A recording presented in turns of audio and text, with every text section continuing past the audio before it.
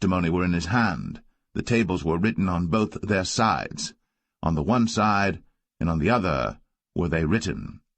And the tables were the work of God, and the writing was the writing of God, graven upon the tables. And when Joshua heard the noise of the people as they shouted, he said unto Moses, There is a noise of war in the camp. And he said, It is not the voice of them that shout for mastery, neither is it the voice of them that cry for being overcome, but the noise of them that sing do I hear. And it came to pass, as soon as he came nigh unto the camp, that he saw the calf and the dancing. And Moses' anger waxed hot, and he cast the tables out of his hands, and brake them beneath the mount. And he took the calf which they had made, and burnt it in the fire, and ground it to powder, and strawed it upon the water, and made the children of Israel drink of it. And Moses said unto Aaron, What did this people unto thee, that thou hast brought so great a sin upon them? And Aaron said, Let not the anger of my Lord wax hot. Thou knowest the people, that they are set on mischief.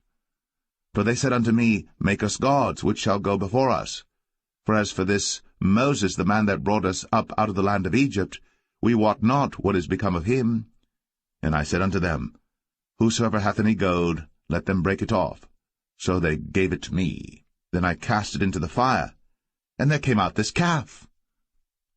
And when Moses saw that the people were naked, for Aaron had made them naked unto their shame among their enemies, then Moses stood in the gate of the camp, and said, Who is on the Lord's side? Let him come unto me.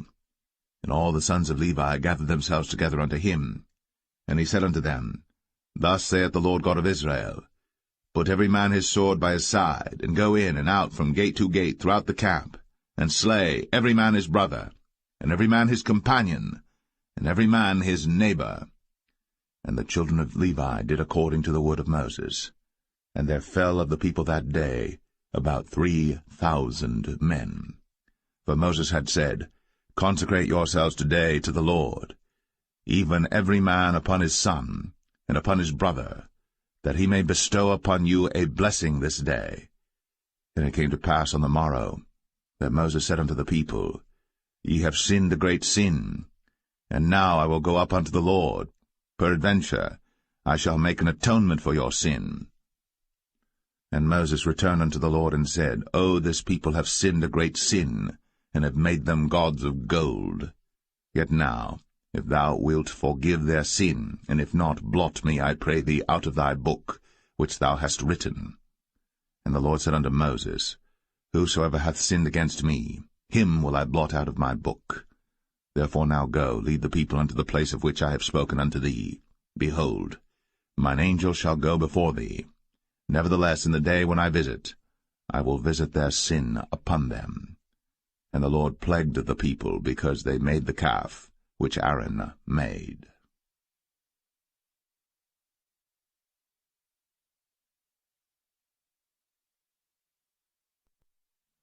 Exodus 33.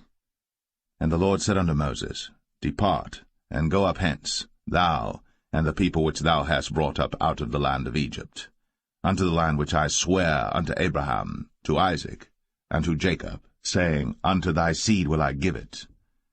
And I will send an angel before thee, and I will drive out the Canaanite, the Amorite, and the Hittite, and the Perizzite, the Hivite, and the Jebusite, unto a land flowing with milk and honey. For I will not go up in the midst of thee, for thou art a stiff-necked people, lest I consume thee in the way. And when the people heard these evil tidings, they mourned, and no man did put on him his ornaments. For the Lord had said unto Moses, Say unto the children of Israel, Ye are a stiff-necked people. I will come up into the midst of thee in a moment, and consume thee. Therefore now put off thy ornaments from thee, that I may know what to do unto thee. And the children of Israel stripped themselves of their ornaments by the mount Horeb. And Moses took the tabernacle, and pitched it without the camp, afar off from the camp, and called it the tabernacle of the congregation. And it came to pass that every one which sought the Lord went out unto the tabernacle of the congregation, which was without the camp. And it came to pass, when Moses went out unto the tabernacle, that all the people rose up, and stood every man at his tent door, and looked after Moses, until he was gone into the tabernacle. And it came to pass, as Moses entered into the tabernacle, the cloudy pillar descended, and stood at the door of the tabernacle, and the Lord talked with Moses. And all the people saw the cloudy pillar stand at the tabernacle door. And all the people rose up and worshipped, every man in his tent door. And the Lord spake unto Moses face to face, as a man speaketh unto his friend. And he turned again into the camp. But his servant Joshua the son of Nun, a young man, departed not out of the tabernacle. And Moses said unto the Lord, See, thou sayest unto me, Bring up this people, and thou hast not let me know whom thou wilt send with me. Yet thou hast said, I know thee by name, and thou hast also found grace in my sight. Now therefore, I pray thee, if I have found grace in thy sight, show me now thy way, that I may know thee, that I may find grace in thy sight, and consider that this nation is thy people. And he said, My presence shall go with thee, and I will give thee rest. And he said unto him, If thy presence go not with me, carry us not up hence. For wherein shall it be known here that I and thy people have found grace in thy sight? Is it not in that thou goest with us? So shall we be separated, I and thy people, from all the people that are upon the face of the earth. And the Lord said unto Moses, I will do this thing also that thou hast spoken, for thou hast found grace in my sight, and I know thee by name. And he said, I beseech thee, show me thy glory. And he said, I will make all my goodness pass before thee, and I will proclaim the name of the Lord before thee, and will be gracious to whom I will be gracious, and will show mercy on whom I will show mercy. And he said, Thou canst not see my face, for there shall no man see me and live. And the Lord said, Behold, there is a place by me, and thou shalt stand upon a rock. And it shall come to pass, while my glory passeth by, that I will put thee in a cleft of the rock, and will cover thee with my hand while I pass by. And I will take away mine hand, and thou shalt see my back parts, but my face shall not be seen.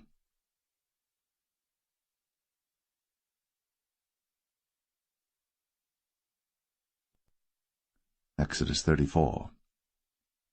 And the Lord said unto Moses, Hew thee 2 tables of stone like unto the first. And I will write upon these tables the words that were in the first tables which thou breakest. And be ready in the morning, and come up in the morning unto Mount Sinai, and present thyself there to me in the top of the mount.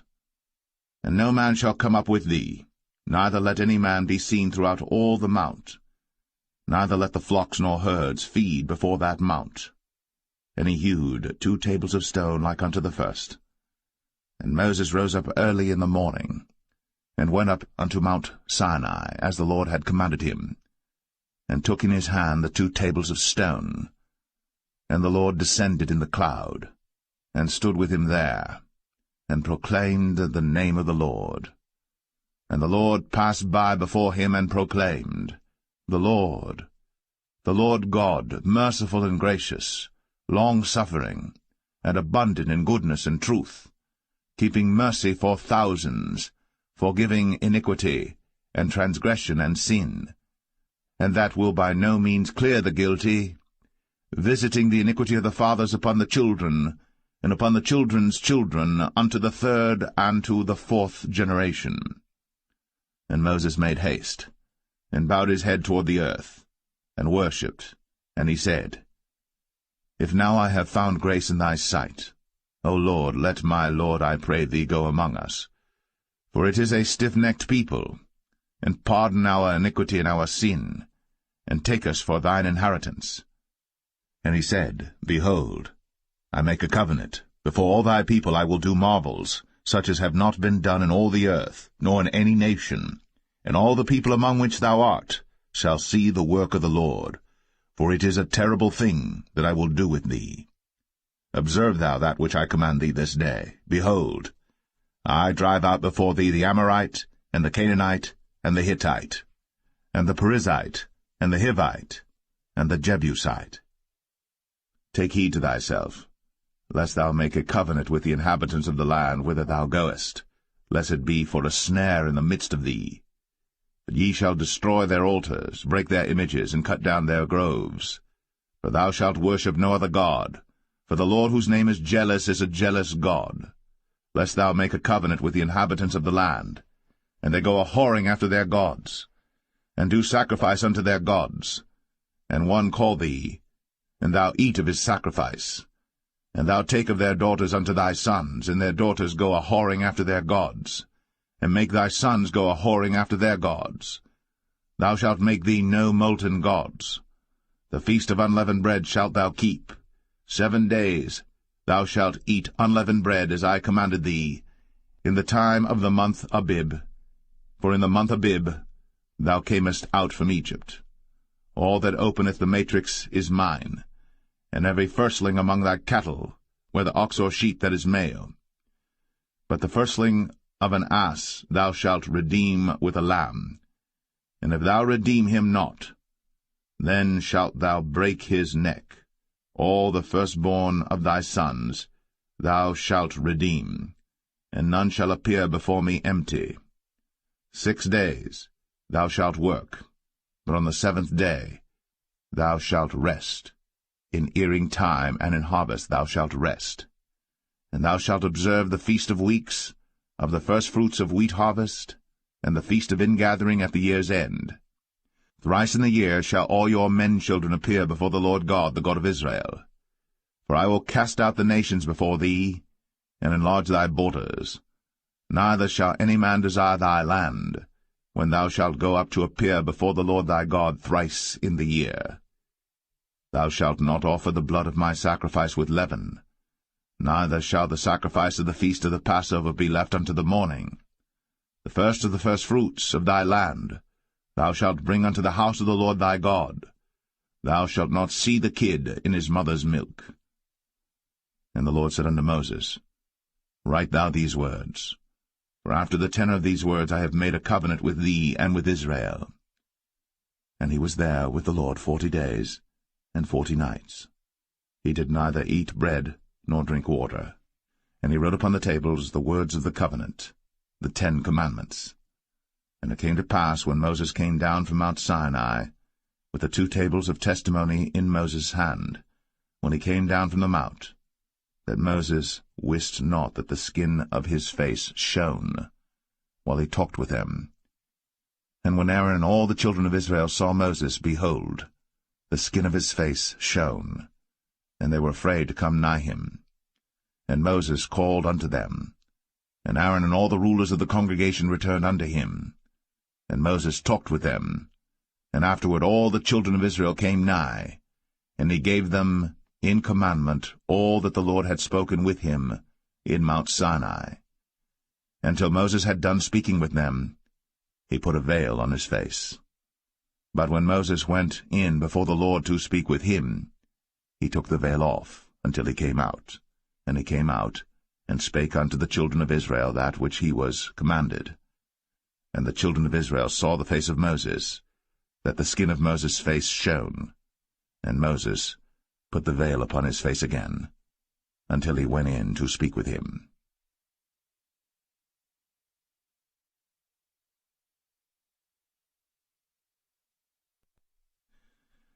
Exodus 35.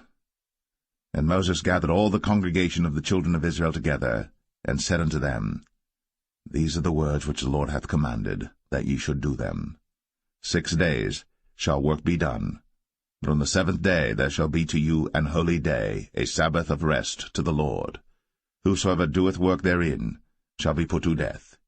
Ye shall kindle no fire throughout your habitations upon the Sabbath day. And Moses spake unto all the congregation of the children of Israel, saying, This is the thing which the Lord commanded, saying, Take ye from among you an offering unto the Lord.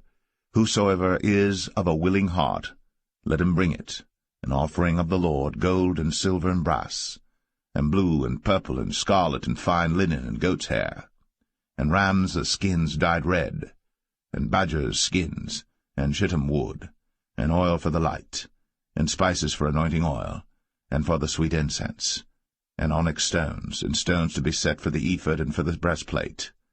And every wise-hearted among you shall come, and make all that the Lord hath commanded, the tabernacle, his tent, and his covering, his taches, and his boards, his bars, his pillars, and his sockets, the ark and the staves thereof, with the mercy seat and the veil of the covering, the table and his staves, and all his vessels, and the showbread, the candlestick also for the light, and his furniture, and his lamps, with the oil for the light, and the incense altar, and his staves, and the anointing oil, and the sweet incense, and the hanging for the door at the entering in of the tabernacle, the altar of burnt offering, with his brazen grate, his staves, and all his vessels, the laver and his foot, the hangings of the court, his pillars, and their sockets, and the hanging for the door of the court, the pins of the tabernacle, and the pins of the court, and their cords, the cloths of service, to do service in the holy place, the holy garments for Aaron the priest, and the garments of his sons to minister in the priest's office. And all the congregation of the children of Israel departed from the presence of Moses. And they came, every one whose heart stirred him up, and every one whom his spirit made willing. And they brought the Lord's offering to the work of the tabernacle of the congregation, and for all his service, and for the holy garments. And they came, both men and women, as many as were willing-hearted, and brought bracelets and earrings and rings and tablets, all jewels of gold. And every man that offered an offering of gold unto the Lord. And every man with whom was found blue and purple and scarlet and fine linen and goat's hair, and red skins of rams and badgers' skins brought them. Every one that did offer an offering of silver and brass brought the Lord's offering, and every man with whom was found shittim wood for any work of the service brought it. And all the women that were wise-hearted did spin with their hands, and brought that which they had spun, both of blue and of purple and of scarlet and of fine linen. And all the women whose heart stirred them up in wisdom spun goat's hair. And the rulers brought onyx stones, and stones to be set for the ephod and for the breastplate, and spice, and oil for the light, and for the anointing oil, and for the sweet incense. The children of Israel brought a willing offering unto the Lord, every man and woman whose heart made them willing to bring for all manner of work, which the Lord had commanded to be made by the hand of Moses. And Moses said unto the children of Israel, See, the Lord hath called by name Bezalel the son of Uri, the son of Hur, of the tribe of Judah. And he hath filled him with the Spirit of God in wisdom, in understanding, and in knowledge, and in all manner of workmanship, and to devise curious works, to work in gold, and in silver, and in brass, and in the cutting of stones, to set them, and in carving of wood, to make any manner of cunning work. And he hath put in his heart that he may teach, both he and Aholiab, the son of Ahisamach, of the tribe of Dan. Them hath he filled with wisdom of heart, to work all manner of work, of the engraver, and of the cunning workman, and of the embroiderer, in blue, and in purple, and scarlet, and in fine linen, and of the weaver, even of them that do any work, and of those that devise cunning work.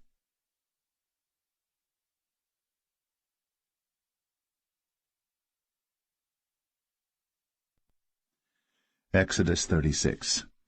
Then wrought Bezalel and Aholiab, and every wise-hearted man, in whom the Lord put wisdom and understanding to know how to work all manner of work for the service of the sanctuary, according to all that the Lord had commanded. And Moses called Bezalel and Aholiab, and every wise-hearted man, in whose heart the Lord had put wisdom, even every one whose heart stirred him up to come unto the work to do it. And they received of Moses all the offering, which the children of Israel had brought for the work of the service of the sanctuary, to make it withal. And they brought yet unto him free offerings every morning. And all the wise men that wrought all the work of the sanctuary came every man from his work which they made. And they spake unto Moses, saying, The people bring much more than enough for the service of the work, which the Lord commanded to make. And Moses gave commandment, and they caused it to be proclaimed throughout the camp, saying, Let neither man nor woman make any more work for the offering of the sanctuary. So the people were restrained from bringing. For the stuff they had was sufficient for all the work to make it, and too much. And every wise-hearted man among them that wrought the work of the tabernacle made 10 curtains of fine twined linen and blue and purple and scarlet. With cherubims of cunning work made he them. The length of one curtain was 28 cubits, and the breadth of one curtain 4 cubits. The curtains were all of one size. And he coupled the 5 curtains one unto another, and the other 5 curtains he coupled one unto another. And he made loops of blue on the edge of one curtain from the selvage in the coupling. Likewise he made in the uttermost side of another curtain in the coupling of the second. 50 loops made he in one curtain, and 50 loops made he in the edge of the curtain which was in the coupling of the second. The loops held one curtain to another. And he made 50 taches of gold, and coupled the curtains one unto another with the taches. So it became one tabernacle. And he made curtains of goat's hair for the tent over the tabernacle. 11 curtains he made them. The length of one curtain was 30 cubits, and 4 cubits was the breadth of one curtain. The 11 curtains were of one size. And he coupled 5 curtains by themselves, and 6 curtains by themselves. And he made 50 loops upon the uttermost edge of the curtain in the coupling, and 50 loops made he upon the edge of the curtain which coupleth the second. And he made 50 taches of brass to couple the tent together, that it might be one. And he made a covering for the tent of ram skins dyed red, and a covering of badger skins above that. And he made boards for the tabernacle of shittim wood standing up. The length of a board was 10 cubits, and the breadth of a board 1 cubit and a half. One board had 2 tenons, equally distant one from another. Thus did he make for all the boards of the tabernacle. And he made boards for the tabernacle, 20 boards for the south side southward. And 40 sockets of silver he made under the 20 boards, 2 sockets under one board for his 2 tenons, and 2 sockets under another board for his 2 tenons. And for the other side of the tabernacle, which is toward the north corner, he made 20 boards, and their 40 sockets of silver, 2 sockets under one board, and 2 sockets under another board. And for the sides of the tabernacle westward he made 6 boards, and 2 boards made he for the corners of the tabernacle in the 2 sides, and they were coupled beneath and coupled together at the head thereof to one ring. Thus he did to both of them in both the corners. And there were 8 boards, and their sockets were 16 sockets of silver, under every board 2 sockets. And he made bars of shittim wood, 5 for the boards of the one side of the tabernacle, and 5 bars for the boards of the other side of the tabernacle, and 5 bars for the boards of the tabernacle for the sides westward. And he made the middle bar to shoot through the boards from the one end to the other. And he overlaid the boards with gold, and made their rings of gold to be places for the bars, and overlaid the bars with gold. And he made a veil of blue and purple and scarlet, and fine twined linen, with cherubims made he it of cunning work. And he made thereunto 4 pillars of shittim wood, and overlaid them with gold. Their hooks were of gold, and he cast for them 4 sockets of silver. And he made an hanging for the tabernacle door of blue and purple and scarlet and fine twined linen of needlework, and the 5 pillars of it with their hooks, and he overlaid their chapiters and their fillets with gold, but their 5 sockets were of brass.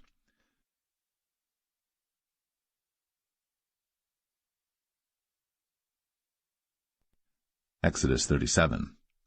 And Bezalel made the ark of shittim wood. 2 cubits and a half was the length of it, and 1 cubit and a half the breadth of it, and 1 cubit and a half the height of it. And he overlaid it with pure gold within and without, and made a crown of gold to it round about. And he cast for it 4 rings of gold, to be set by the 4 corners of it, even 2 rings upon the one side of it, and 2 rings upon the other side of it. And he made staves of shittim wood, and overlaid them with gold. And he put the staves into the rings by the sides of the ark to bear the ark. And he made the mercy seat of pure gold. 2 cubits and a half was the length thereof, and 1 cubit and a half the breadth thereof. And he made 2 cherubims of gold, beaten out of one piece made he them, on the 2 ends of the mercy seat, 1 cherub on the end on this side, and another cherub on the other end on that side. Out of the mercy seat made he the cherubims on the 2 ends thereof. And the cherubims spread out their wings on high, and covered with their wings over the mercy seat, with their faces one to another. Even to the mercy seatward were the faces of the cherubims. And he made the table of shittim wood. 2 cubits was the length thereof, and 1 cubit the breadth thereof, and 1 cubit and a half the height thereof. And he overlaid it with pure gold, and made thereunto a crown of gold round about. Also he made thereunto a border of an handbreadth round about, and made a crown of gold for the border thereof round about. And he cast for it 4 rings of gold, and put the rings upon the 4 corners that were in the 4 feet thereof. Over against the border were the rings, the places for the staves to bear the table. And he made the staves of shittim wood, and overlaid them with gold to bear the table. And he made the vessels which were upon the table, his dishes, and his spoons, and his bowls, and his covers, to cover withal of pure gold. And he made the candlestick of pure gold. Of beaten work made he the candlestick. His shaft and his branch, his bowls, his knobs, and his flowers were of the same. And 6 branches going out of the sides thereof, 3 branches of the candlestick out of the one side thereof, and 3 branches of the candlestick out of the other side thereof. 3 bowls made after the fashion of almonds in one branch, a knob and a flower, and 3 bowls made like almonds in another branch, a knob and a flower. So throughout the 6 branches, going out of the candlestick. And in the candlestick were 4 bowls made like almonds, his knobs and his flowers, and a knob under 2 branches of the same, and a knob under 2 branches of the same, and a knob under 2 branches of the same, according to the 6 branches going out of it. Their knobs and their branches were of the same. All of it was one beaten work of pure gold. And he made his 7 lamps, and his snuffers, and his snuff dishes of pure gold. Of a talent of pure gold made he it, and all the vessels thereof. And he made the incense altar of shittim wood. The length of it was a cubit, the breadth of it a cubit. It was 4 square, and 2 cubits was the height of it. The horns thereof were of the same. And he overlaid it with pure gold, both the top of it and the sides thereof round about. And the horns of it also he made unto it a crown of gold round about. And he made 2 rings of gold for it under the crown thereof, by the 2 corners of it upon the 2 sides thereof, to be places for the staves to bear it withal. And he made the staves of shittim wood, and overlaid them with gold. And he made the holy anointing oil, and the pure incense of sweet spices, according to the work of the apothecary.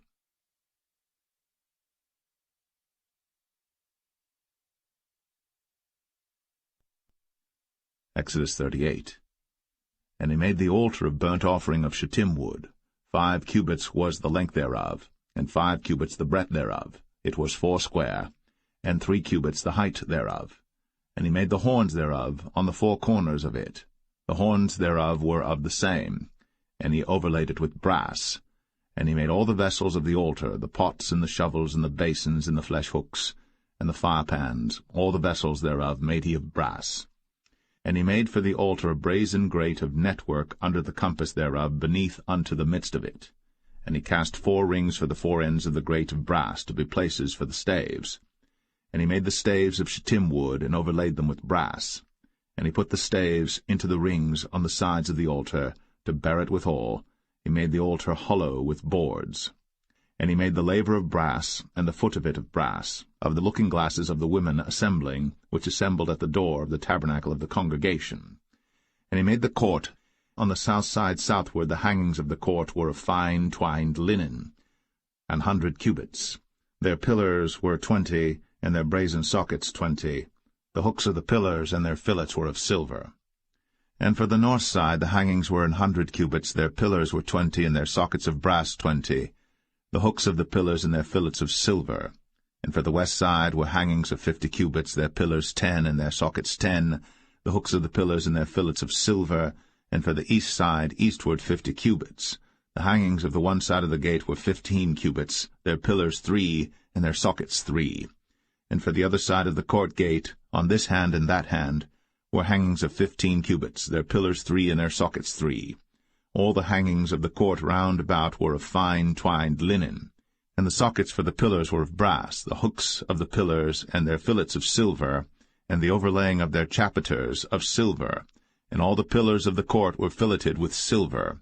And the hanging for the gate of the court was needlework, of blue and purple and scarlet and fine twined linen, and 20 cubits was the length, and the height and the breadth was 5 cubits, answerable to the hangings of the court.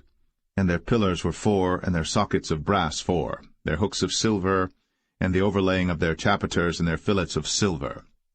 And all the pins of the tabernacle and of the court round about were of brass. This is the sum of the tabernacle, even of the tabernacle of testimony, as it was counted, according to the commandment of Moses, for the service of the Levites, by the hand of Ithamar, son to Aaron the priest.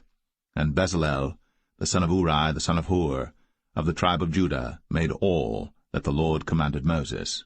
And with him was Aholiab, son of Ahisamach, of the tribe of Dan, an engraver, and a cunning workman, and an embroiderer in blue, and in purple, and in scarlet, and fine linen. All the gold that was occupied for the work, and all the work of the holy place, even the gold of the offering, was 29 talents, and 730 shekels after the shekel of the sanctuary. And the silver of them that were numbered of the congregation was 100 talents, and 1,760 shekels after the shekel of the sanctuary. A bekah for every man, that is, half a shekel, after the shekel of the sanctuary, for every one that went to be numbered, from 20 years old and upward, for 600,000 and 3,550 men. And of the 100 talents of silver were cast the sockets of the sanctuary, and the sockets of the veil, and 100 sockets of the 100 talents, a talent for a socket. And of the 1,775 shekels he made hooks for the pillars, and overlaid their chapiters, and filleted them. And the brass of the offering was 70 talents, and 2,400 shekels. And therewith he made the sockets to the door of the tabernacle of the congregation, and the brazen altar, and the brazen grate for it, and all the vessels of the altar, and the sockets of the court round about, and the sockets of the court gate, and all the pins of the tabernacle, and all the pins of the court round about.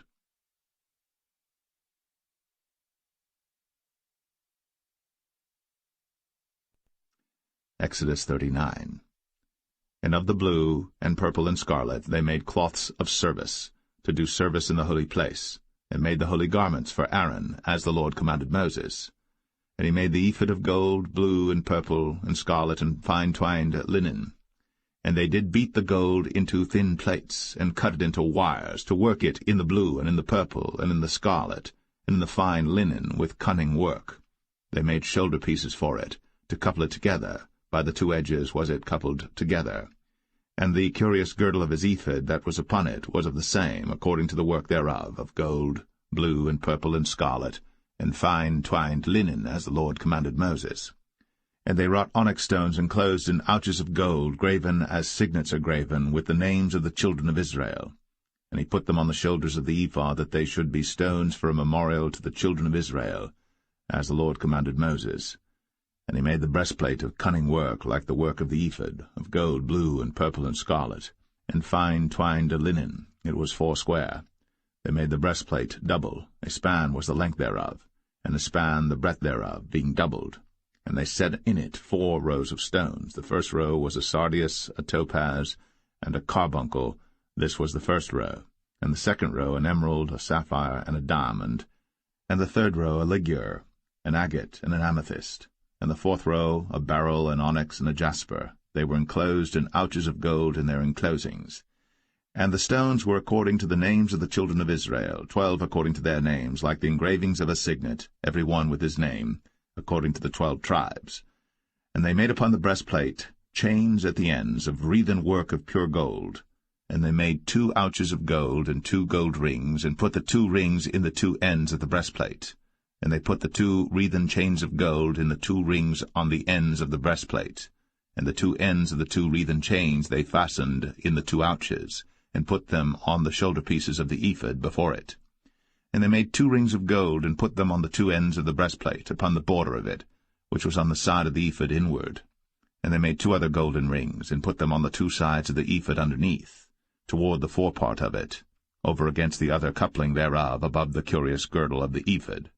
And they did bind the breastplate by his rings unto the rings of the ephod with a lace of blue, that it might be above the curious girdle of the ephod, and that the breastplate might not be loosed from the ephod, as the Lord commanded Moses. And he made the robe of the ephod of woven work, all of blue.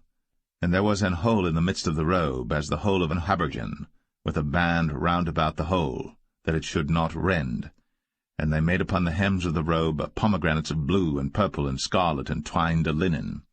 And they made bells of pure gold, and put the bells between the pomegranates upon the hem of the robe, round about between the pomegranates, a bell and a pomegranate, a bell and a pomegranate, round about the hem of the robe to minister in, as the Lord commanded Moses. And they made coats of fine linen of woven work for Aaron and for his sons, and a mitre of fine linen, and goodly bonnets of fine linen, and linen breeches of fine twined linen, and a girdle of fine twined linen, and blue and purple and scarlet of needlework, as the Lord commanded Moses. And they made the plate of the holy crown of pure gold, and wrote upon it a writing like to the engravings of a signet, Holiness to the Lord. And they tied unto it a lace of blue, to fasten it on high upon the mitre, as the Lord commanded Moses. Thus was all the work of the tabernacle of the tent of the congregation finished. And the children of Israel did according to all that the Lord commanded Moses, so did they. And they brought the tabernacle unto Moses, the tent, and all his furniture, his taches, his boards, his bars, and his pillars, and his sockets, and the covering of ram skins dyed red, and the covering of badger skins, and the veil of the covering, the ark of the testimony, and the staves thereof, and the mercy seat, the table and all the vessels thereof, and the showbread, the pure candlestick, with the lamps thereof, even with the lamps to be set in order, and all the vessels thereof, and the oil for light, and the golden altar, and the anointing oil, and the sweet incense, and the hanging for the tabernacle door, the brazen altar, and his grate of brass, his staves and all his vessels, the laver and his foot, the hangings of the court, his pillars and his sockets, and the hanging for the court gate, his cords, and his pins, and all the vessels of the service of the tabernacle for the tent of the congregation, the cloths of service to do service in the holy place, and the holy garments for Aaron the priest, and his sons' garments, to minister in the priest's office. According to all that the Lord commanded Moses, so the children of Israel made all the work. And Moses did look upon all the work, and behold, they had done it, as the Lord had commanded, even so had they done it. And Moses blessed them.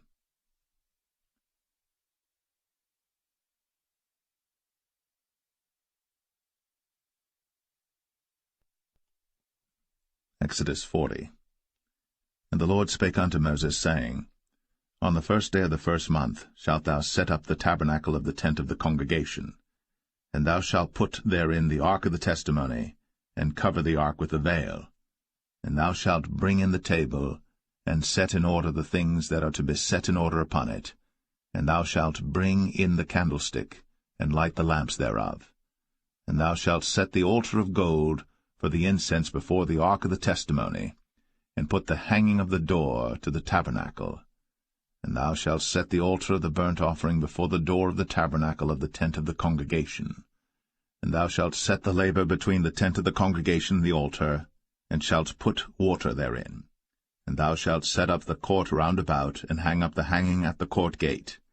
And thou shalt take the anointing oil, and anoint the tabernacle, and all that is therein, and shalt hallow it, and all the vessels thereof, and it shall be holy. And thou shalt anoint the altar of the burnt offering, and all his vessels, and sanctify the altar, and it shall be an altar most holy. And thou shalt anoint the laver and his foot, and sanctify it.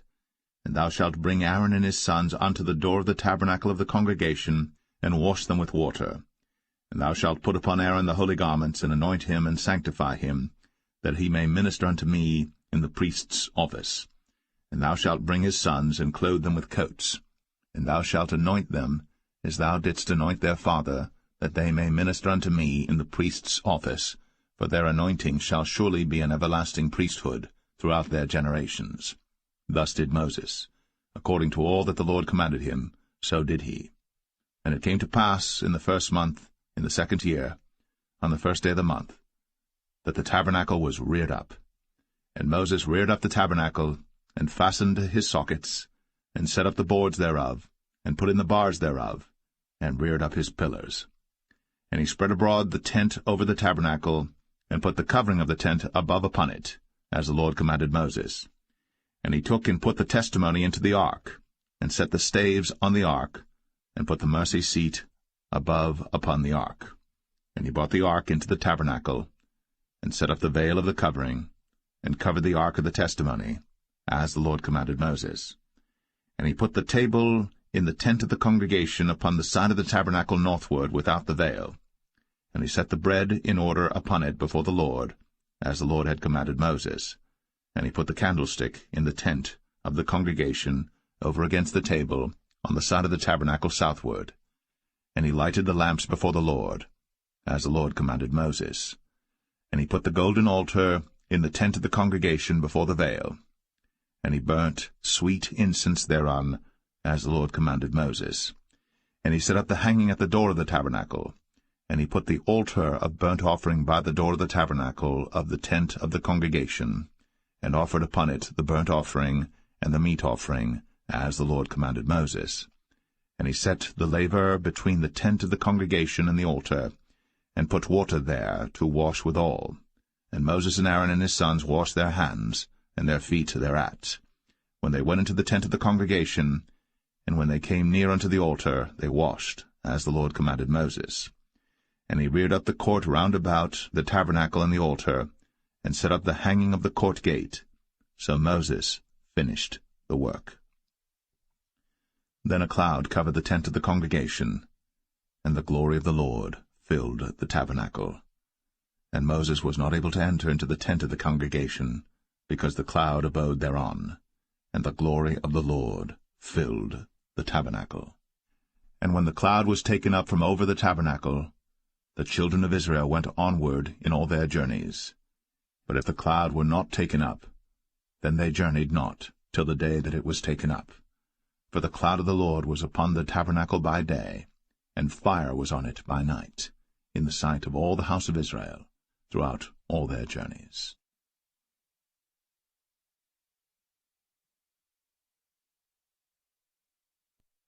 The Book of Leviticus, chapter 1. And the Lord called unto Moses, and spake unto him out of the tabernacle of the congregation, saying, Speak unto the children of Israel, and say unto them, If any man of you bring an offering unto the Lord, ye shall bring your offering of the cattle, even of the herd, and of the flock. If his offering be a burnt sacrifice of the herd, let him offer a male without blemish. He shall offer it of his own voluntary will at the door of the tabernacle of the congregation before the Lord. And he shall put his hand upon the head of the burnt offering, and it shall be accepted for him to make atonement for him. And he shall kill the bullock before the Lord, and the priests, Aaron's sons, shall bring the blood, and sprinkle the blood round about upon the altar that is by the door of the tabernacle of the congregation. And he shall flay the burnt offering, and cut it into his pieces. And the sons of Aaron the priests shall put fire upon the altar, and lay the wood in order upon the fire. And the priests, Aaron's sons, shall lay the parts, the head, and the fat, in order upon the wood that is on the fire which is upon the altar. But his inwards and his legs shall he wash in water, and the priests shall burn all on the altar, to be a burnt sacrifice, an offering made by fire, of a sweet savour unto the Lord. And if his offering be of the flocks, namely of the sheep or of the goats, for a burnt sacrifice, he shall bring it a male without blemish, and he shall kill it on the side of the altar northward before the Lord, and the priests, Aaron's sons, shall sprinkle his blood round about upon the altar. And he shall cut it into his pieces, with his head and his fat, and the priest shall lay them in order on the wood that is on the fire which is upon the altar. But he shall wash the inwards and the legs with water, and the priest shall bring it all, and burn it upon the altar. It is a burnt sacrifice, an offering made by fire, of a sweet savour unto the Lord. And if the burnt sacrifice for his offering to the Lord be of fowls, then he shall bring his offering of turtle doves or of young pigeons. And the priest shall bring it unto the altar, and wring off his head, and burn it on the altar, and the blood thereof shall be wrung out at the side of the altar. And he shall pluck away his crop with his feathers, and cast it beside the altar on the east part, by the place of the ashes. And he shall cleave it with the wings thereof, but shall not divide it asunder. And the priest shall burn it upon the altar, upon the wood that is upon the fire. It is a burnt sacrifice, an offering made by fire, of a sweet savour unto the Lord.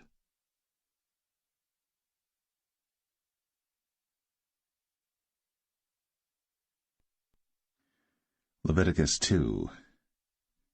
And when any will offer a meat offering unto the Lord, his offering shall be of fine flour. And he shall pour oil upon it, and put frankincense thereon. And he shall bring it to Aaron's sons the priests. And he shall take thereout his handful of the flour thereof, and of the oil thereof, with all the frankincense thereof. And the priests shall burn the memorial of it upon the altar, to be an offering made by fire, of a sweet savour unto the Lord. And the remnant of the meat offering shall be Aaron's and his sons'. It is a thing most holy of the offerings of the Lord made by fire. And if thou bring an oblation of a meat offering baked in the oven, it shall be unleavened cakes of fine flour mingled with oil, or unleavened wafers anointed with oil. And if thy oblation be a meat offering baked in a pan, it shall be of fine flour, unleavened, mingled with oil. Thou shalt part it in pieces, and pour oil thereon. It is a meat offering. And if thy oblation be a meat offering baked in the frying pan, it shall be made of fine flour with oil. And thou shalt bring the meat offering that is made of these things unto the Lord, and when it is presented unto the priest, he shall bring it unto the altar. And the priest shall take from the meat offering a memorial thereof, and shall burn it upon the altar. It is an offering made by fire, of a sweet savour unto the Lord. And that which is left of the meat offering shall be Aaron's and his sons'. It is a thing most holy of the offerings of the Lord made by fire. No meat offering which ye shall bring unto the Lord shall be made with leaven, for ye shall burn no leaven, nor any honey, in any offering of the Lord made by fire. As for the oblation of the firstfruits, ye shall offer them unto the Lord, but they shall not be burnt on the altar for a sweet savour.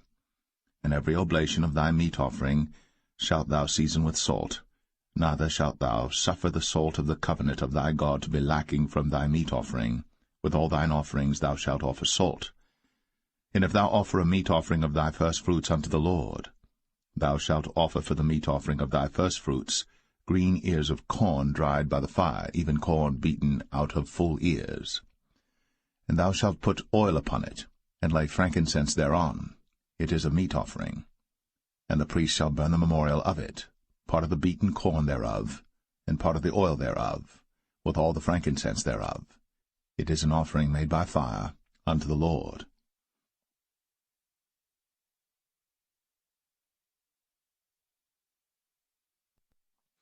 Leviticus 3. And if his oblation be a sacrifice of peace offering, if he offer it of the herd, whether it be a male or female, he shall offer it without blemish before the Lord. And he shall lay his hand upon the head of his offering, and kill it at the door of the tabernacle of the congregation. And Aaron's sons the priests shall sprinkle the blood upon the altar round about. And he shall offer of the sacrifice of the peace offering an offering made by fire unto the Lord, the fat that covereth the inwards, and all the fat that is upon the inwards, and the 2 kidneys, and the fat that is on them, which is by the flanks, and the caul above the liver, with the kidneys, it shall he take away. And Aaron's sons shall burn it on the altar upon the burnt sacrifice which is upon the wood that is on the fire. It is an offering made by fire, of a sweet savour unto the Lord. And if his offering for a sacrifice of peace offering unto the Lord be of the flock, male or female, he shall offer it without blemish. If he offer a lamb for his offering, then shall he offer it before the Lord. And he shall lay his hand upon the head of his offering, and kill it before the tabernacle of the congregation. And Aaron's sons shall sprinkle the blood thereof round about upon the altar. And he shall offer of the sacrifice of the peace offering an offering made by fire unto the Lord, the fat thereof, and the whole rump, it shall he take off hard by the backbone, and the fat that covereth the inwards, and all the fat that is upon the inwards, and the 2 kidneys, and the fat that is upon them, which is by the flanks, and the caul above the liver, with the kidneys, it shall he take away. And the priest shall burn it upon the altar. It is the food of the offering made by fire unto the Lord. And if his offering be a goat, then he shall offer it before the Lord. And he shall lay his hand upon the head of it, and kill it before the tabernacle of the congregation. And the sons of Aaron shall sprinkle the blood thereof upon the altar round about. And he shall offer thereof his offering, even an offering made by fire unto the Lord, the fat that covereth the inwards, and all the fat that is upon the inwards, and the 2 kidneys, and the fat that is upon them, which is by the flanks, and the caul above the liver, with the kidneys, it shall he take away. And the priest shall burn them upon the altar. It is the food of the offering made by fire for a sweet savour. All the fat is the Lord's. It shall be a perpetual statute for your generations throughout all your dwellings, that ye eat neither fat nor blood.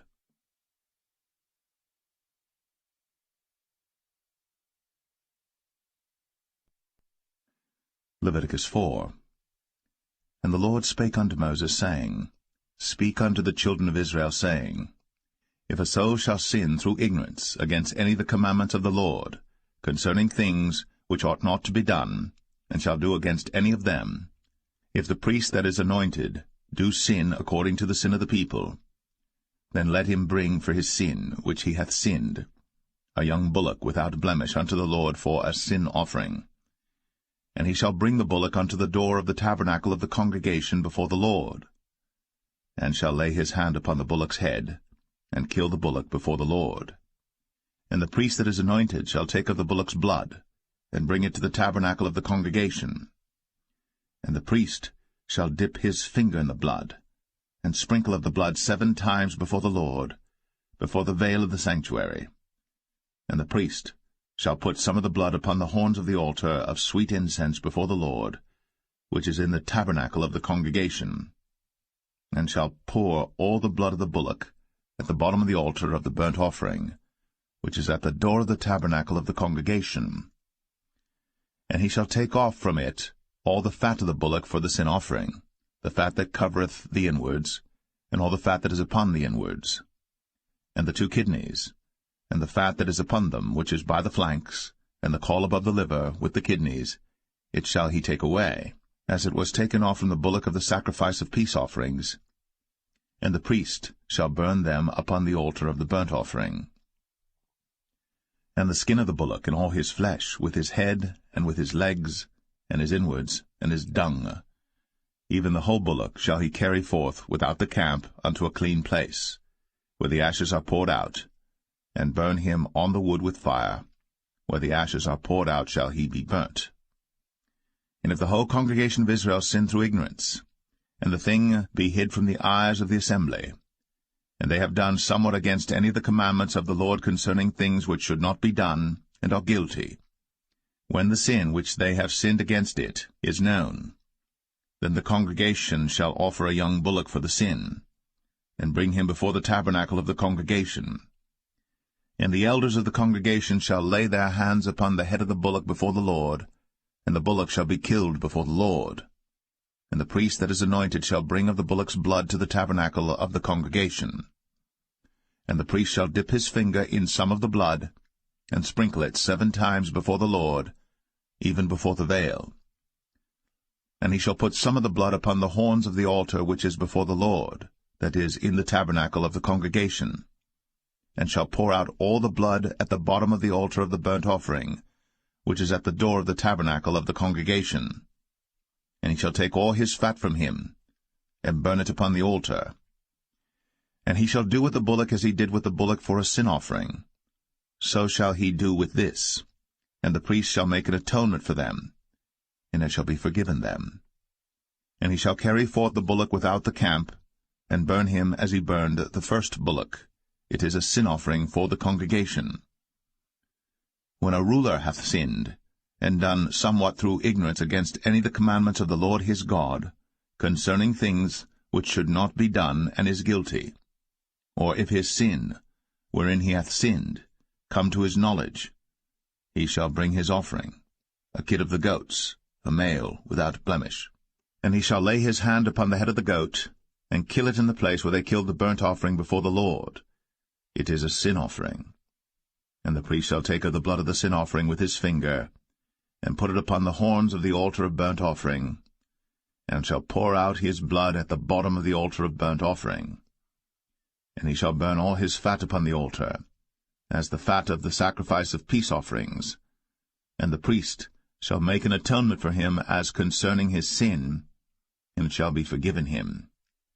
And if any one of the common people sin through ignorance, while he doeth somewhat against any of the commandments of the Lord concerning things which ought not to be done, and be guilty, or if his sin, which he hath sinned, come to his knowledge, then he shall bring his offering, a kid of the goats, a female without blemish, for his sin, which he hath sinned. And he shall lay his hand upon the head of the sin offering, and slay the sin offering in the place of the burnt offering. And the priest shall take of the blood thereof with his finger, and put it upon the horns of the altar of burnt offering, and shall pour out all the blood thereof at the bottom of the altar. And he shall take away all the fat thereof, as the fat is taken away from off the sacrifice of peace offerings. And the priest shall burn it upon the altar for a sweet savour unto the Lord. And the priest shall make an atonement for him, and it shall be forgiven him. And if he bring a lamb for a sin offering, he shall bring it a female without blemish. And he shall lay his hand upon the head of the sin offering, and slay it for a sin offering in the place where they kill the burnt offering. And the priest shall take of the blood of the sin offering with his finger, and put it upon the horns of the altar of burnt offering, and shall pour out all the blood thereof at the bottom of the altar. And he shall take away all the fat thereof, as the fat of the lamb is taken away from the sacrifice of the peace offerings. And the priest shall burn them upon the altar, according to the offerings made by fire unto the Lord.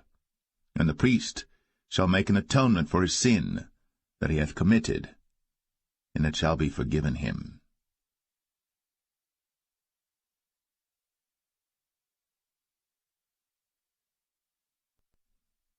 Leviticus 5. And if a soul sin, and hear the voice of swearing, and is a witness, whether he hath seen or known of it, if he do not utter it, then he shall bear his iniquity.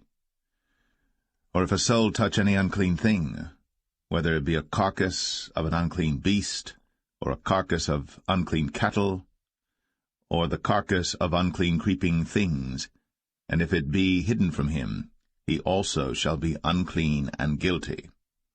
Or if he touch the uncleanness of man, whatsoever uncleanness it be that a man shall be defiled withal, and it be hid from him, when he knoweth of it, then he shall be guilty. Or if a soul swear, pronouncing with his lips to do evil, or to do good, whatsoever it be that a man shall pronounce with an oath, and it be hid from him, when he knoweth of it, then he shall be guilty in one of these. And it shall be, when he shall be guilty in one of these things, that he shall confess that he hath sinned in that thing. And he shall bring his trespass offering unto the Lord for his sin which he hath sinned, a female from the flock, a lamb or a kid of the goats, for a sin offering, and the priest shall make an atonement for him concerning his sin. And if he be not able to bring a lamb, then he shall bring for his trespass which he hath committed 2 turtle doves, or 2 young pigeons unto the Lord, one for a sin offering, and the other for a burnt offering. And he shall bring them unto the priest, who shall offer that which is for the sin offering first, and wring off his head from his neck, but shall not divide it asunder. And he shall sprinkle of the blood of the sin offering upon the side of the altar, and the rest of the blood shall be wrung out at the bottom of the altar. It is a sin offering. And he shall offer the second for a burnt offering according to the manner, and the priest shall make an atonement for him for his sin which he hath sinned, and it shall be forgiven him. But if he be not able to bring 2 turtle doves or 2 young pigeons, then he that sinned shall bring for his offering the 10th part of an ephah of fine flour for a sin offering. He shall put no oil upon it, neither shall he put any frankincense thereon, for it is a sin offering. Then shall he bring it to the priest, and the priest shall take his handful of it, even a memorial thereof, and burn it on the altar, according to the offerings made by fire unto the Lord. It is a sin offering. And the priest shall make an atonement for him as touching his sin that he hath sinned in one of these, and it shall be forgiven him. And the remnant shall be the priest's, as a meat offering. And the Lord spake unto Moses, saying, If a soul commit a trespass, and sin through ignorance in the holy things of the Lord, then he shall bring for his trespass unto the Lord a ram without blemish out of the flocks, with thy estimation by shekels of silver, after the shekel of the sanctuary, for a trespass offering. And he shall make amends for the harm that he hath done in the holy thing, and shall add the 5th part thereto, and give it unto the priest. And the priest shall make an atonement for him with the ram of the trespass offering, and it shall be forgiven him. And if a soul sin, and commit any of these things which are forbidden to be done by the commandments of the Lord, though he wist it not, yet is he guilty, and shall bear his iniquity. And he shall bring a ram without blemish out of the flock, with thy estimation, for a trespass offering unto the priest. And the priest shall make an atonement for him concerning his ignorance, wherein he erred and wist it not, and it shall be forgiven him. It is a trespass offering. He hath certainly trespassed against the Lord.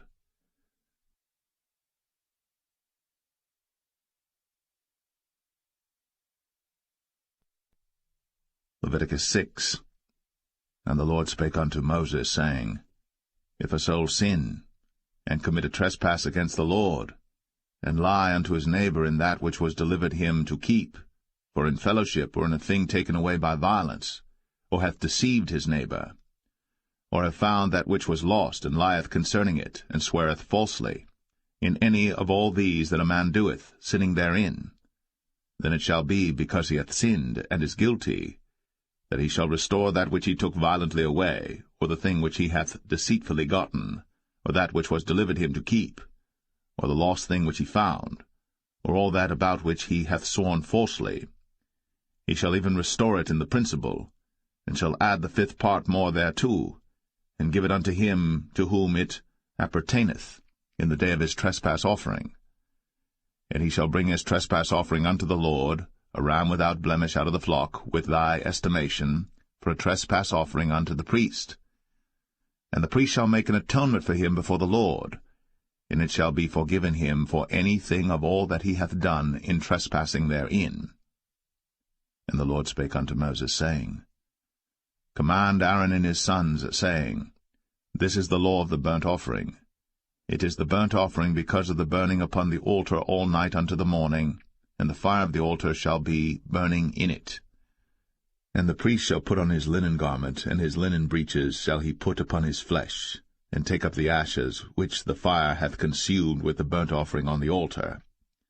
And he shall put them beside the altar. And he shall put off his garments, and put on other garments, and carry forth the ashes without the camp unto a clean place.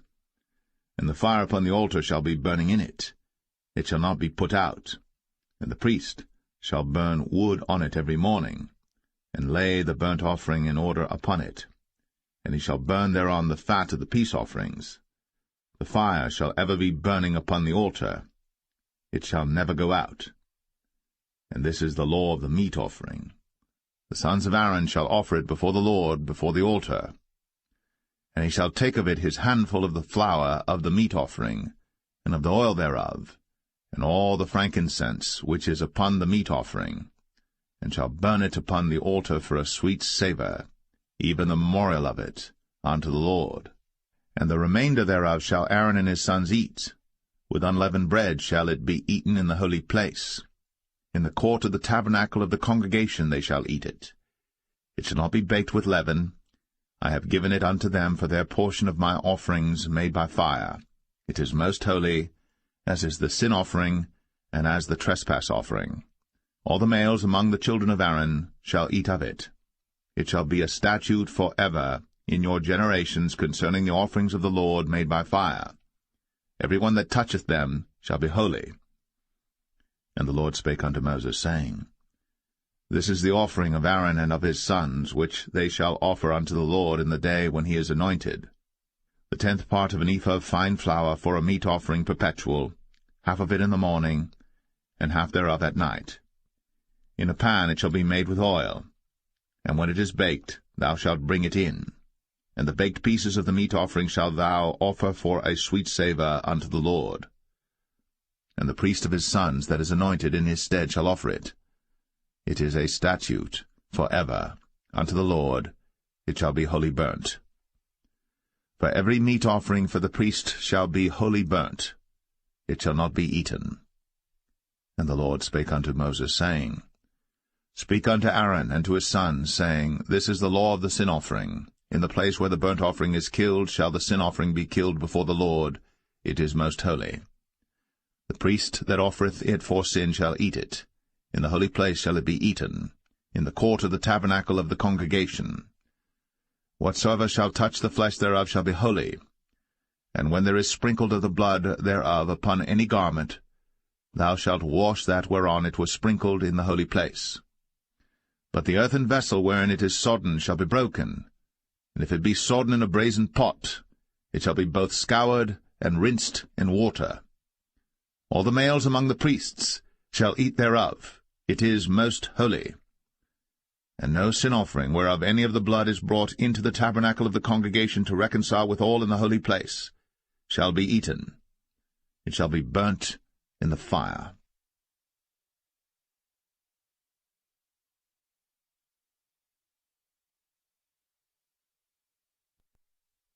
Leviticus 7. Likewise, this is the law of the trespass offering. It is most holy. In the place where they kill the burnt offering shall they kill the trespass offering, and the blood thereof shall he sprinkle round about upon the altar. And he shall offer of it all the fat thereof, the rump, and the fat that covereth the inwards, and the 2 kidneys, and the fat that is on them, which is by the flanks, and the caul that is above the liver, with the kidneys, it shall he take away. And the priest shall burn them upon the altar for an offering made by fire unto the Lord. It is a trespass offering. Every male among the priests shall eat thereof. It shall be eaten in the holy place. It is most holy. As the sin offering is, so is the trespass offering. There is one law for them. The priest that maketh atonement therewith shall have it. And the priest that offereth any man's burnt offering, even the priest, shall have to himself the skin of the burnt offering which he hath offered. And all the meat offering that is baked in the oven, and all that is dressed in the frying pan, and in the pan, shall be the priest's that offereth it. And every meat offering mingled with oil and dry shall all the sons of Aaron have, one as much as another. And this is the law of the sacrifice of peace offerings which he shall offer unto the Lord. If he offer it for a thanksgiving, then he shall offer with the sacrifice of thanksgiving unleavened cakes mingled with oil, and unleavened wafers anointed with oil, and cakes mingled with oil of fine flour fried. Besides the cakes, he shall offer for his offering leavened bread with the sacrifice of thanksgiving of his peace offerings, and of it he shall offer one out of the whole oblation for an heave offering unto the Lord, and it shall be the priest's that sprinkleth the blood of the peace offerings. And the flesh of the sacrifice of his peace offerings for thanksgiving shall be eaten the same day that it is offered. He shall not leave any of it until the morning. But if the sacrifice of his offering be a vow or a voluntary offering, it shall be eaten the same day that he offereth his sacrifice, and on the morrow also the remainder of it shall be eaten. But the remainder of the flesh of the sacrifice on the 3rd day shall be burnt with fire. And if any of the flesh of the sacrifice of his peace offerings be eaten at all on the 3rd day, it shall not be accepted, neither shall it be imputed unto him that offereth it. It shall be an abomination, and the soul that eateth of it shall bear his iniquity. And the flesh that toucheth any unclean thing shall not be eaten. It shall be burnt with fire. And as for the flesh, all that be clean shall eat thereof. But the soul that eateth of the flesh of the sacrifice of peace offerings, that pertain unto the Lord, having his uncleanness upon him, even that soul, shall be cut off from his people.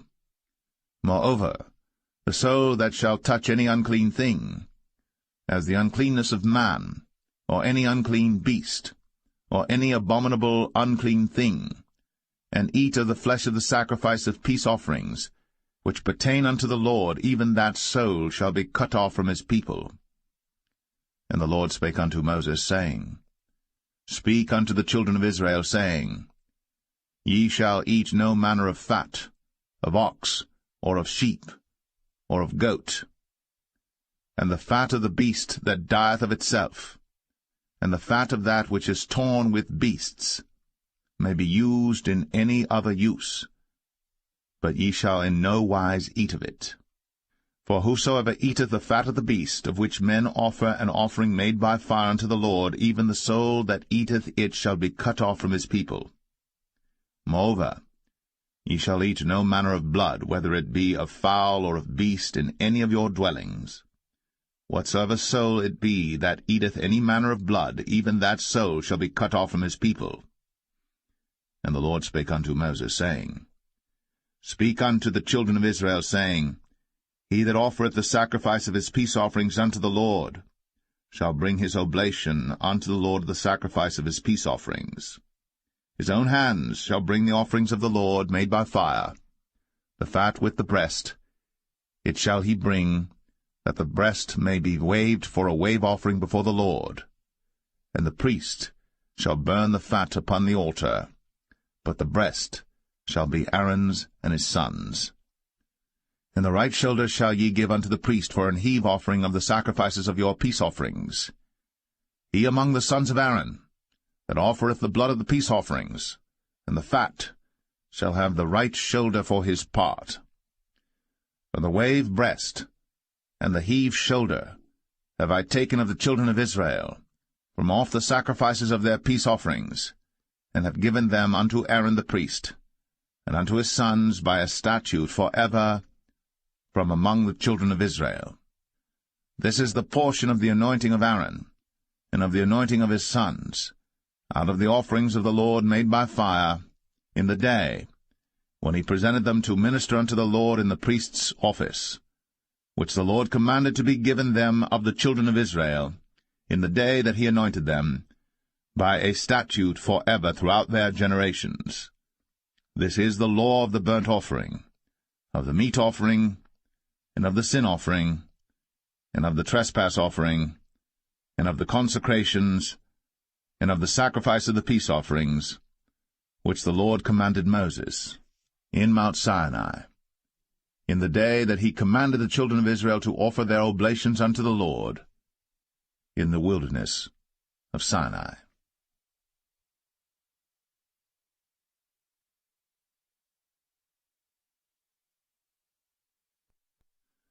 Leviticus 8. And the Lord spake unto Moses, saying, Take Aaron and his sons with him, and the garments and the anointing oil, and a bullock for the sin offering, and 2 rams, and a basket of unleavened bread. And gather thou all the congregation together unto the door of the tabernacle of the congregation. And Moses did as the Lord commanded him. And the assembly was gathered together unto the door of the tabernacle of the congregation. And Moses said unto the congregation, This is the thing which the Lord commanded to be done. And Moses brought Aaron and his sons, and washed them with water. And he put upon him the coat, and girded him with the girdle, and clothed him with the robe, and put the ephod upon him. And he girded him with the curious girdle of the ephod, and bound it unto him therewith. And he put the breastplate upon him. Also he put in the breastplate the Urim and the Thummim. And he put the mitre upon his head. Also upon the mitre, even upon his forefront, did he put the golden plate, the holy crown, as the Lord commanded Moses. And Moses took the anointing oil, and anointed the tabernacle and all that was therein, and sanctified them. And he sprinkled thereof upon the altar 7 times, and anointed the altar and all his vessels, both the laver and his foot, to sanctify them. And he poured of the anointing oil upon Aaron's head, and anointed him, to sanctify him. And Moses brought Aaron's sons, and put coats upon them, and girded them with girdles, and put bonnets upon them, as the Lord commanded Moses. And he brought the bullock for the sin offering, and Aaron and his sons laid their hands upon the head of the bullock for the sin offering, and he slew it. And Moses took the blood, and put it upon the horns of the altar round about with his finger, and purified the altar, and poured the blood at the bottom of the altar, and sanctified it, to make reconciliation upon it. And he took all the fat that was upon the inwards, and the caul above the liver, and the 2 kidneys, and their fat, and Moses burned it upon the altar. But the bullock and his hide, his flesh and his dung, he burnt with fire without the camp, as the Lord commanded Moses. And he brought the ram for the burnt offering, and Aaron and his sons laid their hands upon the head of the ram, and he killed it. And Moses sprinkled the blood upon the altar round about, and he cut the ram into pieces. And Moses burnt the head, and the pieces, and the fat. And he washed the inwards and the legs in water. And Moses burnt the whole ram upon the altar. It was a burnt sacrifice for a sweet savour, and an offering made by fire unto the Lord, as the Lord commanded Moses. And he brought the other ram, the ram of consecration. And Aaron and his sons laid their hands upon the head of the ram, and he slew it. And Moses took of the blood of it, and put it upon the tip of Aaron's right ear, and upon the thumb of his right hand, and upon the great toe of his right foot. And he brought Aaron's sons, and Moses put of the blood upon the tip of their right ear, and upon the thumbs of their right hands, and upon the great toes of their right feet. And Moses sprinkled the blood upon the altar round about. And he took the fat, and the rump, and all the fat that was upon the inwards, and the caul above the liver, and the 2 kidneys in their fat, and the right shoulder, and out of the basket of unleavened bread that was before the Lord, he took 1 unleavened cake, and a cake of oiled bread, and 1 wafer, and put them on the fat, and upon the right shoulder. And he put all upon Aaron's hands, and upon his sons' hands, and waved them for a wave offering before the Lord. And Moses took them from off their hands, and burnt them on the altar upon the burnt offering. They were consecrations for a sweet savour. It is an offering made by fire unto the Lord. And Moses took the breast, and waved it for a wave offering before the Lord. For of the ram of consecration it was Moses' part, as the Lord commanded Moses. And Moses took of the anointing oil, and of the blood which was upon the altar, and sprinkled it upon Aaron, and upon his garments, and upon his sons, and upon his sons' garments with him, and sanctified Aaron, and his garments, and his sons' garments with him. And Moses said unto Aaron and to his sons, Boil the flesh at the door of the tabernacle of the congregation, and there eat it with the bread that is in the basket of consecrations, as I commanded, saying, Aaron and his sons shall eat it. And that which remaineth of the flesh and of the bread shall ye burn with fire.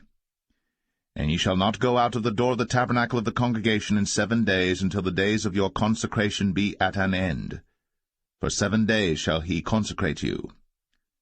As he hath done this day, so the Lord hath commanded to do, to make an atonement for you. Therefore shall ye abide at the door of the tabernacle of the congregation day and night, 7 days, and keep the charge of the Lord, that ye die not. For so I am commanded. So Aaron and his sons did all things which the Lord commanded by the hand of Moses.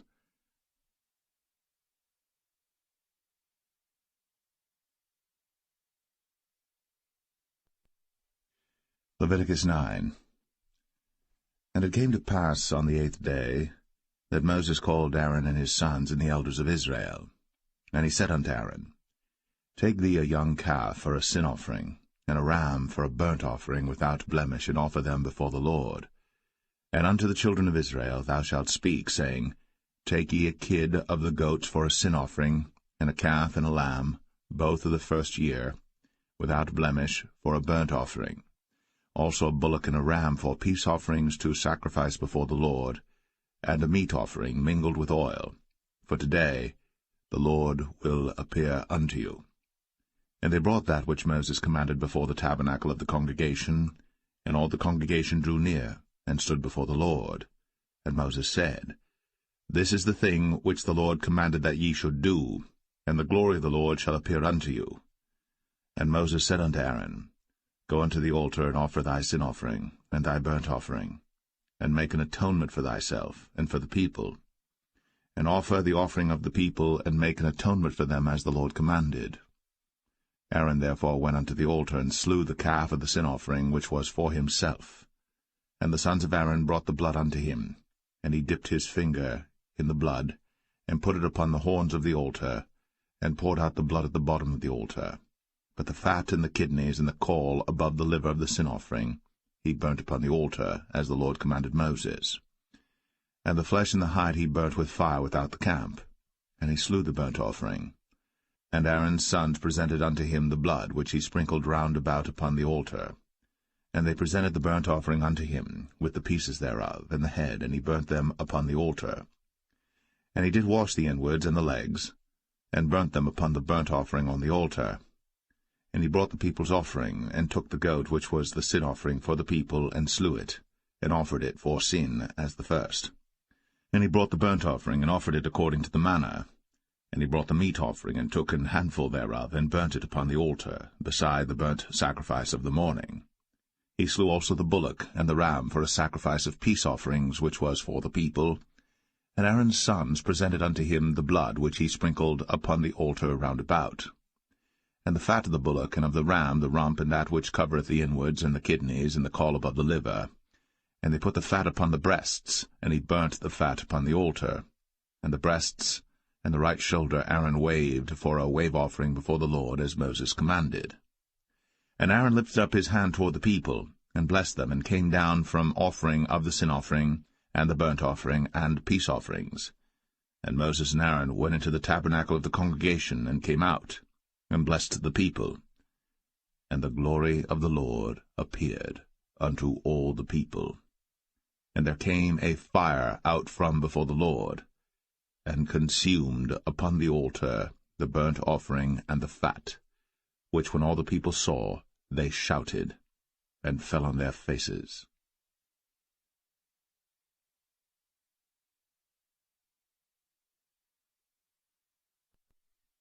Leviticus 10.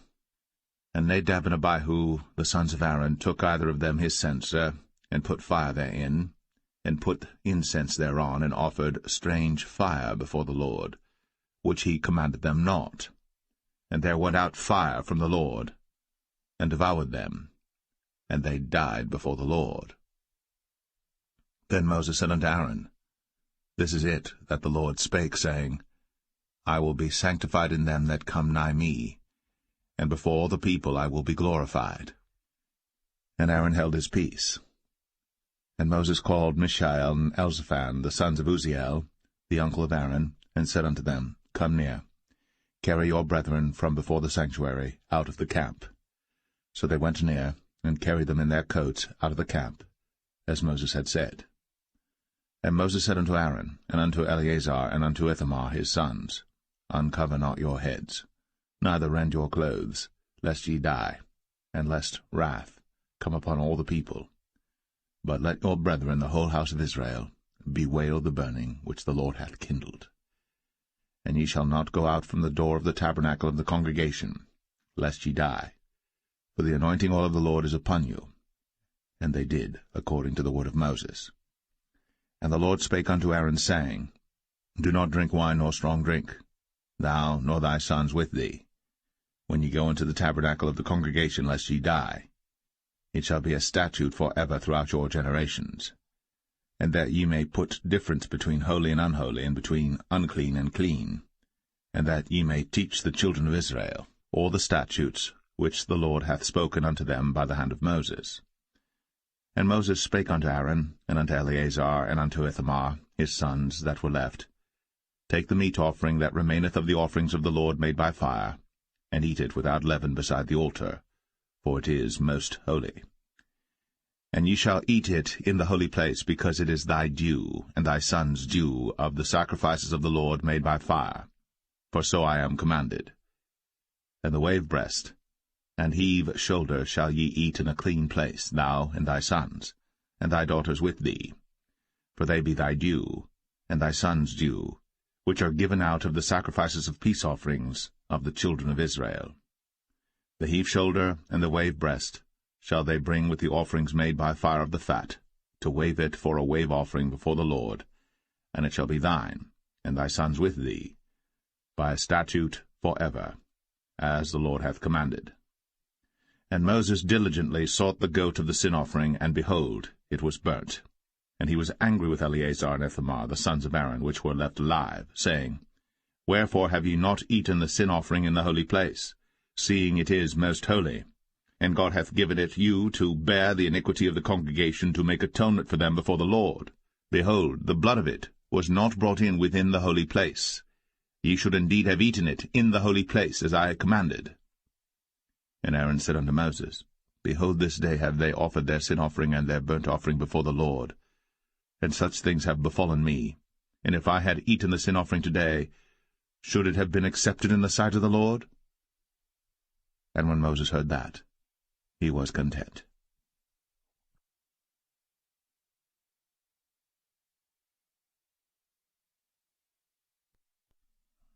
Leviticus 11. And the Lord spake unto Moses and to Aaron, saying unto them, Speak unto the children of Israel, saying, These are the beasts, which ye shall eat among all the beasts that are on the earth. Whatsoever parteth the hoof, and is cloven-footed, and cheweth the cud, among the beasts, that shall ye eat. Nevertheless these shall ye not eat of them that chew the cud, or of them that divide the hoof. As the camel, because he cheweth the cud, but divideth not the hoof, he is unclean unto you. And the coney, because he cheweth the cud, but divideth not the hoof, he is unclean unto you. And the hare, because he cheweth the cud, but divideth not the hoof, he is unclean unto you. And the swine, though he divide the hoof, and be cloven-footed, yet he cheweth not the cud, he is unclean to you. Of their flesh shall ye not eat, and their carcass shall ye not touch, they are unclean to you. These shall ye eat of all that are in the waters.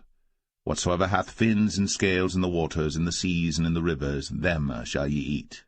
And all that have not fins and scales in the seas, and in the rivers, of all that move in the waters, and of any living thing which is in the waters, they shall be an abomination unto you. They shall be even an abomination unto you. Ye shall not eat of their flesh, but ye shall have their carcasses in abomination. Whatsoever hath no fins nor scales in the waters, that shall be an abomination unto you. And these are they which ye shall have in abomination among the fowls. They shall not be eaten. They are an abomination, the eagle, and the ossifrage, and the osprey, and the vulture, and the kite after his kind, every raven after his kind, and the owl, and the nighthawk, and the cuckoo, and the hawk after his kind, and the little owl, and the cormorant, and the great owl, and the swan, and the pelican, and the gyre eagle, and the stork, the heron after her kind, and the lapwing, and the bat.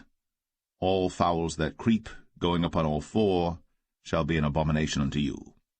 Yet these may ye eat of every flying creeping thing that goeth upon all four, which have legs above their feet, to leap withal upon the earth.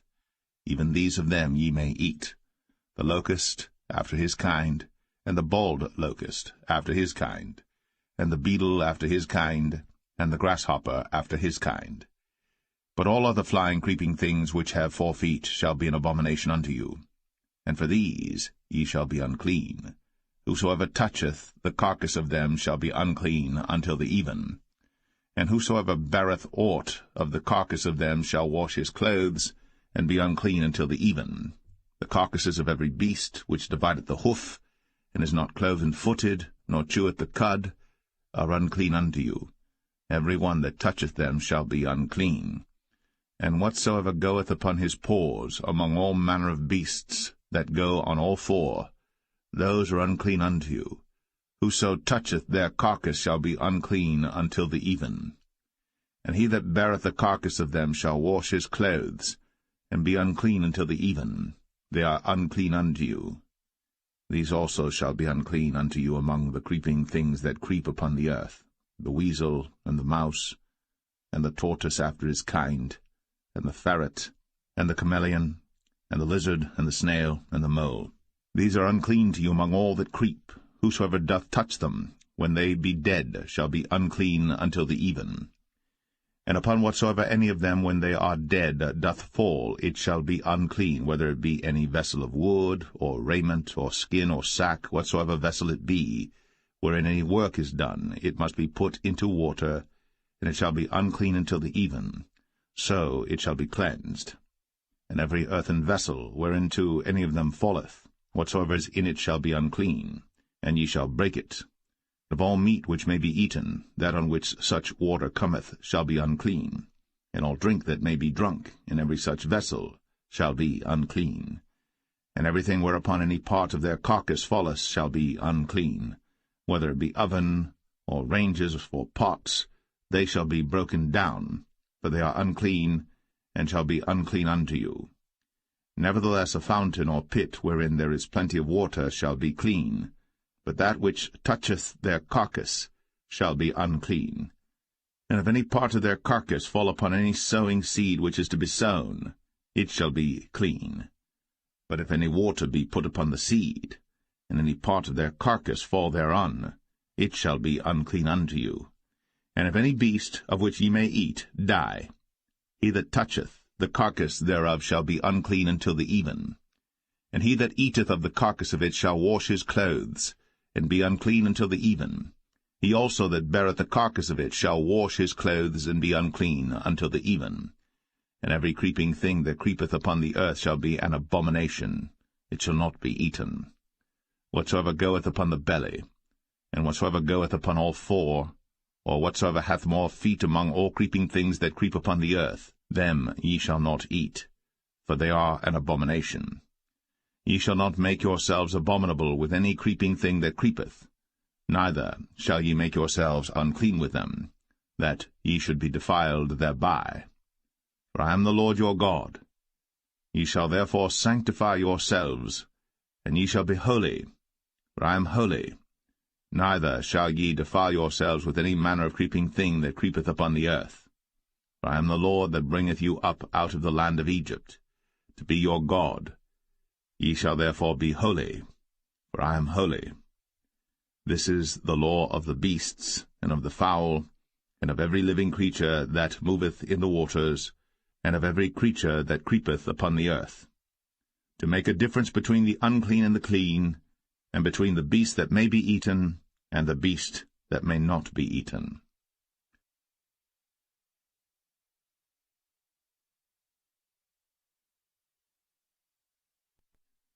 Leviticus 12. And the Lord spake unto Moses, saying, Speak unto the children of Israel, saying, If a woman have conceived seed, and born a man-child, then she shall be unclean 7 days, according to the days of the separation for her infirmity shall she be unclean. And in the 8th day the flesh of his foreskin shall be circumcised, and she shall then continue in the blood of her purifying 33 days. She shall touch no hallowed thing, nor come into the sanctuary until the days of her purifying be fulfilled. And if she bear a maid child, then she shall be unclean 2 weeks, as in her separation, and she shall continue in the blood of her purifying 66 days. And when the days of her purifying are fulfilled, for a son or for a daughter, she shall bring a lamb of the first year for a burnt offering, and a young pigeon, or a turtle dove, for a sin offering, unto the door of the tabernacle of the congregation, unto the priest, who shall offer it before the Lord, and make an atonement for her, and she shall be cleansed from the issue of her blood. This is the law for her that hath borne a male or a female. And if she be not able to bring a lamb, then she shall bring 2 turtles or 2 young pigeons, the one for the burnt offering and the other for a sin offering, and the priest shall make an atonement for her, and she shall be clean.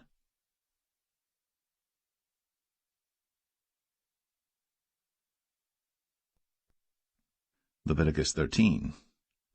And the Lord spake unto Moses and Aaron, saying, When a man shall have in the skin of his flesh a rising, a scab, or bright spot, and it be in the skin of his flesh like the plague of leprosy, then he shall be brought unto Aaron the priest, or unto one of his sons the priests. And the priest shall look on the plague in the skin of the flesh, and when the hair in the plague is turned white, and the plague in sight be deeper than the skin of his flesh, it is a plague of leprosy, and the priest shall look on him, and pronounce him unclean. If the bright spot be white in the skin of his flesh, and in sight be not deeper than the skin, and the hair thereof be not turned white, then the priest shall shut up him that hath the plague 7 days. And the priest shall look on him the 7th day, and behold, if the plague in his sight be at a stay, and the plague spread not in the skin, then the priest shall shut him up 7 days more. And the priest shall look on him again the 7th day, and behold, if the plague be somewhat dark, and the plague spread not in the skin, the priest shall pronounce him clean. It is but a scab, and he shall wash his clothes, and be clean. But if the scab spread much abroad in the skin, after that he hath been seen of the priest for his cleansing, he shall be seen of the priest again. And if the priest see that, behold, the scab spreadeth in the skin, then the priest shall pronounce him unclean. It is a leprosy. When the plague of leprosy is in a man, then he shall be brought unto the priest. And the priest shall see him, and behold, if the rising be white in the skin, and it have turned the hair white, and there be quick raw flesh in the rising, it is an old leprosy in the skin of his flesh. And the priest shall pronounce him unclean, and shall not shut him up, for he is unclean. And if a leprosy break out abroad in the skin, and the leprosy cover all the skin of him that hath the plague from his head even to his foot, wheresoever the priest looketh. Then the priest shall consider, and behold, if the leprosy have covered all his flesh, he shall pronounce him clean that hath the plague. It is all turned white, he is clean. But when raw flesh appeareth in him, he shall be unclean. And the priest shall see the raw flesh, and pronounce him to be unclean. For the raw flesh is unclean, it is a leprosy. Or if the raw flesh turn again, and be changed unto white, he shall come unto the priest. And the priest shall see him, and behold, if the plague be turned into white, then the priest shall pronounce him clean that hath the plague. He is clean. The flesh also, in which even in the skin thereof was a boil, and is healed, and in the place of the boil there be a white rising, or a bright spot, white and somewhat reddish, and it be shown to the priest. And if, when the priest seeth it, behold, it be in sight lower than the skin, and the hair thereof be turned white, the priest shall pronounce him unclean. It is a plague of leprosy broken out of the boil. But if the priest look on it, and behold, there be no white hairs therein, and if it be not lower than the skin, but be somewhat dark, then the priest shall shut him up 7 days. And if it spread much abroad in the skin, then the priest shall pronounce him unclean. It is a plague. But if the bright spot stay in his place, and spread not, it is a burning boil, and the priest shall pronounce him clean. Or if there be any flesh in the skin whereof there is a hot burning, and the quick flesh that burneth have a white bright spot, somewhat reddish or white, then the priest shall look upon it, and behold, if the hair in the bright spot be turned white, and it be in sight deeper than the skin, it is a leprosy broken out of the burning. Wherefore the priest shall pronounce him unclean. It is the plague of leprosy. But if the priest look on it, and behold, there be no white hair in the bright spot, and it be no lower than the other skin, but be somewhat dark, then the priest shall shut him up 7 days. And the priest shall look upon him the 7th day, and if it be spread much abroad in the skin, then the priest shall pronounce him unclean. It is the plague of leprosy.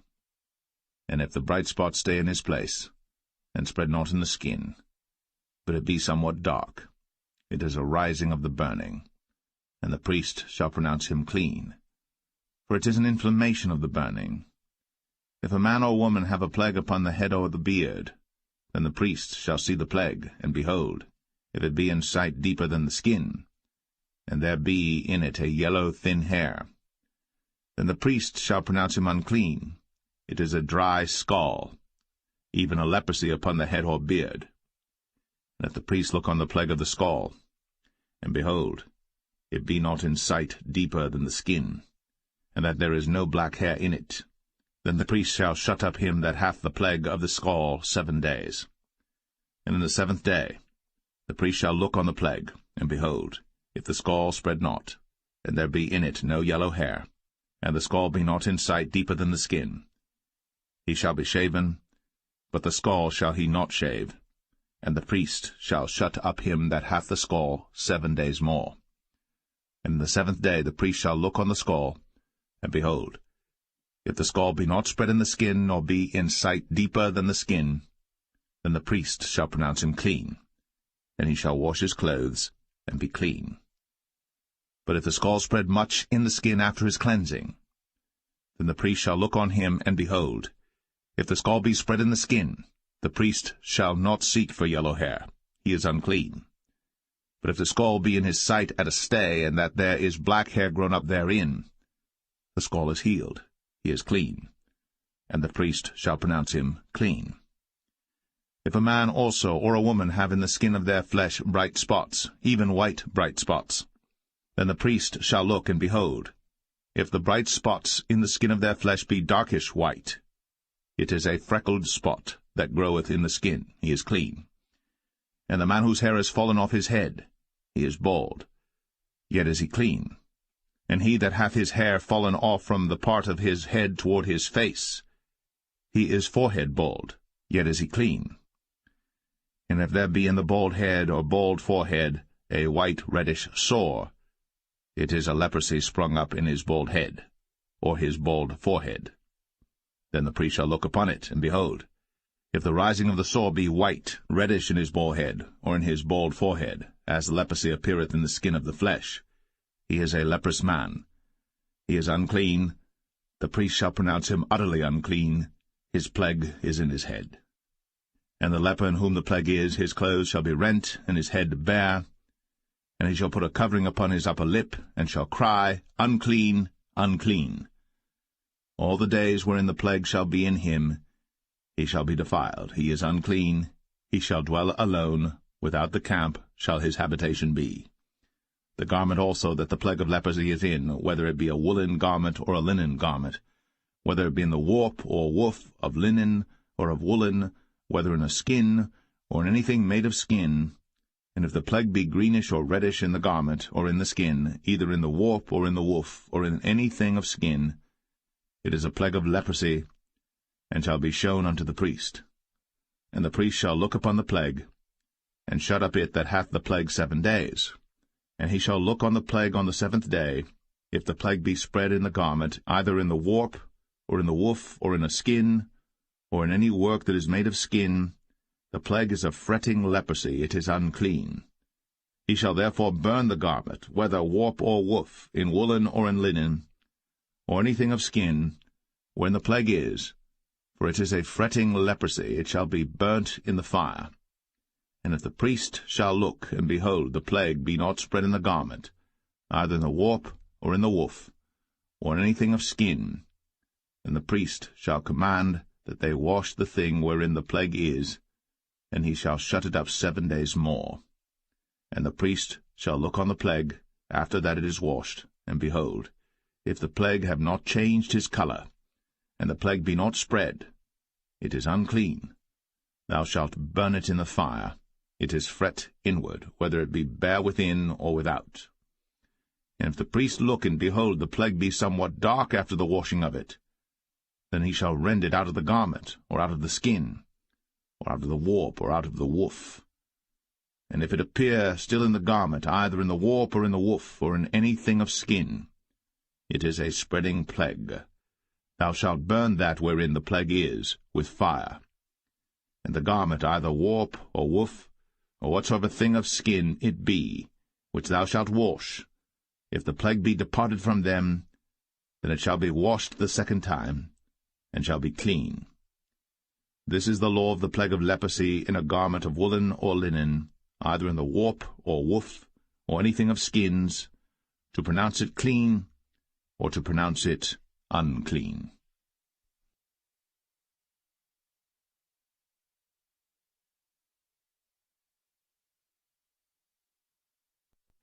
Leviticus 14. And the Lord spake unto Moses, saying, This shall be the law of the leper in the day of his cleansing.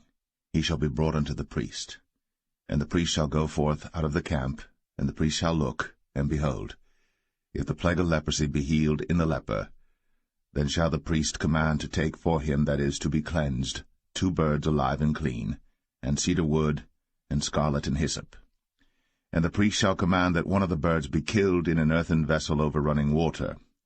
As for the living bird, he shall take it, and the cedar wood, and the scarlet, and the hyssop, and shall dip them and the living bird in the blood of the bird that was killed over the running water. And he shall sprinkle upon him that is to be cleansed from the leprosy 7 times, and shall pronounce him clean, and shall let the living bird loose into the open field. And he that is to be cleansed shall wash his clothes, and shave off all his hair, and wash himself in water, that he may be clean. And after that he shall come into the camp, and shall tarry abroad out of his tent 7 days. But it shall be on the 7th day that he shall shave all his hair off his head, and his beard, and his eyebrows. Even all his hair he shall shave off. And he shall wash his clothes. Also he shall wash his flesh in water, and he shall be clean. And on the 8th day he shall take 2 he-lambs without blemish, and 1 ewe-lamb of the 1st year without blemish, and 3/10 deals of fine flour for a meat offering, mingled with oil, and 1 log of oil. And the priest that maketh him clean shall present the man that is to be made clean, and those things before the Lord, at the door of the tabernacle of the congregation. And the priest shall take 1 he-lamb, and offer him for a trespass offering, and the log of oil, and wave them for a wave offering before the Lord. And he shall slay the lamb in the place where he shall kill the sin offering and the burnt offering in the holy place. For as the sin offering is the priest's, so is the trespass offering. It is most holy.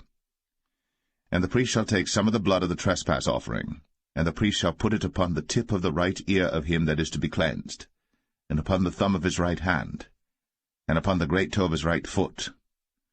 And the priest shall take some of the log of oil, and pour it into the palm of his own left hand. And the priest shall dip his right finger in the oil that is in his left hand, and shall sprinkle of the oil with his finger 7 times before the Lord.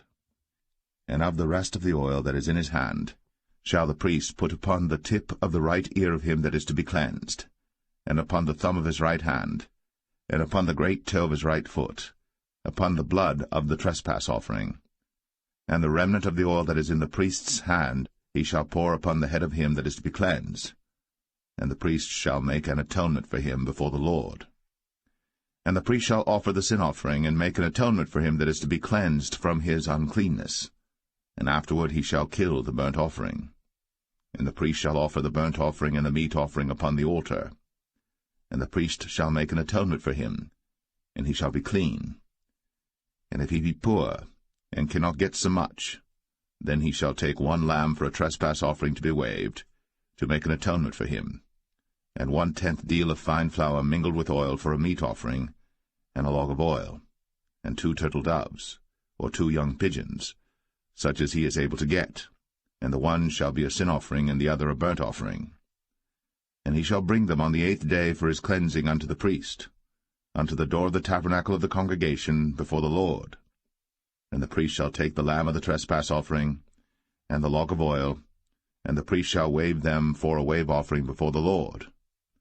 And he shall kill the lamb of the trespass offering, and the priest shall take some of the blood of the trespass offering, and put it upon the tip of the right ear of him that is to be cleansed, and upon the thumb of his right hand, and upon the great toe of his right foot.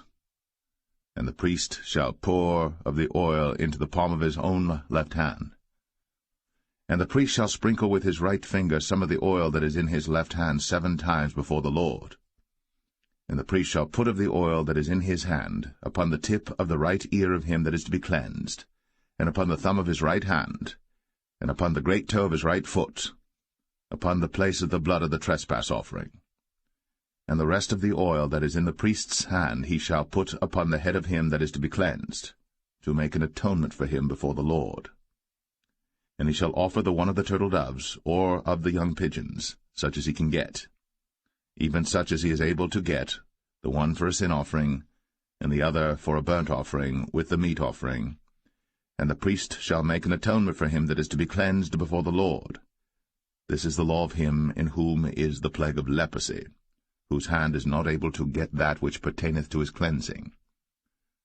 And the Lord spake unto Moses and unto Aaron, saying, When ye be come into the land of Canaan, which I give to you for a possession, and I put the plague of leprosy in a house of the land of your possession, and he that owneth the house shall come and tell the priest, saying, It seemeth to me there is as it were a plague in the house. Then the priest shall command that they empty the house before the priests go into it to see the plague, that all that is in the house be not made unclean. And afterward the priest shall go in to see the house. And he shall look on the plague, and behold, if the plague be in the walls of the house with hollow strakes, greenish or reddish, which in sight are lower than the wall, then the priest shall go out of the house to the door of the house, and shut up the house 7 days. And the priest shall come again the 7th day, and shall look, and behold, if the plague be spread in the walls of the house, then the priest shall command that they take away the stones in which the plague is, and they shall cast them into an unclean place without the city. And he shall cause the house to be scraped within round about, and they shall pour out the dust that they scrape off without the city into an unclean place. And they shall take other stones, and put them in the place of those stones. And he shall take other mortar, and shall plaster the house. And if the plague come again, and break out in the house, after that he hath taken away the stones, and after he hath scraped the house, and after it is plastered, Then the priest shall come and look, and behold, if the plague be spread in the house, it is a fretting leprosy in the house, it is unclean. And he shall break down the house, the stones of it, and the timber thereof, and all the mortar of the house, and he shall carry them forth out of the city into an unclean place. Moreover, he that goeth into the house all the while that it is shut up shall be unclean until the even. And he that lieth in the house shall wash his clothes, and he that eateth in the house shall wash his clothes. And if the priest shall come in and look upon it, and behold, the plague hath not spread in the house, after the house was plastered, then the priest shall pronounce the house clean, because the plague is healed. And he shall take to cleanse the house 2 birds, and cedar wood, and scarlet, and hyssop. And he shall kill the one of the birds in an earthen vessel over running water. And he shall take the cedar wood, and the hyssop, and the scarlet, and the living bird, and dip them in the blood of the slain bird, and in the running water, and sprinkle the house 7 times. And he shall cleanse the house with the blood of the bird, and with the running water, and with the living bird, and with the cedar wood, and with the hyssop, and with the scarlet. But he shall let go the living bird out of the city into the open fields, and make an atonement for the house, and it shall be clean. This is the law for all manner of plague of leprosy and scall, and for the leprosy of a garment and of a house, and for a rising and for a scab, and for a bright spot, to teach when it is unclean, and when it is clean. This is the law of leprosy.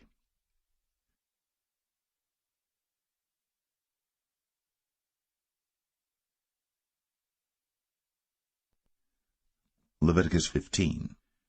And the Lord spake unto Moses and to Aaron, saying, Speak unto the children of Israel, and say unto them, When any man hath a running issue out of his flesh, because of his issue he is unclean. And this shall be his uncleanness in his issue, whether his flesh run with his issue, or his flesh be stopped from his issue, it is his uncleanness. Every bed whereon he lieth that hath the issue is unclean, and everything whereon he sitteth shall be unclean. And whosoever toucheth his bed shall wash his clothes, and bathe himself in water, and be unclean until the even. And he that sitteth on any thing whereon he sat that hath the issue shall wash his clothes, and bathe himself in water, and be unclean until the even. And he that toucheth the flesh of him that hath the issue shall wash his clothes, and bathe himself in water, and be unclean until the even. And if he that hath the issue spit upon him that is clean, then he shall wash his clothes, and bathe himself in water, and be unclean until the even. And what saddle soever he rideth upon that hath the issue shall be unclean. And whosoever toucheth anything that was under him shall be unclean until the even. And he that beareth any of those things shall wash his clothes, and bathe himself in water, and be unclean until the even. And whomsoever he toucheth that hath the issue, and hath not rinsed his hands in water, he shall wash his clothes, and bathe himself in water, and be unclean until the even. And the vessel of earth that he toucheth, which hath the issue, shall be broken, and every vessel of wood shall be rinsed in water. And when he that hath an issue is cleansed of his issue, then he shall number to himself 7 days for his cleansing, and wash his clothes, and bathe his flesh in running water, and shall be clean. And on the 8th day he shall take to him 2 turtle doves, or 2 young pigeons, and come before the Lord unto the door of the tabernacle of the congregation, and give them unto the priest. And the priest shall offer them, the one for a sin offering, and the other for a burnt offering. And the priest shall make an atonement for him before the Lord for his issue. And if any man's seed of copulation go out from him, then he shall wash all his flesh in water, and be unclean until the even.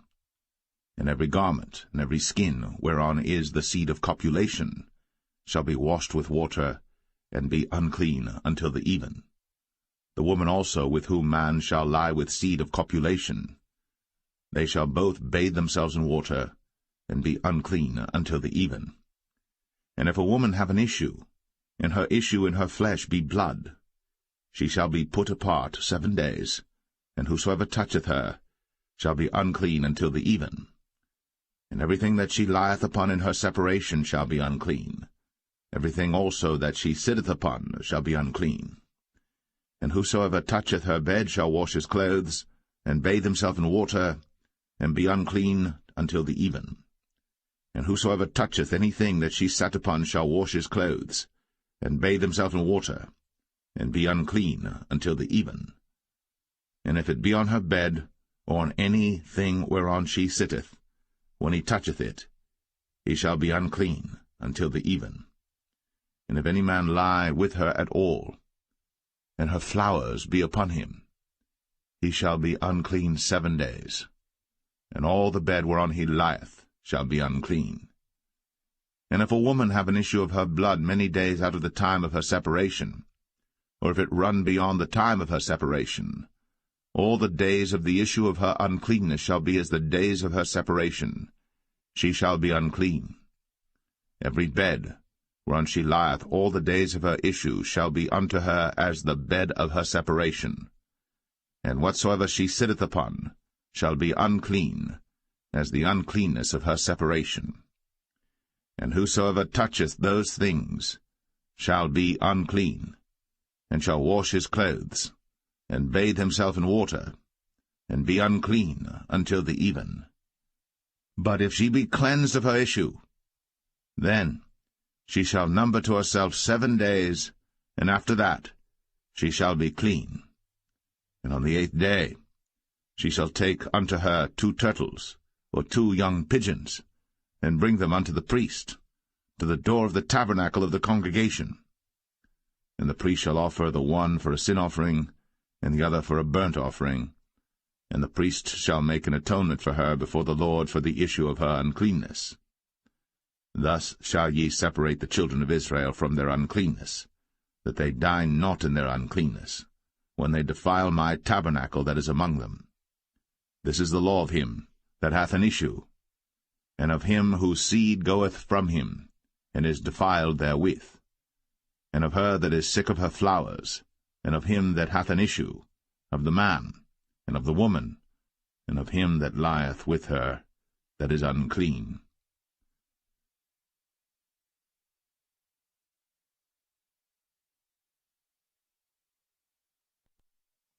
Leviticus 16. And the Lord spake unto Moses after the death of the 2 sons of Aaron, when they offered before the Lord and died. And the Lord said unto Moses, Speak unto Aaron thy brother, that he come not at all times into the holy place within the veil before the mercy seat, which is upon the ark, that he die not. For I will appear in the cloud upon the mercy seat.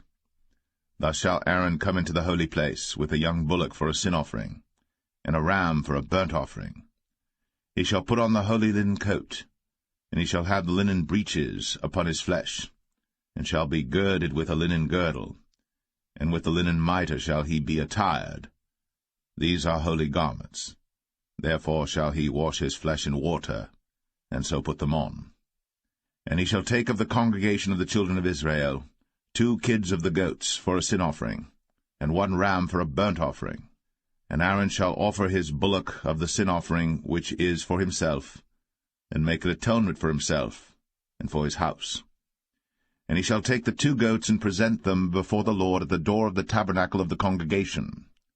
And Aaron shall cast lots upon the 2 goats, 1 lot for the Lord, and the other lot for the scapegoat. And Aaron shall bring the goat upon which the Lord's lot fell, and offer him for a sin offering. But the goat on which the lot fell to be the scapegoat shall be presented alive before the Lord, to make an atonement with him, and to let him go for a scapegoat into the wilderness. And Aaron shall bring the bullock of the sin offering which is for himself, and shall make an atonement for himself, and for his house, and shall kill the bullock of the sin offering which is for himself. And he shall take a censer full of burning coals of fire from off the altar before the Lord, and his hands full of sweet incense beaten small, and bring it within the veil. And he shall put the incense upon the fire before the Lord, that the cloud of the incense may cover the mercy seat that is upon the testimony, that he die not. And he shall take of the blood of the bullock, and sprinkle it with his finger upon the mercy seat eastward, and before the mercy seat shall he sprinkle of the blood with his finger 7 times. Then shall he kill the goat of the sin offering that is for the people, and bring his blood within the veil, and do with that blood as he did with the blood of the bullock, and sprinkle it upon the mercy seat, and before the mercy seat. And he shall make an atonement for the holy place, because of the uncleanness of the children of Israel, and because of their transgressions and all their sins. And so shall he do for the tabernacle of the congregation that remaineth among them in the midst of their uncleanness. And there shall be no man in the tabernacle of the congregation when he goeth in to make an atonement in the holy place, until he come out, and have made an atonement for himself, and for his household, and for all the congregation of Israel. And he shall go out unto the altar that is before the Lord, and make an atonement for it, and shall take of the blood of the bullock, and of the blood of the goat, and put it upon the horns of the altar round about. And he shall sprinkle of the blood upon it with his finger 7 times, and cleanse it, and hallow it from the uncleanness of the children of Israel. And when he hath made an end of reconciling the holy place, and the tabernacle of the congregation, and the altar, he shall bring the live goat. And Aaron shall lay both his hands upon the head of the live goat, and confess over him all the iniquities of the children of Israel, and all their transgressions and all their sins, putting them upon the head of the goat, and shall send him away by the hand of a fit man into the wilderness. And the goat shall bear upon him all their iniquities unto a land not inhabited. And he shall let go the goat in the wilderness. And Aaron shall come into the tabernacle of the congregation, and shall put off the linen garments, which he put on when he went into the holy place, and shall leave them there. And he shall wash his flesh with water in the holy place, and put on his garments, and come forth, and offer his burnt offering, and the burnt offering of the people, and make an atonement for himself and for the people. And the fat of the sin offering shall he burn upon the altar. And he that let go the goat for the scapegoat shall wash his clothes, and bathe his flesh in water, and afterward come into the camp. And the bullock for the sin offering, and the goat for the sin offering, whose blood was brought in to make atonement in the holy place, shall one carry forth without the camp, and they shall burn in the fire their skins, and their flesh, and their dung. And he that burneth them shall wash his clothes, and bathe his flesh in water, and afterward he shall come into the camp. And this shall be a statute for ever unto you, that in the 7th month, on the 10th day of the month, ye shall afflict your souls, and do no work at all, whether it be one of your own country or a stranger that sojourneth among you.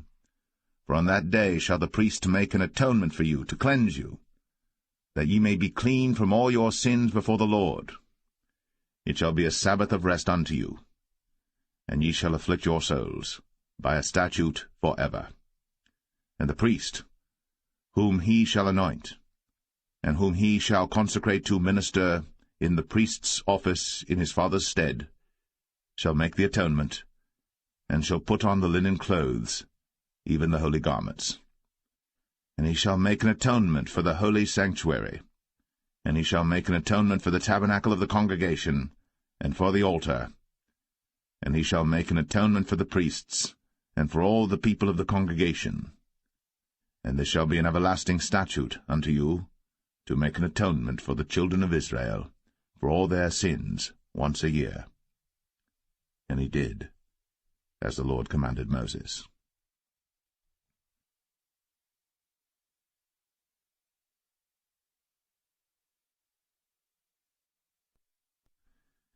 Leviticus 17.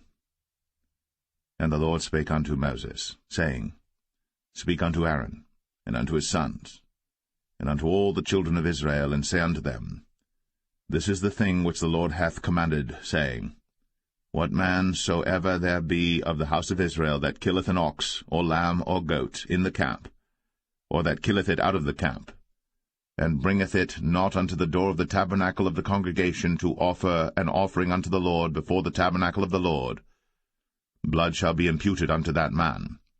He hath shed blood, and that man shall be cut off from among his people.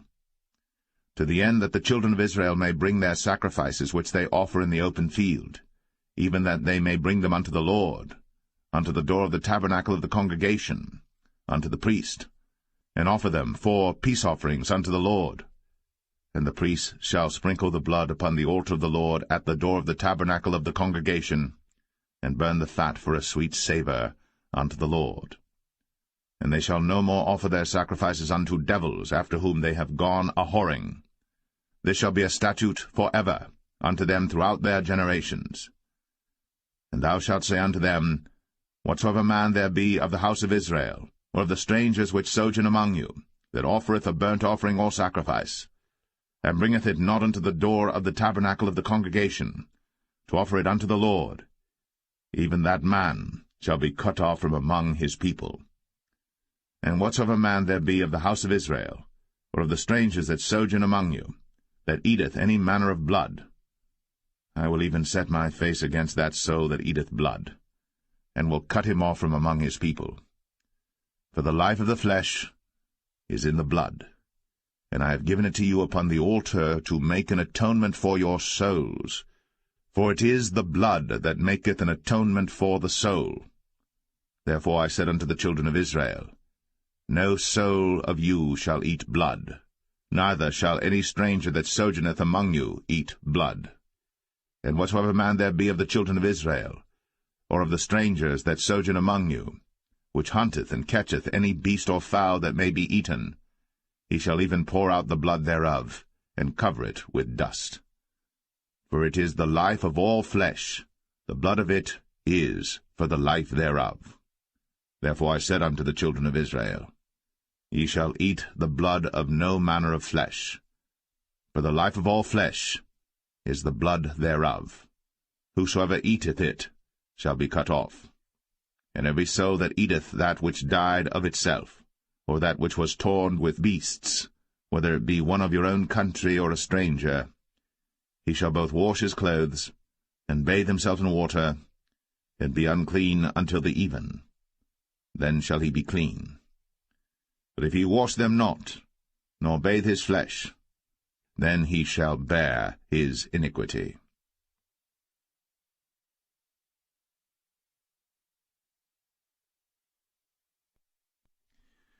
Leviticus 18. And the Lord spake unto Moses, saying, Speak unto the children of Israel, and say unto them, I am the Lord your God. After the doings of the land of Egypt, wherein ye dwelt, shall ye not do, and after the doings of the land of Canaan, whither I bring you, shall ye not do, neither shall ye walk in their ordinances. Ye shall do my judgments, and keep mine ordinances, to walk therein. I am the Lord your God. Ye shall therefore keep my statutes and my judgments, which if a man do, he shall live in them. I am the Lord.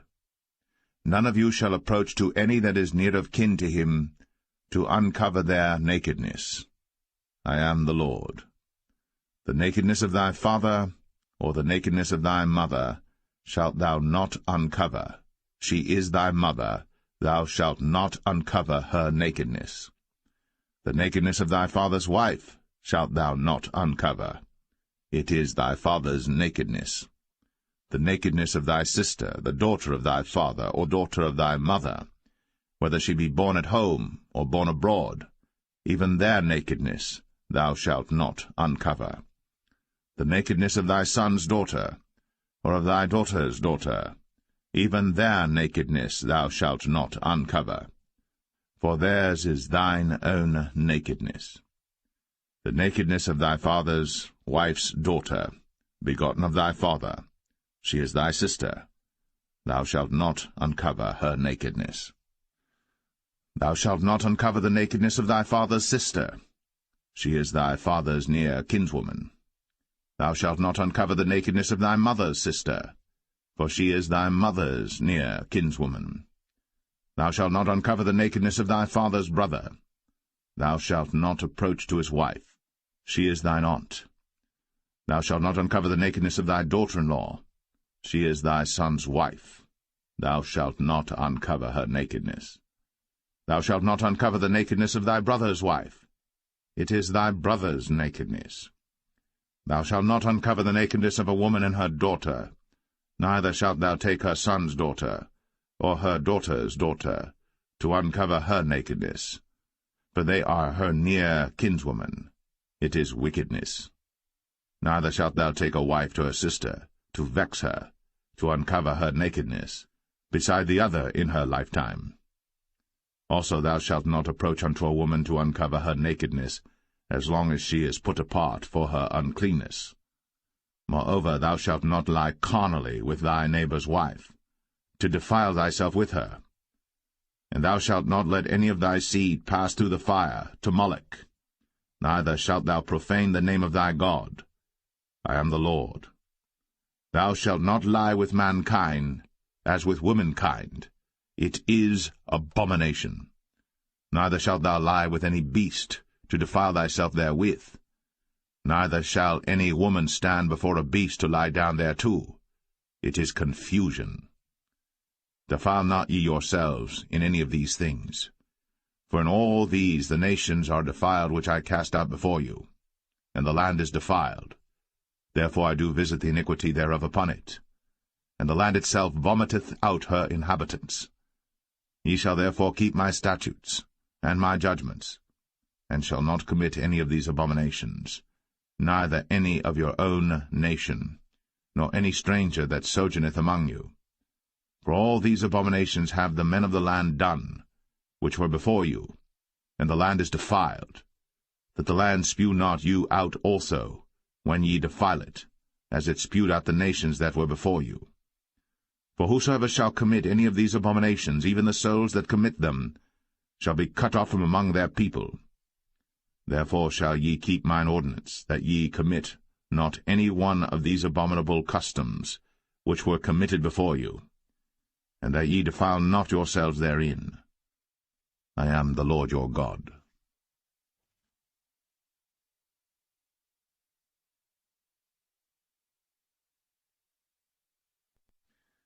Leviticus 19. And the Lord spake unto Moses, saying, Speak unto all the congregation of the children of Israel, and say unto them, Ye shall be holy, for I, the Lord your God, am holy. Ye shall fear every man his mother, and his father, and keep my Sabbaths. I am the Lord your God. Turn ye not unto idols, nor make to yourselves molten gods. I am the Lord your God. And if ye offer a sacrifice of peace offerings unto the Lord, ye shall offer it at your own will. It shall be eaten the same day ye offer it, and on the morrow. And if aught remain until the third day, it shall be burnt in the fire. And if it be eaten at all on the third day, it is abominable, it shall not be accepted. Therefore every one that eateth it shall bear his iniquity, because he hath profaned the hallowed thing of the Lord, and that so shall be cut off from among his people.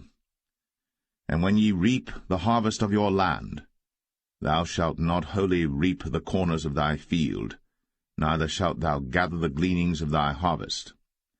And thou shalt not glean thy vineyard, neither shalt thou gather every grape of thy vineyard. Thou shalt leave them for the poor and stranger. I am the Lord your God. Ye shall not steal, neither deal falsely, neither lie one to another. And ye shall not swear by my name falsely, neither shalt thou profane the name of thy God. I am the Lord. Thou shalt not defraud thy neighbor, neither rob him. The wages of him that is hired shall not abide with thee all night until the morning. Thou shalt not curse the deaf, nor put a stumbling block before the blind, but shalt fear thy God. I am the Lord. Ye shall do no unrighteousness in judgment. Thou shalt not respect the person of the poor, nor honor the person of the mighty, but in righteousness shalt thou judge thy neighbor. Thou shalt not go up and down as a talebearer among thy people, neither shalt thou stand against the blood of thy neighbor. I am the Lord. Thou shalt not hate thy brother in thine heart. Thou shalt in any wise rebuke thy neighbor, and not suffer sin upon him. Thou shalt not avenge, nor bear any grudge against the children of thy people. But thou shalt love thy neighbor as thyself. I am the Lord. Ye shall keep my statutes. Thou shalt not let thy cattle gender with a diverse kind. Thou shalt not sow thy field with mingled seed, neither shall a garment mingled of linen and woolen come upon thee. And whosoever lieth carnally with a woman that is a bondmaid, betrothed to an husband, and not at all redeemed, nor freedom given her, she shall be scourged. They shall not be put to death, because she was not free. And he shall bring his trespass offering unto the Lord, unto the door of the tabernacle of the congregation, even a ram for a trespass offering. And the priest shall make an atonement for him with the ram of the trespass offering before the Lord for his sin which he hath done, and the sin which he hath done shall be forgiven him.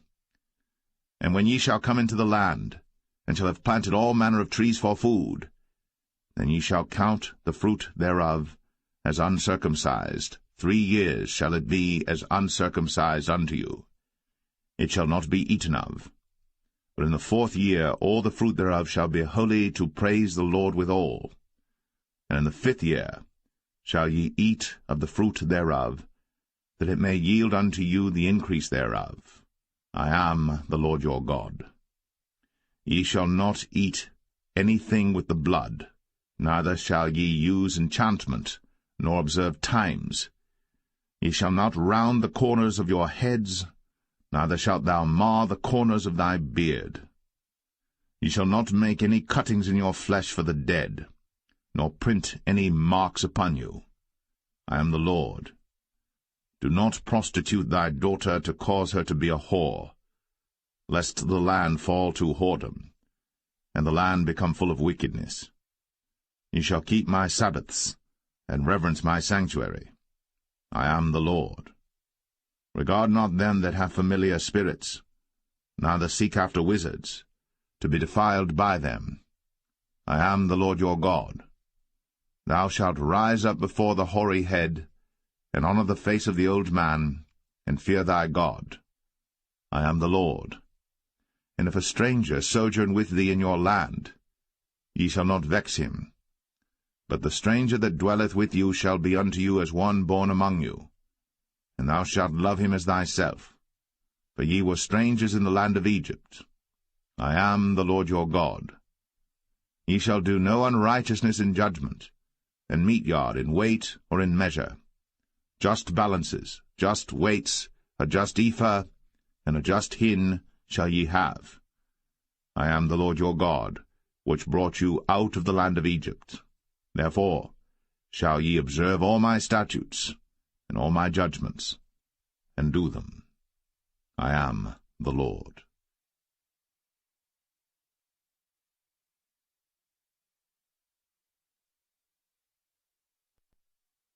Leviticus 20.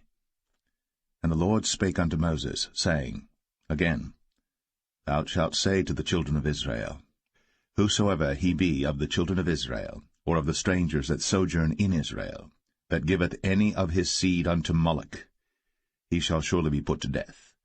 The people of the land shall stone him with stones. And I will set my face against that man, and will cut him off from among his people, because he hath given of his seed unto Moloch, to defile my sanctuary, and to profane my holy name. And if the people of the land do any ways hide their eyes from the man, when he giveth of his seed unto Moloch, and kill him not, then I will set my face against that man, and against his family, and will cut him off, and all that go a-whoring after him, to commit whoredom with Moloch from among their people. And the soul that turneth after such as have familiar spirits, and after wizards, to go a-whoring after them, I will even set my face against that soul, and will cut him off from among his people. Sanctify yourselves, therefore, and be ye holy, for I am the Lord your God. And ye shall keep my statutes, and do them. I am the Lord which sanctify you. For every one that curseth his father or his mother shall be surely put to death. He hath cursed his father or his mother, his blood shall be upon him. And the man that committeth adultery with another man's wife, even he that committeth adultery with his neighbour's wife, the adulterer and the adulteress, shall surely be put to death. And the man that lieth with his father's wife hath uncovered his father's nakedness. Both of them shall surely be put to death. Their blood shall be upon them. And if a man lie with his daughter-in-law, both of them shall surely be put to death. They have wrought confusion. Their blood shall be upon them. If a man also lie with mankind, as he lieth with a woman, both of them have committed an abomination. They shall surely be put to death. Their blood shall be upon them. And if a man take a wife and her mother, it is wickedness. They shall be burnt with fire, both he and they, that there be no wickedness among you. And if a man lie with a beast, he shall surely be put to death, and ye shall slay the beast. And if a woman approach unto any beast, and lie down thereto, thou shalt kill the woman and the beast. They shall surely be put to death. Their blood shall be upon them. And if a man shall take his sister, his father's daughter, or his mother's daughter, and see her nakedness, and she see his nakedness, it is a wicked thing, when they shall be cut off in the sight of their people. He hath uncovered his sister's nakedness, he shall bear his iniquity. And if a man shall lie with a woman having her sickness, and shall uncover her nakedness, he hath discovered her fountain, and she hath uncovered the fountain of her blood, and both of them shall be cut off from among their people. And thou shalt not uncover the nakedness of thy mother's sister, nor of thy father's sister, for he uncovereth his near kin. They shall bear their iniquity. And if a man shall lie with his uncle's wife, he hath uncovered his uncle's nakedness. They shall bear their sin. They shall die childless. And if a man shall take his brother's wife, it is an unclean thing. He hath uncovered his brother's nakedness. They shall be childless. Ye shall therefore keep all my statutes and all my judgments, and do them, that the land, whither I bring you to dwell therein, spew you not out. And ye shall not walk in the manners of the nation, which I cast out before you. For they committed all these things, and therefore I abhorred them. But I have said unto you, Ye shall inherit their land, and I will give it unto you to possess it, the land that floweth with milk and honey. I am the Lord your God, which have separated you from other people. Ye shall therefore put difference between clean beasts and unclean, and between unclean fowls and clean. And ye shall not make your souls abominable by beast, or by fowl, or by any manner of living thing that creepeth on the ground, which I have separated from you as unclean.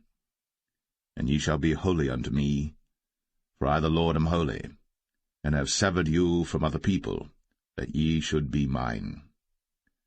A man also, or woman that hath a familiar spirit, or that is a wizard, shall surely be put to death. They shall stone them with stones, their blood shall be upon them.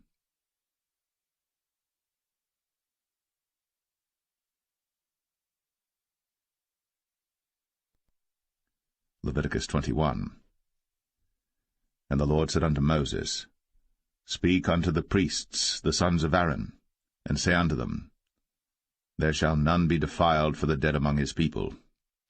But for his kin that is near unto him, that is, for his mother, and for his father, and for his son, and for his daughter, and for his brother, and for his sister a virgin, that is nigh unto him, which hath had no husband, for her may he be defiled. But he shall not defile himself, being a chief man among his people, to profane himself. They shall not make baldness upon their head, neither shall they shave off the corner of their beard, nor make any cuttings in their flesh. They shall be holy unto their God, and not profane the name of their God, for the offerings of the Lord made by fire, and the bread of their God, they do offer, therefore they shall be holy. They shall not take a wife that is a whore, or profane, neither shall they take a woman put away from her husband, for he is holy unto his God. Thou shalt sanctify him therefore, for he offereth the bread of thy God. He shall be holy unto thee. For I, the Lord, which sanctify you, am holy.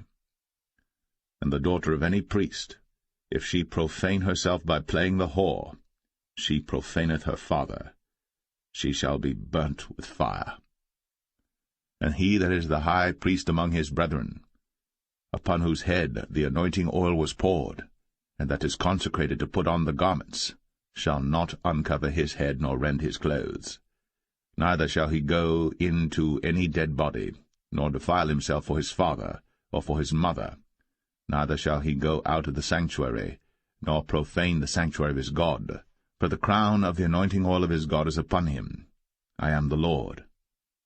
And he shall take a wife in her virginity, a widow, or a divorced woman, or profane, or an harlot. These shall he not take, but he shall take a virgin of his own people to wife.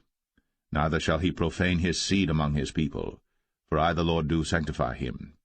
And the Lord spake unto Moses, saying, Speak unto Aaron, saying, Whosoever he be of thy seed in their generations that hath any blemish, let him not approach to offer the bread of his God. For whatsoever man he be that hath a blemish, he shall not approach, a blind man, or a lame, or he that hath a flat nose, or anything superfluous, or a man that is broken-footed, or broken-handed, or crooked-backed, or a dwarf, or that hath a blemish in his eye, or be scurvy, or scabbed, or hath his stones broken. No man that hath a blemish of the seed of Aaron the priest shall come nigh to offer the offerings of the Lord made by fire. He hath a blemish. He shall not come nigh to offer the bread of his God. He shall eat the bread of his God, both of the most holy and of the holy. Only he shall not go in unto the veil, nor come nigh unto the altar, because he hath a blemish, that he profane not my sanctuaries. For I the Lord do sanctify them. And Moses told it unto Aaron and to his sons, and unto all the children of Israel.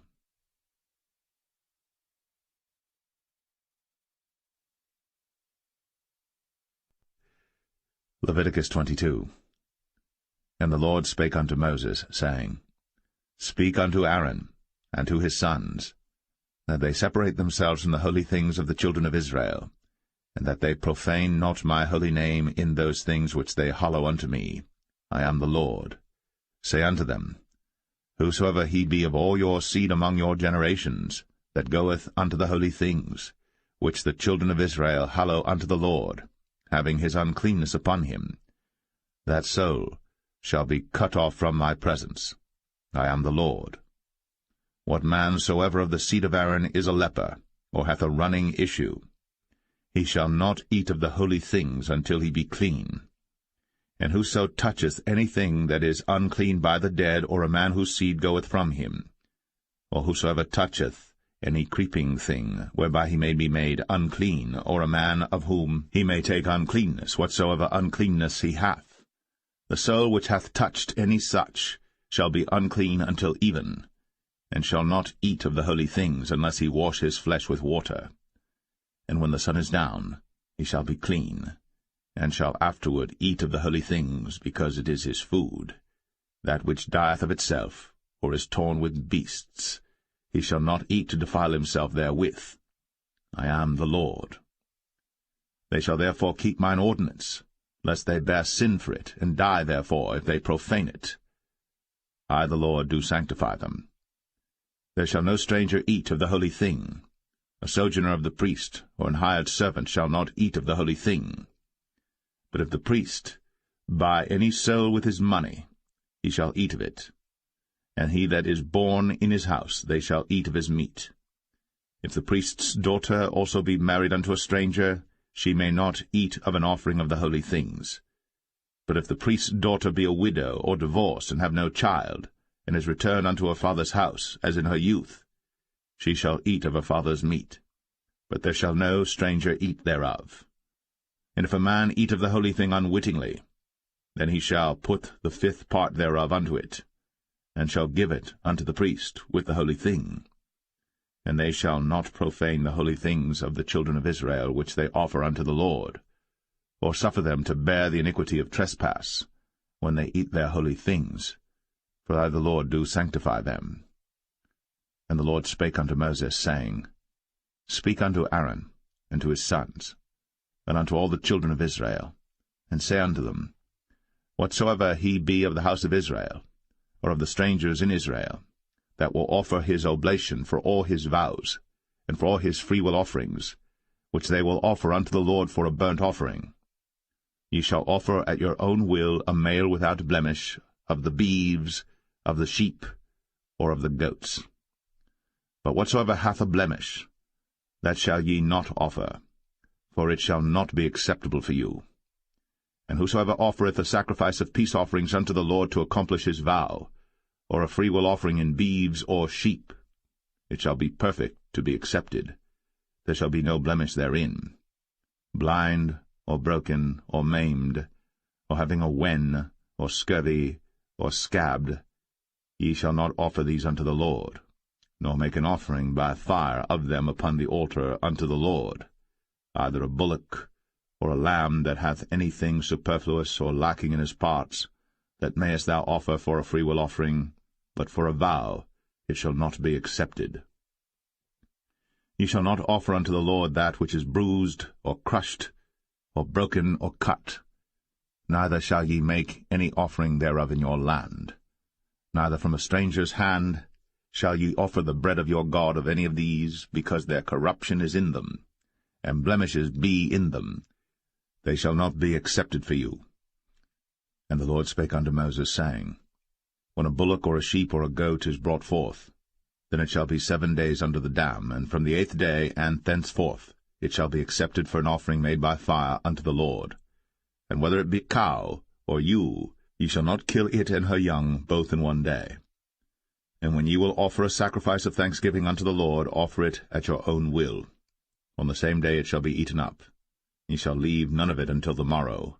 I am the Lord. Therefore shall ye keep my commandments, and do them. I am the Lord.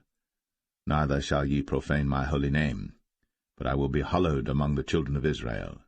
I am the Lord which hallow you, that brought you out of the land of Egypt, to be your God. I am the Lord.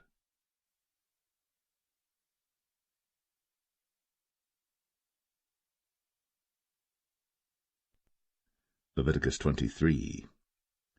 And the Lord spake unto Moses, saying, Speak unto the children of Israel, and say unto them, Concerning the feasts of the Lord, which ye shall proclaim to be holy convocations, even these are my feasts.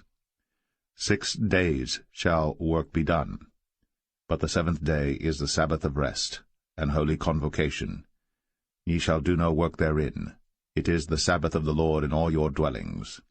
These are the feasts of the Lord, even holy convocations, which ye shall proclaim in their seasons. In the 14th day of the 1st month at even is the Lord's Passover, and on the 15th day of the same month is the feast of unleavened bread unto the Lord. 7 days ye must eat unleavened bread. In the 1st day ye shall have an holy convocation.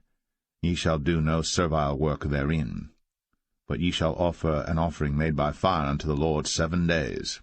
In the 7th day is an holy convocation. Ye shall do no servile work therein.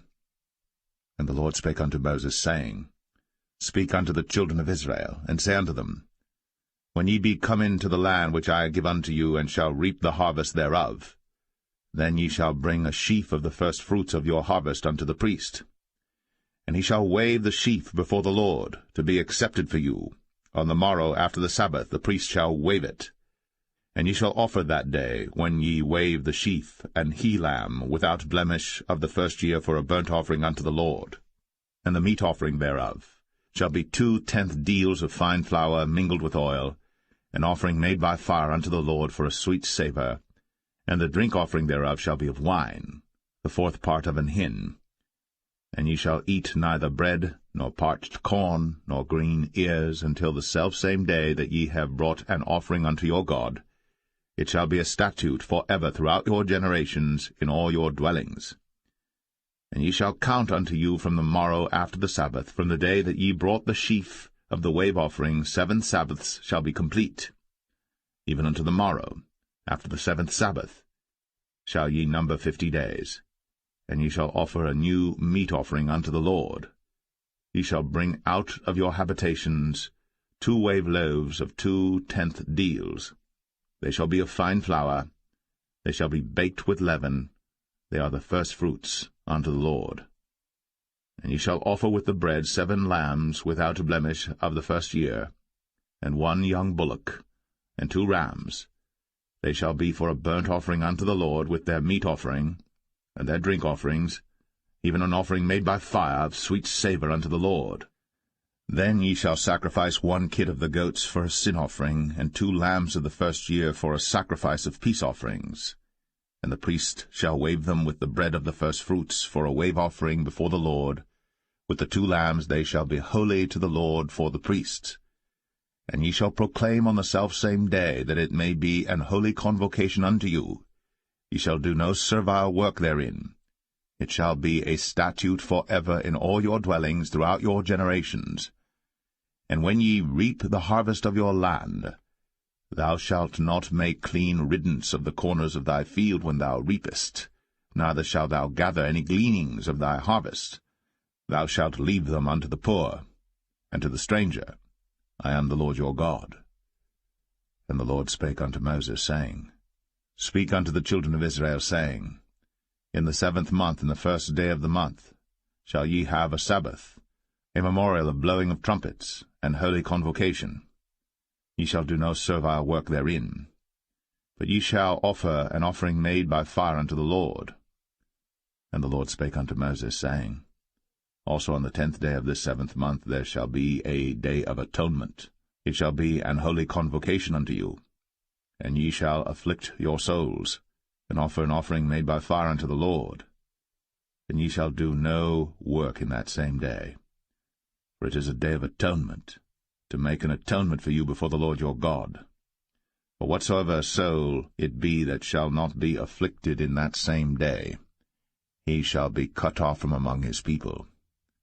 And whatsoever soul it be that doeth any work in that same day, the same soul will I destroy from among his people. He shall do no manner of work. It shall be a statute for ever throughout your generations in all your dwellings. It shall be unto you a Sabbath of rest. And ye shall afflict your souls. In the 9th day of the month at even, from even unto even shall ye celebrate your Sabbath. And the Lord spake unto Moses, saying, Speak unto the children of Israel, saying, The 15th day of this 7th month shall be the feast of tabernacles for 7 days unto the Lord. On the 1st day shall be an holy convocation. Ye shall do no servile work therein.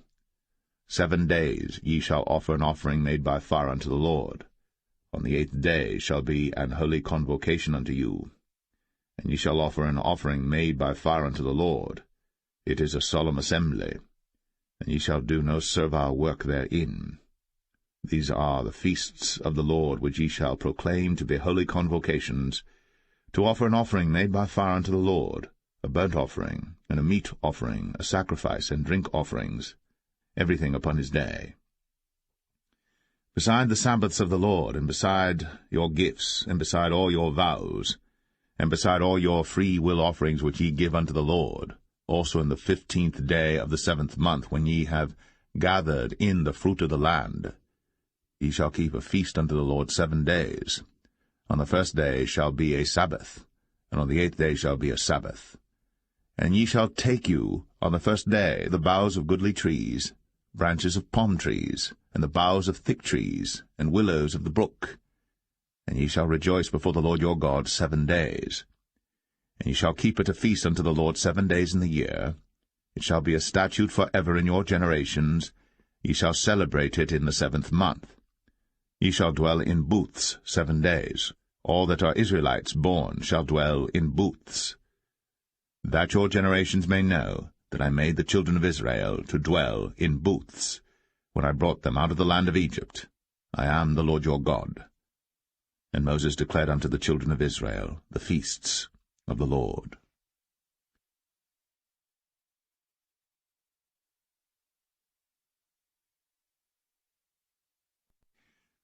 Leviticus 24.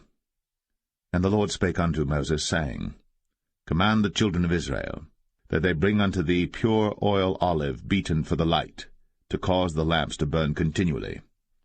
Without the veil of the testimony, in the tabernacle of the congregation, shall Aaron order it from the evening unto the morning before the Lord continually. It shall be a statute for ever in your generations. He shall order the lamps upon the pure candlestick before the Lord continually. And thou shalt take fine flour, and bake 12 cakes thereof. 2/10 deals shall be in one cake. And thou shalt set them in 2 rows, 6 in a row, upon the pure table before the Lord.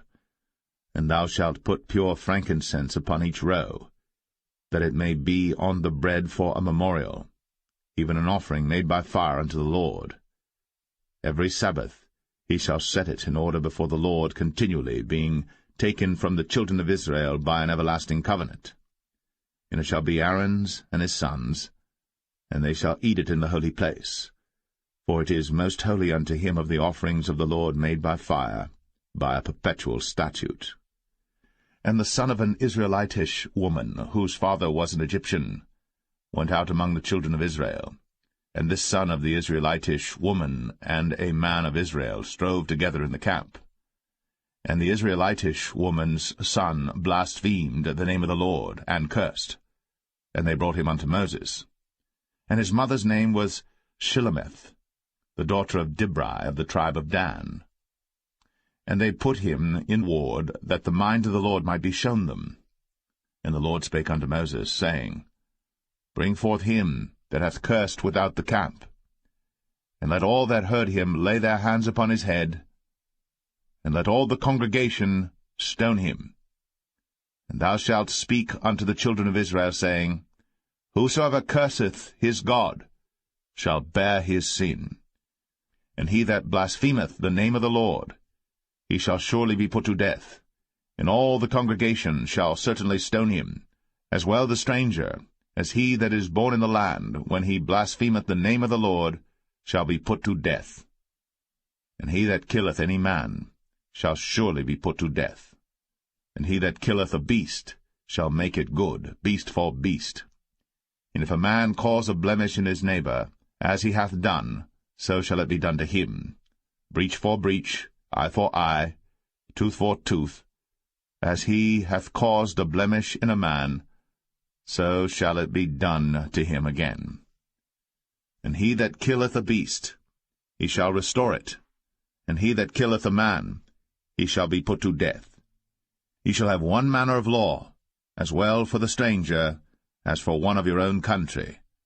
For I am the Lord your God. And Moses spake to the children of Israel, that they should bring forth him that had cursed out of the camp, and stone him with stones. And the children of Israel did as the Lord commanded Moses.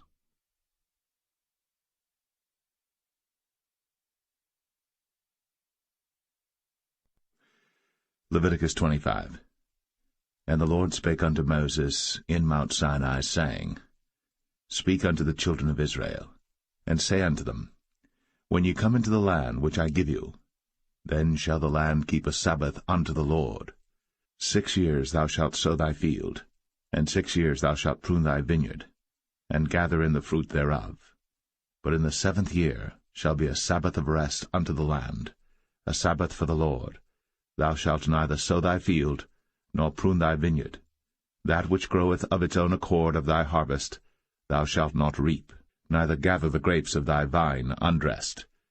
For it is a year of rest unto the land, and the Sabbath of the land shall be meat for you, for thee, and for thy servant, and for thy maid, and for thy hired servant, and for thy stranger that sojourneth with thee, and for thy cattle, and for the beast that are in thy land, shall all the increase thereof be meat. And thou shalt number 7 Sabbaths of years unto thee, 7 times 7 years, and the space of the 7 Sabbaths of years shall be unto thee 49 years. Then shalt thou cause the trumpet of the Jubilee to sound on the 10th day of the 7th month. In the day of atonement shall ye make the trumpet sound throughout all your land. And ye shall hallow the 50th year, and proclaim liberty throughout all the land unto all the inhabitants thereof. It shall be a jubilee unto you. And ye shall return every man unto his possession, and ye shall return every man unto his family.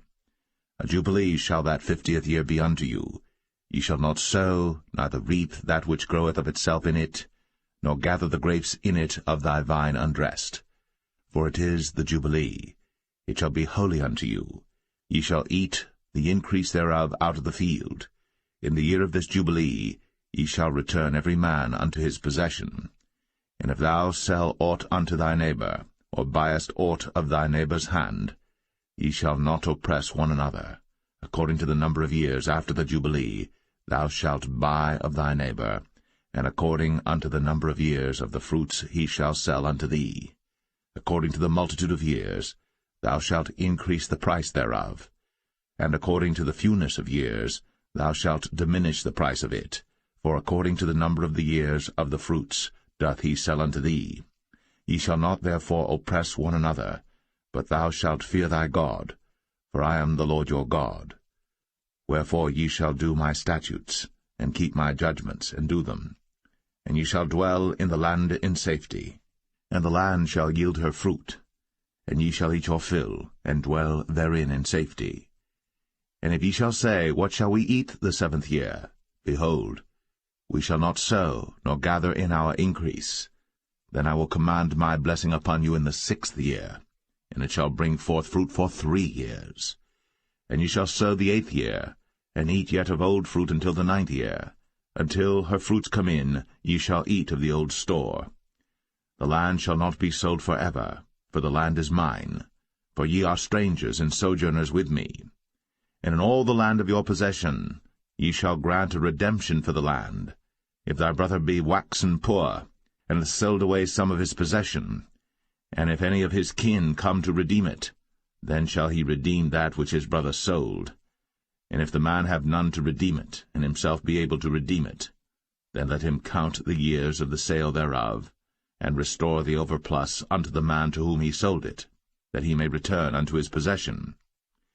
But if he be not able to restore it to him, then that which is sold shall remain in the hand of him that hath bought it until the year of Jubilee, and in the Jubilee it shall go out, and he shall return unto his possession. And if a man sell a dwelling house in a walled city, then he may redeem it within a whole year after it is sold. Within a full year may he redeem it. And if it be not redeemed within the space of a full year, then the house that is in the walled city shall be established for ever to him that bought it throughout his generations. It shall not go out in the Jubilee. But the houses of the villages which have no wall round about them shall be counted as the fields of the country. They may be redeemed, and they shall go out in the Jubilee. Notwithstanding the cities of the Levites, and the houses of the cities of their possession, may the Levites redeem at any time. And if a man purchase of the Levites, then the house that was sold, and the city of his possession, shall go out in the year of Jubilee, for the houses of the cities of the Levites are their possession among the children of Israel. But the field of the suburbs of their cities may not be sold, for it is their perpetual possession. And if thy brother be waxen poor, and fallen in decay with thee, then thou shalt relieve him, yea, though he be a stranger, or a sojourner, that he may live with thee. Take thou no usury of him, or increase, but fear thy God, that thy brother may live with thee. Thou shalt not give him thy money upon usury, nor lend him thy victuals for increase. I am the Lord your God, which brought you forth out of the land of Egypt, to give you the land of Canaan, and to be your God. And if thy brother that dwelleth by thee be waxen poor, and be sold unto thee, thou shalt not compel him to serve as a bondservant, but as an hired servant, and as a sojourner. He shall be with thee, and shall serve thee unto the year of Jubilee. And then shall he depart from thee, both he and his children with him, and shall return unto his own family, and unto the possession of his fathers shall he return, for they are my servants, which I brought forth out of the land of Egypt. They shall not be sold as bondmen. Thou shalt not rule over him with rigor, but shalt fear thy God. Both thy bondmen and thy bondmaids, which thou shalt have, shall be of the heathen that are round about you. Of them shall ye buy bondmen and bondmaids. Moreover, of the children of the strangers that do sojourn among you, of them shall ye buy, and of their families that are with you, which they begat in your land, and they shall be your possession. And ye shall take them as an inheritance for your children after you, to inherit them for a possession. They shall be your bondmen for ever. But over your brethren, the children of Israel, ye shall not rule one over another with rigor. And if a sojourner or stranger wax rich by thee, and thy brother that dwelleth by him wax poor, and sell himself unto the stranger or sojourner by thee, or to the stock of the stranger's family, after that he is sold, he may be redeemed again. One of his brethren may redeem him. Either his uncle or his uncle's son may redeem him, or any that is nigh of kin unto him of his family may redeem him, or if he be able, he may redeem himself. And he shall reckon with him that bought him from the year that he was sold to him unto the year of Jubilee. And the price of his sale shall be according unto the number of years, according to the time of an hired servant shall it be with him. If there be yet many years behind, according unto them, he shall give again the price of his redemption out of the money that he was bought for. And if there remain but few years unto the year of Jubilee, then he shall count with him, and according unto his years shall he give him again the price of his redemption. And as a yearly hired servant shall he be with him, and the other shall not rule with rigor over him in thy sight. And if he be not redeemed in these years, then he shall go out in the year of Jubilee, both he and his children with him. For unto me the children of Israel are servants. They are my servants whom I brought forth out of the land of Egypt. I am the Lord your God.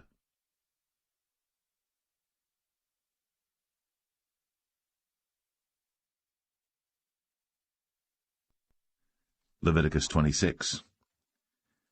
Ye shall make you no idols nor graven image, neither rear you up a standing image, neither shall ye set up any image of stone in your land, to bow down unto it, for I am the Lord your God. Ye shall keep my Sabbaths, and reverence my sanctuary. I am the Lord. If ye walk in my statutes, and keep my commandments, and do them, then I will give you rain in due season, and the land shall yield her increase, and the trees of the field shall yield their fruit. And your threshing shall reach unto the vintage, and the vintage shall reach unto the sowing time.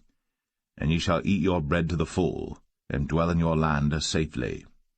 And I will give peace in the land, and ye shall lie down, and none shall make you afraid.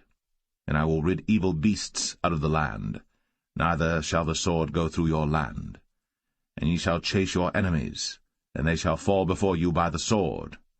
And 5 of you shall chase 100, and 100 of you shall put 10,000 to flight. And your enemies shall fall before you by the sword. For I will have respect unto you, and make you fruitful, and multiply you, and establish my covenant with you. And ye shall eat old store, and bring forth the old because of the new. And I will set my tabernacle among you, and my soul shall not abhor you. And I will walk among you, and will be your God, and ye shall be my people. I am the Lord your God, which brought you forth out of the land of Egypt, that ye should not be their bondmen.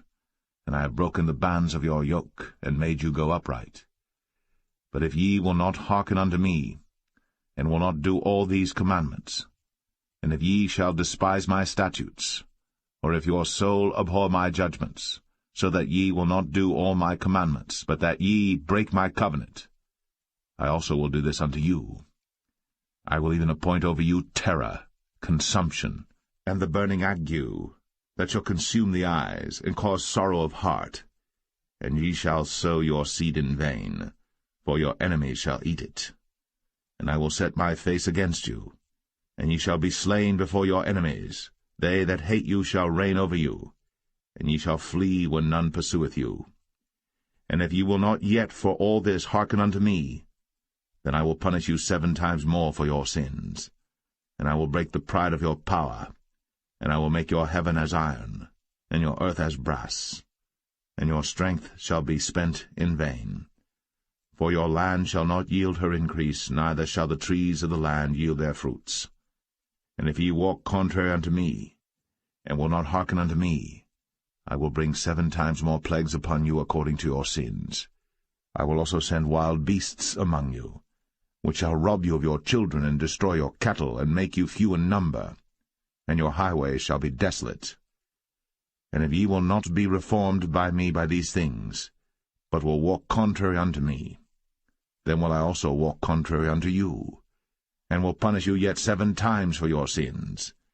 And I will bring a sword upon you, that shall avenge the quarrel of my covenant. And when ye are gathered together within your cities, I will send the pestilence among you, and ye shall be delivered into the hand of the enemy. And when I have broken the staff of your bread, 10 women shall bake your bread in one oven, and they shall deliver you your bread again by weight, and ye shall eat and not be satisfied.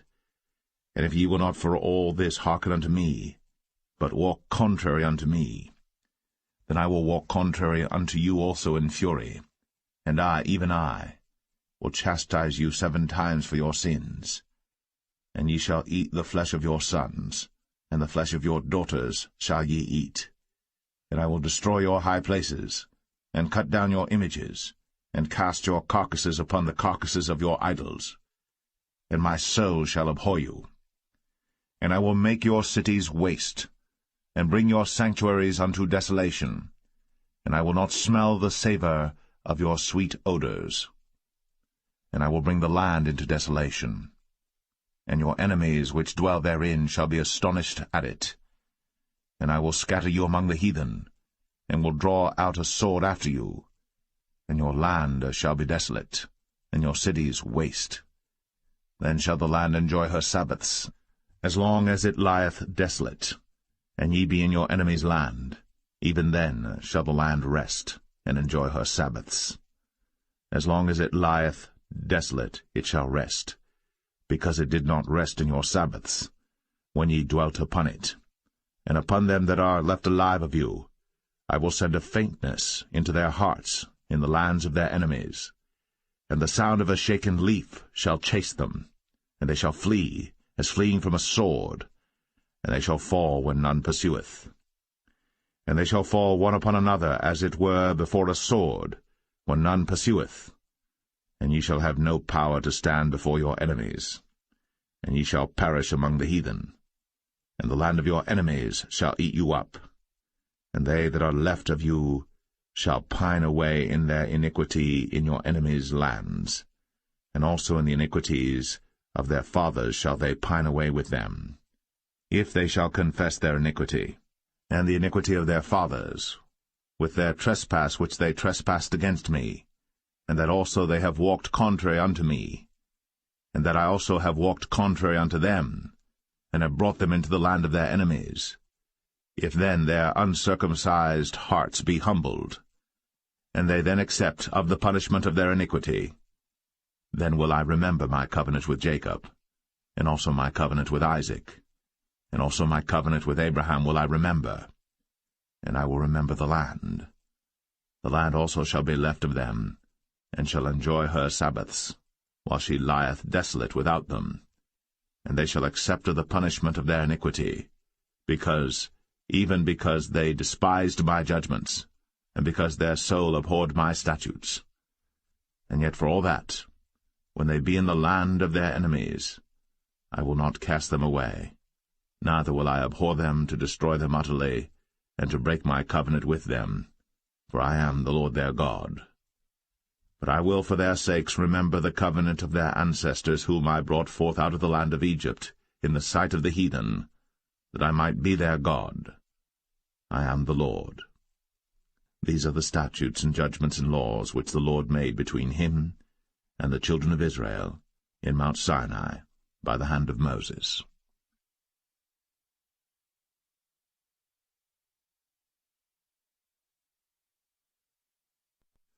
Leviticus 27. And the Lord spake unto Moses, saying, Speak unto the children of Israel, and say unto them, When a man shall make a singular vow, the person shall be for the Lord by thy estimation. And thy estimation shall be of the male from 20 years old even unto 60 years old. Even thy estimation shall be 50 shekels of silver after the shekel of the sanctuary. And if it be a female, then thy estimation shall be 30 shekels. And if it be from 5 years old even unto 20 years old, then thy estimation shall be of the male 20 shekels, and for the female 10 shekels. And if it be from a month old even unto 5 years old, then thy estimation shall be of the male 5 shekels of silver, and for the female thy estimation shall be 3 shekels of silver. And if it be from 60 years old and above, if it be a male, then thy estimation shall be 15 shekels, and for the female 10 shekels.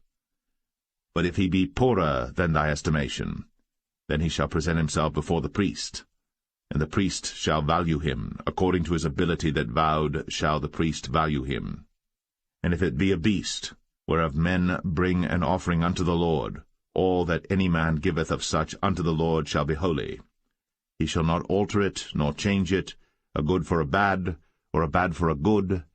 And if he shall at all change beast for beast, then it, and the exchange thereof, shall be holy.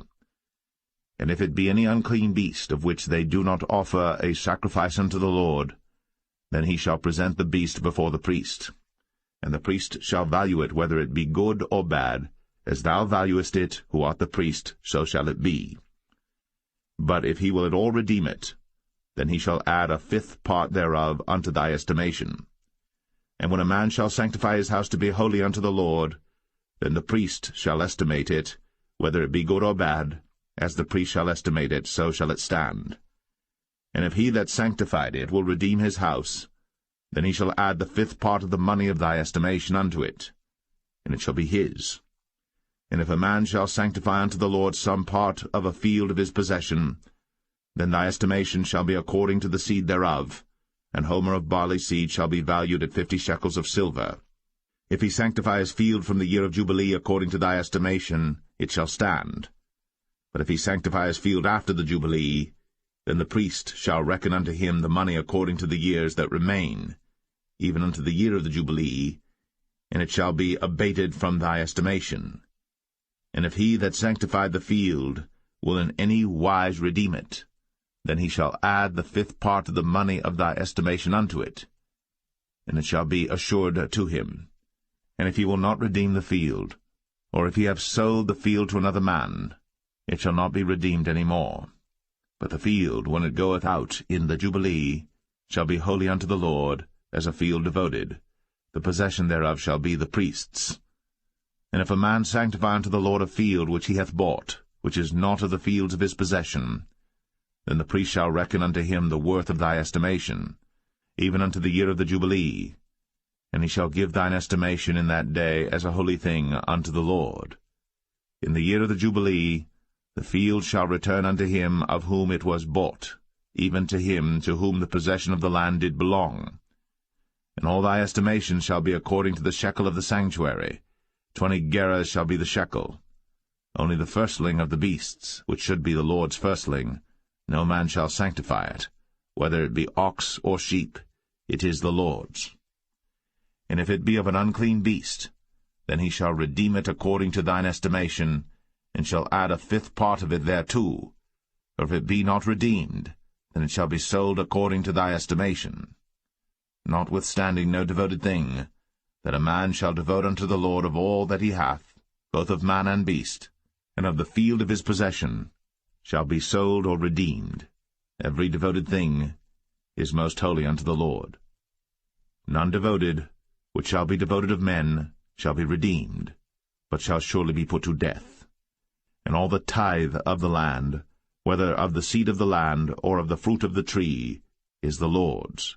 It is holy unto the Lord. And if a man will at all redeem aught of his tithes, he shall add thereto the fifth part thereof. And concerning the tithe of the herd or of the flock, even of whatsoever passeth under the rod, the 10th shall be holy unto the Lord. He shall not search whether it be good or bad, neither shall he change it. And if he change it at all, then both it and the change thereof shall be holy. It shall not be redeemed. These are the commandments which the Lord commanded Moses for the children of Israel in Mount Sinai.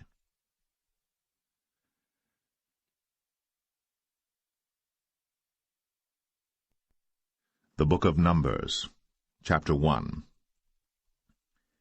And the Lord spake unto Moses in the wilderness of Sinai, in the tabernacle of the congregation, on the 1st day of the 2nd month, in the 2nd year after they were come out of the land of Egypt, saying, Take ye the sum of all the congregation of the children of Israel, after their families, by the house of their fathers, with the number of their names, every male by their polls. From 20 years old and upward, all that are able to go forth to war in Israel, thou and Aaron shall number them by their armies. And with you there shall be a man of every tribe, every one head of the house of his fathers. And these are the names of the men that shall stand with you. Of the tribe of Reuben, Elizur the son of Shedeur. Of Simeon, Shelumiel the son of Zurishaddai. Of Judah, Nahshon the son of Amminadab. Of Issachar, Nethanel the son of Zuar. Of Zebulun, Eliab the son of Helon. Of the children of Joseph, of Ephraim, Elishama the son of Ammihud. Of Manasseh, Gamaliel the son of Pedazur.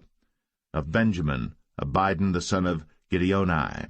Of Dan, Ahiezer the son of Ammishaddai. Of Asher, Pagiel the son of Ochran. Of Gad, Eliasaph the son of Duel. Of Naphtali, Ahira the son of Enan. These were the renowned of the congregation, princes of the tribes of their fathers, heads of thousands in Israel. And Moses and Aaron took these men, which are expressed by their names, and they assembled all the congregation together on the first day of the 2nd month, and they declared their pedigrees after their families, by the house of their fathers, according to the number of the names, from 20 years old and upward, by their polls. As the Lord commanded Moses, so he numbered them in the wilderness of Sinai. And the children of Reuben, Israel's eldest son, by their generations, after their families, by the house of their fathers, according to the number of the names, by their polls, every male from 20 years old and upward, all that were able to go forth to war. Those that were numbered of them, even of the tribe of Reuben, were 46,500. Of the children of Simeon by their generations, after their families, by the house of their fathers, those that were numbered of them, according to the number of the names, by their polls, every male from 20 years old and upward, all that were able to go forth to war. Those that were numbered of them, even of the tribe of Simeon, were 59,300. Of the children of Gad, by their generations, after their families, by the house of their fathers, according to the number of the names, from 20 years old and upward, all that were able to go forth to war. Those that were numbered of them, even of the tribe of Gad, were 45,650. Of the children of Judah, by their generations, after their families, by the house of their fathers, according to the number of the names, from 20 years old and upward, all that were able to go forth to war. Those that were numbered of them, even of the tribe of Judah, were 314,600. Of the children of Issachar, by their generations, after their families, by the house of their fathers, according to the number of the names, from 20 years old and upward, all that were able to go forth to war.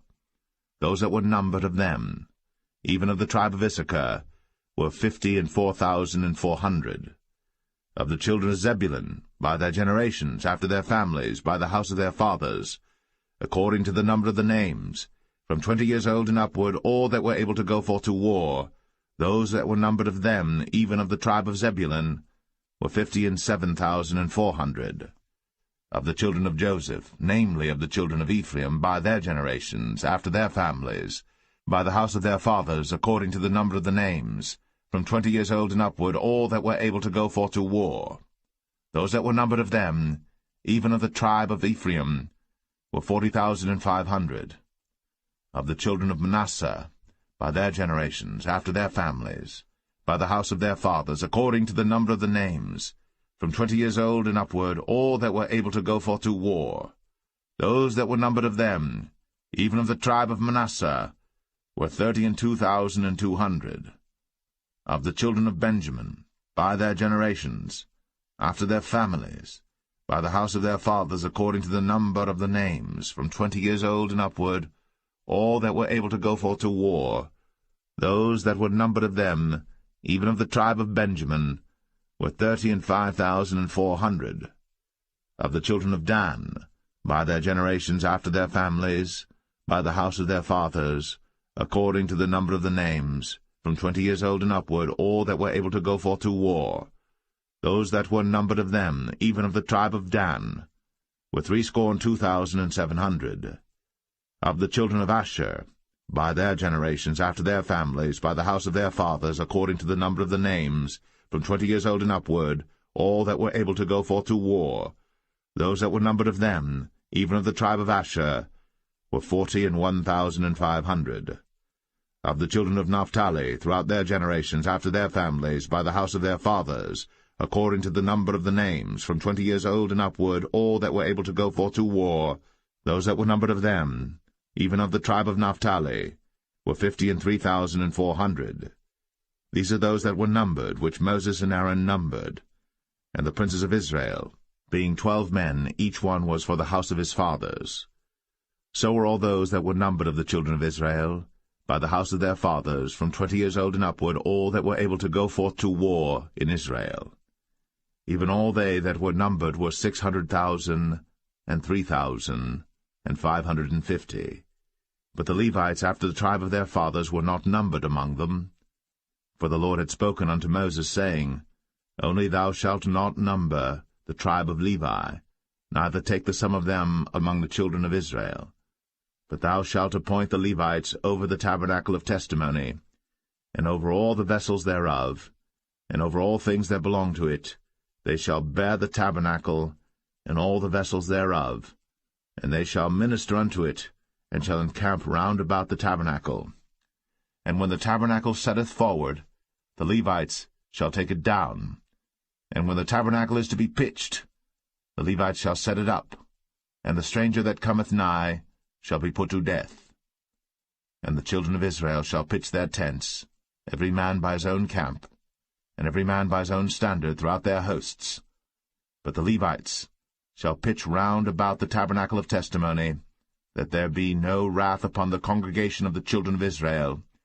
And the Levites shall keep the charge of the tabernacle of testimony. And the children of Israel did, according to all that the Lord commanded Moses. So did they.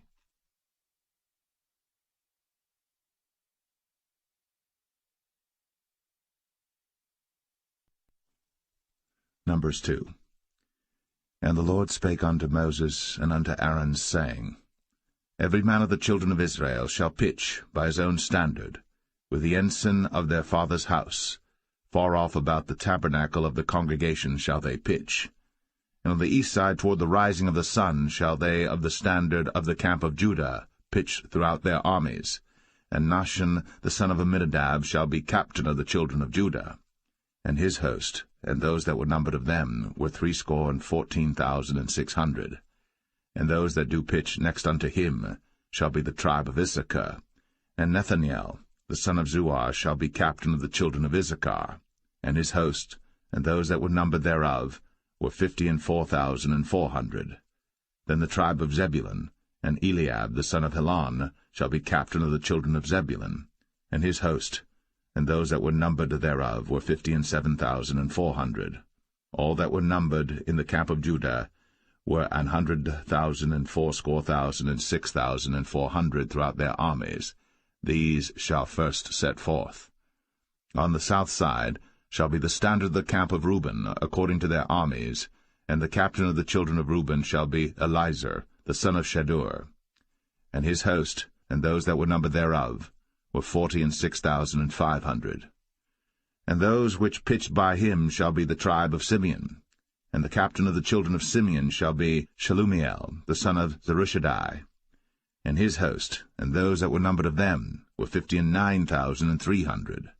Then the tribe of Gad, and the captain of the sons of Gad shall be Eliasaph, the son of Ruel. And his host, and those that were numbered of them, were 45,650. All that were numbered in the camp of Reuben were 100,050 and 1,450 throughout their armies, and they shall set forth in the second rank. Then the tabernacle of the congregation shall set forward with the camp of the Levites, in the midst of the camp, as they encamp, so shall they set forward, every man in his place by their standards. On the west side shall be the standard of the camp of Ephraim, according to their armies, and the captain of the sons of Ephraim shall be Elishama, the son of Ammihud. And his host, and those that were numbered of them, were 40,500. And by him shall be the tribe of Manasseh, and the captain of the children of Manasseh shall be Gamaliel, the son of Pedazur. And his host, and those that were numbered of them, were 32,200. Then the tribe of Benjamin, and the captain of the sons of Benjamin shall be Abidan, the son of Gideoni. And his host, and those that were numbered of them, were 35,400. All that were numbered of the camp of Ephraim were 100,000 and 8,000 and 100 throughout their armies, and they shall go forward in the third rank.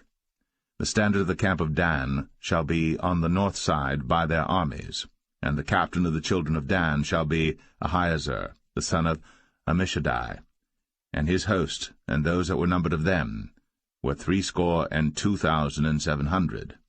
And those that encamp by him shall be the tribe of Asher, and the captain of the children of Asher shall be Pagiel, the son of Ochran, and his host, and those that were numbered of them were 41,500.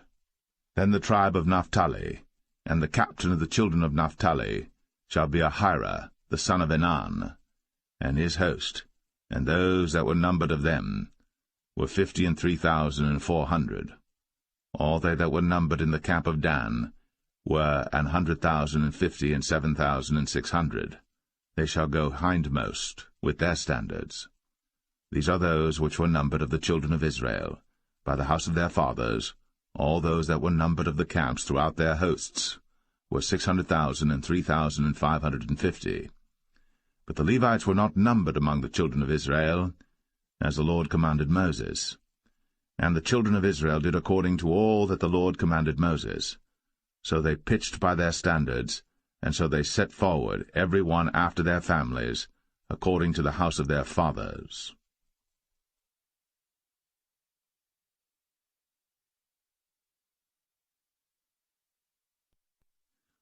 Numbers 3. These also are the generations of Aaron and Moses in the day that the Lord spake with Moses in Mount Sinai. And these are the names of the sons of Aaron: Nadab the firstborn, and Abihu, Eleazar, and Ithamar. These are the names of the sons of Aaron, the priests which were anointed, whom he consecrated to minister in the priest's office. And Nadab and Abihu died before the Lord, when they offered strange fire before the Lord in the wilderness of Sinai, and they had no children. And Eleazar and Ithamar ministered in the priest's office in the sight of Aaron their father. And the Lord spake unto Moses, saying, Bring the tribe of Levi near, and present them before Aaron the priest, that they may minister unto him. And they shall keep his charge, and the charge of the whole congregation before the tabernacle of the congregation, to do the service of the tabernacle. And they shall keep all the instruments of the tabernacle of the congregation, and the charge of the children of Israel, to do the service of the tabernacle. And thou shalt give the Levites unto Aaron, and to his sons. They are wholly given unto him out of the children of Israel. And thou shalt appoint Aaron and his sons, and they shall wait on their priest's office, and the stranger that cometh nigh shall be put to death. And the Lord spake unto Moses, saying, And I, behold, I have taken the Levites from among the children of Israel, instead of all the firstborn that openeth the matrix among the children of Israel. Therefore the Levites shall be mine. Because all the firstborn are mine, for on the day that I smote all the firstborn in the land of Egypt, I hallowed unto me all the firstborn in Israel, both man and beast. Mine shall they be. I am the Lord. And the Lord spake unto Moses in the wilderness of Sinai, saying, Number the children of Levi after the house of their fathers by their families. Every male from a month old and upward shalt thou number them. And Moses numbered them according to the word of the Lord, as he was commanded. And these were the sons of Levi by their names, Gershon and Kohath and Merari.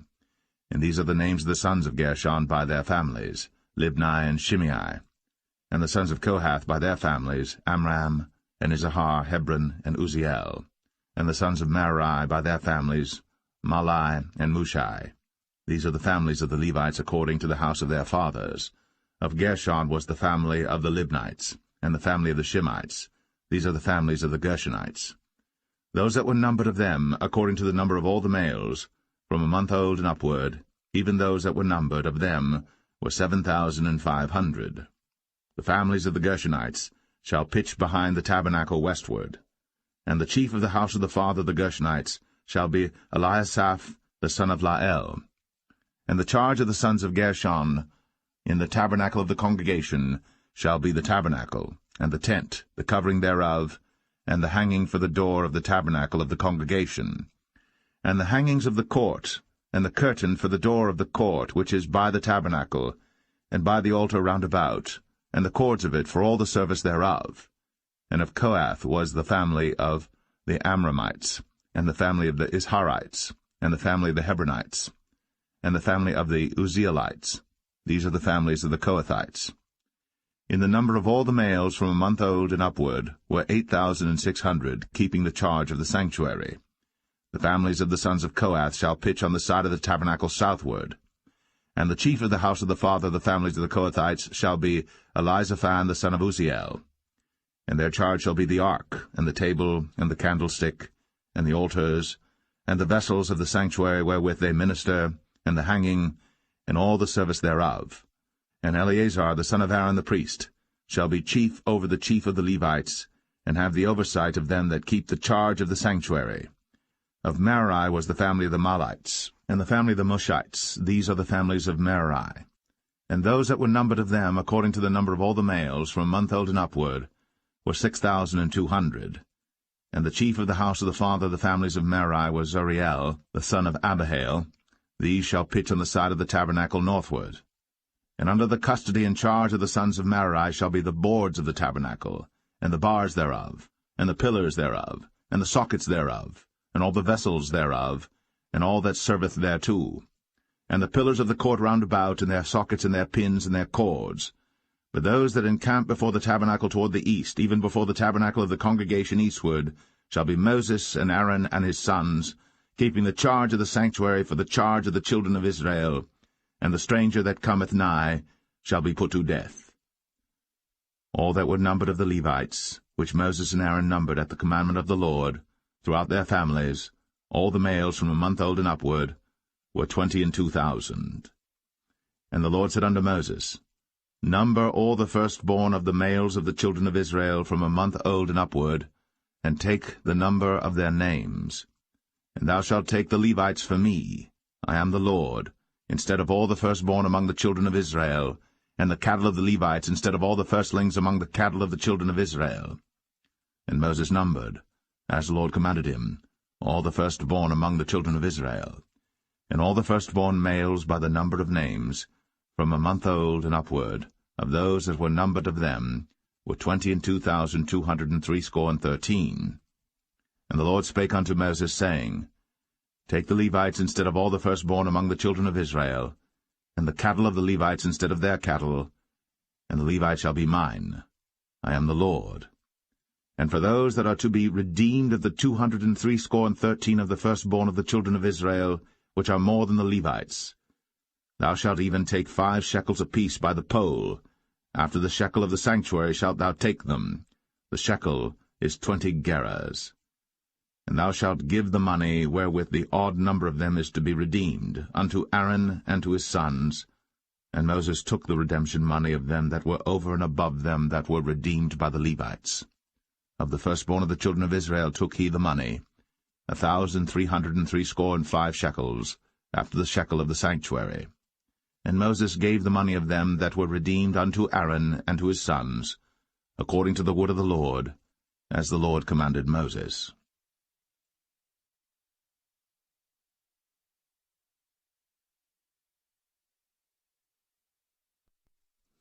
Numbers 4. And the Lord spake unto Moses and unto Aaron, saying, Take the sum of the sons of Kohath, from among the sons of Levi, after their families, by the house of their fathers, from 30 years old and upward, even until 50 years old, all that enter into the host, to do the work in the tabernacle of the congregation. This shall be the service of the sons of Kohath, in the tabernacle of the congregation, about the most holy things.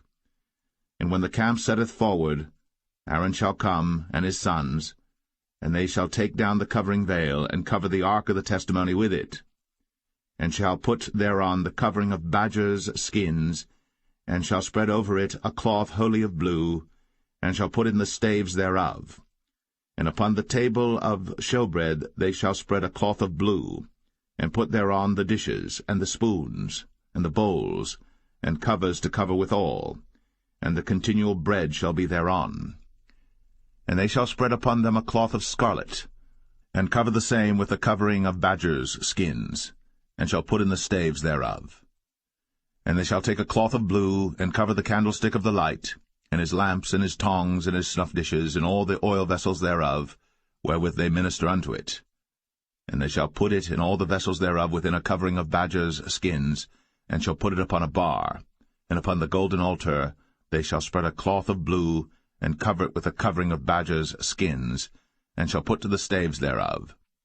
And they shall take all the instruments of ministry, wherewith they minister in the sanctuary, and put them in a cloth of blue, and cover them with a covering of badgers' skins, and shall put them on a bar.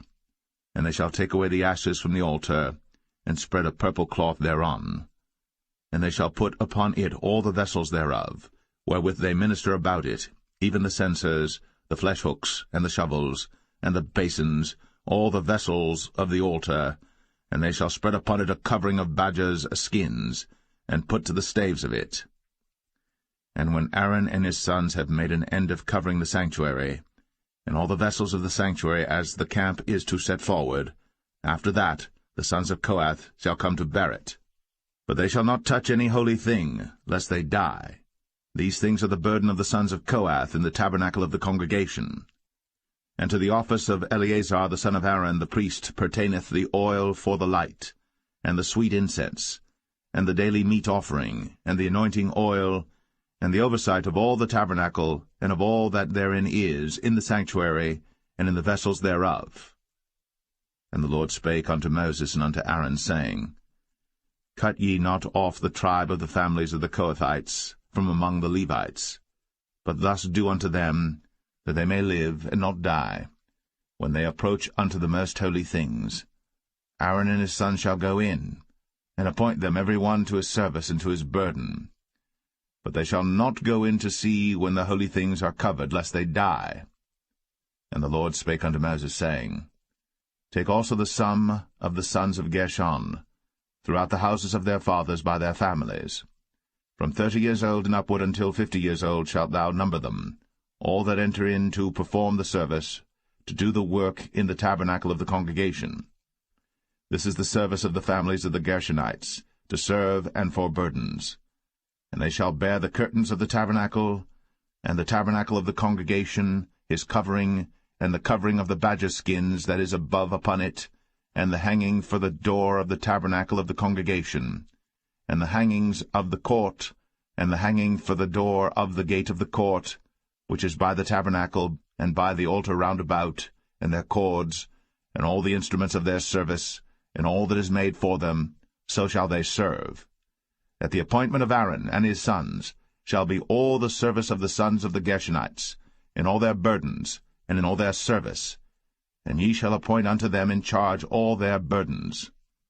This is the service of the families of the sons of Gershon, in the tabernacle of the congregation, and their charge shall be under the hand of Ithamar the son of Aaron the priest. As for the sons of Merari, thou shalt number them after their families by the house of their fathers. From 30 years old and upward, even unto 50 years old, shalt thou number them, every one that entereth into the service, to do the work of the tabernacle of the congregation. And this is the charge of their burden, according to all their service in the tabernacle of the congregation, the boards of the tabernacle, and the bars thereof, and the pillars thereof, and sockets thereof. And the pillars of the court round about, and their sockets, and their pins, and their cords, with all their instruments, and with all their service. And by name ye shall reckon the instruments of the charge of their burden. This is the service of the families of the sons of Merari, according to all their service, in the tabernacle of the congregation under the hand of Ithamar the son of Aaron the priest. And Moses and Aaron, and the chief of the congregation numbered the sons of the Kohathites after their families, and after the house of their fathers, from 30 years old and upward, even unto 50 years old, every one that entereth into the service, for the work in the tabernacle of the congregation. And those that were numbered of them by their families were 2,750. These were they that were numbered of the families of the Kohathites, all that might do service in the tabernacle of the congregation, which Moses and Aaron did number, according to the commandment of the Lord, by the hand of Moses.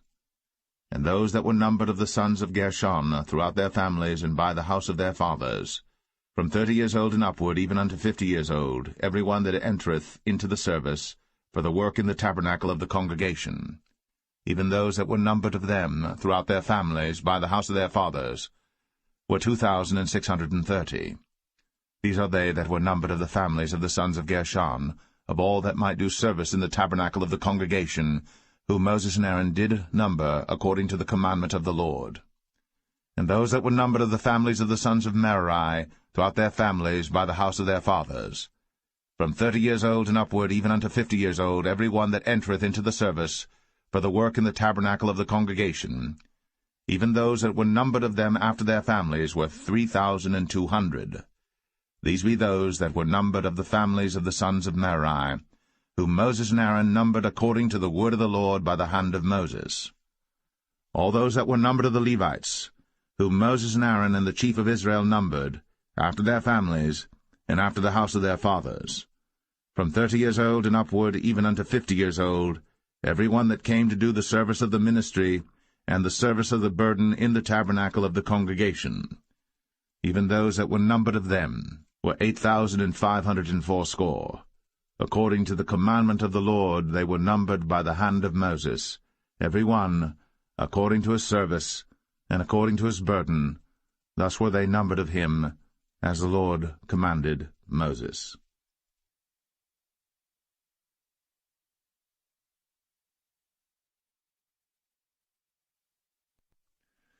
Numbers 5. And the Lord spake unto Moses, saying, Command the children of Israel, that they put out of the camp every leper, and every one that hath an issue, and whosoever is defiled by the dead.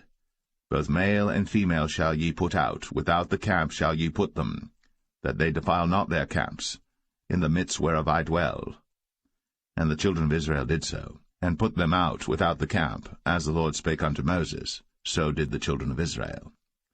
And the Lord spake unto Moses, saying, Speak unto the children of Israel, when a man or woman shall commit any sin that men commit, to do a trespass against the Lord, and that person be guilty, then they shall confess their sin which they have done, and he shall recompense his trespass with the principal thereof, and add unto it the 5th part thereof, and give it unto him against whom he hath trespassed. But if the man have no kinsman to recompense the trespass unto, let the trespass be recompensed unto the Lord, even to the priest, beside the ram of the atonement, whereby an atonement shall be made for him. And every offering of all the holy things of the children of Israel, which they bring unto the priest, shall be his. And every man's hallowed things shall be his. Whatsoever any man giveth the priest, it shall be his. And the Lord spake unto Moses, saying, Speak unto the children of Israel, and say unto them, If any man's wife go aside, and commit a trespass against him, and a man lie with her carnally, and it be hid from the eyes of her husband, and be kept close, and she be defiled, and there be no witness against her, neither she be taken with the manner, and the spirit of jealousy come upon him, and he be jealous of his wife, and she be defiled, or if the spirit of jealousy come upon him, and he be jealous of his wife, and she be not defiled, then shall the man bring his wife unto the priest, and he shall bring her offering for her, the 10th part of an ephah of barley meal. He shall pour no oil upon it, nor put frankincense thereon, for it is an offering of jealousy, an offering of memorial, bringing iniquity to remembrance. And the priest shall bring her near, and set her before the Lord. And the priest shall take holy water in an earthen vessel, and of the dust that is in the floor of the tabernacle the priest shall take, and put it into the water. And the priest shall set the woman before the Lord, and uncover the woman's head, and put the offering of memorial in her hands, which is the jealousy offering. And the priest shall have in his hand the bitter water that causeth the curse. And the priest shall charge her by an oath, and say unto the woman, If no man have lain with thee, and if thou hast not gone aside to uncleanness with another instead of thy husband, be thou free from this bitter water that causeth the curse. But if thou hast gone aside to another instead of thy husband, and if thou be defiled, and some man have lain with thee beside thine husband, then the priest shall charge the woman with an oath of cursing, and the priest shall say unto the woman, The Lord make thee a curse, and an oath among thy people, when the Lord doth make thy thigh to rot, and thy belly to swell. And this water that causeth the curse shall go into thy bowels, to make thy belly to swell, and thy thigh to rot. And the woman shall say, Amen, Amen. And the priest shall write these curses in a book, and he shall blot them out with the bitter water. And he shall cause the woman to drink the bitter water that causeth the curse, and the water that causeth the curse shall enter into her, and become bitter. Then the priest shall take the jealousy offering out of the woman's hand, and shall wave the offering before the Lord, and offer it upon the altar. And the priest shall take an handful of the offering, even the memorial thereof, and burn it upon the altar, and afterward shall cause the woman to drink the water. And when he hath made her to drink the water, then it shall come to pass that if she be defiled, and have done trespass against her husband, that the water that causeth the curse shall enter into her, and become bitter, and her belly shall swell, and her thigh shall rot, and the woman shall be a curse among her people. And if the woman be not defiled, but be clean, then she shall be free, and shall conceive seed.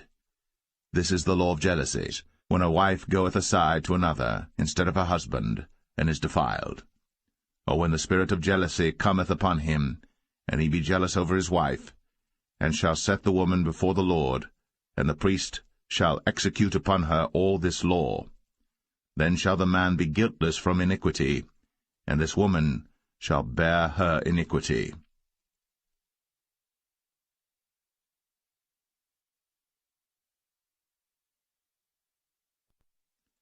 Number 6.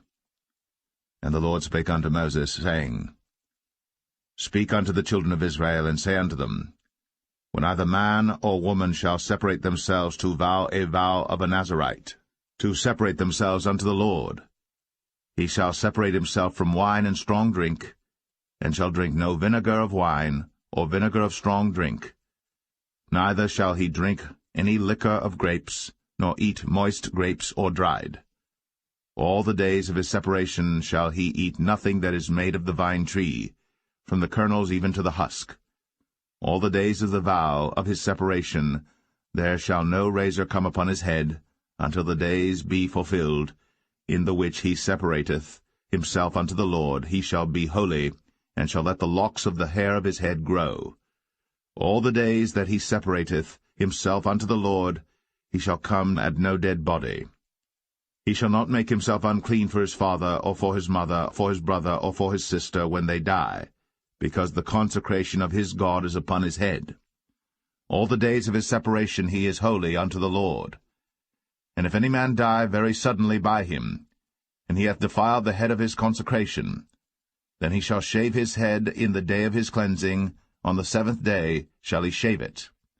And on the 8th day he shall bring 2 turtles, or 2 young pigeons, to the priest, to the door of the tabernacle of the congregation, and the priest shall offer the one for a sin offering, and the other for a burnt offering, and make an atonement for him, for that he sinned by the dead, and shall hallow his head that same day.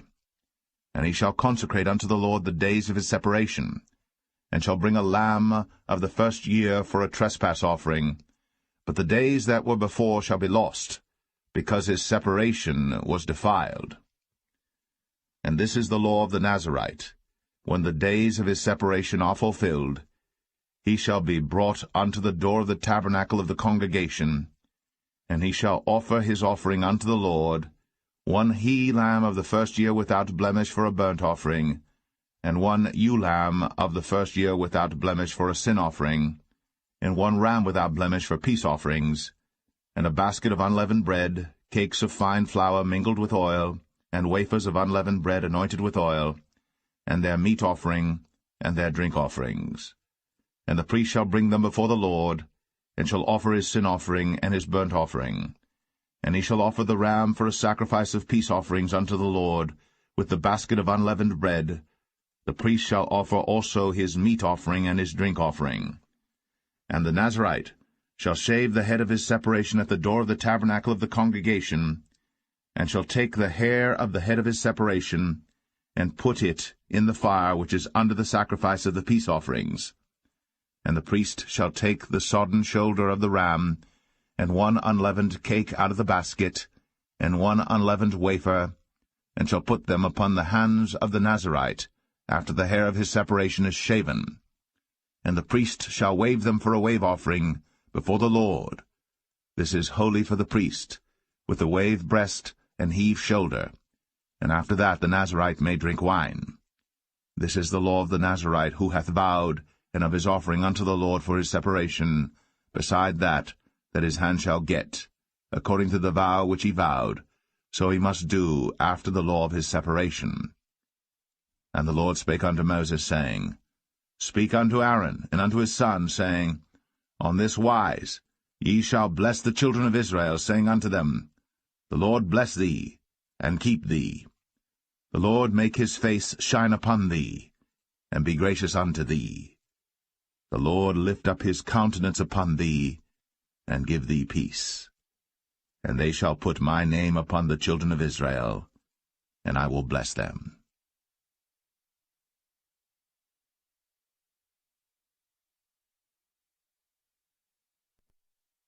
Number 7.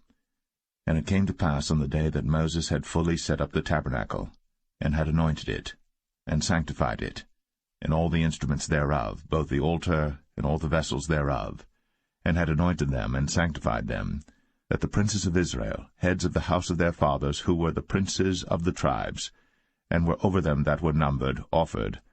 And they brought their offering before the Lord, 6 covered wagons, and 12 oxen, a wagon for 2 of the princes, and for each one an ox. And they brought them before the tabernacle.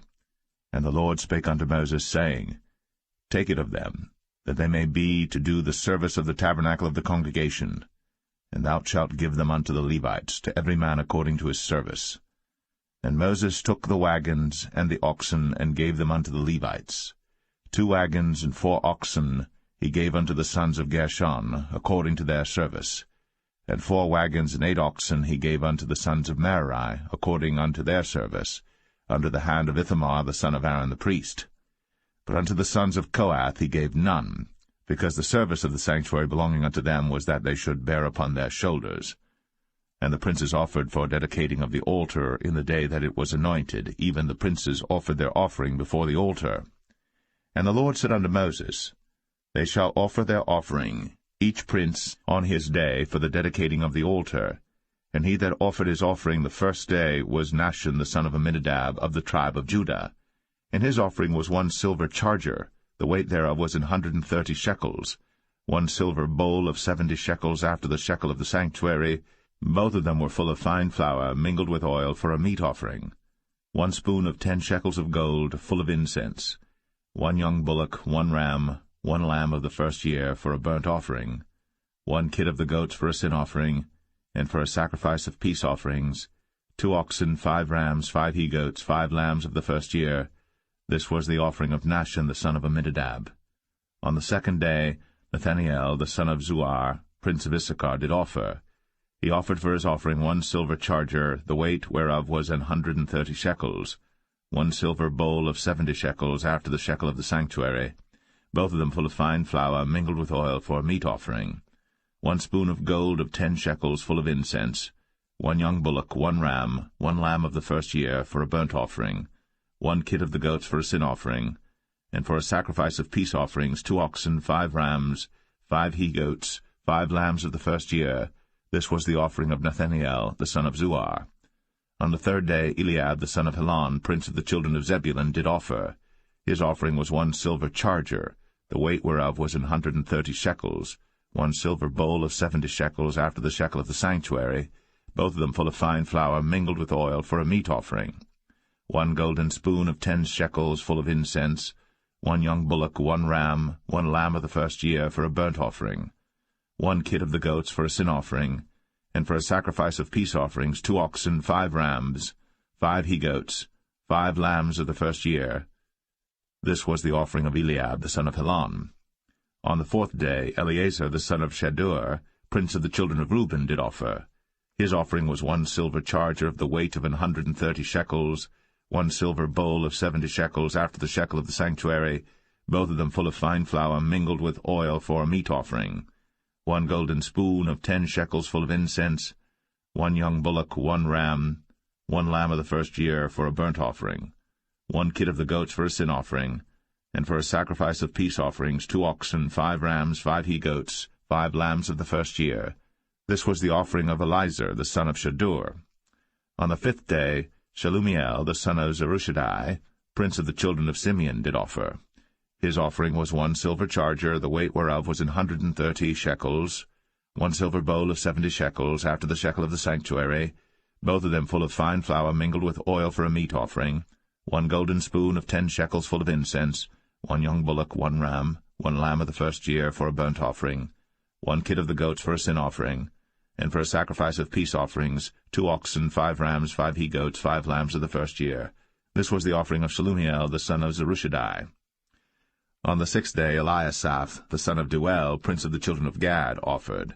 His offering was 1 silver charger of the weight of 130 shekels, a silver bowl of 70 shekels, after the shekel of the sanctuary, both of them full of fine flour mingled with oil for a meat offering, 1 golden spoon of 10 shekels full of incense, 1 young bullock, 1 ram, 1 lamb of the first year for a burnt offering, 1 kid of the goats for a sin offering, and for a sacrifice of peace offerings 2 oxen, 5 rams, 5 he-goats, 5 lambs of the first year. This was the offering of Eliasaph, the son of Deuel. On the 7th day Elishama, the son of Ammihud, prince of the children of Ephraim, offered. His offering was 1 silver charger, the weight whereof was 130 shekels, 1 silver bowl of 70 shekels, after the shekel of the sanctuary, both of them full of fine flour mingled with oil for a meat offering, 1 golden spoon of 10 shekels full of incense, 1 young bullock, 1 ram, 1 lamb of the first year for a burnt offering, 1 kid of the goats for a sin offering, and for a sacrifice of peace offerings 2 oxen, 5 rams, 5 he-goats, 5 lambs of the first year. This was the offering of Elishama, the son of Ammihud. On the 8th day offered Gamaliel, the son of Pedahzur, prince of the children of Manasseh. His offering was 1 silver charger of the weight of 130 shekels, 1 silver bowl of 70 shekels, after the shekel of the sanctuary, both of them full of fine flour mingled with oil for a meat offering, 1 golden spoon of 10 shekels full of incense, 1 young bullock, 1 ram, 1 lamb of the first year for a burnt offering, 1 kid of the goats for a sin offering, and for a sacrifice of peace offerings 2 oxen, 5 rams, 5 he-goats, 5 lambs of the first year. This was the offering of Gamaliel, the son of Pedahzur. On the 9th day Abidan, the son of Gideoni, prince of the children of Benjamin, offered. His offering was 1 silver charger, the weight whereof was 130 shekels, 1 silver bowl of 70 shekels, after the shekel of the sanctuary, both of them full of fine flour mingled with oil for a meat offering, 1 golden spoon of 10 shekels full of incense, 1 young bullock, 1 ram, 1 lamb of the first year for a burnt offering, 1 kid of the goats for a sin offering, and for a sacrifice of peace offerings 2 oxen, 5 rams, 5 he-goats, 5 lambs of the first year. This was the offering of Abidan, the son of Gideoni. On the 10th day Ahiezer, the son of Ammishaddai, prince of the children of Dan, offered. His offering was 1 silver charger, the weight whereof was 130 shekels, 1 silver bowl of 70 shekels, after the shekel of the sanctuary, both of them full of fine flour mingled with oil for a meat offering, 1 golden spoon of 10 shekels full of incense, 1 young bullock, 1 ram, 1 lamb of the first year for a burnt offering, 1 kid of the goats for a sin offering, and for a sacrifice of peace offerings 2 oxen, 5 rams, 5 he-goats, 5 lambs of the first year. This was the offering of Ahiezer, the son of Ammishaddai. On the 11th day Pagiel, the son of Ochran, prince of the children of Asher, offered.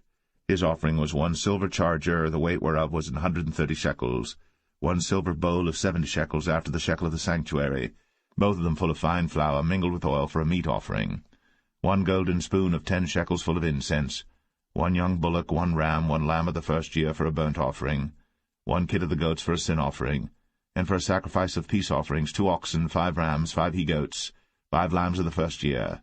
This was the offering of Pagiel, the son of Ochran. On the 12th day Ahira, the son of Anan, prince of the children of Naphtali, offered. His offering was 1 silver charger, the weight whereof was 130 shekels, 1 silver bowl of 70 shekels, after the shekel of the sanctuary, both of them full of fine flour mingled with oil for a meat offering, 1 golden spoon of 10 shekels full of incense, 1 young bullock, 1 ram, 1 lamb of the first year for a burnt offering, 1 kid of the goats for a sin offering, and for a sacrifice of peace offerings 2 oxen, 5 rams, 5 he-goats, 5 lambs of the first year. This was the offering of Ahira, the son of Anan. This was the dedication of the altar in the day when it was anointed by the princes of Israel. 12 chargers of silver, 12 silver bowls, 12 spoons of gold, each charger of silver weighing 130 shekels, each bowl 70, all the silver vessels weighed 2,400 shekels after the shekel of the sanctuary. The golden spoons were 12, full of incense, weighing 10 shekels apiece, after the shekel of the sanctuary. All the gold of the spoons was 120 shekels. All the oxen for the burnt offering were 12 bullocks, the rams 12, the lambs of the first year 12, with their meat offering, and the kids of the goats for sin offering 12. And all the oxen for the sacrifice of the peace offerings were 20 and 4 bullocks, the rams 60, the he-goats 60, the lambs of the first year 60. This was the dedication of the altar. After that it was anointed. And when Moses was gone into the tabernacle of the congregation to speak with him, then he heard the voice of one speaking unto him from off the mercy seat, that was upon the ark of testimony, from between the 2 cherubims, and he spake unto him.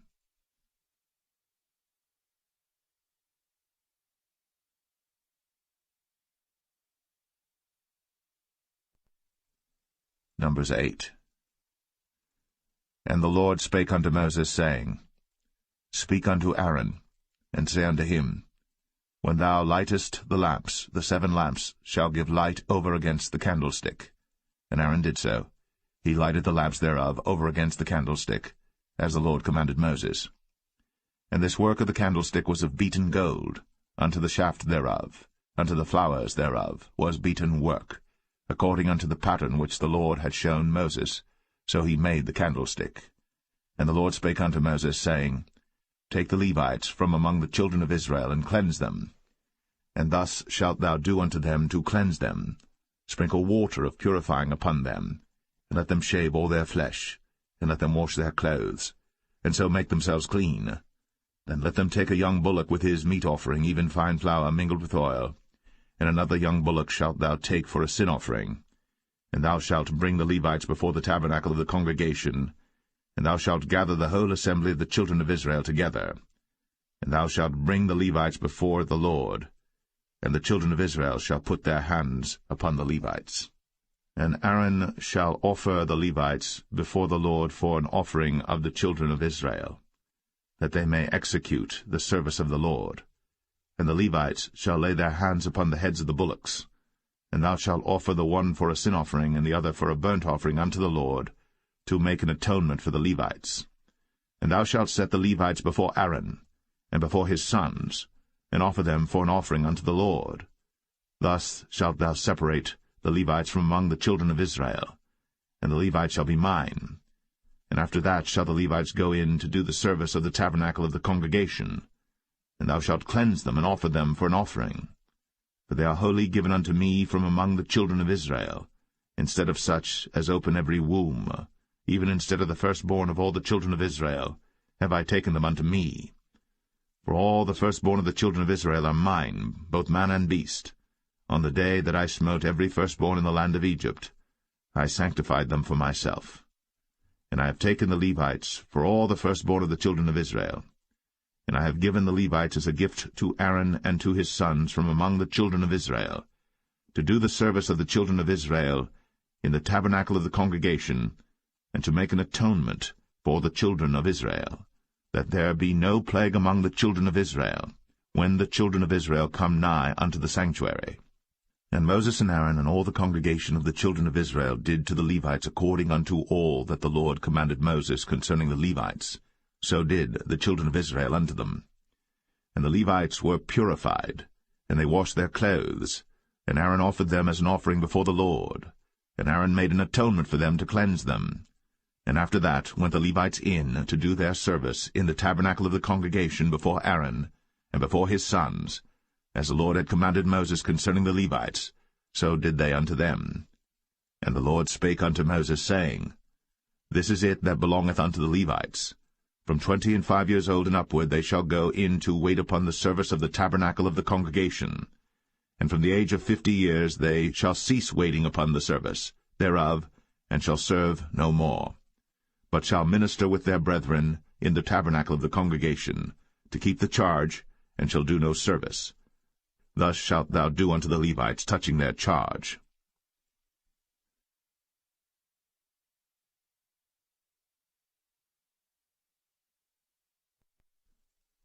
Numbers 9. And the Lord spake unto Moses in the wilderness of Sinai, in the 1st month of the 2nd year, after they were come out of the land of Egypt, saying, Let the children of Israel also keep the Passover at his appointed season. In the 14th day of this month, at even, ye shall keep it in his appointed season, according to all the rites of it, and according to all the ceremonies thereof, shall ye keep it. And Moses spake unto the children of Israel, that they should keep the Passover. And they kept the Passover on the 14th day of the 1st month, at even, in the wilderness of Sinai, according to all that the Lord commanded Moses, so did the children of Israel. And there were certain men, who were defiled by the dead body of a man, that they could not keep the Passover on that day. And they came before Moses and before Aaron on that day. And those men said unto him, We are defiled by the dead body of a man. Wherefore are we kept back, that we may not offer an offering of the Lord in his appointed season among the children of Israel? And Moses said unto them, Stand still, and I will hear what the Lord will command concerning you. And the Lord spake unto Moses, saying, Speak unto the children of Israel, saying, If any man of you or of your posterity shall be unclean by reason of a dead body, or be in a journey afar off, yet he shall keep the Passover unto the Lord. The 14th day of the 2nd month at even they shall keep it, and eat it with unleavened bread and bitter herbs. They shall leave none of it unto the morning, nor break any bone of it. According to all the ordinances of the Passover they shall keep it. But the man that is clean, and is not in a journey, and forbeareth to keep the Passover, even the same soul shall be cut off from among his people, because he brought not the offering of the Lord in his appointed season. That man shall bear his sin. And if a stranger shall sojourn among you, and will keep the Passover unto the Lord, according to the ordinance of the Passover, and according to the manner thereof, so shall he do. Ye shall have one ordinance, both for the stranger and for him that was born in the land. And on the day that the tabernacle was reared up, the cloud covered the tabernacle, namely, the tent of the testimony. And at even there was upon the tabernacle as it were the appearance of fire until the morning. So it was always. The cloud covered it by day, and the appearance of fire by night. And when the cloud was taken up from the tabernacle, then after that the children of Israel journeyed. In the place where the cloud abode, there the children of Israel pitched their tents. At the commandment of the Lord the children of Israel journeyed, and at the commandment of the Lord they pitched. As long as the cloud abode upon the tabernacle, they rested in their tents. And when the cloud tarried long upon the tabernacle many days, then the children of Israel kept the charge of the Lord, and journeyed not. And so it was. When the cloud was a few days upon the tabernacle, according to the commandment of the Lord, they abode in their tents, and according to the commandment of the Lord they journeyed. And so it was, when the cloud abode from even unto the morning, and that the cloud was taken up in the morning, then they journeyed. Whether it was by day or by night that the cloud was taken up, they journeyed. Or whether it were 2 days, or a month, or a year, that the cloud tarried upon the tabernacle, remaining thereon, the children of Israel abode in their tents, and journeyed not. But when it was taken up, they journeyed. At the commandment of the Lord they rested in the tents, and at the commandment of the Lord they journeyed. They kept the charge of the Lord, at the commandment of the Lord, and by the hand of Moses.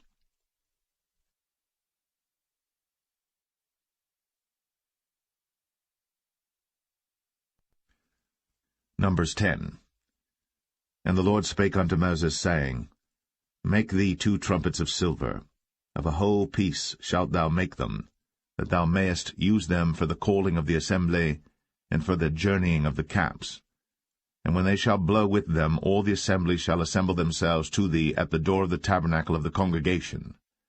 And if they blow but with 1 trumpet, then the princes, which are heads of the thousands of Israel, shall gather themselves unto thee. When ye blow an alarm, then the camps that lie on the east parts shall go forward. When ye blow an alarm the 2nd time, then the camps that lie on the south side shall take their journey. they shall blow an alarm for their journeys. But when the congregation is to be gathered together, ye shall blow, but ye shall not sound an alarm. And the sons of Aaron the priests shall blow with the trumpets, and they shall be to you for an ordinance forever throughout your generations. And if ye go to war in your land against the enemy that oppresseth you, then ye shall blow an alarm with the trumpets, and ye shall be remembered before the Lord your God, and ye shall be saved from your enemies. Also in the day of your gladness, and in your solemn days, in the beginnings of your months, ye shall blow with the trumpets over your burnt offerings, and over the sacrifices of your peace offerings, that they may be to you for a memorial before your God. I am the Lord your God. And it came to pass on the 20th day of the 2nd month, in the 2nd year, that the cloud was taken up from off the tabernacle of the testimony. And the children of Israel took their journeys out of the wilderness of Sinai, and the cloud rested in the wilderness of Paran. And they first took their journey according to the commandment of the Lord by the hand of Moses. In the first place went the standard of the camp of the children of Judah according to their armies, and over his host was Nahshon the son of Amminadab. And over the host of the tribe of the children of Issachar was Nethaniel the son of Zuar. And over the host of the tribe of the children of Zebulun was Eliab the son of Helon. And the tabernacle was taken down, and the sons of Gershon and the sons of Merari set forward, bearing the tabernacle. And the standard of the camp of Reuben set forward according to their armies. And over his host was Elizur the son of Shadur. And over the host of the tribe of the children of Simeon was Shelumiel the son of Zerushadai. And over the host of the tribe of the children of Gad was Eliasaph the son of Duel. And the Kohathites set forward, bearing the sanctuary, and the other did set up the tabernacle against they came.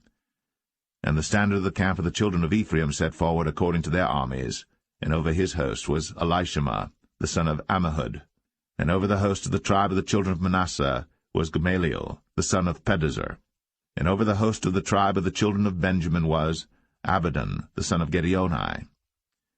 And the standard of the camp of the children of Dan set forward, which was the rearward of all the camps throughout their hosts. And over his host was Ahiezer the son of Ammishaddai. And over the host of the tribe of the children of Asher was Pagiel the son of Ochran. And over the host of the tribe of the children of Naphtali was Ahira the son of Enan. Thus were the journeyings of the children of Israel according to their armies, when they set forward. And Moses said unto Hobab the son of Raguel the Midianite, Moses' father-in-law, We are journeying unto the place of which the Lord said, I will give it you. Come thou with us, and we will do thee good. For the Lord hath spoken good concerning Israel. And he said unto him, I will not go, but I will depart to mine own land, and to my kindred. And he said, Leave us not, I pray thee, for as much as thou knowest how we are to encamp in the wilderness, and thou mayest be to us instead of eyes.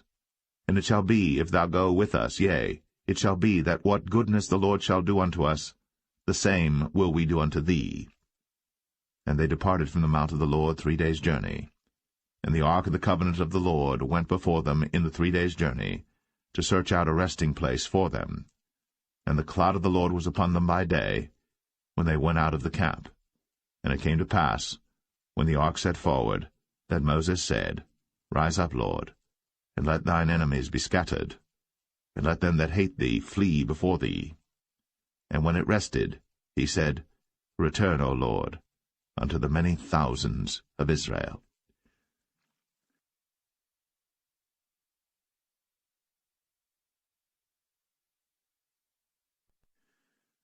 Numbers 11. And when the people complained, it displeased the Lord. And the Lord heard it, and his anger was kindled, and the fire of the Lord burnt among them, and consumed them that were in the uttermost parts of the camp. And the people cried unto Moses. And when Moses prayed unto the Lord, the fire was quenched. And he called the name of the place Taberah, because the fire of the Lord burnt among them. And the mixed multitude that was among them fell a-lusting. And the children of Israel also wept again, and said, Who shall give us flesh to eat? We remember the fish which we did eat in Egypt freely, the cucumbers, and the melons, and the leeks, and the onions, and the garlic. But now our soul is dried away. There is nothing at all beside this manna before our eyes. And the manna was as coriander seed, and the color thereof as the color of bdellium.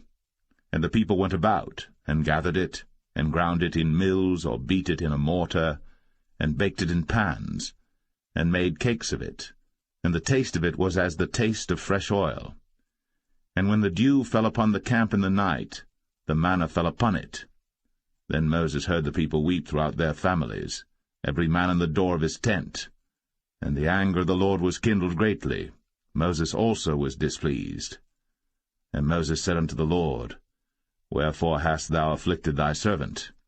And wherefore have I not found favor in thy sight, that thou layest the burden of all this people upon me? Have I conceived all this people? Have I begotten them, that thou shouldst say unto me, Carry them in thy bosom, as a nursing father beareth the sucking child, unto the land which thou swarest unto their fathers? Whence should I have flesh to give unto all this people? For they weep unto me, saying, Give us flesh, that we may eat. I am not able to bear all this people alone, because it is too heavy for me. And if thou deal thus with me, kill me, I pray thee, out of hand, if I have found favor in thy sight, and let me not see my wretchedness. And the Lord said unto Moses, Gather unto me 70 men of the elders of Israel, whom thou knowest to be the elders of the people, and officers over them, and bring them unto the tabernacle of the congregation, that they may stand there with thee. And I will come down and talk with thee there.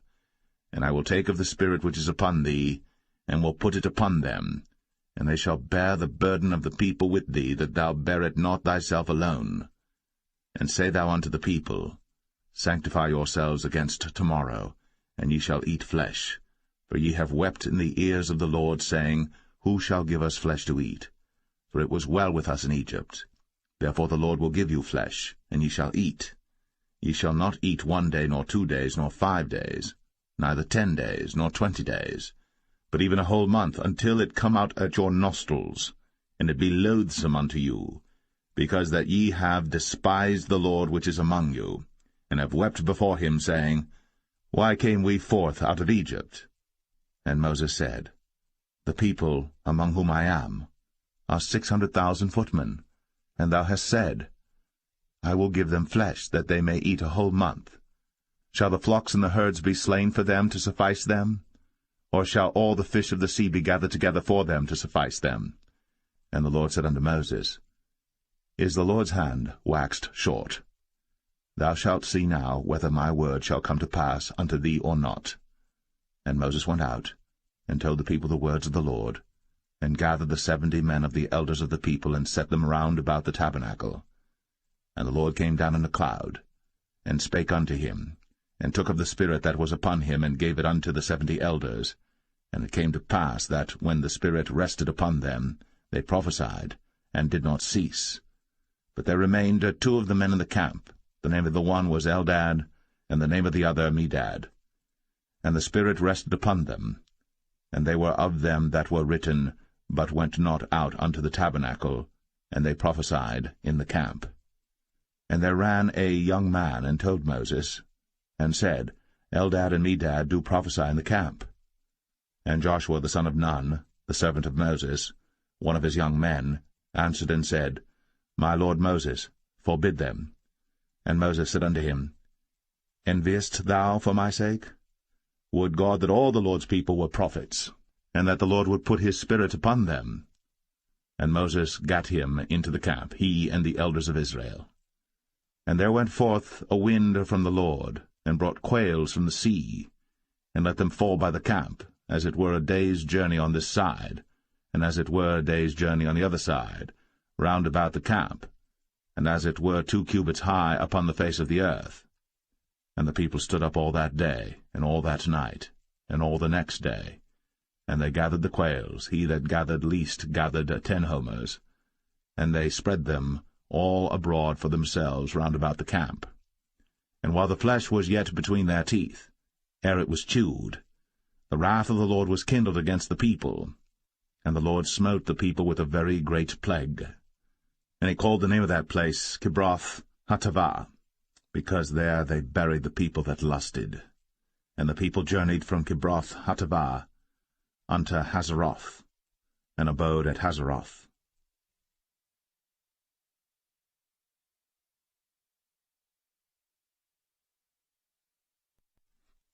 Numbers 12. And Miriam and Aaron spake against Moses because of the Ethiopian woman whom he had married, for he had married an Ethiopian woman. And they said, Hath the Lord indeed spoken only by Moses? Hath he not spoken also by us? And the Lord heard it. Now the man Moses was very meek, above all the men which were upon the face of the earth.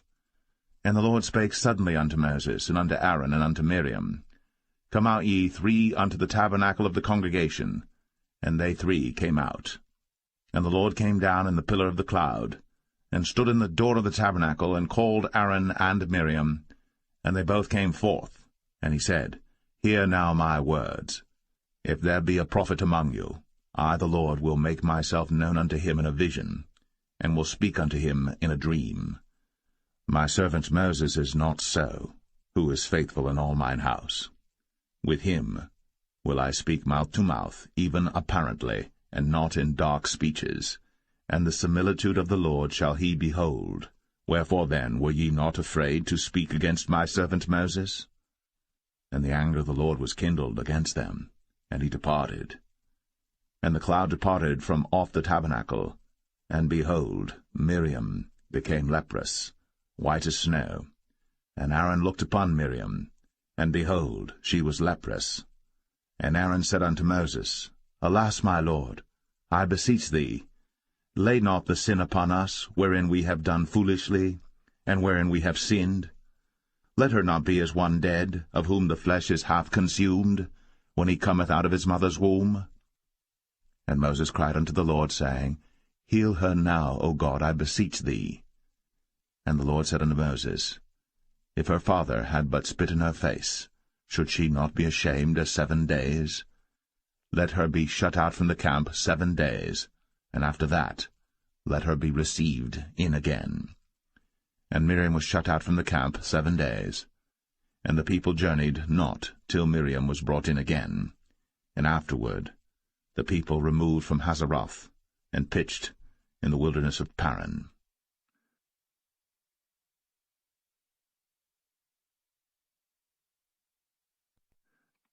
Numbers 13. And the Lord spake unto Moses, saying, Send thou men, that they may search the land of Canaan, which I give unto the children of Israel. Of every tribe of their fathers shall ye send a man, every one a ruler among them. And Moses, by the commandment of the Lord, sent them from the wilderness of Paran. All those men were heads of the children of Israel.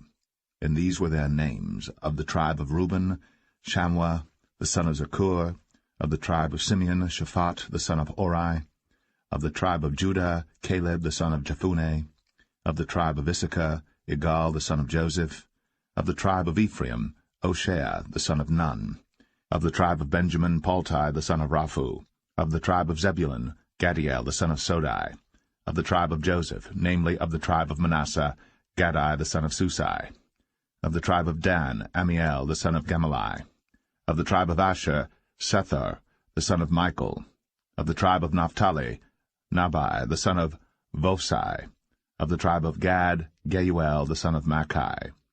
These are the names of the men which Moses sent to spy out the land. And Moses called Hoshea, the son of Nun, Jehoshua. And Moses sent them to spy out the land of Canaan, and said unto them, Get you up this way southward, and go up into the mountain, and see the land what it is, and the people that dwelleth therein, whether they be strong or weak, few or many, and what the land is that they dwell in, whether it be good or bad, and what cities they be that they dwell in, whether in tents or in strongholds, and what the land is, whether it be fat or lean, whether there be wood therein or not. And be ye of good courage, and bring of the fruit of the land. Now the time was the time of the first ripe grapes. So they went up and searched the land from the wilderness of Zin unto Rehob, as men come to Hamath. And they ascended by the south, and came unto Hebron, where Ahiman, Sheshai, and Talmai, the children of Anak, were. Now Hebron was built 7 years before Zoan in Egypt. And they came unto the brook of Eshcol, and cut down from thence a branch, with one cluster of grapes, and they bare it between two upon a staff. And they brought of the pomegranates and of the figs. The place was called the brook Eshcol, because of the cluster of grapes which the children of Israel cut down from thence. And they returned from searching of the land after 40 days. And they went, and came to Moses, and to Aaron, and to all the congregation of the children of Israel, unto the wilderness of Paran, to Kadesh, and brought back word unto them, and unto all the congregation, and showed them the fruit of the land.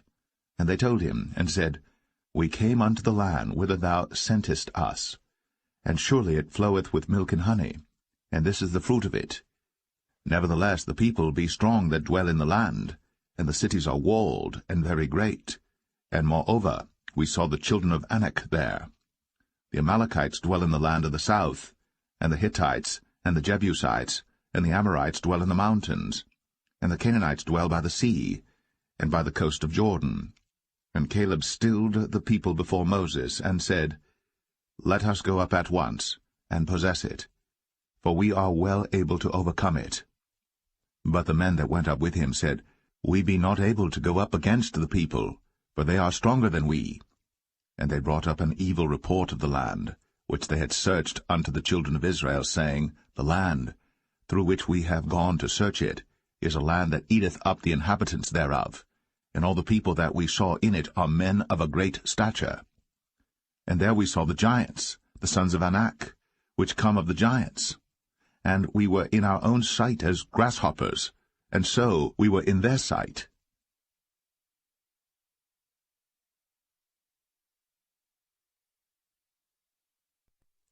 Numbers 14. And all the congregation lifted up their voice, and cried, and the people wept that night. And all the children of Israel murmured against Moses, and against Aaron. And the whole congregation said unto them, Would God that we had died in the land of Egypt, or would God we had died in this wilderness?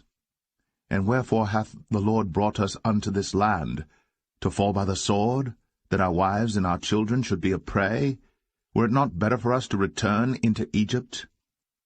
And they said one to another, Let us make a captain, and let us return into Egypt.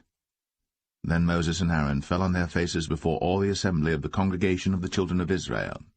And Joshua, the son of Nun, and Caleb, the son of Jephunneh, which were of them that searched the land, rent their clothes. And they spake unto all the company of the children of Israel, saying, The land, which we passed through to search it, is an exceeding good land. If the Lord delight in us, then he will bring us into this land, and give it us, a land which floweth with milk and honey. Only rebel not ye against the Lord, neither fear ye the people of the land, for they are bread for us, their defense is departed from them, and the Lord is with us, fear them not. But all the congregation bade stone them with stones in the tabernacle of the congregation before all the children of Israel. And the Lord said unto Moses, How long will this people provoke me?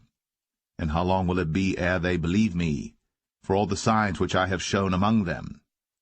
I will smite them with the pestilence, and disinherit them, and will make of thee a greater nation, and mightier than they. And Moses said unto the Lord, Then the Egyptians shall hear it, for thou broughtest up this people in thy might from among them, and they will tell it to the inhabitants of this land. For they have heard that thou, Lord, art among this people, that thou, Lord, art seen face to face, and that thy cloud standeth over them, and that thou goest before them by daytime in a pillar of a cloud, and in a pillar of fire by night. Now if thou shalt kill all this people as one man, then the nations which have heard the fame of thee will speak, saying, Because the Lord was not able to bring this people into the land which he sware unto them, therefore he hath slain them in the wilderness. And now I beseech thee, let the power of my Lord be great, according as thou hast spoken, saying, The Lord is long-suffering, and of great mercy, forgiving iniquity and transgression, and by no means clearing the guilty, visiting the iniquity of the fathers upon the children unto the 3rd and 4th generation. Pardon, I beseech thee, the iniquity of this people according unto the greatness of thy mercy, and as thou hast forgiven this people from Egypt even until now. And the Lord said, I have pardoned according to thy word. But as truly as I live, all the earth shall be filled with the glory of the Lord, because all those men which have seen my glory and my miracles, which I did in Egypt and in the wilderness, and have tempted me now these 10 times, and have not hearkened to my voice, surely they shall not see the land which I swear unto their fathers, neither shall any of them that provoked me see it. But my servant Caleb, because he had another spirit with him, and hath followed me fully, him will I bring into the land whereinto he went, and his seed shall possess it. Now the Amalekites and the Canaanites dwelt in the valley. Tomorrow turn you, and get you into the wilderness by the way of the Red Sea. And the Lord spake unto Moses and unto Aaron, saying, How long shall I bear with this evil congregation, which murmur against me? I have heard the murmurings of the children of Israel, which they murmur against me. Say unto them, As truly as I live, saith the Lord, as ye have spoken in mine ears, so will I do to you. Your carcasses shall fall in this wilderness, and all that were numbered of you according to your whole number, from 20 years old and upward, which have murmured against me. Doubtless ye shall not come into the land, concerning which I swear to make you dwell therein, save Caleb the son of Jephunneh, and Joshua the son of Nun. But your little ones, which ye said should be a prey, them will I bring in, and they shall know the land which ye have despised. But as for you, your carcasses, they shall fall in this wilderness, and your children shall wander in the wilderness 40 years, and bear your whoredoms until your carcasses be wasted in the wilderness. After the number of the days in which ye searched the land, even 40 days, each day for a year, shall ye bear your iniquities, even 40 years, and ye shall know my breach of promise. I the Lord have said, I will surely do it unto all this evil congregation that are gathered together against me. In this wilderness they shall be consumed, and there they shall die. And the men which Moses sent to search the land, who returned, and made all the congregation to murmur against him, by bringing up a slander upon the land, even those men that did bring up the evil report upon the land, died by the plague before the Lord. But Joshua the son of Nun, and Caleb the son of Jephunneh, which were of the men that went to search the land, lived still. And Moses told these sayings unto all the children of Israel, and the people mourned greatly.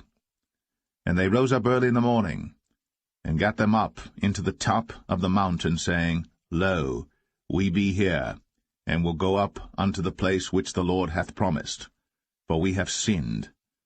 And Moses said, Wherefore now do ye transgress the commandment of the Lord? But it shall not prosper. Go not up, for the Lord is not among you, that ye be not smitten before your enemies. For the Amalekites and the Canaanites are there before you, and ye shall fall by the sword, because ye are turned away from the Lord. Therefore the Lord will not be with you. But they presumed to go up unto the hilltop. Nevertheless the ark of the covenant of the Lord and Moses departed not out of the camp. Then the Amalekites came down, and the Canaanites which dwelt in that hill, and smote them, and discomfited them, even unto Hormah.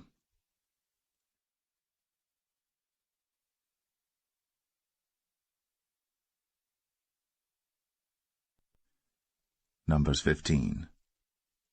And the Lord spake unto Moses, saying, Speak unto the children of Israel, and say unto them, When ye be come into the land of your habitations, which I give unto you, and will make an offering by fire unto the Lord, a burnt offering, or a sacrifice in performing a vow, or in a freewill offering, or in your solemn feasts, to make a sweet savour unto the Lord, of the herd or of the flock, then shall he that offereth his offering unto the Lord bring a meat offering of 1/10 deal of flour mingled with the 4th part of an hin of oil, and the 4th part of an hin of wine for a drink offering shalt thou prepare with the burnt offering or sacrifice for 1 lamb.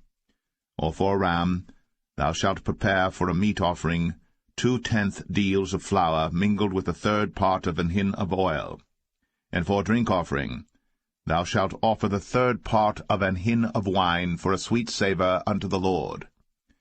And when thou preparest a bullock for a burnt offering, or for a sacrifice in performing a vow, or peace offerings unto the Lord, then shall he bring with a bullock a meat offering of 3/10 deals of flour mingled with 1/2 an hin of oil.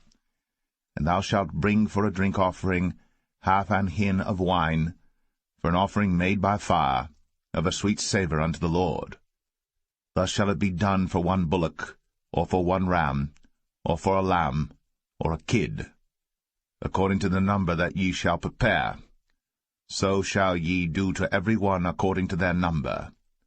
All that are born of the country shall do these things after this manner, in offering an offering made by fire, of a sweet savour unto the Lord. And if a stranger sojourn with you, or whosoever be among you in your generations, and will offer an offering made by fire, of a sweet savour unto the Lord, as ye do, so he shall do. 1 ordinance shall be both for you of the congregation, and also for the stranger that sojourneth with you, an ordinance for ever in your generations, as ye are, so shall the stranger be before the Lord. 1 law and 1 manner shall be for you, and for the stranger that sojourneth with you. And the Lord spake unto Moses, saying, Speak unto the children of Israel, and say unto them, When ye come into the land whither I bring you, then it shall be that when ye eat of the bread of the land, ye shall offer up an heave offering unto the Lord. Ye shall offer up a cake of the first of your dough for an heave offering. As ye do the heave offering of the threshing floor, so shall ye heave it. Of the first of your dough ye shall give unto the Lord an heave offering in your generations. And if ye have erred, and not observed all these commandments which the Lord hath spoken unto Moses, even all that the Lord hath commanded you by the hand of Moses, from the day that the Lord commanded Moses, and henceforward among your generations, then it shall be, if aught be committed by ignorance without the knowledge of the congregation, that all the congregation shall offer 1 young bullock for a burnt offering, for a sweet savour unto the Lord, with his meat offering and his drink offering, according to the manner, and 1 kid of the goats for a sin offering. And the priest shall make an atonement for all the congregation of the children of Israel, and shall be forgiven them, for it is ignorance. And they shall bring their offering, a sacrifice made by fire unto the Lord, and their sin offering before the Lord, for their ignorance. And it shall be forgiven all the congregation of the children of Israel, and the stranger that sojourneth among them, seeing all the people were in ignorance. And if any soul sin through ignorance, then he shall bring a she-goat of the first year for sin offering, and the priest shall make an atonement for the soul that sinneth ignorantly. When he sinneth by ignorance before the Lord, to make an atonement for him, and it shall be forgiven him. Ye shall have 1 law for him that sinneth through ignorance, both for him that is born among the children of Israel, and for the stranger that sojourneth among them.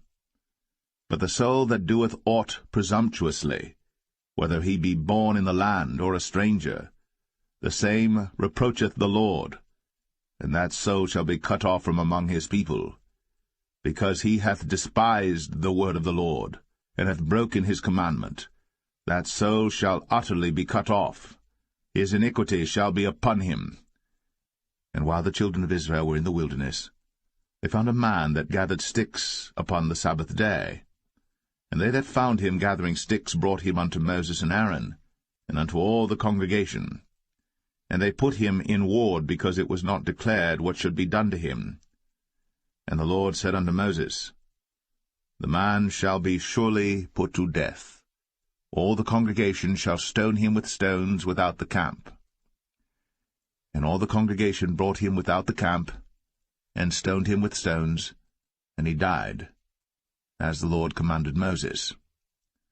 And the Lord spake unto Moses, saying, Speak unto the children of Israel, and bid them that they make them fringes in the borders of their garments throughout their generations, and that they put upon the fringe of the borders a ribbon of blue. And it shall be unto you for a fringe, that ye may look upon it, and remember all the commandments of the Lord, and do them, and that ye seek not after your own heart and your own eyes, after which ye used to go a-whoring, that ye may remember, and do all my commandments, and be holy unto your God. I am the Lord your God, which brought you out of the land of Egypt, to be your God. I am the Lord your God.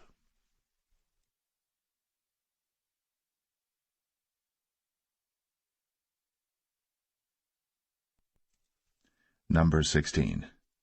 Now Korah the son of Izhar, the son of Kohath, the son of Levi, and Dathan and Abiram, the sons of Eliab, and On the son of Paulett, sons of Reuben, took men. And they rose up before Moses with certain of the children of Israel, 250 princes of the assembly, famous in the congregation, men of renown. And they gathered themselves together against Moses and against Aaron, and said unto them, Ye take too much upon you, seeing all the congregation are holy, every one of them, and the Lord is among them. Wherefore then lift ye up yourselves above the congregation of the Lord. And when Moses heard it, he fell upon his face. And he spake unto Korah and unto all his company, saying, Even tomorrow the Lord will show who are his, and who is holy, and will cause him to come near unto him. Even him whom he hath chosen will he cause to come near unto him. This do, take your censers, Korah, and all his company, and put fire therein, and put incense in them before the Lord tomorrow. And it shall be, that the man whom the Lord doth choose, he shall be holy. Ye take too much upon you, ye sons of Levi. And Moses said unto Korah, Hear, I pray you, ye sons of Levi. Seemeth it but a small thing unto you, that the God of Israel hath separated you from the congregation of Israel, to bring you near to himself, to do the service of the tabernacle of the Lord, and to stand before the congregation to minister unto them? And he hath brought thee near to him, and all thy brethren, the sons of Levi, with thee. And seek ye the priesthood also? For which cause both thou and all thy company are gathered together against the Lord? And what is Aaron, that ye murmur against him? And Moses sent to call Dathan and Abiram, the sons of Eliab, which said, We will not come up. Is it a small thing that thou hast brought us up out of a land that floweth with milk and honey, to kill us in the wilderness, except thou make thyself altogether a prince over us? Moreover, thou hast not brought us into a land that floweth with milk and honey, or given us inheritance of fields and vineyards. Wilt thou put out the eyes of these men? We will not come up. And Moses was very wroth, and said unto the Lord, Respect not thou their offering. I have not taken one ass from them, neither have I hurt one of them. And Moses said unto Korah, Be thou and all thy company before the Lord, thou and they, and Aaron, tomorrow. And take every man his censer, and put incense in them, and bring ye before the Lord every man his censer, 250 censers, thou also, and Aaron, each of you his censer. And they took every man his censer, and put fire in them, and laid incense thereon, and stood in the door of the tabernacle of the congregation with Moses and Aaron. And Korah gathered all the congregation against them unto the door of the tabernacle of the congregation. And the glory of the Lord appeared unto all the congregation. And the Lord spake unto Moses and unto Aaron, saying, Separate yourselves from among this congregation, that I may consume them in a moment. And they fell upon their faces, and said, O God, the God of the spirits of all flesh, shall one man sin, and wilt thou be wroth with all the congregation? And the Lord spake unto Moses, saying, Speak unto the congregation, saying, Get you up from about the tabernacle of Korah, Dathan, and Abiram. And Moses rose up, and went unto Dathan and Abiram, and the elders of Israel followed him. And he spake unto the congregation, saying, Depart, I pray you, from the tents of these wicked men, and touch nothing of theirs, lest ye be consumed in all their sins. So they gat up from the tabernacle of Korah, Dathan and Abiram, on every side. And Dathan and Abiram came out, and stood in the door of their tents, and their wives and their sons, and their little children. And Moses said, Hereby ye shall know that the Lord hath sent me to do all these works, for I have not done them of mine own mind. If these men die the common death of all men, or if they be visited after the visitation of all men, then the Lord hath not sent me. But if the Lord make a new thing, and the earth open her mouth, and swallow them up, with all that appertain unto them, and they go down quick into the pit, then ye shall understand that these men have provoked the Lord. And it came to pass, as he had made an end of speaking all these words, that the ground clave asunder that was under them, and the earth opened her mouth, and swallowed them up, and their houses, and all the men that appertained unto Korah, and all their goods. They and all that appertained to them went down alive into the pit, and the earth closed upon them, and they perished from among the congregation. And all Israel that were round about them fled at the cry of them, for they said, Lest the earth swallow us up also. And there came out a fire from the Lord, and consumed the 250 men that offered incense. And the Lord spake unto Moses, saying, Speak unto Eleazar, the son of Aaron the priest, that he take up the censers out of the burning, and scatter thou the fire yonder, for they are hallowed. The censers of these sinners against their own souls, let them make them broad plates for a covering of the altar, for they offered them before the Lord. Therefore they are hallowed, and they shall be a sign unto the children of Israel. And Eleazar the priest took the brazen censers wherewith they that were burnt had offered, and they were made broad plates for a covering of the altar, to be a memorial unto the children of Israel, that no stranger which is not of the seed of Aaron come near to offer incense before the Lord, that he be not as Korah, and as his company, as the Lord said to him by the hand of Moses. But on the morrow all the congregation of the children of Israel murmured against Moses, and against Aaron, saying, Ye have killed the people of the Lord. And it came to pass, when the congregation was gathered against Moses and against Aaron, that they looked toward the tabernacle of the congregation, and behold, the cloud covered it, and the glory of the Lord appeared. And Moses and Aaron came before the tabernacle of the congregation. And the Lord spake unto Moses, saying, Get you up from among this congregation, that I may consume them as in a moment. And they fell upon their faces.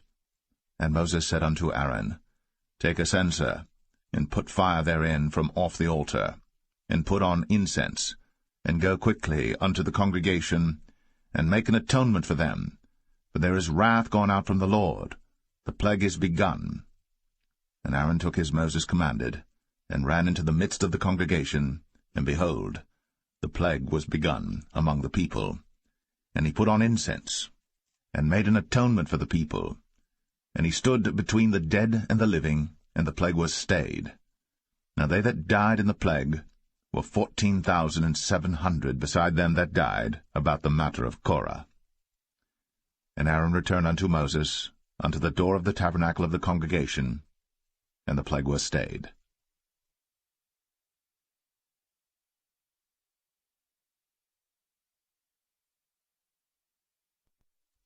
Number 17.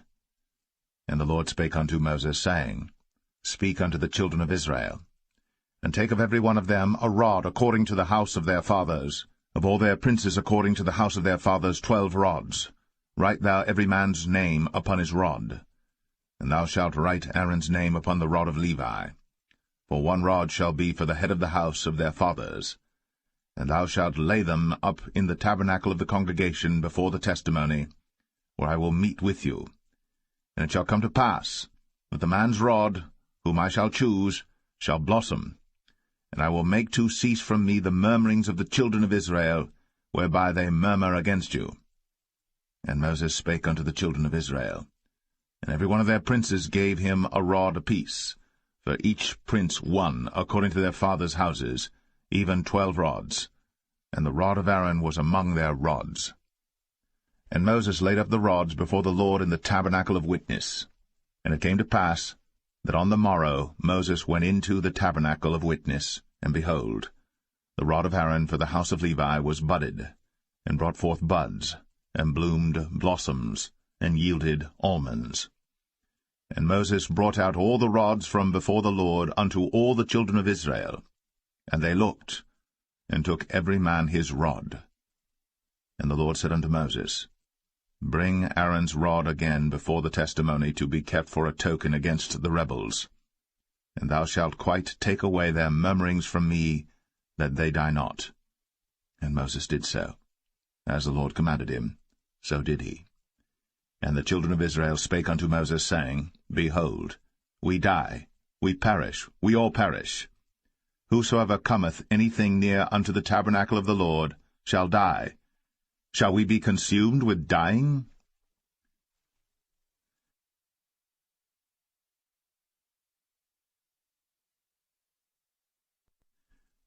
Numbers 18. And the Lord said unto Aaron, Thou and thy sons, and thy father's house with thee shall bear the iniquity of the sanctuary, and thou and thy sons with thee shall bear the iniquity of your priesthood. And thy brethren also of the tribe of Levi, the tribe of thy father, bring thou with thee, that they may be joined unto thee, and minister unto thee. But thou and thy sons with thee shall minister before the tabernacle of witness. And they shall keep thy charge, and the charge of all the tabernacle. Only they shall not come nigh the vessels of the sanctuary and the altar, that neither they nor ye also die. And they shall be joined unto thee, and keep the charge of the tabernacle of the congregation, for all the service of the tabernacle. And a stranger shall not come nigh unto you. And ye shall keep the charge of the sanctuary, and the charge of the altar, that there be no wrath any more upon the children of Israel. And I, behold, I have taken your brethren the Levites from among the children of Israel. To you they are given as a gift for the Lord, to do the service of the tabernacle of the congregation. Therefore thou, and thy sons with thee, shall keep your priest's office for everything of the altar, and within the veil, and ye shall serve. I have given your priest's office unto you as a service of gift, and the stranger that cometh nigh shall be put to death. And the Lord spake unto Aaron, Behold, I also have given thee the charge of mine heave offerings of all the hallowed things of the children of Israel. Unto thee have I given them by reason of the anointing, and to thy sons by an ordinance for ever. This shall be thine of the most holy things, reserved from the fire, every oblation of theirs, every meat offering of theirs, and every sin offering of theirs, and every trespass offering of theirs, which they shall render unto me, shall be most holy for thee, and for thy sons. In the most holy place shalt thou eat it, every male shall eat it. It shall be holy unto thee. And this is thine, the heave offering of their gift, with all the wave offerings of the children of Israel. I have given them unto thee, and to thy sons and to thy daughters with thee, by a statute for ever. Every one that is clean in thy house shall eat of it. All the best of the oil, all the best of the wine, and of the wheat, the firstfruits of them which they shall offer unto the Lord, them have I given thee. And whatsoever is first ripe in the land, which they shall bring unto the Lord, shall be thine. Every one that is clean in thine house shall eat of it. Everything devoted in Israel shall be thine. Everything that openeth the matrix in all flesh, which they bring unto the Lord, whether it be of men or beasts, shall be thine. Nevertheless, the firstborn of man shalt thou surely redeem, and the firstling of unclean beasts shalt thou redeem. And those that are to be redeemed from a month old shalt thou redeem, according to thine estimation, for the money of 5 shekels, after the shekel of the sanctuary, which is 20 gerahs. But the firstling of a cow, or the firstling of a sheep, or the firstling of a goat, thou shalt not redeem. They are holy. Thou shalt sprinkle their blood upon the altar, and shalt burn their fat for an offering made by fire, for a sweet savour unto the Lord.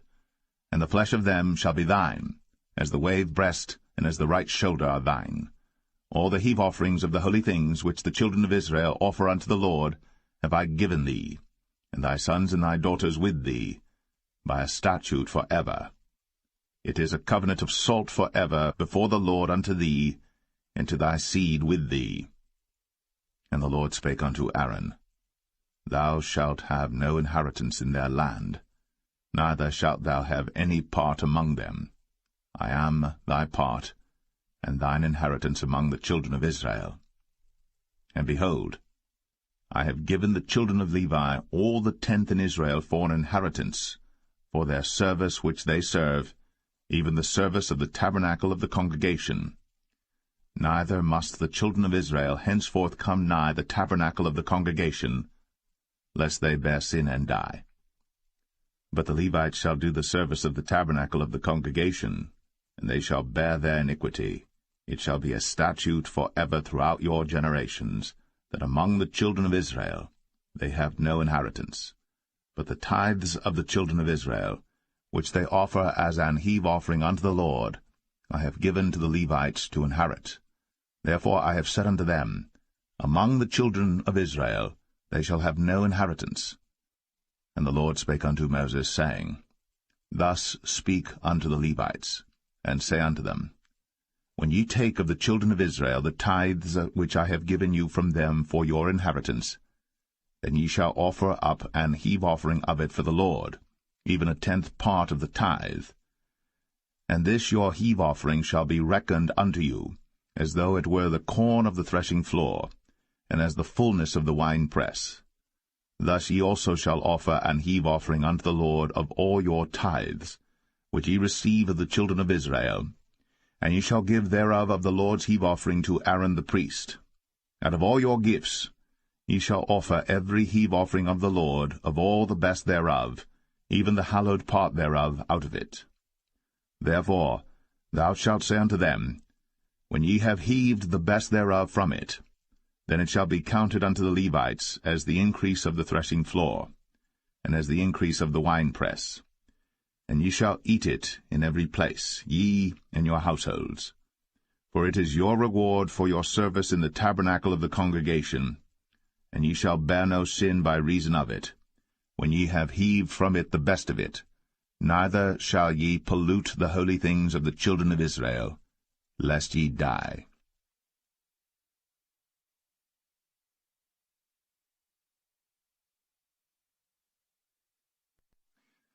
Numbers 19. And the Lord spake unto Moses and unto Aaron, saying, This is the ordinance of the law which the Lord hath commanded, saying, Speak unto the children of Israel, that they bring thee a red heifer without spot, wherein is no blemish, and upon which never came yoke. And ye shall give her unto Eleazar the priest, that he may bring her forth without the camp, and one shall slay her before his face.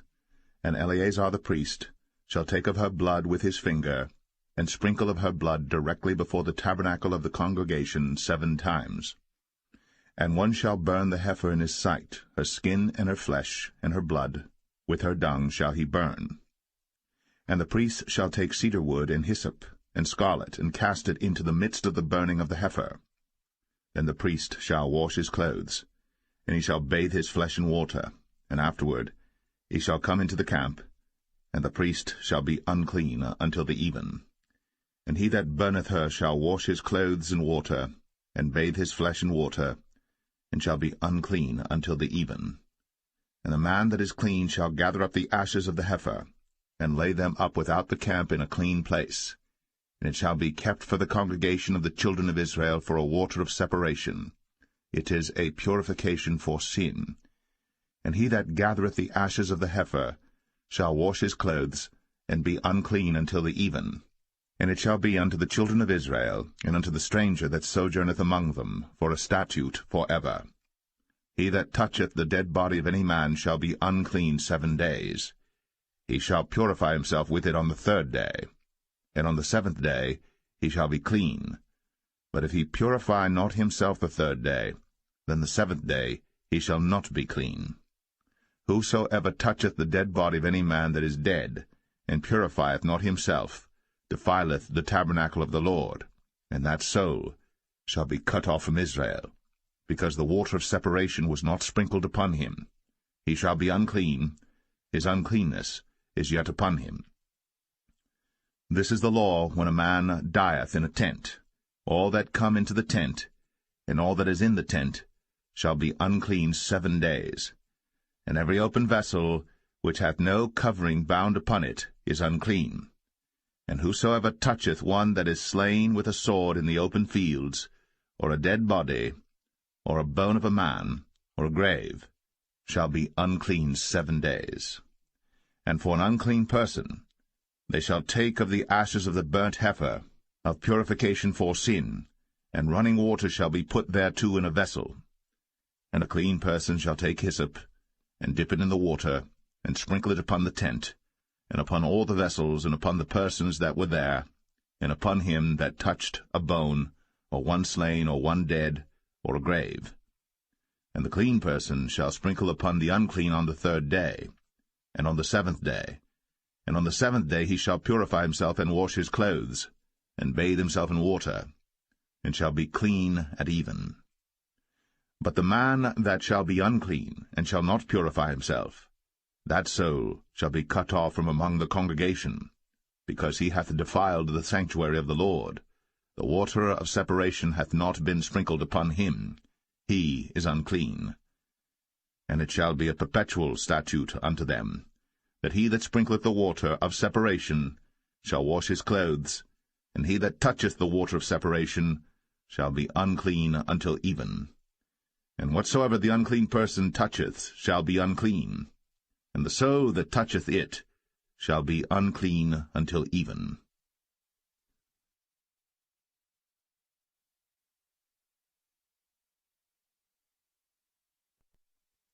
Numbers 20. Then came the children of Israel, even the whole congregation, into the desert of Zin, in the 1st month, and the people abode in Kadesh. And Miriam died there, and was buried there. And there was no water for the congregation, and they gathered themselves together against Moses and against Aaron. And the people chode with Moses, and spake, saying, Would God that we had died when our brethren died before the Lord! And why have ye brought up the congregation of the Lord into this wilderness, that we and our cattle should die there? And wherefore have ye made us to come up out of Egypt, to bring us in unto this evil place? It is no place of seed, or of figs, or of vines, or of pomegranates, neither is there any water to drink. Then Moses and Aaron went from the presence of the assembly unto the door of the tabernacle of the congregation, and they fell upon their faces, and the glory of the Lord appeared unto them. And the Lord spake unto Moses, saying, Take the rod, and gather thou the assembly together, thou and Aaron thy brother, and speak ye unto the rock before their eyes, and it shall give forth his water. And thou shalt bring forth to them water out of the rock, so thou shalt give the congregation and their beasts drink. And Moses took the rod from before the Lord, as he commanded him. And Moses and Aaron gathered the congregation together before the rock, and he said unto them, Hear now, ye rebels, must we fetch you water out of this rock? And Moses lifted up his hand, and with his rod he smote the rock twice, and the water came out abundantly, and the congregation drank, and their beasts also. And the Lord spake unto Moses and Aaron, Because ye believed me not, to sanctify me in the eyes of the children of Israel, therefore ye shall not bring this congregation into the land which I have given them. This is the water of Meribah, because the children of Israel strove with the Lord, and he was sanctified in them. And Moses sent messengers from Kadesh unto the king of Edom. Thus saith thy brother Israel, Thou knowest all the travail that hath befallen us, how our fathers went down into Egypt, and we have dwelt in Egypt a long time, and the Egyptians vexed us and our fathers. And when we cried unto the Lord, he heard our voice, and sent an angel, and hath brought us forth out of Egypt. And behold, we are in Kadesh, a city in the uttermost of thy border. Let us pass, I pray thee, through thy country. We will not pass through the fields, or through the vineyards, neither will we drink of the water of the wells. We will go by the king's highway. We will not turn to the right hand, nor to the left, until we have passed thy borders. And Edom said unto him, Thou shalt not pass by me, lest I come out against thee with the sword. And the children of Israel said unto him, We will go by the highway, and if I and my cattle drink of thy water, then I will pay for it. I will only, without doing anything else, go through on my feet. And he said, Thou shalt not go through. And Edom came out against him with much people, and with a strong hand. Thus Edom refused to give Israel passage through his border, wherefore Israel turned away from him. And the children of Israel, even the whole congregation, journeyed from Kadesh, and came unto Mount Or. And the Lord spake unto Moses and Aaron in Mount Or, by the coast of the land of Edom, saying, Aaron shall be gathered unto his people, for he shall not enter into the land which I have given unto the children of Israel, because ye rebelled against my word at the water of Meribah. Take Aaron and Eleazar his son, and bring them up unto Mount Or, and strip Aaron of his garments, and put them upon Eleazar his son, and Aaron shall be gathered unto his people, and shall die there. And Moses did as the Lord commanded. And they went up into Mount Or, in the sight of all the congregation. And Moses stripped Aaron of his garments, and put them upon Eleazar his son. And Aaron died there, in the top of the mount. And Moses and Eleazar came down from the mount. And when all the congregation saw that Aaron was dead, they mourned for Aaron 30 days, even all the house of Israel.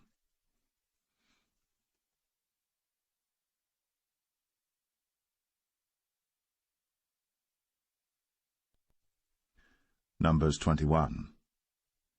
And when King Arad, the Canaanite, which dwelt in the south, heard tell that Israel came by the way of the spies, then he fought against Israel, and took some of them prisoners.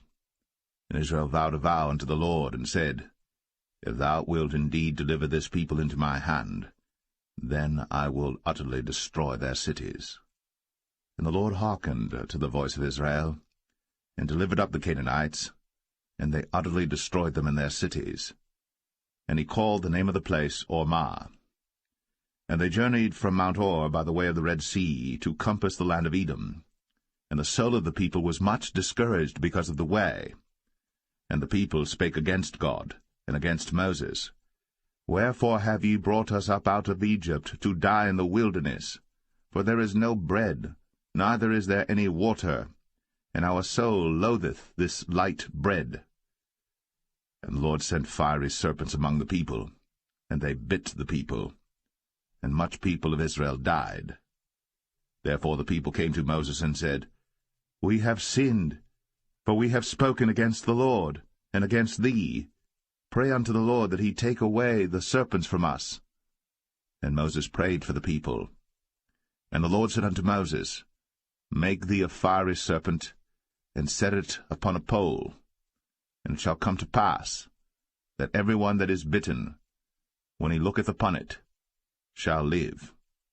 And Moses made a serpent of brass, and put it upon a pole. And it came to pass, that if a serpent had bitten any man, when he beheld the serpent of brass, he lived. And the children of Israel set forward, and pitched in Oboth. And they journeyed from Oboth, and pitched at Abarim, in the wilderness which is before Moab, toward the sunrising. From thence they removed, and pitched in the valley of Zered. From thence they removed, and pitched on the other side of Arnon, which is in the wilderness that cometh out of the coasts of the Amorites. For Arnon is the border of Moab, between Moab and the Amorites. Wherefore it is said in the book of the wars of the Lord, what he did in the Red Sea, and in the brooks of Arnon, and at the stream of the brooks that goeth down to the dwelling of Ar, and lieth upon the border of Moab. And from thence they went to Beer, that is the well whereof the Lord spake unto Moses, Gather the people together, and I will give them water. Then Israel sang this song, Spring up, O well, sing ye unto it. The princes digged the well, the nobles of the people digged it, by the direction of the lawgiver, with their staves.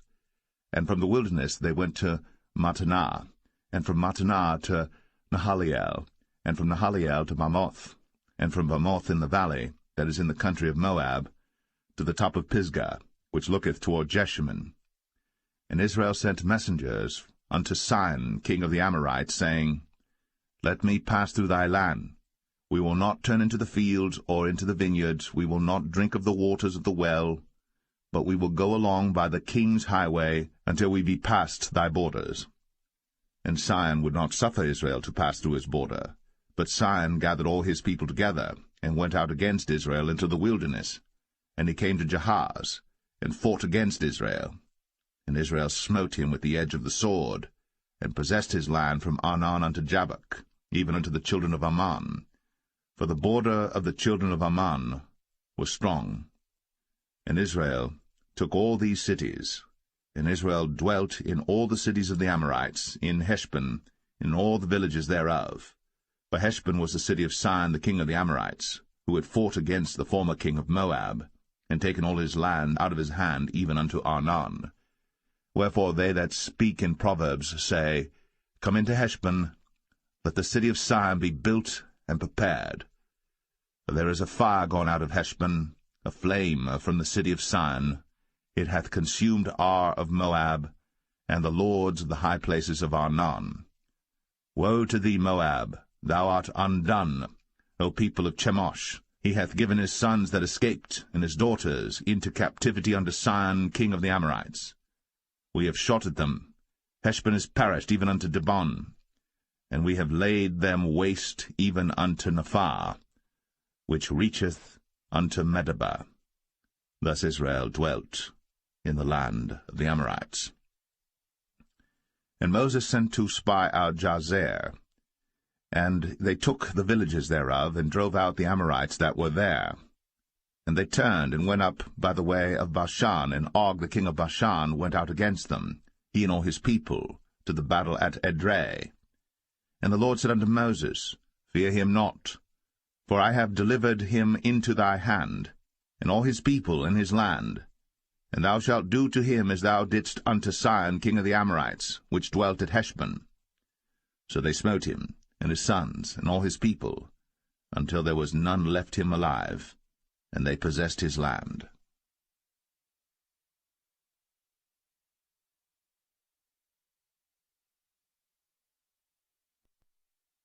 Numbers 22. And the children of Israel set forward, and pitched in the plains of Moab, on this side Jordan, by Jericho. And Balak the son of Zippor saw all that Israel had done to the Amorites. And Moab was sore afraid of the people, because they were many. And Moab was distressed because of the children of Israel. And Moab said unto the elders of Midian, Now shall this company lick up all that are round about us, as the ox licketh up the grass of the field. And Balak the son of Zippor was king of the Moabites at that time. He sent messengers, therefore, unto Balaam the son of Beor to Pethor, which is by the river of the land of the children of his people, to call him, saying, Behold, there is a people come out from Egypt. Behold, they cover the face of the earth, and they abide over against me. Come now, therefore, I pray thee, curse me this people, for they are too mighty for me. Peradventure I shall prevail, that we may smite them, and that I may drive them out of the land. For I wot that he whom thou blessest is blessed, and he whom thou cursest is cursed. And the elders of Moab and the elders of Midian departed with the rewards of divination in their hand. And they came unto Balaam, and spake unto him the words of Balak.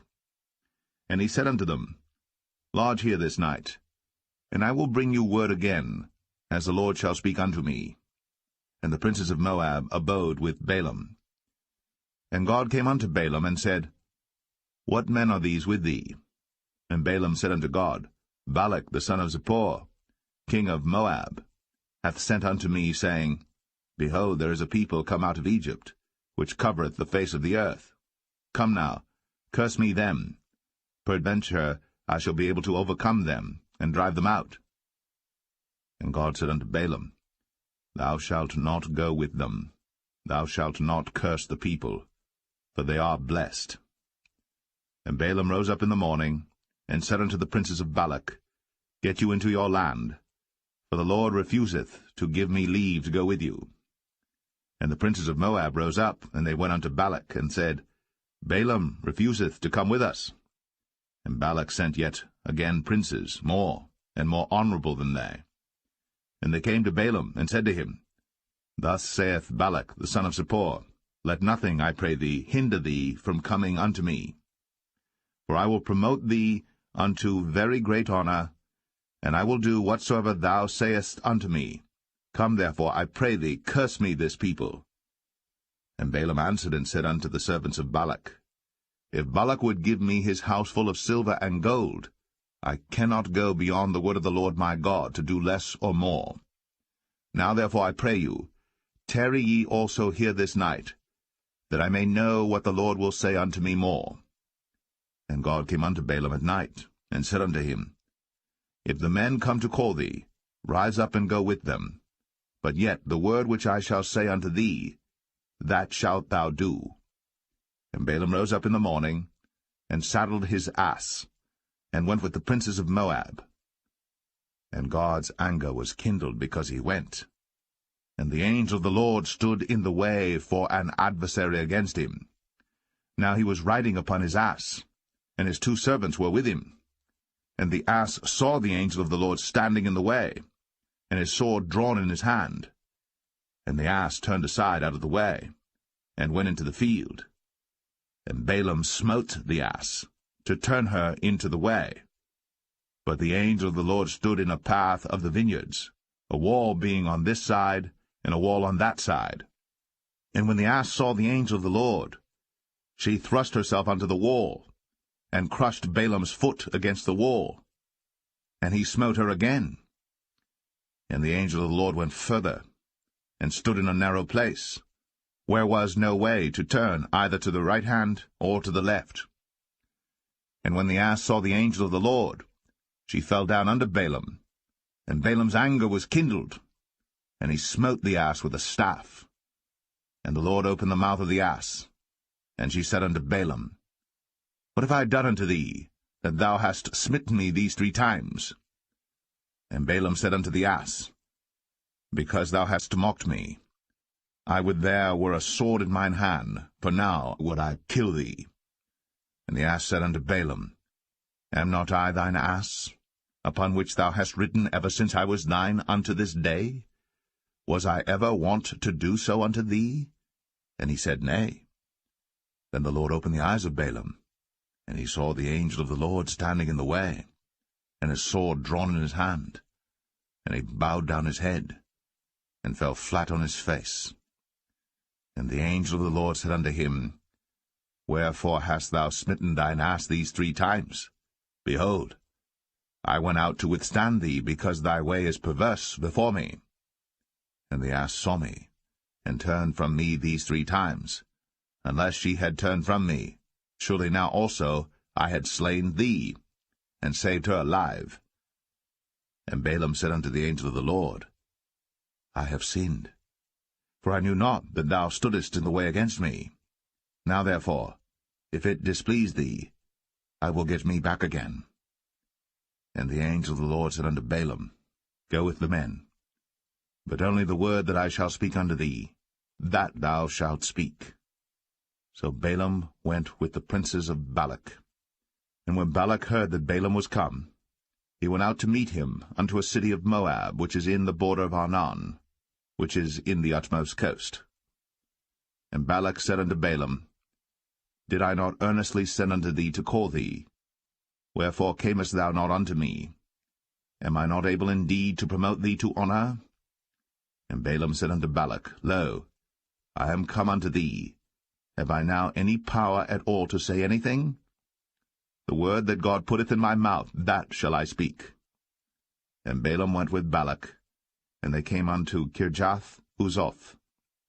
And Balak offered oxen and sheep, and sent to Balaam, and to the princes that were with him. And it came to pass on the morrow that Balak took Balaam, and brought him up into the high places of Baal, that thence he might see the utmost part of the people.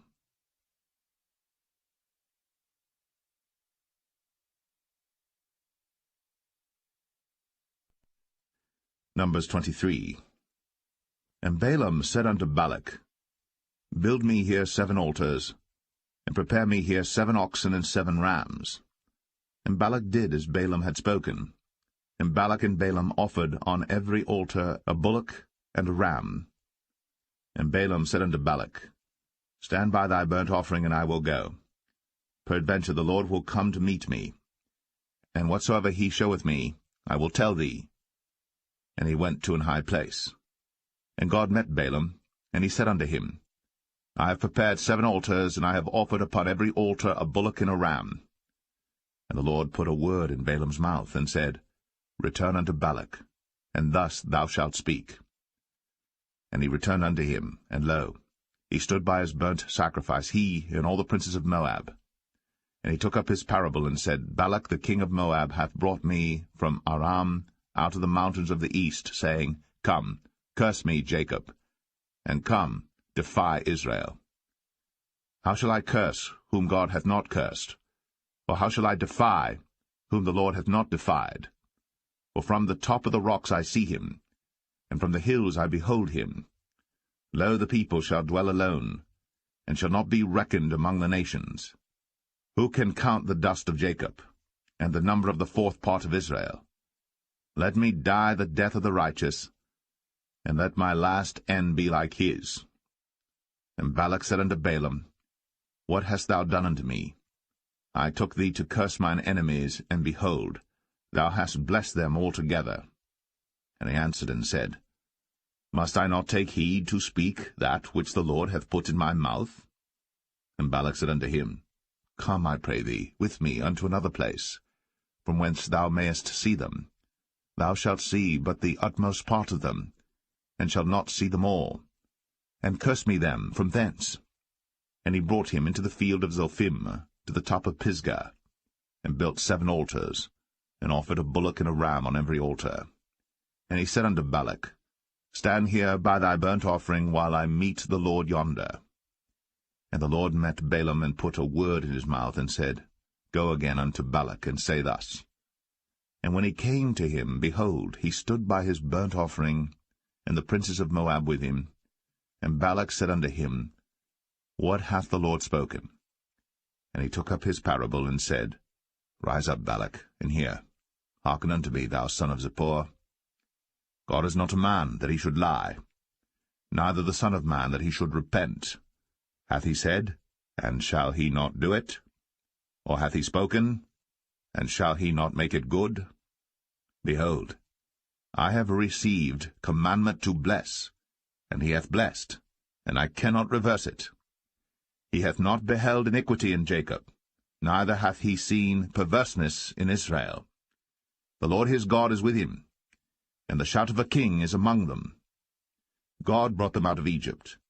He hath, as it were, the strength of an unicorn. Surely there is no enchantment against Jacob, neither is there any divination against Israel. According to this time it shall be said of Jacob and of Israel, What hath God wrought? Behold, the people shall rise up as a great lion, and lift up himself as a young lion. He shall not lie down until he eat of the prey, and drink the blood of the slain. And Balak said unto Balaam, Neither curse them at all, nor bless them at all. But Balaam answered, and said unto Balak, Told not I thee, saying, All that the Lord speaketh, that I must do? And Balak said unto Balaam, Come, I pray thee, I will bring thee unto another place. Peradventure it will please God that thou mayest curse me them from thence. And Balak brought Balaam unto the top of Peor, that looketh toward Jeshimon. Then Balaam said unto Balak, Build me here 7 altars, and prepare me here 7 bullocks and 7 rams. And Balak did as Balaam had said, and offered a bullock and a ram on every altar.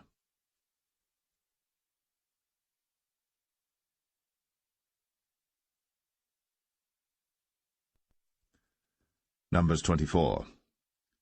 And when Balaam saw that it pleased the Lord to bless Israel, he went not, as at other times, to seek for enchantments, but he set his face toward the wilderness.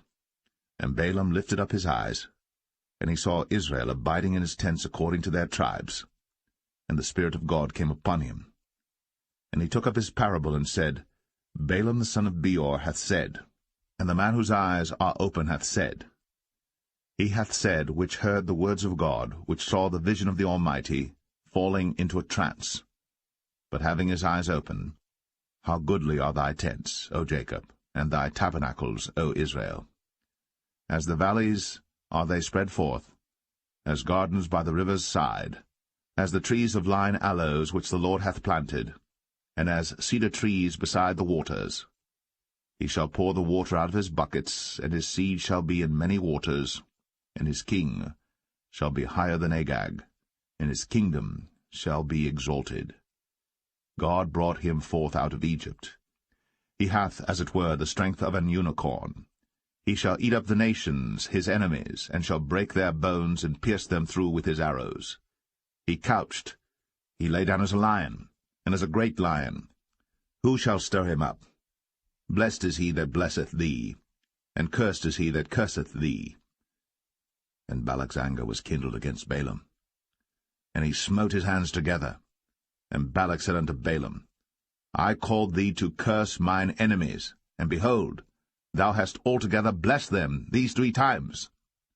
Therefore now flee thou to thy place. I thought to promote thee unto great honour, but lo, the Lord hath kept thee back from honour. And Balaam said unto Balak, Spake I not also to thy messengers which thou sentest unto me, saying, If Balak would give me his house full of silver and gold, I cannot go beyond the commandment of the Lord, to do either good or bad of mine own mind.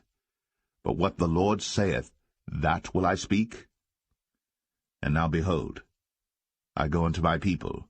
Come therefore, and I will advertise thee what this people shall do to thy people in the latter days. And he took up his parable, and said, Balaam the son of Beor hath said, and the man whose eyes are open hath said, He hath said, which heard the words of God, and knew the knowledge of the Most High, which saw the vision of the Almighty, falling into a trance, but having his eyes open. I shall see him, but not now. I shall behold him, but not nigh. There shall come a star out of Jacob, and a scepter shall rise out of Israel, and shall smite the corners of Moab, and destroy all the children of Sheth. And Edom shall be a possession, Sire also shall be a possession for his enemies. And Israel shall do valiantly. Out of Jacob shall come he that shall have dominion, and shall destroy him that remaineth of the city. And when he looked on Amalek, he took up his parable, and said, Amalek was the first of the nations, but his latter end shall be that he perish for ever. And he looked on the Kenites, and took up his parable, and said, Strong is thy dwelling place, and thou puttest thy nest in a rock. Nevertheless, the Kenites shall be wasted, until Ashur shall carry thee away captive. And he took up his parable, and said, Alas, who shall live when God doeth this?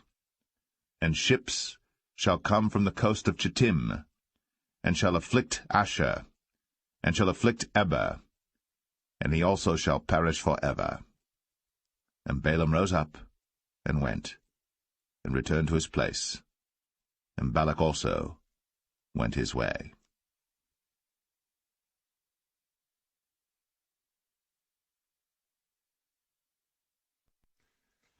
Numbers 25. And Israel abode in Shittim, and the people began to commit whoredom with the daughters of Moab. And they called the people unto the sacrifices of their gods, and the people did eat, and bowed down to their gods. And Israel joined himself unto Baal-peor, and the anger of the Lord was kindled against Israel.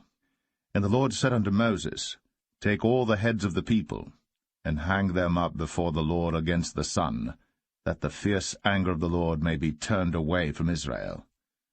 And Moses said unto the judges of Israel, Slay ye every one his men that were joined unto Baal-peor.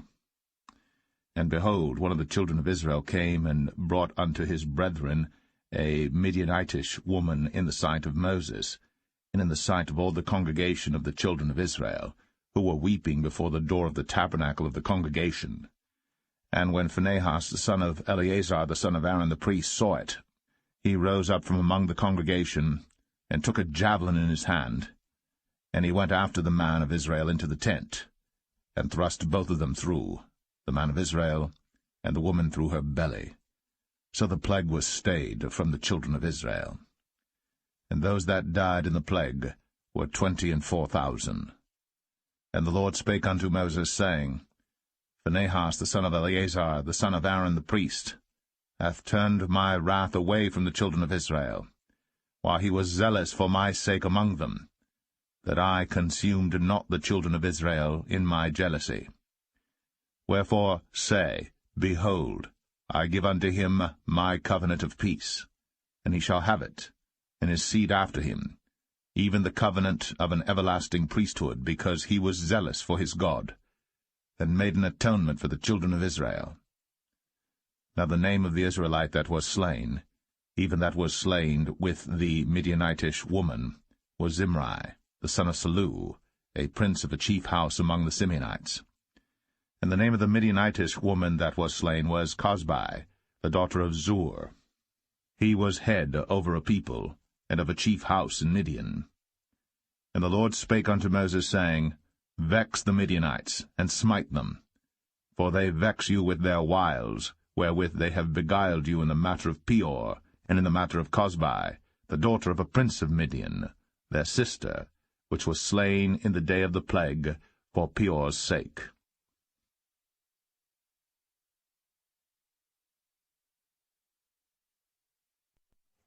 Numbers 26.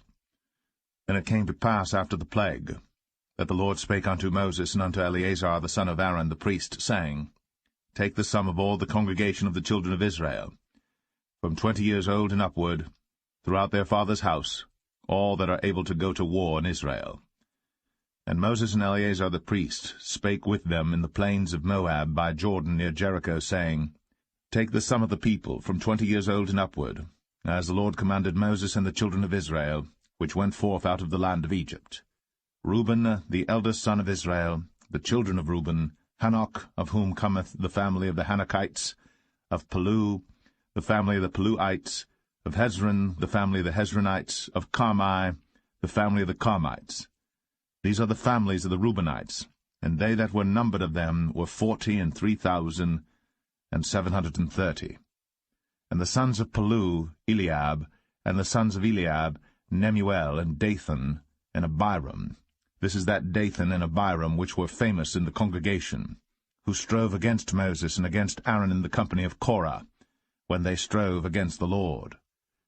And the earth opened her mouth, and swallowed them up together with Korah, when that company died, what time the fire devoured 250 men, and they became a sign.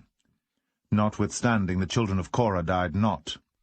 The sons of Simeon after their families, of Nemuel, the family of the Nemuelites, of Jamin, the family of the Jaminites, of Jachin, the family of the Jachinites, of Zerah, the family of the Zarhites, of Shaul, the family of the Shaulites. These are the families of the Simeonites, 22,200.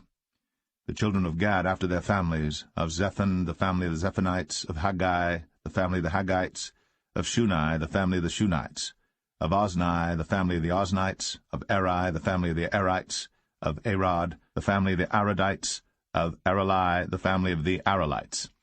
These are the families of the children of Gad according to those that were numbered of them, 40,500. The sons of Judah were Er and Onan, and Er and Onan died in the land of Canaan. And the sons of Judah after their families were, of Shelah, the family of the Shelonites, of Pharez, the family of the Pharzites, of Zerah, the family of the Zarhites. And the sons of Pharez were, of Hezron, the family of the Hezronites, of Hamul, the family of the Hamulites. These are the families of Judah according to those that were numbered of them, 16,500. Of the sons of Issachar after their families, of Tola, the family of the Tolaites, of Puah, the family of the Punites, of Jashub, the family of the Jashubites, of Shimron, the family of the Shimronites. These are the families of Issachar according to those that were numbered of them, 64,300. Of the sons of Zebulun after their families, of Sered, the family of the Sardites, of Elon, the family of the Elonites, of Jaleel, the family of the Jaleelites. These are the families of the Zebulunites, according to those that were numbered of them, 60,500. The sons of Joseph after their families were Manasseh and Ephraim. Of the sons of Manasseh, of Machir, the family of the Machirites, and Machir begat Gilead. Of Gilead come the family of the Gileadites. These are the sons of Gilead. Of Jezer, the family of the Jezerites. Of Helek, the family of the Helekites. And of Azriel, the family of the Azrielites. And of Shechem, the family of the Shechemites. And of Shemida, the family of the Shemidites. And of Hepher, the family of the Hepherites. And Zelophehad, the son of Hepher, had no sons, but daughters.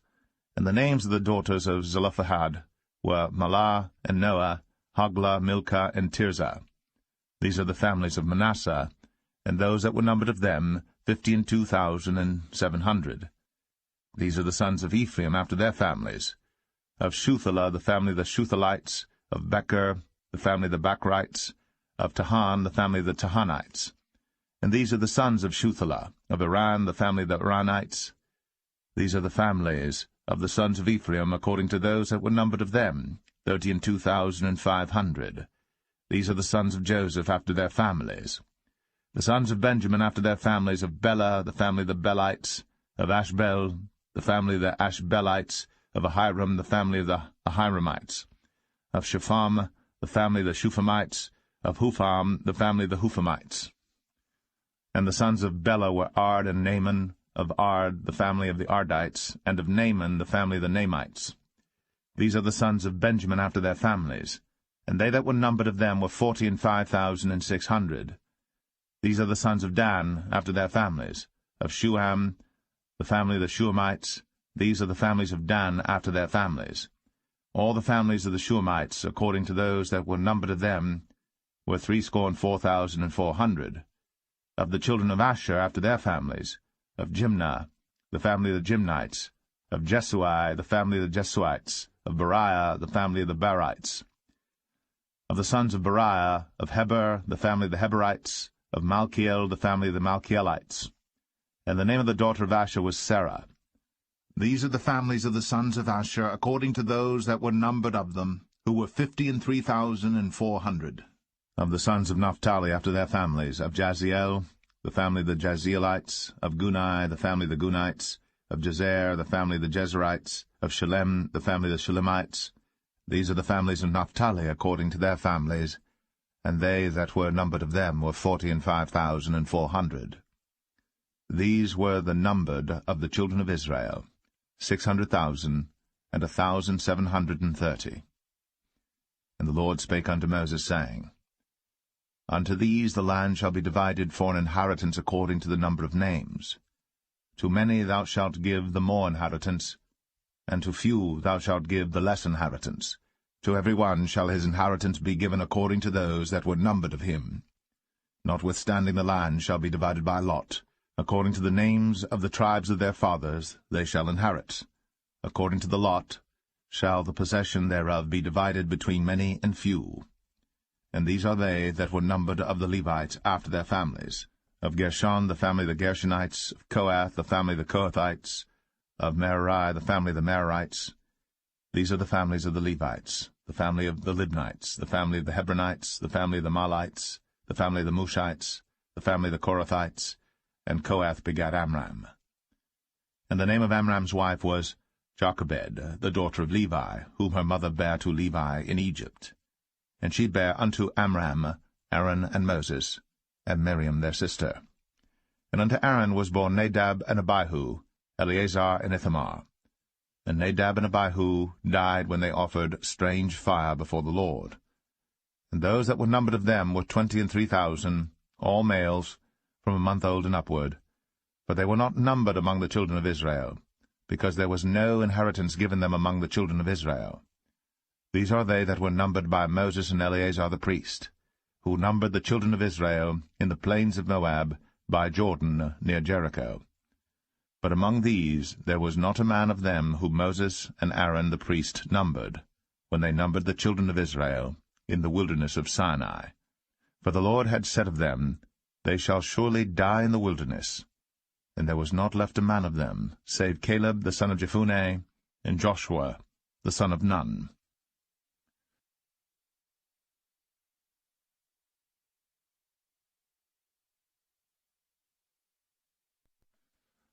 Numbers 27. Then came the daughters of Zelophehad, the son of Hepher, the son of Gilead, the son of Machir, the son of Manasseh, of the families of Manasseh, the son of Joseph. And these are the names of his daughters, Mahlah, Noah, and Hoglah, and Milcah, and Tirzah. And they stood before Moses, and before Eleazar the priest, and before the princes and all the congregation, by the door of the tabernacle of the congregation, saying, Our father died in the wilderness, and he was not in the company of them that gathered themselves together against the Lord in the company of Korah, but died in his own sin, and had no sons. Why should the name of our father be done away from among his family, because he hath no son? Give unto us therefore possession among the brethren of our father. And Moses brought their cause before the Lord. And the Lord spake unto Moses, saying, The daughters of Zelophehad speak right. Thou shalt surely give them a possession of an inheritance among their father's brethren, and thou shalt cause the inheritance of their father to pass unto them. And thou shalt speak unto the children of Israel, saying, If a man die, and have no son, then ye shall cause his inheritance to pass unto his daughter. And if he have no daughter, then ye shall give his inheritance unto his brethren. And if he have no brethren, then ye shall give his inheritance unto his father's brethren. And if his father have no brethren, then ye shall give his inheritance unto his kinsman that is next to him of his family, and he shall possess it. And it shall be unto the children of Israel a statute of judgment, as the Lord commanded Moses. And the Lord said unto Moses, Get thee up into this Mount Abarim, and see the land which I have given unto the children of Israel. And when thou hast seen it, thou also shalt be gathered unto thy people, as Aaron thy brother was gathered. For ye rebelled against my commandment in the desert of Zin, in the strife of the congregation, to sanctify me at the water before their eyes, that is, the water of Meribah and Kadesh, in the wilderness of Zin. And Moses spake unto the Lord, saying, Let the Lord, the God of the spirits of all flesh, set a man over the congregation, which may go out before them, and which may go in before them, and which may lead them out, and which may bring them in, that the congregation of the Lord be not as sheep which have no shepherd. And the Lord said unto Moses, Take thee Joshua the son of Nun, a man in whom is the Spirit, and lay thine hand upon him, and set him before Eleazar the priest, and before all the congregation, and give him a charge in their sight. And thou shalt put some of thine honor upon him, that all the congregation of the children of Israel may be obedient. And he shall stand before Eleazar the priest, who shall ask counsel for him after the judgment of Urim before the Lord. At his word shall they go out, and at his word they shall come in, both he and all the children of Israel with him, even all the congregation. And Moses did as the Lord commanded him. And he took Joshua, and set him before Eleazar the priest, and before all the congregation. And he laid his hands upon him, and gave him a charge, as the Lord commanded by the hand of Moses.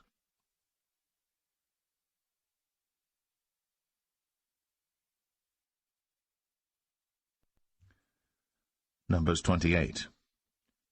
And the Lord spake unto Moses, saying, Command the children of Israel, and say unto them, My offering, and my bread for my sacrifices made by fire for a sweet savour unto me, shall ye observe to offer unto me in their due season. And thou shalt say unto them, This is the offering made by fire, which ye shall offer unto the Lord, 2 lambs of the first year without spot day by day, for a continual burnt offering. The 1 lamb shalt thou offer in the morning, and the other lamb shalt thou offer at even, and 1/10 part of an ephah of flour for a meat offering, mingled with the 4th part of an hin of beaten oil.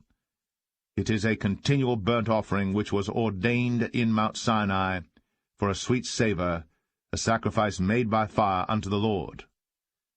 And the drink offering thereof shall be the 4th part of an hin for the 1 lamb.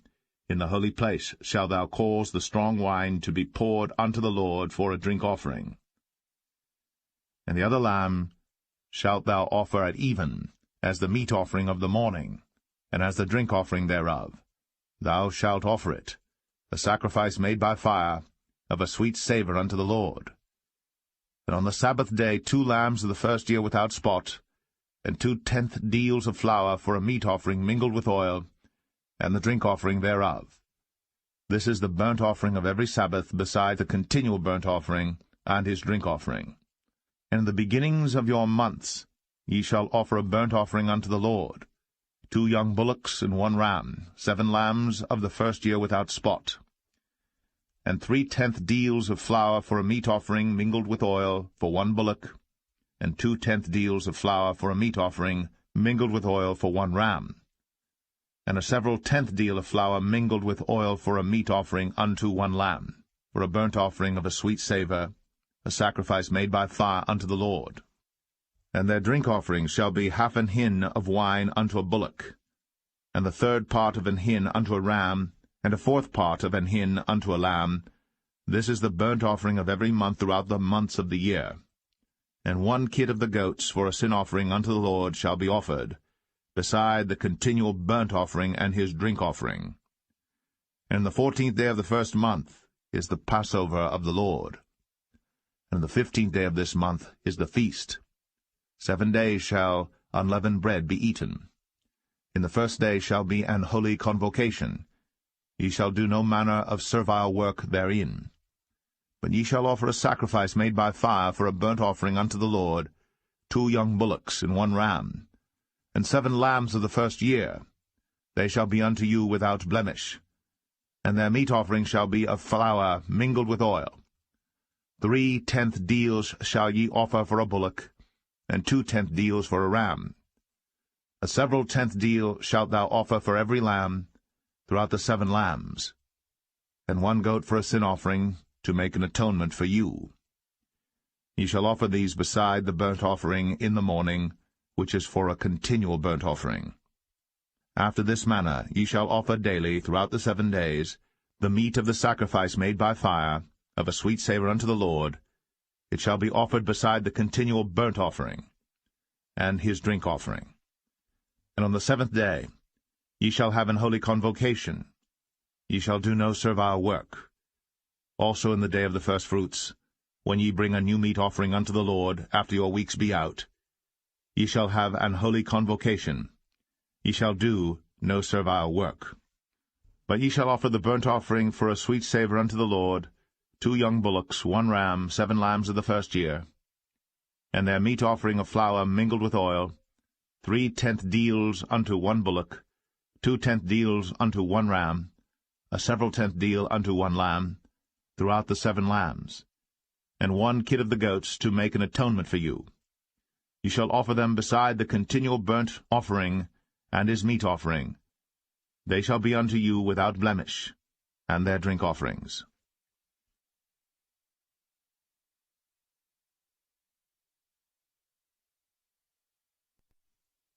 Numbers 29. And in the 7th month, on the 1st day of the month, ye shall have an holy convocation. Ye shall do no servile work. It is a day of blowing the trumpets unto you. And ye shall offer a burnt offering for a sweet savour unto the Lord, 1 young bullock, 1 ram, and 7 lambs of the first year without blemish. And their meat offering shall be of flour mingled with oil, 3/10 deals for a bullock, and 2/10 deals for a ram, and 1/10 deal for 1 lamb throughout the 7 lambs, and 1 kid of the goats for a sin offering, to make an atonement for you, beside the burnt offering of the month, and his meat offering, and the daily burnt offering and his meat offering, and their drink offerings, according unto their manner, for a sweet savour, a sacrifice made by fire unto the Lord. And ye shall have on the 10th day of this 7th month an holy convocation, and ye shall afflict your souls. Ye shall not do any work therein. But ye shall offer a burnt offering unto the Lord for a sweet savour, 1 young bullock, 1 ram, and 7 lambs of the first year. They shall be unto you without blemish, and their meat offering shall be of flour mingled with oil, 3/10 deals to a bullock, and 2/10 deals to 1 ram, a several 10th deal for 1 lamb throughout the 7 lambs, 1 kid of the goats for a sin offering, beside the sin offering of atonement, and the continual burnt offering, and the meat offering of it, and their drink offerings. And on the 15th day of the 7th month ye shall have an holy convocation. Ye shall do no servile work, and ye shall keep a feast unto the Lord 7 days. And ye shall offer a burnt offering, a sacrifice made by fire, of a sweet savour unto the Lord, 13 young bullocks, 2 rams, and 14 lambs of the first year. They shall be without blemish. And their meat offering shall be of flour mingled with oil, 3/10 deals unto every bullock of the 13 bullocks, 2/10 deals to each ram of the 2 rams, and a several 10th deal to each lamb of the 14 lambs. And 1 kid of the goats for a sin offering, beside the continual burnt offering, his meat offering, and his drink offering. And on the 2nd day ye shall offer 12 young bullocks, 2 rams, 14 lambs of the first year without spot. And their meat offering and their drink offerings for the bullocks, for the rams, and for the lambs shall be according to their number, after the manner. And 1 kid of the goats for a sin offering, beside the continual burnt offering, and the meat offering thereof, and their drink offerings. And on the 3rd day 11 bullocks, 2 rams, 14 lambs of the first year without blemish. And their meat offering and their drink offerings for the bullocks, for the rams, and for the lambs shall be according to their number, after the manner. And 1 goat for a sin offering, beside the continual burnt offering, and his meat offering, and his drink offering. And on the 4th day 10 bullocks, 2 rams, and 14 lambs of the first year without blemish. Their meat offering and their drink offerings for the bullocks, for the rams, and for the lambs shall be according to their number, after the manner. And 1 kid of the goats for a sin offering, beside the continual burnt offering, his meat offering, and his drink offering. And on the 5th day 9 bullocks, 2 rams, and 14 lambs of the first year without spot. And their meat offering and their drink offerings for the bullocks, for the rams, and for the lambs shall be according to their number, after the manner. And 1 goat for a sin offering, beside the continual burnt offering, and his meat offering, and his drink offering. And on the 6th day 8 bullocks, 2 rams, and 14 lambs of the first year without blemish. And their meat offering and their drink offerings for the bullocks, for the rams, and for the lambs shall be according to their number, after the manner. And 1 goat for a sin offering, beside the continual burnt offering, his meat offering, and his drink offering. And on the 7th day 7 bullocks, 2 rams, and 14 lambs of the first year without blemish. And their meat offering and their drink offerings for the bullocks, for the rams, and for the lambs shall be according to their number, after the manner. And 1 goat for a sin offering, beside the continual burnt offering, his meat offering, and his drink offering. On the 8th day ye shall have a solemn assembly. Ye shall do no servile work therein. But ye shall offer a burnt offering, a sacrifice made by fire, of a sweet savour unto the Lord, 1 bullock, 1 ram, 7 lambs of the first year without blemish. Their meat offering and their drink offerings for the bullock, for the ram, and for the lambs shall be according to their number, after the manner. And 1 goat for a sin offering, beside the continual burnt offering, and his meat offering, and his drink offering. These things ye shall do unto the Lord in your set feasts, beside your vows, and your freewill offerings, for your burnt offerings, and for your meat offerings, and for your drink offerings, and for your peace offerings. And Moses told the children of Israel according to all that the Lord commanded Moses.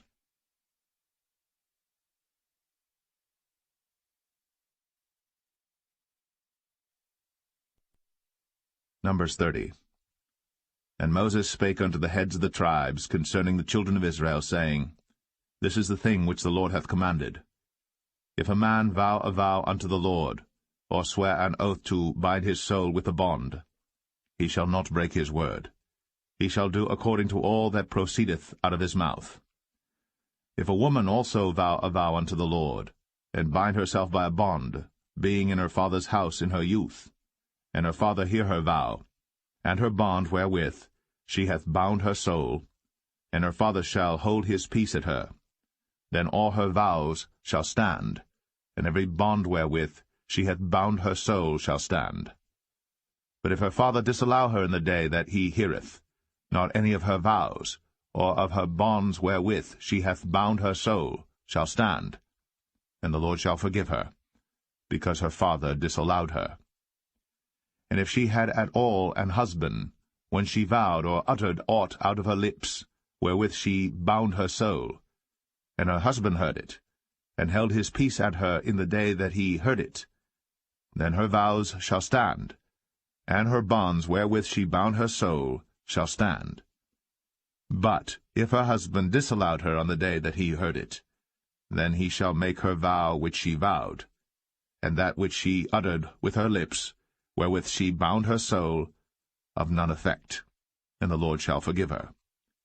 But every vow of a widow, and of her that is divorced, wherewith they have bound their souls, shall stand against her. And if she vowed in her husband's house, or bound her soul by a bond with an oath, and her husband heard it, and held his peace at her, and disallowed her not, then all her vows shall stand, and every bond wherewith she bound her soul shall stand. But if her husband hath utterly made them void on the day he heard them, then whatsoever proceeded out of her lips concerning her vows, or concerning the bond of her soul, shall not stand. Her husband hath made them void, and the Lord shall forgive her.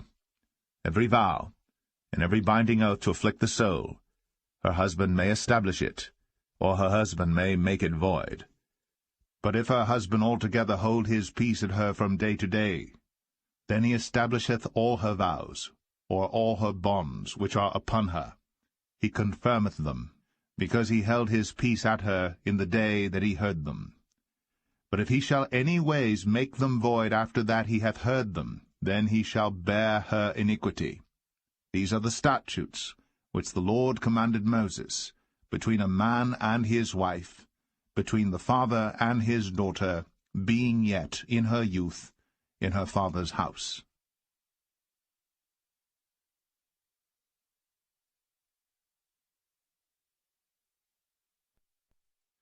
Numbers 31. And the Lord spake unto Moses, saying, Avenge the children of Israel of the Midianites. Afterward shalt thou be gathered unto thy people. And Moses spake unto the people, saying, Arm some of yourselves unto the war, and let them go against the Midianites, and avenge the lord of Midian. Of every tribe 1,000 throughout all the tribes of Israel shall ye send to the war. So there were delivered out of the thousands of Israel 1,000 of every tribe, 12,000 armed for war. And Moses sent them to the war, 1,000 of every tribe, them and Phinehas the son of Eleazar the priest, to the war, with the holy instruments, and the trumpets to blow in his hand. And they warred against the Midianites, as the Lord commanded Moses. And they slew all the males, and they slew the kings of Midian, beside the rest of them that were slain, namely Evi, and Rechem, and Zur, and Hur, and Reba, 5 kings of Midian.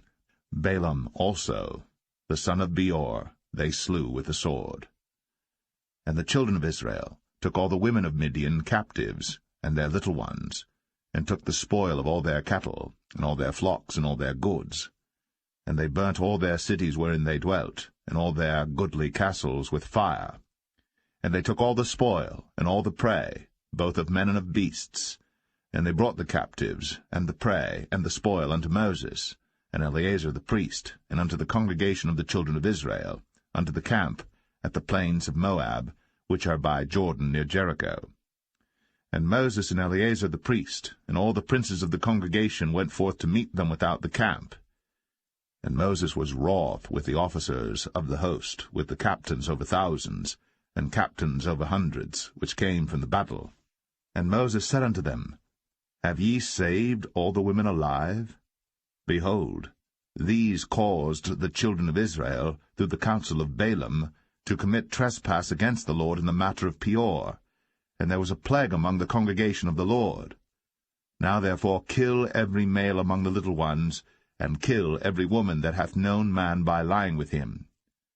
But all the women children that have not known a man by lying with him, keep alive for yourselves. And do ye abide without the camp 7 days, whosoever hath killed any person, and whosoever hath touched any slain, purify both yourselves and your captives on the 3rd day, and on the 7th day. And purify all your raiment, and all that is made of skins, and all work of goat's hair, and all things made of wood. And Eleazar the priest said unto the men of war, which went to the battle, This is the ordinance of the law which the Lord commanded Moses. Only the gold, and the silver, the brass, the iron, the tin, and the lead, everything that may abide the fire, ye shall make it go through the fire, and it shall be clean. Nevertheless it shall be purified with the water of separation, and all that abideth not the fire ye shall make go through the water. And ye shall wash your clothes on the 7th day, and ye shall be clean, and afterward ye shall come into the camp. And the Lord spake unto Moses, saying, Take the sum of the prey that was taken, both of man and of beast, thou, and Eleazar the priest, and the chief fathers of the congregation, and divide the prey into 2 parts, between them that took the war upon them, who went out to battle, and between all the congregation. And levy a tribute unto the Lord of the men of war which went out to battle, 1 soul of 500, both of the persons, and of the beeves, and of the asses, and of the sheep. Take it of their half, and give it unto Eleazar the priest, for an heave offering of the Lord. And of the children of Israel's half thou shalt take 1 portion of 50 of the persons, of the beeves, of the asses, and of the flocks, of all manner of beasts, and give them unto the Levites, which keep the charge of the tabernacle of the Lord. And Moses and Eleazar the priest did as the Lord commanded Moses.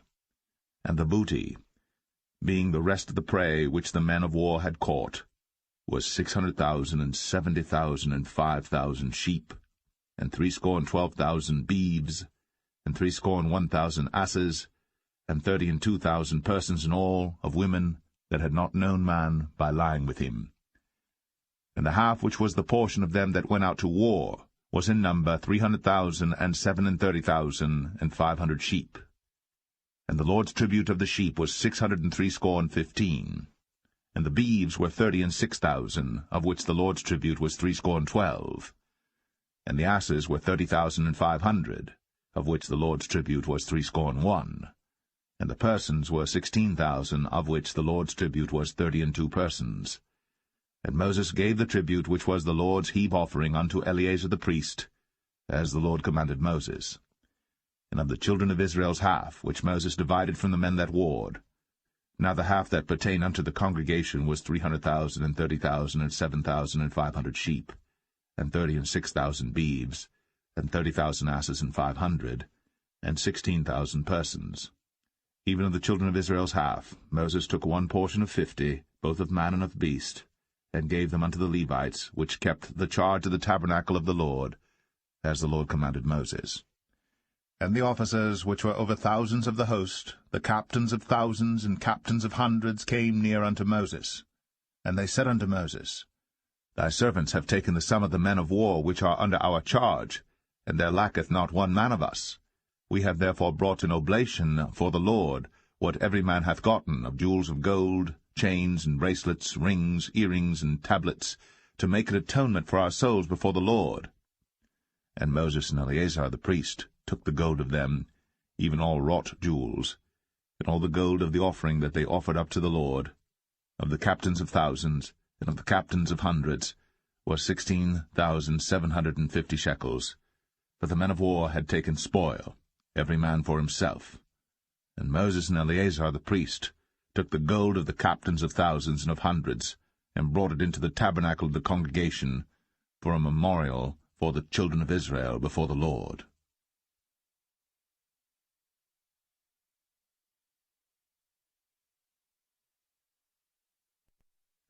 Numbers 32. Now the children of Reuben and the children of Gad had a very great multitude of cattle. And when they saw the land of Jazer, and the land of Gilead, that, behold, the place was a place for cattle, the children of Gad and the children of Reuben came and spake unto Moses, and to Eleazar the priest, and unto the princes of the congregation, saying, Adareth, and Dibon, and Jazer, and Imrah, and Heshbon, and Elealeh, and Shebam, and Nebo, and Beon. Even the country which the Lord smote before the congregation of Israel is a land for cattle, and thy servants have cattle. Wherefore said they, If we have found grace in thy sight, let this land be given unto thy servants for a possession, and bring us not over Jordan. And Moses said unto the children of Gad, and to the children of Reuben, Shall your brethren go to war, and shall ye sit here? And wherefore discourage ye the heart of the children of Israel from going over into the land which the Lord hath given them? Thus did your fathers when I sent them from Kadesh-barnea to see the land. For when they went up unto the valley of Eshcol, and saw the land, they discouraged the heart of the children of Israel, that they should not go into the land which the Lord had given them. And the Lord's anger was kindled the same time, and he sware, saying, Surely none of the men that came up out of Egypt from 20 years old and upward shall see the land which I swear unto Abraham, unto Isaac, and unto Jacob, because they have not wholly followed me, save Caleb the son of Jephunneh the Kenizzite, and Joshua the son of Nun, for they have wholly followed the Lord. And the Lord's anger was kindled against Israel, and he made them wander in the wilderness 40 years, until all the generation that had done evil in the sight of the Lord was consumed. And behold, ye are risen up in your father's stead, an increase of sinful men, to augment yet the fierce anger of the Lord toward Israel. For if ye turn away from after him, he will yet again leave them in the wilderness, and ye shall destroy all this people. And they came near unto him, and said, We will build sheepfolds here for our cattle, and cities for our little ones.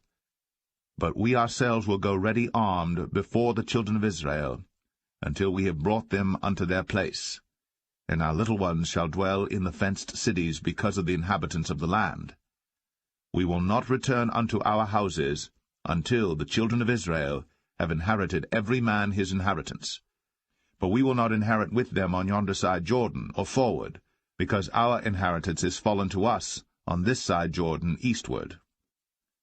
And Moses said unto them, If ye will do this thing, if ye will go armed before the Lord to war, and will go all of you armed over Jordan before the Lord, until he hath driven out his enemies from before him, and the land be subdued before the Lord, then afterward ye shall return, and be guiltless before the Lord, and before Israel. And this land shall be your possession before the Lord. But if ye will not do so, behold, ye have sinned against the Lord, and be sure your sin will find you out. Build you cities for your little ones, and folds for your sheep, and do that which hath proceeded out of your mouth. And the children of Gad and the children of Reuben spake unto Moses, saying, Thy servants will do as my Lord commandeth. Our little ones, our wives, our flocks, and all our cattle shall be there in the cities of Gilead. But thy servants will pass over, every man armed for war, before the Lord to battle, as my Lord saith. So concerning them Moses commanded Eleazar the priest, and Joshua the son of Nun, and the chief fathers of the tribes of the children of Israel. And Moses said unto them, If the children of Gad and the children of Reuben will pass with you over Jordan, every man armed to battle, before the Lord, and the land shall be subdued before you, then ye shall give them the land of Gilead for a possession. But if they will not pass over with you armed, they shall have possessions among you in the land of Canaan.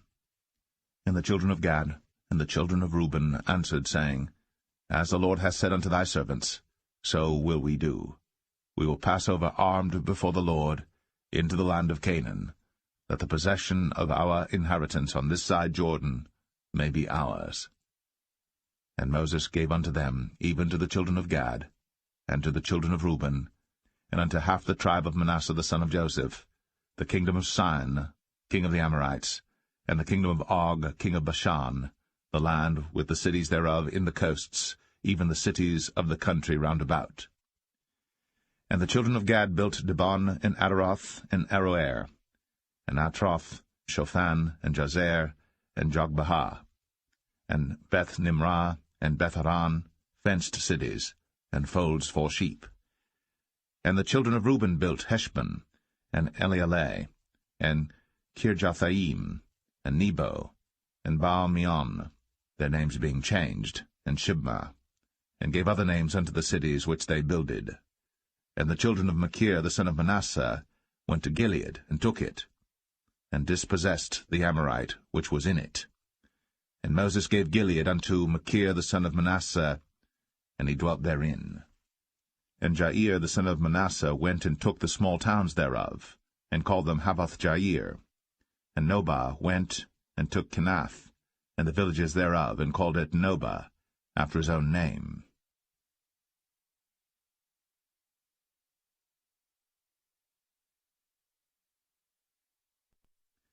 Numbers 33. These are the journeys of the children of Israel, which went forth out of the land of Egypt with their armies under the hand of Moses and Aaron. And Moses wrote their goings out according to their journeys by the commandment of the Lord. And these are their journeys according to their goings out. And they departed from Ramses in the 1st month, on the 15th day of the 1st month. On the morrow after the Passover the children of Israel went out with an high hand in the sight of all the Egyptians. For the Egyptians buried all their firstborn, which the Lord had smitten among them. Upon their gods also the Lord executed judgments. And the children of Israel removed from Ramses, and pitched in Succoth. And they departed from Succoth, and pitched in Etham, which is in the edge of the wilderness. And they removed from Etham, and turned again unto Pi-Hahiroth, which is before Baal-Zevon. And they pitched before Migdol. And they departed from before Pi-Hahiroth, and passed through the midst of the sea into the wilderness, and went 3 days' journey in the wilderness of Etham, and pitched in Marah. And they removed from Marah, and came unto Elim, and in Elim were 12 fountains of water, and 70 palm trees, and they pitched there. And they removed from Elim, and encamped by the Red Sea. And they removed from the Red Sea, and encamped in the wilderness of Sin. And they took their journey out of the wilderness of Sin, and encamped in Dophkah. And they departed from Dophkah, and encamped in Alush. And they removed from Alush, and encamped at Rephidim, where was no water for the people to drink. And they departed from Rephidim, and pitched in the wilderness of Sinai. And they removed from the desert of Sinai, and pitched at Kibroth-Hattaavah. And they departed from Kibroth-Hattaavah, and encamped at Hazeroth. And they departed from Hazeroth, and pitched in Rithmah. And they departed from Rithmah, and pitched at Rimmon-Perez. And they departed from Rimmon-Perez, and pitched in Libnah. And they removed from Libnah, and pitched at Rissah. And they journeyed from Rissah, and pitched in Kehelatha. And they went from Kehelatha, and pitched in Mount Shepher. And they removed from Mount Shepher, and encamped in Hadadah. And they removed from Hadadah, and pitched in Makheloth. And they removed from Makheloth, and encamped at Tahath. And they departed from Tahath, and pitched at Tara. And they removed from Tara, and pitched in Mithkah. And they went from Mithkah, and pitched in Hashmonah. And they departed from Hashmonah, and encamped at Moseroth. And they departed from Moseroth, and pitched in Bene Jaakan. And they removed from Bene Jaakan, and encamped at Hor-Haggidgad. And they went from Hor-Haggidgad, and pitched in Jotbathah. And they removed from Jotbathah, and encamped at Ebronah. And they departed from Ebronah, and encamped at Ezion-Geber. And they removed from Ezion-Geber, and pitched in the wilderness of Zin, which is Kadesh. And they removed from Kadesh, and pitched in Mount Or, in the edge of the land of Edom. And Aaron the priest went up into Mount Or at the commandment of the Lord, and died there, in the 40th year after the children of Israel were come out of the land of Egypt, in the 1st day of the 5th month. And Aaron was 123 years old when he died in Mount Or. And King Arad, the Canaanite, which dwelt in the south in the land of Canaan, heard of the coming of the children of Israel. And they departed from Mount Or, and pitched in Zalmonah. And they departed from Zalmonah, and pitched in Punon. And they departed from Punon, and pitched in Oboth. And they departed from Oboth, and pitched in Ije-Abarim in the border of Moab. And they departed from Aim, and pitched in Dibon-Gad. And they removed from Dibon-Gad, and encamped in Almon-Diblathaim. And they removed from Almon-Diblathaim, and pitched in the mountains of Abarim before Nebo. And they departed from the mountains of Abarim, and pitched in the plains of Moab by Jordan near Jericho.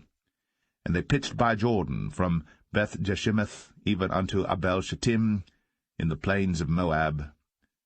And the Lord spake unto Moses in the plains of Moab by Jordan, near Jericho, saying, Speak unto the children of Israel, and say unto them, When ye are passed over Jordan into the land of Canaan, then ye shall drive out all the inhabitants of the land from before you, and destroy all their pictures, and destroy all their molten images, and quite pluck down all their high places. And ye shall dispossess the inhabitants of the land, and dwell therein, for I have given you the land to possess it. And ye shall divide the land by lot for an inheritance among your families, and to the more ye shall give the more inheritance, and to the fewer ye shall give the less inheritance. Every man's inheritance shall be in the place where his lot falleth. According to the tribes of your fathers ye shall inherit. But if ye will not drive out the inhabitants of the land from before you, then it shall come to pass that those which ye let remain of them shall be pricks in your eyes, and thorns in your sides, and shall vex you in the land wherein ye dwell. Moreover, it shall come to pass that I shall do unto you as I thought to do unto them.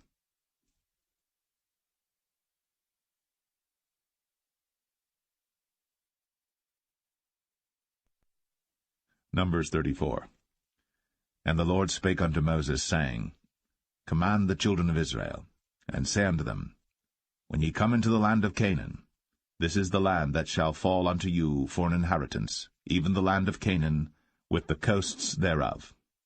Then your south quarter shall be from the wilderness of Zin, along by the coast of Edom, and your south border shall be the outmost coast of the salt sea eastward.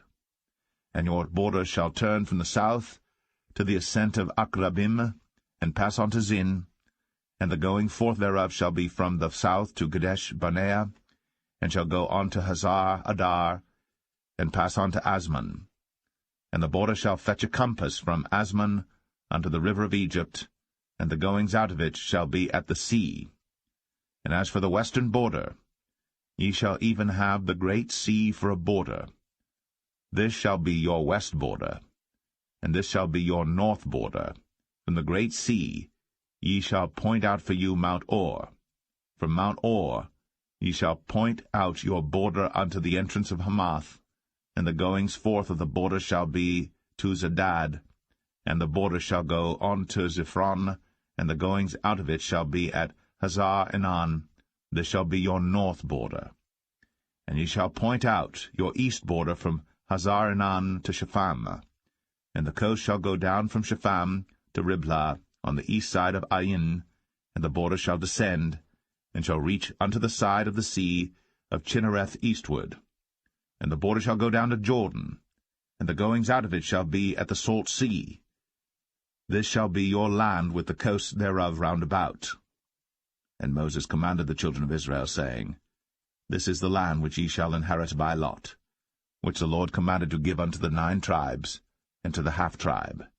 For the tribe of the children of Reuben according to the house of their fathers, and the tribe of the children of Gad according to the house of their fathers, have received their inheritance, and half the tribe of Manasseh have received their inheritance.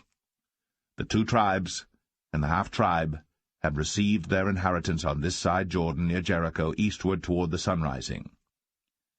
And the Lord spake unto Moses, saying, These are the names of the men which shall divide the land unto you, Eleazar the priest, and Joshua the son of Nun. And ye shall take 1 prince of every tribe to divide the land by inheritance. And the names of the men are these: of the tribe of Judah, Caleb the son of Jephunneh, and of the tribe of the children of Simeon, Shemuel the son of Ammihud. Of the tribe of Benjamin, Elidad the son of Chislon, and the prince of the tribe of the children of Dan, Bukai the son of Joglai. The prince of the children of Joseph, for the tribe of the children of Manasseh, Haniel the son of Ephod. And the prince of the tribe of the children of Ephraim, Kemuel the son of Shiptan. And the prince of the tribe of the children of Zebulun, Elizaphan the son of Parnach. And the prince of the tribe of the children of Issachar, Paltiel the son of Azan. And the prince of the tribe of the children of Asher, Ahihud the son of Shelomai.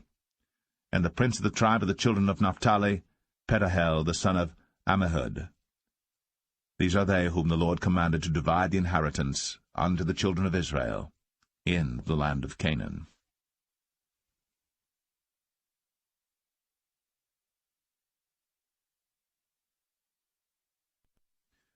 Numbers 35. And the Lord spake unto Moses in the plains of Moab by Jordan near Jericho, saying, Command the children of Israel, that they give unto the Levites of the inheritance of their possession cities to dwell in. And ye shall give also unto the Levites suburbs for the cities round about them. And the cities shall they have to dwell in, and the suburbs of them shall be for their cattle, and for their goods, and for all their beasts. And the suburbs of the cities, which ye shall give unto the Levites, shall reach from the wall of the city and outward 1,000 cubits round about. And ye shall measure from without the city on the east side 2,000 cubits, and on the south side 2,000 cubits, and on the west side 2,000 cubits, and on the north side 2,000 cubits. And the city shall be in the midst. This shall be to them the suburbs of the cities. And among the cities which ye shall give unto the Levites, there shall be 6 cities for refuge, which ye shall appoint for the manslayer, that he may flee thither. And to them ye shall add 42 cities. So all the cities which ye shall give to the Levites shall be 48 cities. Them shall ye give with their suburbs. And the cities which ye shall give shall be of the possession of the children of Israel. From them that have many ye shall give many, but from them that have few ye shall give few. Every one shall give of his cities unto the Levites according to his inheritance, which he inheriteth. And the Lord spake unto Moses, saying, Speak unto the children of Israel, and say unto them, When ye be come over Jordan into the land of Canaan, then ye shall appoint you cities to be cities of refuge for you, that the slayer may flee thither, which killeth any person at unawares. And they shall be unto you cities for refuge from the avenger, that the manslayer die not, until he stand before the congregation in judgment. And of these cities which ye shall give 6 cities shall ye have for refuge. Ye shall give 3 cities on this side Jordan, and 3 cities shall ye give in the land of Canaan, which shall be cities of refuge. These 6 cities shall be a refuge, both for the children of Israel, and for the stranger, and for the sojourner among them, that every one that killeth any person unawares may flee thither. And if he smite him with an instrument of iron, so that he die, he is a murderer. The murderer shall surely be put to death. And if he smite him with throwing a stone, wherewith he may die, and he die, he is a murderer. The murderer shall surely be put to death. Or if he smite him with an hand weapon of wood, wherewith he may die, and he die, he is a murderer. The murderer shall surely be put to death. The revenger of blood himself shall slay the murderer. When he meeteth him, he shall slay him. But if he thrust him of hatred, or hurl at him by laying of weight, that he die, or in enmity smite him with his hand, that he die, he that smote him shall surely be put to death.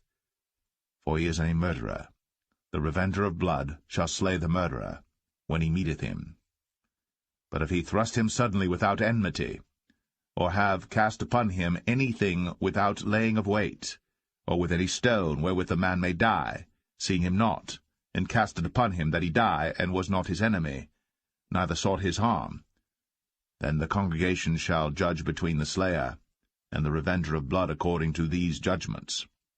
And the congregation shall deliver the slayer out of the hand of the revenger of blood, and the congregation shall restore him to the city of his refuge, whither he was fled, and he shall abide in it unto the death of the high priest, which was anointed with the holy oil.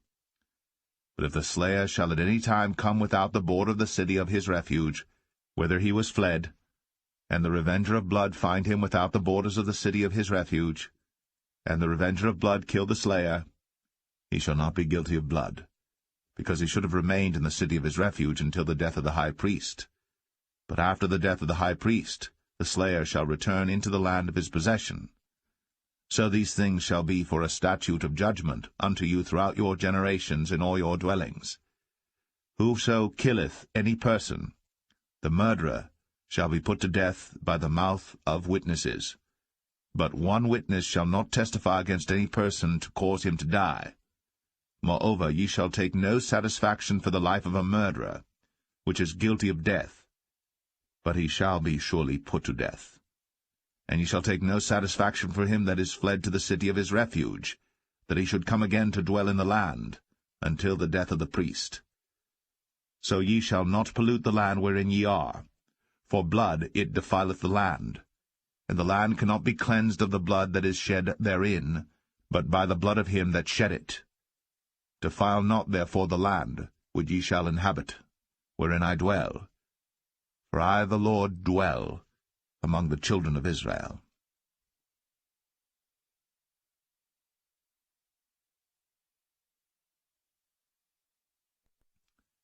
Numbers 36.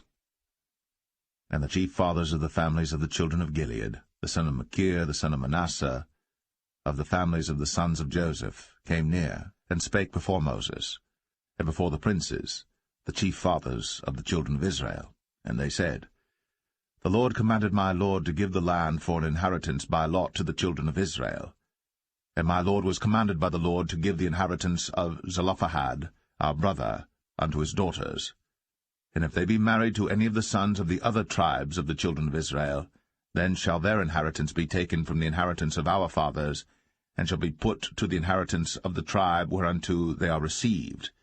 So shall it be taken from the lot of our inheritance. And when the Jubilee of the children of Israel shall be, then shall their inheritance be put unto the inheritance of the tribe whereunto they are received. So shall their inheritance be taken away from the inheritance of the tribe of our fathers. And Moses commanded the children of Israel according to the word of the Lord, saying, The tribe of the sons of Joseph hath said well. This is the thing which the Lord doth command concerning the daughters of Zelophehad, saying, Let them marry to whom they think best, only to the family of the tribe of their father shall they marry. So shall not the inheritance of the children of Israel remove from tribe to tribe, for every one of the children of Israel shall keep himself to the inheritance of the tribe of his fathers. And every daughter that possesseth an inheritance in any tribe of the children of Israel shall be wife unto one of the family of the tribe of her father, that the children of Israel may enjoy every man the inheritance of his fathers. Neither shall the inheritance remove from one tribe to another tribe, but every one of the tribes of the children of Israel shall keep himself to his own inheritance. Even as the Lord commanded Moses, so did the daughters of Zelophehad. For Mahlah, Tirzah, and Hoglah, and Milcah, and Noah, the daughters of Zelophehad, were married unto their father's brothers' sons. And they were married into the families of the sons of Manasseh, the son of Joseph, and their inheritance remained in the tribe of the family of their father. These are the commandments and the judgments which the Lord commanded by the hand of Moses unto the children of Israel, in the plains of Moab by Jordan, near Jericho.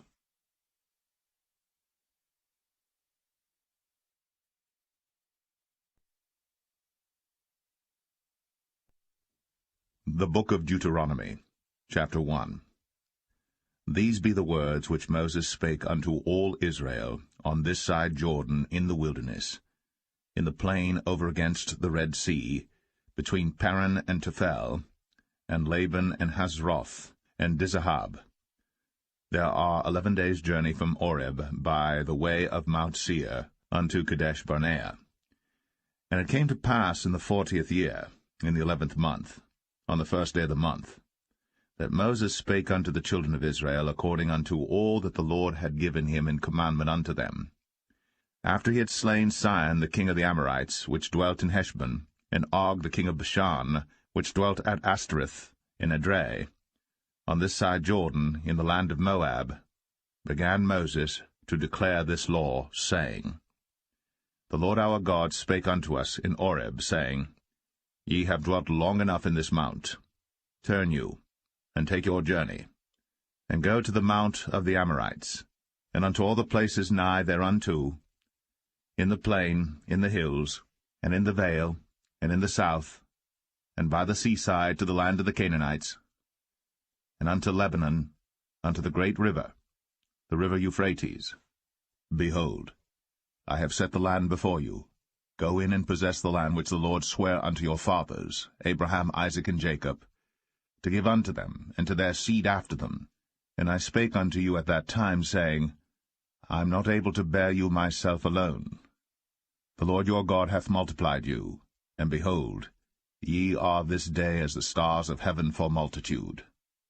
The Lord God of your fathers make you 1,000 times so many more as ye are, and bless you, as he hath promised you.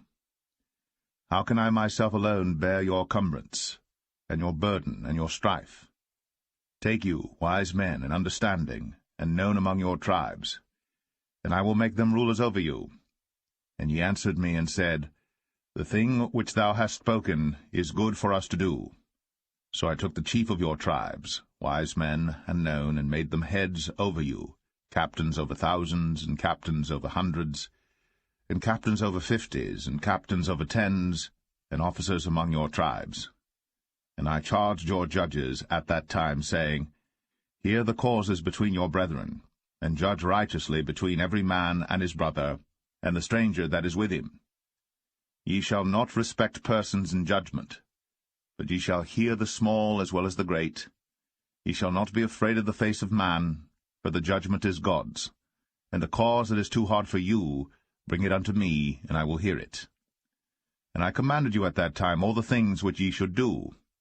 And when we departed from Oreb, we went through all that great and terrible wilderness, which ye saw by the way of the mountain of the Amorites, as the Lord our God commanded us. And we came to Kadesh-barnea. And I said unto you, Ye are come unto the mountain of the Amorites, which the Lord our God doth give unto us. Behold, the Lord thy God hath set the land before thee. Go up and possess it, as the Lord God of thy fathers hath said unto thee. Fear not, neither be discouraged. And ye came near unto me, every one of you, and said, We will send men before us, and they shall search us out the land, and bring us word again by what way we must go up, and into what cities we shall come. And the saying pleased me well. And I took 12 men of you, one of a tribe. And they turned and went up into the mountain, and came unto the valley of Eshcol, and searched it out.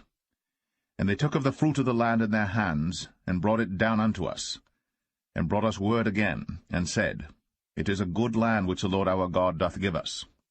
Notwithstanding ye would not go up, but rebelled against the commandment of the Lord your God. And ye murmured in your tents, and said, Because the Lord hated us, he hath brought us forth out of the land of Egypt, to deliver us into the hand of the Amorites, to destroy us. Whither shall we go up? Our brethren have discouraged our heart, saying, The people is greater and taller than we. The cities are great, and walled up to heaven. And moreover, we have seen the sons of the Anakims there. Then I said unto you, Dread not, neither be afraid of them. The Lord your God, which goeth before you, he shall fight for you, according to all that he did for you in Egypt before your eyes. And in the wilderness, where thou hast seen how that the Lord thy God bare thee, as a man doth bear his son, in all the way that ye went, until ye came into this place. Yet in this thing ye did not believe the Lord your God, who went in the way before you, to search you out a place to pitch your tents in fire by night, to show you by what way ye should go, and in a cloud by day. And the Lord heard the voice of your words, and was wroth, and sware, saying, Surely there shall not one of these men of this evil generation see that good land, which I swear to give unto your fathers. Save Caleb the son of Jephunneh, he shall see it. And to him will I give the land that he hath trodden upon, and to his children, because he hath wholly followed the Lord.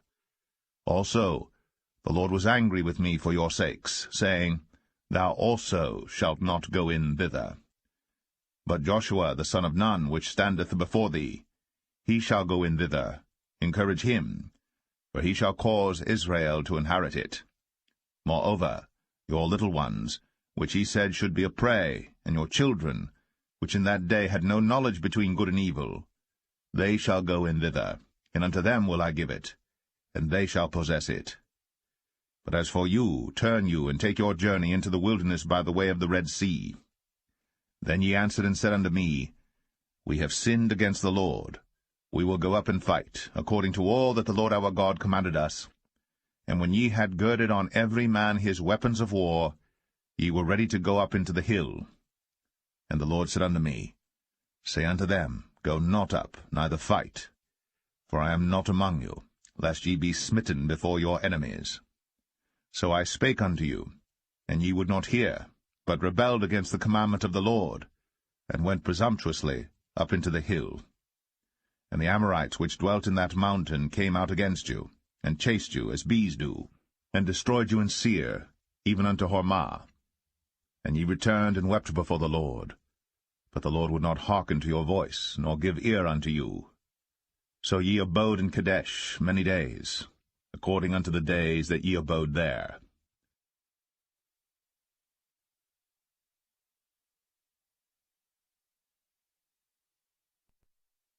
Deuteronomy 2. Then we turned and took our journey into the wilderness by the way of the Red Sea, as the Lord spake unto me, and we compassed Mount Seir many days. And the Lord spake unto me, saying, Ye have compassed this mountain long enough. Turn you northward. And command thou the people, saying, Ye are to pass through the coast of your brethren the children of Esau, which dwell in Seir, and they shall be afraid of you. Take ye good heed unto yourselves therefore. Meddle not with them, for I will not give you of their land, no, not so much as a footbreadth, because I have given Mount Seir unto Esau for a possession.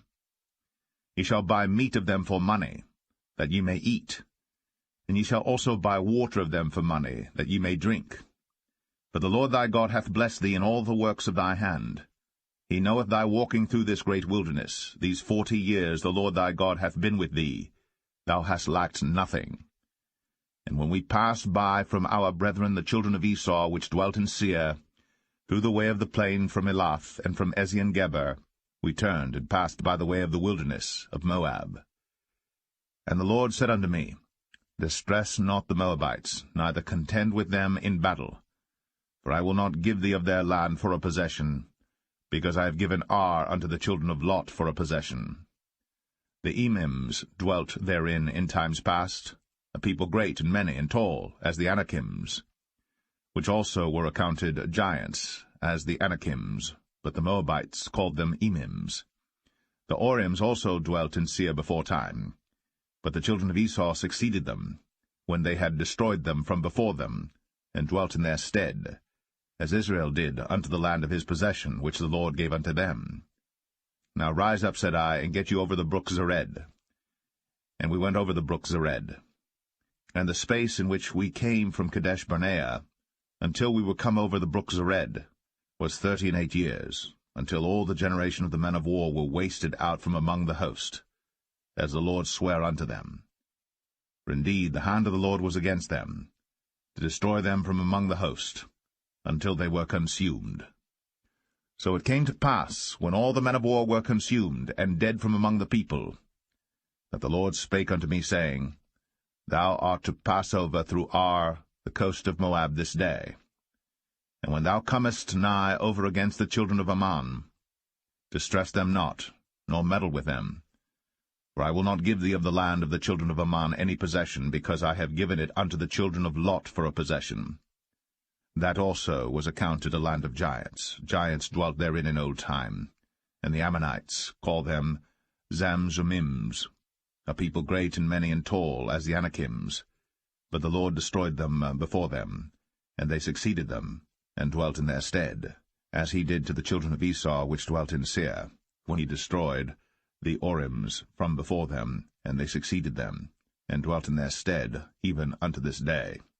And the Avims, which dwelt in Hazarim, even unto Azah, the Captorims, which came forth out of Caphtor, destroyed them, and dwelt in their stead. Rise ye up, take your journey, and pass over the river Arnon. Behold, I have given into thine hand Sihon the Amorite, king of Heshbon, and his land. Begin to possess it, and contend with him in battle. This day will I begin to put the dread of thee, and the fear of thee, upon the nations that are under the whole heaven, who shall hear report of thee, and shall tremble, and be in anguish because of thee. And I sent messengers out of the wilderness of Kedemoth unto Sihon king of Heshbon with words of peace, saying, Let me pass through thy land. I will go along by the highway. I will neither turn unto the right hand nor to the left. Thou shalt sell me meat for money, that I may eat, and give me water for money, that I may drink. Only I will pass through on my feet.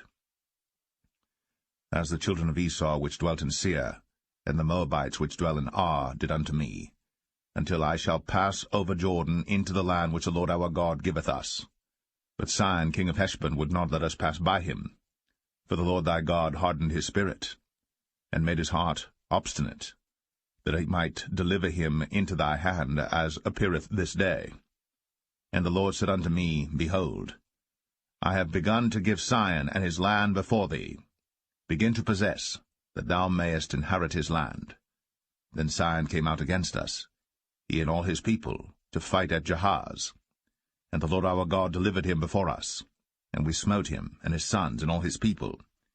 And we took all his cities at that time, and utterly destroyed the men, and the women, and the little ones of every city. We left none to remain.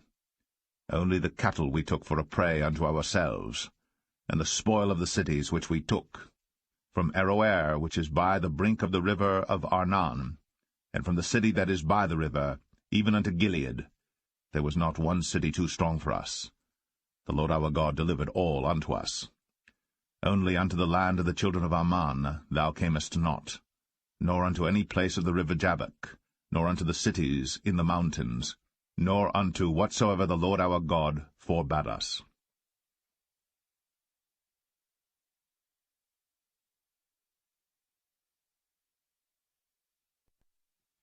Deuteronomy 3. Then we turned, and went up the way to Bashan, and Og the king of Bashan came out against us, he and all his people, to battle at Edrei. And the Lord said unto me, Fear him not, for I will deliver him, and all his people, and his land, into thy hand. And thou shalt do unto him as thou didst unto Sihon king of the Amorites, which dwelt at Heshbon. So the Lord our God delivered into our hands Og also, the king of Bashan, and all his people, and we smote him, until none was left to him remaining. And we took all his cities at that time. There was not a city which we took not from them, 80 cities, all the region of Argob, the kingdom of Og and Bashan. All these cities were fenced with high walls, gates, and bars, beside unwalled towns a great many. And we utterly destroyed them, as we did unto Sihon king of Heshbon, utterly destroying the men, women, and children of every city. But all the cattle and the spoil of the cities we took for a prey to ourselves. And we took at that time out of the hand of the 2 kings of the Amorites the land that was on this side Jordan, from the river of Arnon unto Mount Hermon, which Hermon the Sidonians call Sirion, and the Amorites call it Shenir. All the cities of the plain, and all Gilead, and all Bashan, unto Salcha and Edrei, cities of the kingdom of Og and Bashan. For only Og king of Bashan remained of the remnant of giants. Behold, his bedstead was a bedstead of iron. Is it not in Rabbath of the children of Ammon?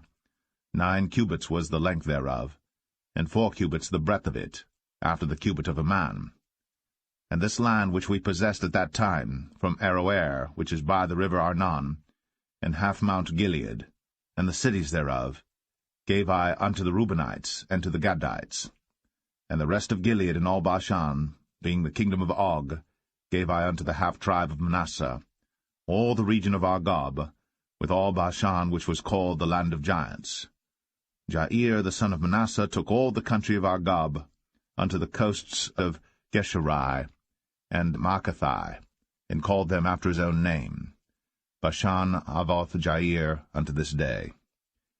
And I gave Gilead unto Machir, and unto the Reubenites and unto the Gadites I gave from Gilead even unto the river Arnon half the valley, and the border even unto the river Jabbok, which is the border of the children of Ammon. The plain also, and Jordan, and the coast thereof, from Chinnereth even unto the sea of the plain, even the salt sea, under Ashdoth-Pisgah eastward. And I commanded you at that time, saying, The Lord your God hath given you this land to possess it. Ye shall pass over armed before your brethren the children of Israel, all that are meet for the war. But your wives, and your little ones, and your cattle, for I know that ye have much cattle, shall abide in your cities which I have given you. until the Lord have given rest unto your brethren, as well as unto you, and until they also possess the land which the Lord your God hath given them beyond Jordan. And then shall ye return every man unto his possession, which I have given you. And I commanded Joshua at that time, saying, Thine eyes have seen all that the Lord your God hath done unto these 2 kings. So shall the Lord do unto all the kingdoms whither thou passest. Ye shall not fear them, for the Lord your God, he shall fight for you. And I besought the Lord at that time, saying, O Lord God, thou hast begun to show thy servant thy greatness, and thy mighty hand. For what God is there in heaven or in earth that can do according to thy works, and according to thy might? I pray thee, let me go over and see the good land that is beyond Jordan, that goodly mountain, and Lebanon. But the Lord was wroth with me for your sakes, and would not hear me. And the Lord said unto me, Let it suffice thee, speak no more unto me of this matter. Get thee up into the top of Pisgah, and lift up thine eyes westward, and northward, and southward, and eastward, and behold it with thine eyes. For thou shalt not go over this Jordan, but charge Joshua, and encourage him, and strengthen him, for he shall go over before this people, and he shall cause them to inherit the land, which thou shalt see. So we abode in the valley over against Beth Peor.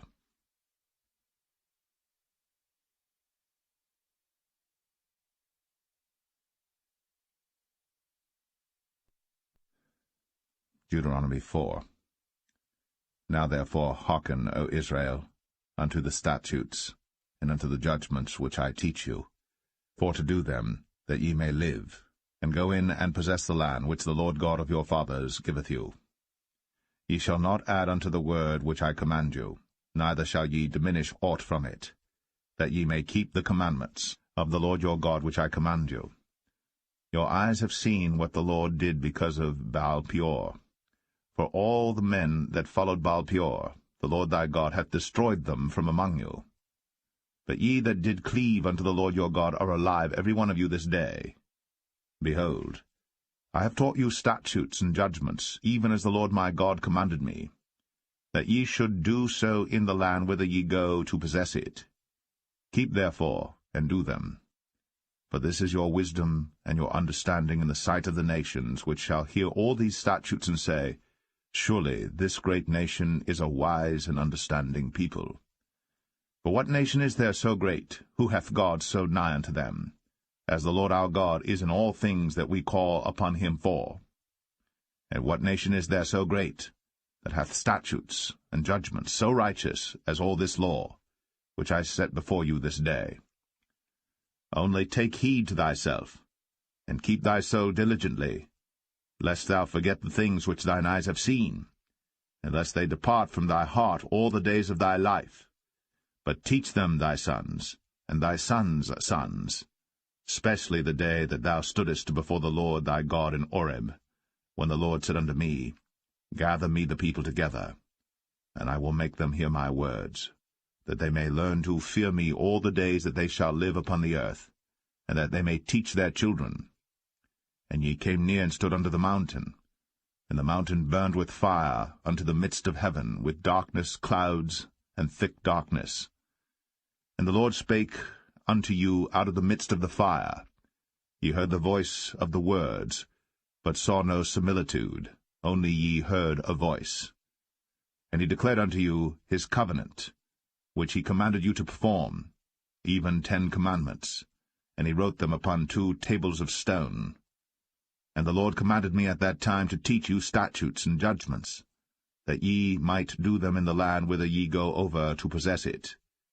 Take ye therefore good heed unto yourselves, for ye saw no manner of similitude on the day that the Lord spake unto you in Horeb out of the midst of the fire, lest ye corrupt yourselves, and make you a graven image, the similitude of any figure, the likeness of male or female, the likeness of any beast that is on the earth, the likeness of any winged fowl that flieth in the air, the likeness of anything that creepeth on the ground, the likeness of any fish that is in the waters beneath the earth. And lest thou lift up thine eyes unto heaven, and when thou seest the sun, and the moon, and the stars, even all the host of heaven, shouldst be driven to worship them and serve them, which the Lord thy God hath divided unto all nations under the whole heaven. But the Lord hath taken you, and brought you forth out of the iron furnace, even out of Egypt, to be unto him a people of inheritance, as ye are this day. Furthermore, the Lord was angry with me for your sakes, and sware that I should not go over Jordan, and that I should not go in unto that good land, which the Lord thy God giveth thee for an inheritance. But I must die in this land. I must not go over Jordan, but ye shall go over, and possess that good land. Take heed unto yourselves, lest ye forget the covenant of the Lord your God, which he made with you, and make you a graven image, or the likeness of any thing, which the Lord thy God hath forbidden thee. For the Lord thy God is a consuming fire, even a jealous God. When thou shalt beget children, and children's children, and ye shall have remained long in the land, and shall corrupt yourselves, and make a graven image, or the likeness of any thing, and shall do evil in the sight of the Lord thy God, to provoke him to anger, I call heaven and earth to witness against you this day, that ye shall soon utterly perish from off the land whereunto ye go over Jordan to possess it. Ye shall not prolong your days upon it, but shall utterly be destroyed. And the Lord shall scatter you among the nations, and ye shall be left few in number among the heathen, whither the Lord shall lead you. And there ye shall serve gods, the work of men's hands, wood and stone, which neither see, nor hear, nor eat, nor smell. But if from thence thou shalt seek the Lord thy God, thou shalt find him, if thou seek him with all thy heart and with all thy soul. When thou art in tribulation, and all these things are come upon thee, even in the latter days, if thou turn to the Lord thy God, and shalt be obedient unto his voice. For the Lord thy God is a merciful God. He will not forsake thee, neither destroy thee, nor forget the covenant of thy fathers which he sware unto them. For ask now of the days that are past, which were before thee, since the day that God created man upon the earth, and ask from the one side of heaven unto the other, whether there hath been any such thing as this great thing is, or hath been heard like it. Did ever people hear the voice of God speaking out of the midst of the fire, as thou hast heard, and live? Or hath God essayed to go and take him a nation from the midst of another nation, by temptations, by signs, and by wonders, and by war, and by a mighty hand, and by a stretched-out arm, and by great terrors, according to all that the Lord your God did for you in Egypt before your eyes? Unto thee it was shown, that thou mightest know that the Lord he is God, there is none else beside him. Out of heaven he made thee to hear his voice, that he might instruct thee, and upon earth he showed thee his great fire, and thou heardest his words out of the midst of the fire. And because he loved thy fathers, therefore he chose their seed after them, and brought thee out in his sight with his mighty power out of Egypt, to drive out nations from before thee greater and mightier than thou art, to bring thee in, to give thee their land for an inheritance, as it is this day. Know therefore this day, and consider it in thine heart, that the Lord he is God in heaven above, and upon the earth beneath there is none else. Thou shalt keep therefore his statutes and his commandments, which I command thee this day, that it may go well with thee, and with thy children after thee, and that thou mayest prolong thy days upon the earth, which the Lord thy God giveth thee for ever.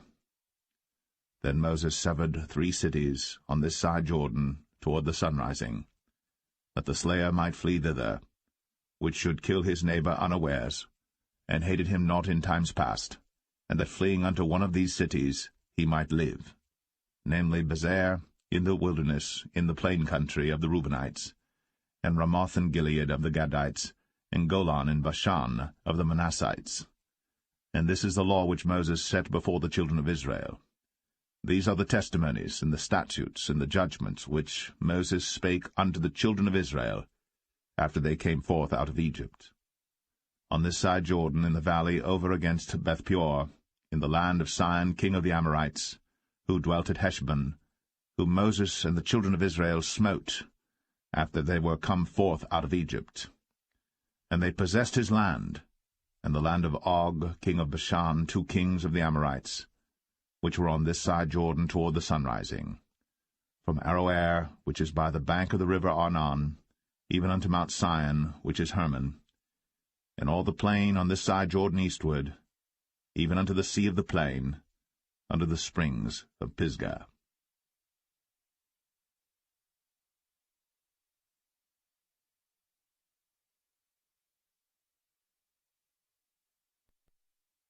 Deuteronomy 5.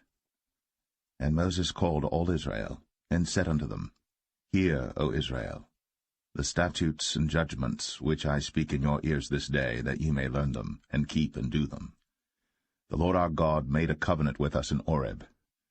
The Lord made not this covenant with our fathers, but with us, even us, who are all of us here alive this day. The Lord talked with you face to face, in the mount out of the midst of the fire. I stood between the Lord and you at that time, to show you the word of the Lord. For ye were afraid by reason of the fire, and went not up into the mount, saying, I am the Lord thy God, which brought thee out of the land of Egypt, from the house of bondage. Thou shalt have none other gods before me. Thou shalt not make thee any graven image, or any likeness of any thing that is in heaven above, or that is in the earth beneath, or that is in the waters beneath the earth.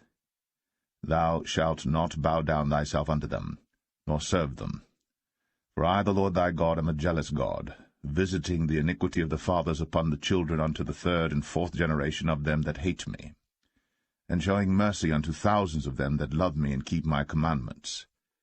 Thou shalt not take the name of the Lord thy God in vain, for the Lord will not hold him guiltless that taketh his name in vain. Keep the Sabbath day to sanctify it, as the Lord thy God hath commanded thee. 6 days thou shalt labor, and do all thy work. But the 7th day is the Sabbath of the Lord thy God. In it thou shalt not do any work, thou, nor thy son, nor thy daughter, nor thy manservant, nor thy maidservant, nor thine ox, nor thine ass, nor any of thy cattle, nor thy stranger that is within thy gates, that thy manservant and thy maidservant may rest as well as thou. And remember that thou wast a servant in the land of Egypt, and that the Lord thy God brought thee out thence through a mighty hand, and by a stretched out arm. Therefore the Lord thy God commanded thee to keep the Sabbath day. Honor thy father and thy mother, as the Lord thy God hath commanded thee, that thy days may be prolonged, and that it may go well with thee in the land which the Lord thy God giveth thee.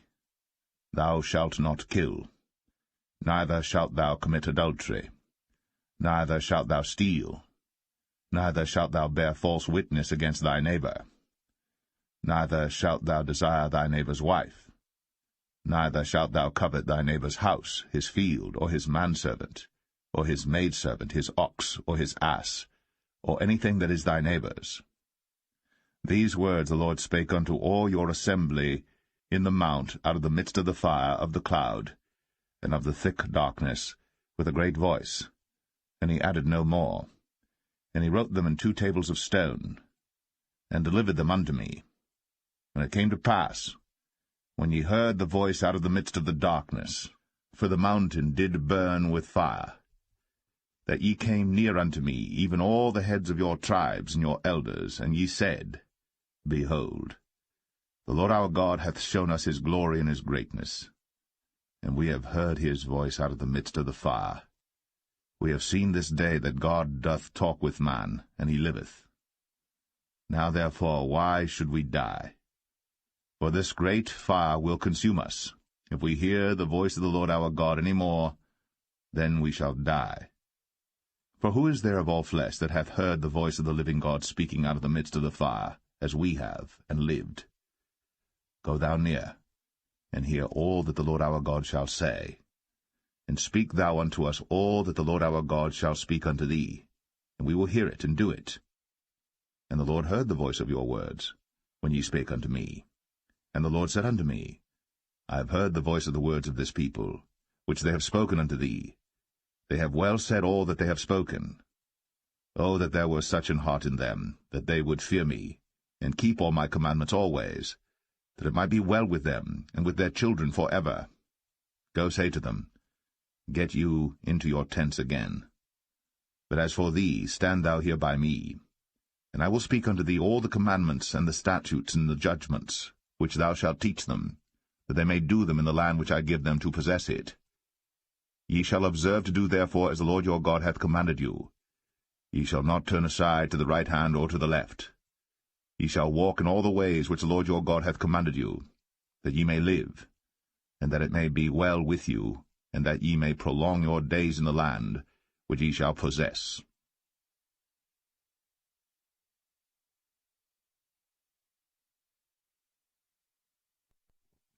Deuteronomy 6. Now these are the commandments, the statutes, and the judgments, which the Lord your God commanded to teach you, that ye might do them in the land whither ye go to possess it, that thou mightest fear the Lord thy God, to keep all his statutes and his commandments which I command thee, thou and thy son, and thy son's son, all the days of thy life, and that thy days may be prolonged. Hear therefore, O Israel, and observe to do it, that it may be well with thee, and that ye may increase mightily, as the Lord God of thy fathers hath promised thee, in the land that floweth with milk and honey.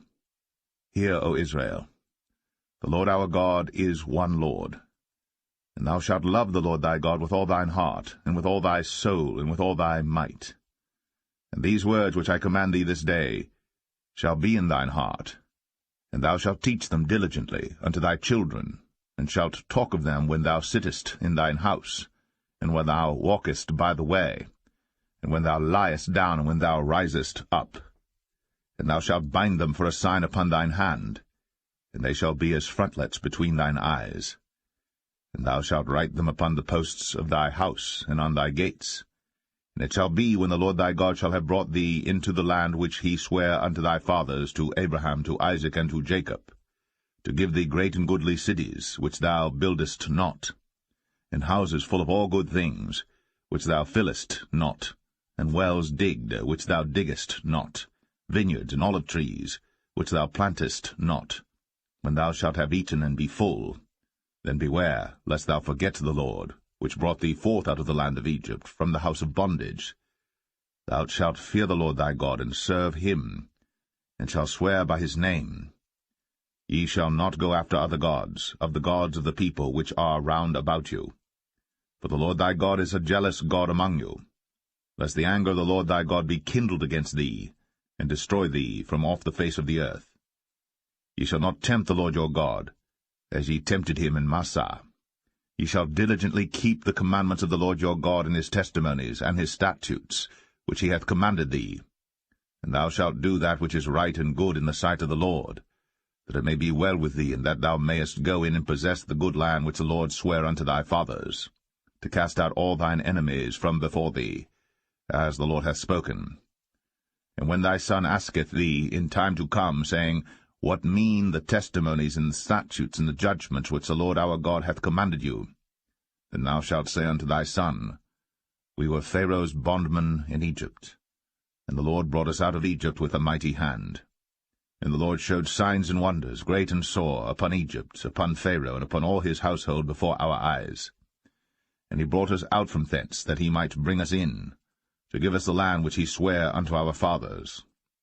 And the Lord commanded us to do all these statutes, to fear the Lord our God, for our good always, that he might preserve us alive, as it is at this day. And it shall be our righteousness, if we observe to do all these commandments before the Lord our God, as he hath commanded us.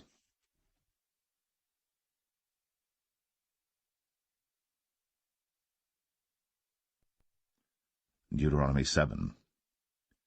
When the Lord thy God shall bring thee into the land whither thou goest to possess it, and hath cast out many nations before thee, the Hittites, and the Girgashites, and the Amorites, and the Canaanites, and the Perizzites, and the Hivites, and the Jebusites, 7 nations greater and mightier than thou. And when the Lord thy God shall deliver them before thee, thou shalt smite them, and utterly destroy them. Thou shalt make no covenant with them, nor show mercy unto them. Neither shalt thou make marriages with them. Thy daughter thou shalt not give unto his son, nor his daughter shalt thou take unto thy son. For they will turn away thy son from following me, that they may serve other gods. So will the anger of the Lord be kindled against you, and destroy thee suddenly. But thus shall ye deal with them. Ye shall destroy their altars, and break down their images, and cut down their groves, and burn their graven images with fire. For thou art an holy people unto the Lord thy God. The Lord thy God hath chosen thee to be a special people unto himself, above all people that are upon the face of the earth. The Lord did not set his love upon you, nor choose you, because ye were more in number than any people, for ye were the fewest of all people. But because the Lord loved you, and because he would keep the oath which he had sworn unto your fathers, hath the Lord brought you out with a mighty hand, and redeemed you out of the house of bondmen, from the hand of Pharaoh king of Egypt. Know therefore that the Lord thy God, he is God, the faithful God, which keepeth covenant and mercy with them that love him and keep his commandments to 1,000 generations, and repayeth them that hate him to their face, to destroy them. He will not be slack to him that hateth him. He will repay him to his face. Thou shalt therefore keep the commandments, and the statutes, and the judgments, which I command thee this day to do them. Wherefore it shall come to pass, if ye hearken to these judgments, and keep and do them, that the Lord thy God shall keep unto thee the covenant, and the mercy which he sware unto thy fathers. And he will love thee, and bless thee, and multiply thee. He will also bless the fruit of thy womb, and the fruit of thy land, thy corn, and thy wine, and thine oil, the increase of thy kine, and the flocks of thy sheep, in the land which he sware unto thy fathers to give thee. Thou shalt be blessed above all people. There shall not be male or female barren among you, or among your cattle. And the Lord will take away from thee all sickness, and will put none of the evil diseases of Egypt, which thou knowest, upon thee, but will lay them upon all them that hate thee. And thou shalt consume all the people which the Lord thy God shall deliver thee. Thine eyes shall have no pity upon them, neither shalt thou serve their gods, for that will be a snare unto thee. If thou shalt say in thine heart, These nations are more than I, how can I dispossess them? Thou shalt not be afraid of them, but shalt well remember what the Lord thy God did unto Pharaoh and unto all Egypt, the great temptations which thine eyes saw, and the signs and the wonders and the mighty hand, and the stretched out arm, whereby the Lord thy God brought thee out. So shalt the Lord thy God do unto all the people of whom thou art afraid. Moreover, the Lord thy God will send the hornet among them, until they that are left and hide themselves from thee be destroyed. Thou shalt not be affrighted at them, for the Lord thy God is among you, a mighty God and terrible. And the Lord thy God will put out those nations before thee by little and little. Thou mayest not consume them at once, lest the beasts of the field increase upon thee. But the Lord thy God shall deliver them unto thee, and shall destroy them with a mighty destruction until they be destroyed. And he shall deliver their kings into thine hand, and thou shalt destroy their name from under heaven. There shall no man be able to stand before thee until thou have destroyed them. The graven images of their gods shall ye burn with fire. Thou shalt not desire the silver or gold that is on them, nor take it unto thee, lest thou be snared therein, for it is an abomination to the Lord thy God. Neither shalt thou bring an abomination into thine house, lest thou be a cursed thing like it. But thou shalt utterly detest it, and thou shalt utterly abhor it, for it is a cursed thing.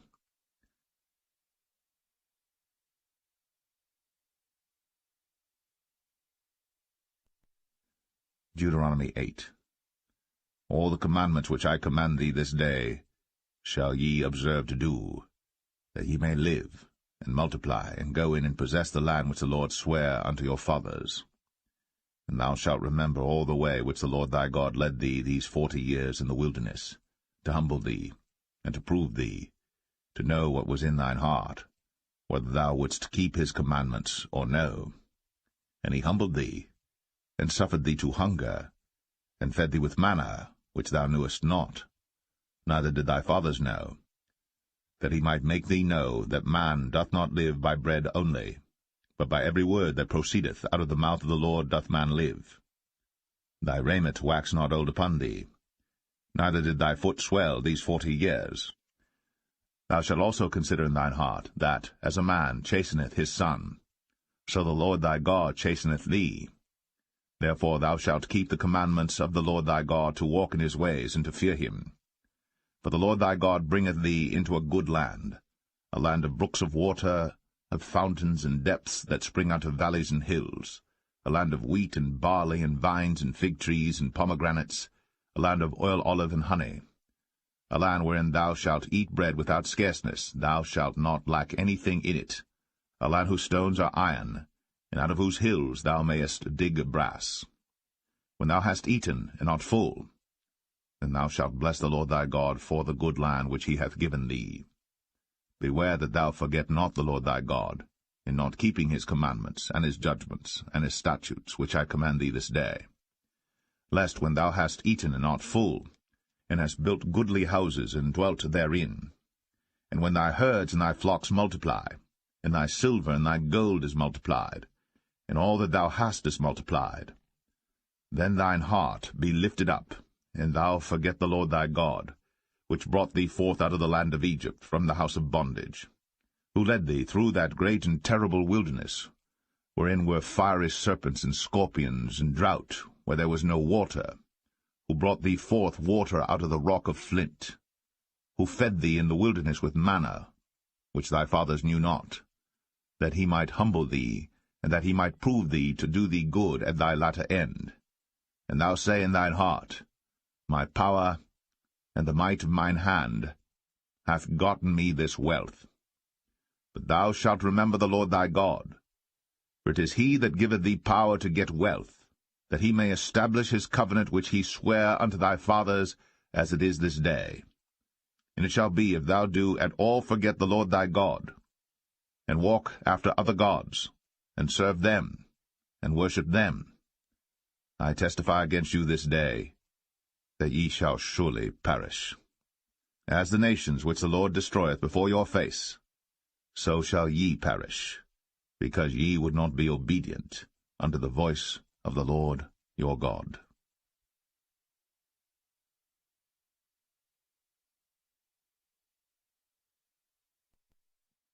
Deuteronomy 9.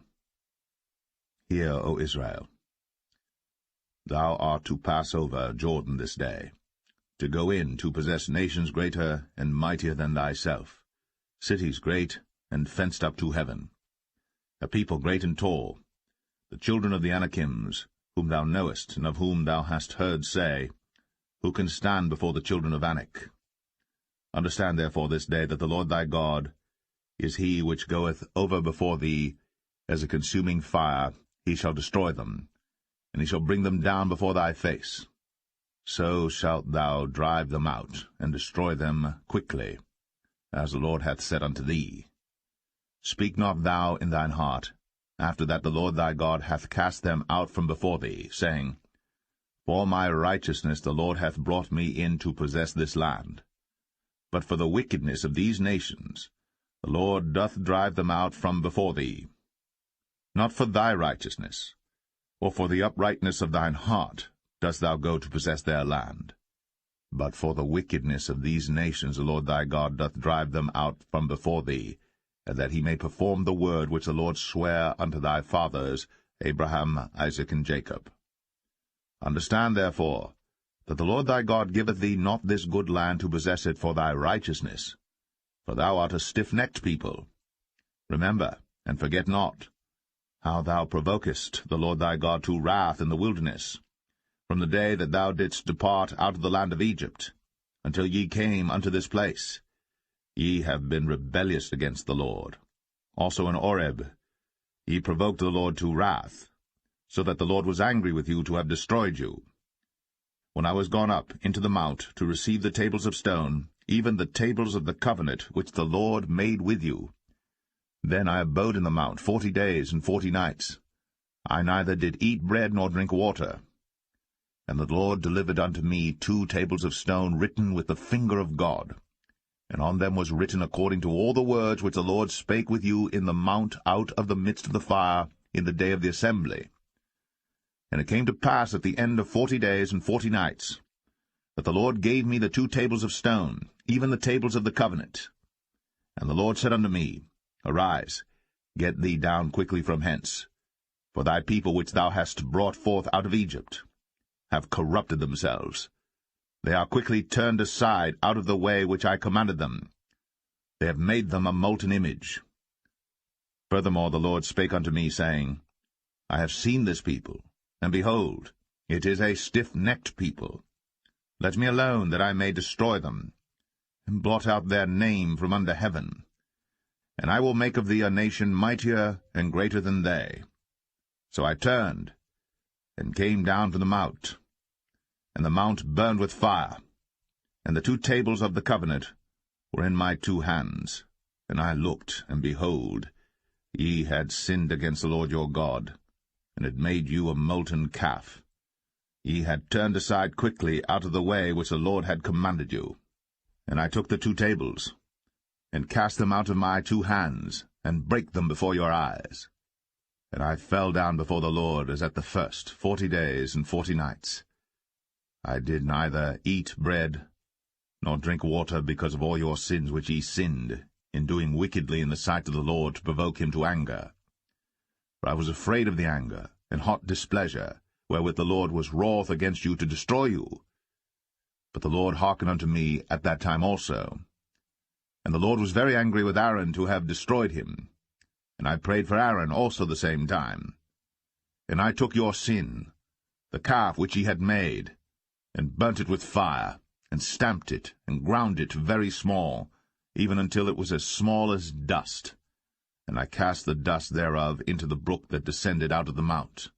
And at Taberah, and at Massah, and at Kibroth-Hattaavah, ye provoked the Lord to wrath. Likewise, when the Lord sent you from Kadesh-barnea, saying, Go up and possess the land which I have given you, then ye rebelled against the commandment of the Lord your God, and ye believed him not, nor hearkened to his voice. Ye have been rebellious against the Lord from the day that I knew you.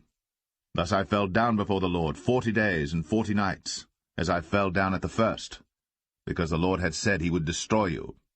I prayed therefore unto the Lord, and said, O Lord God, destroy not thy people and thine inheritance, which thou hast redeemed through thy greatness, which thou hast brought forth out of Egypt with a mighty hand. Remember thy servants Abraham, Isaac, and Jacob. Look not unto the stubbornness of this people, nor to their wickedness, nor to their sin. Lest the land whence thou broughtest us out say, Because the Lord was not able to bring them into the land which he promised them, and because he hated them, he hath brought them out to slay them in the wilderness. Yet they are thy people, and thine inheritance, which thou broughtest out by thy mighty power, and by thy stretched out arm.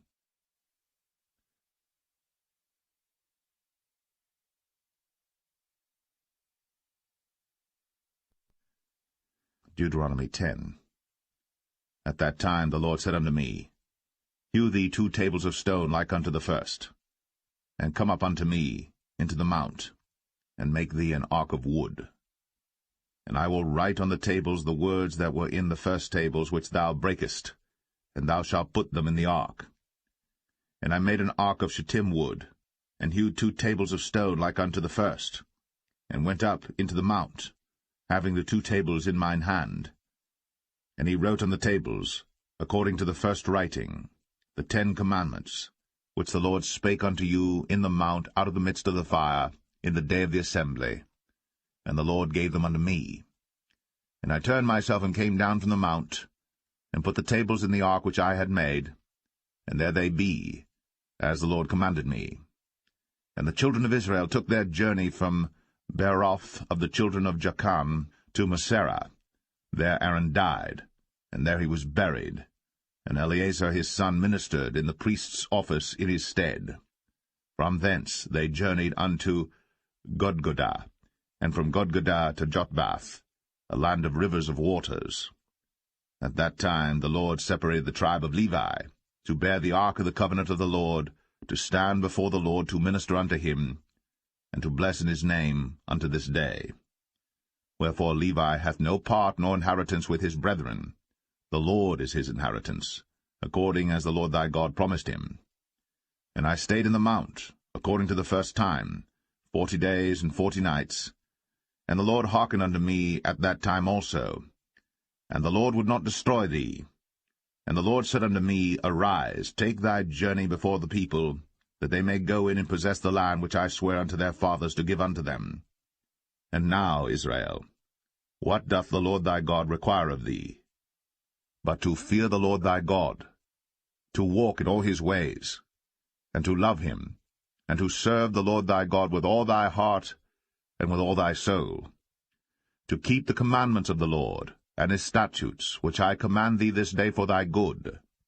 Behold, the heaven, and the heaven of heavens is the Lord's thy God, the earth also with all that therein is. Only the Lord had a delight in thy fathers to love them, and he chose their seed after them, even you above all people, as it is this day. Circumcise therefore the foreskin of your heart, and be no more stiff-necked. For the Lord your God is God of gods and Lord of lords, a great God, a mighty and a terrible, which regardeth not persons, nor taketh reward. He doth execute the judgment of the fatherless and widow, and loveth the stranger, in giving him food and raiment. Love ye therefore the stranger, for ye were strangers in the land of Egypt. Thou shalt fear the Lord thy God. Him shalt thou serve, and to him shalt thou cleave, and swear by his name. He is thy praise, and he is thy God, that hath done for thee these great and terrible things, which thine eyes have seen. Thy fathers went down into Egypt with 70 persons, and now the Lord thy God hath made thee as the stars of heaven for multitude.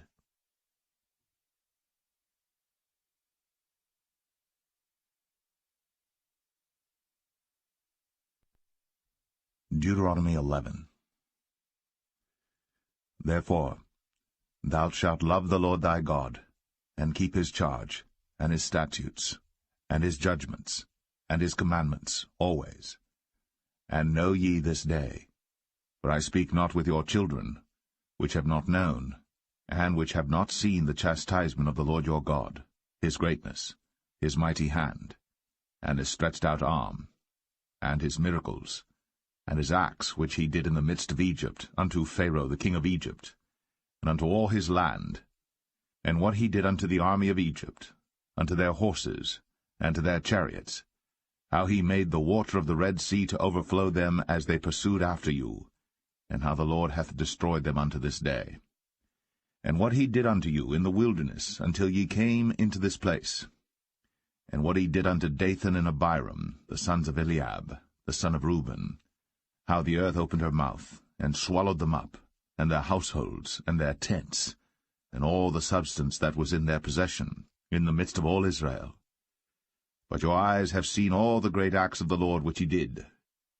Therefore shall ye keep all the commandments which I command you this day, that ye may be strong, and go in and possess the land, whither ye go to possess it, and that ye may prolong your days in the land, which the Lord sware unto your fathers to give unto them and to their seed, a land that floweth with milk and honey.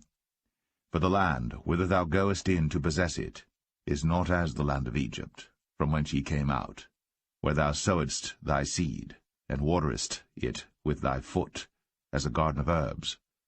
But the land whither ye go to possess it is a land of hills and valleys, and drinketh water of the rain of heaven, a land which the Lord thy God careth for.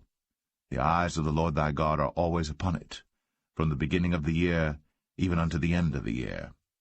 And it shall come to pass, if ye shall hearken diligently unto my commandments, which I command you this day, to love the Lord your God, and to serve him with all your heart and with all your soul, that I will give you the rain of your land in his due season, the first rain and the latter rain, that thou mayest gather in thy corn, and thy wine, and thine oil. And I will send grass in thy fields for thy cattle, that thou mayest eat and be full.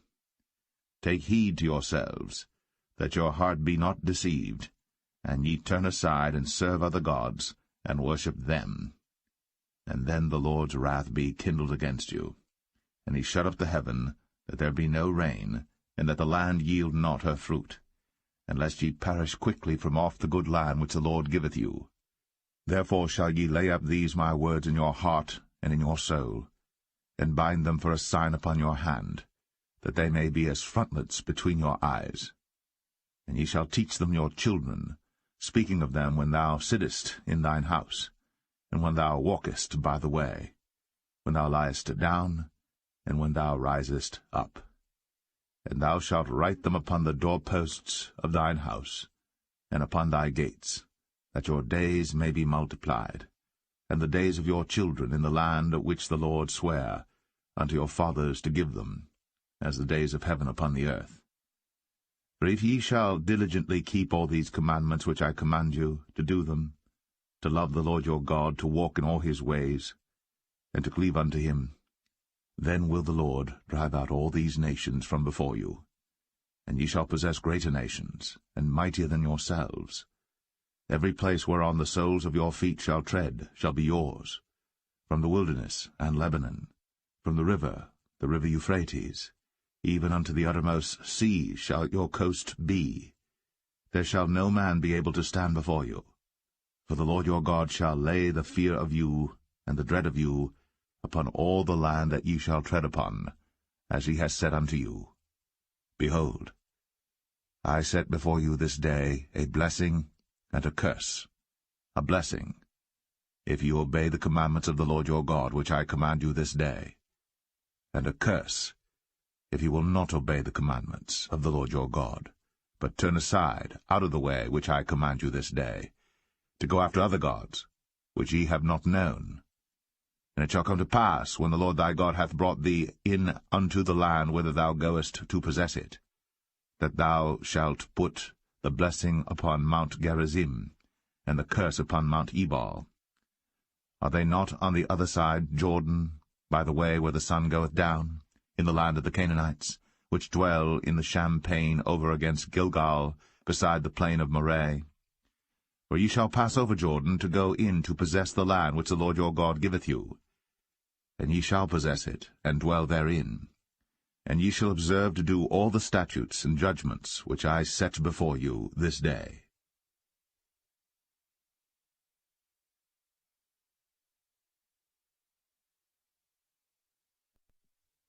Deuteronomy 12. These are the statutes and judgments which ye shall observe to do in the land, which the Lord God of thy fathers giveth thee to possess it, all the days that ye live upon the earth. Ye shall utterly destroy all the places wherein the nations which ye shall possess served their gods, upon the high mountains, and upon the hills, and under every green tree. And ye shall overthrow their altars, and break their pillars, and burn their groves with fire. And ye shall hew down the graven images of their gods, and destroy the names of them out of that place. Ye shall not do so unto the Lord your God, but unto the place which the Lord your God shall choose out of all your tribes to put his name there, even unto his habitation shall ye seek, and thither thou shalt come. And thither ye shall bring your burnt offerings, and your sacrifices, and your tithes, and heave offerings of your hand, and your vows, and your freewill offerings, and the firstlings of your herds and of your flocks. And there ye shall eat before the Lord your God, and ye shall rejoice in all that ye put your hand unto, ye and your households, wherein the Lord thy God hath blessed thee. Ye shall not do after all the things that we do here this day, every man whatsoever is right in his own eyes. For ye are not as yet come to the rest, and to the inheritance, which the Lord your God giveth you. But when ye go over Jordan, and dwell in the land which the Lord your God giveth you to inherit, and when he giveth you rest from all your enemies round about, so that ye dwell in safety, then there shall be a place which the Lord your God shall choose to cause his name to dwell there. Thither shall ye bring all that I command you, your burnt offerings, and your sacrifices, your tithes, and the heave offering of your hand, and all your choice vows which ye vow unto the Lord. And ye shall rejoice before the Lord your God, ye and your sons, and your daughters, and your menservants, and your maidservants, and the Levite that is within your gates, forasmuch as he hath no part nor inheritance with you. Take heed to thyself, that thou offer not thy burnt offerings in every place that thou seest, but in the place which the Lord shall choose in one of thy tribes, there thou shalt offer thy burnt offerings, and there thou shalt do all that I command thee. Notwithstanding, thou mayest kill and eat flesh in all thy gates, whatsoever thy soul lusteth after, according to the blessing of the Lord thy God which he hath given thee. The unclean and the clean may eat thereof, as of the roebuck, and as of the hart. Only ye shall not eat the blood. Ye shall pour it upon the earth as water. Thou mayest not eat within thy gates the tithe of thy corn, or of thy wine, or of thy oil, or the firstlings of thy herds, or of thy flock, nor any of thy vows which thou vowest, nor thy freewill offerings, or heave offering of thine hand. But thou must eat them before the Lord thy God in the place which the Lord thy God shall choose, thou, and thy son, and thy daughter, and thy manservant, and thy maidservant, and the Levite that is within thy gates. And thou shalt rejoice before the Lord thy God in all that thou puttest thine hands unto. Take heed to thyself that thou forsake not the Levite as long as thou livest upon the earth. When the Lord thy God shall enlarge thy border, as he hath promised thee, and thou shalt say, I will eat flesh, because thy soul longeth to eat flesh. Thou mayest eat flesh, whatsoever thy soul lusteth after. If the place which the Lord thy God hath chosen to put his name there be too far from thee, then thou shalt kill of thy herd and of thy flock, which the Lord hath given thee, as I have commanded thee, and thou shalt eat in thy gates whatsoever thy soul lusteth after. Even as the roebuck and the hart is eaten, so thou shalt eat them. The unclean and the clean shall eat of them alike. Only be sure that thou eat not the blood, for the blood is the life, and thou mayest not eat the life with the flesh. Thou shalt not eat it, thou shalt pour it upon the earth as water. Thou shalt not eat it, that it may go well with thee, and with thy children after thee, when thou shalt do that which is right in the sight of the Lord. Only thy holy things which thou hast, and thy vows, thou shalt take, and go unto the place which the Lord shall choose. And thou shalt offer thy burnt offerings, the flesh and the blood, upon the altar of the Lord thy God. And the blood of thy sacrifices shall be poured out upon the altar of the Lord thy God, and thou shalt eat the flesh. Observe and hear all these words which I command thee, that it may go well with thee, and with thy children after thee for ever, when thou doest that which is good and right in the sight of the Lord thy God. When the Lord thy God shall cut off the nations from before thee, whither thou goest to possess them, and thou succeedest them, and dwellest in their land, take heed to thyself that thou be not snared by following them, after that they be destroyed from before thee, and that thou inquire not after their gods, saying, How did these nations serve their gods? Even so will I do likewise. Thou shalt not do so unto the Lord thy God. For every abomination to the Lord which he hateth have they done unto their gods. For even their sons and their daughters they have burnt in the fire to their gods. What things soever I command you, observe to do it. Thou shalt not add thereto, nor diminish from it.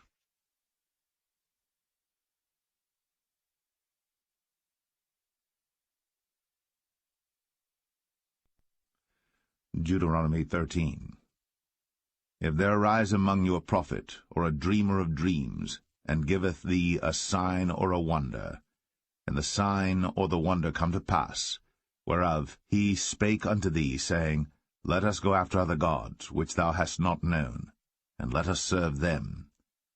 Thou shalt not hearken unto the words of that prophet, or that dreamer of dreams.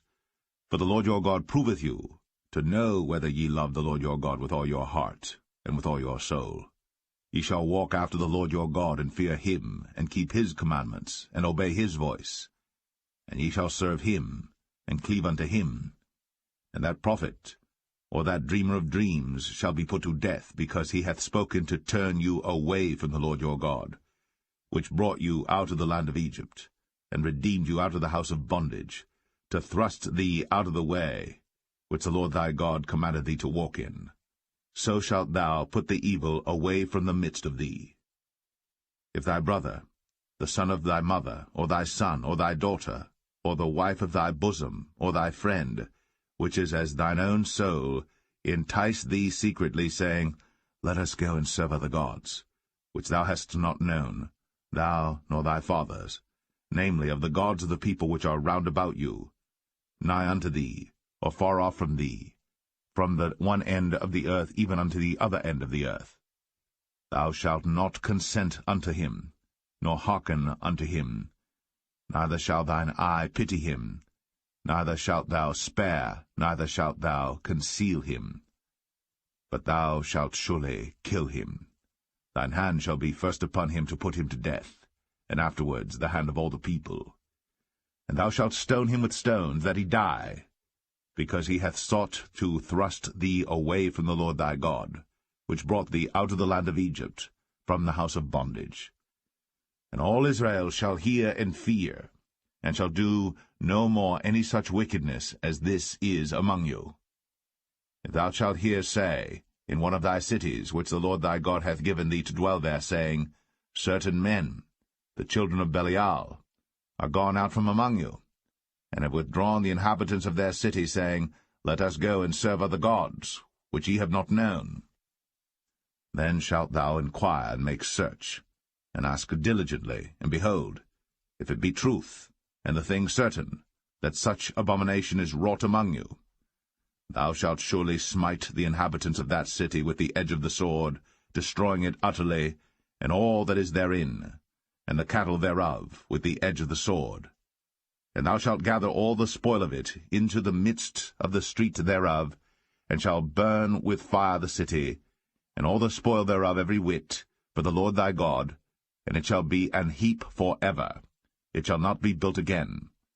And there shall cleave naught of the cursed thing to thine hand, that the Lord may turn from the fierceness of his anger, and show thee mercy, and have compassion upon thee, and multiply thee, as he has sworn unto thy fathers. When thou shalt hearken to the voice of the Lord thy God, to keep all his commandments which I command thee this day, to do that which is right in the eyes of the Lord thy God.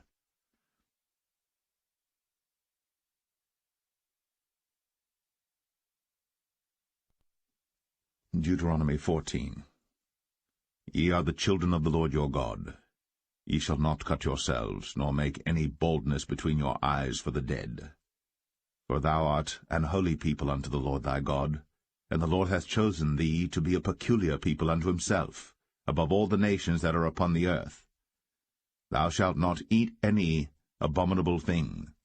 These are the beasts which ye shall eat, the ox, the sheep, and the goat, the hart, and the roebuck, and the fallow deer, and the wild goat, and the pygarg, and the wild ox, and the chamois.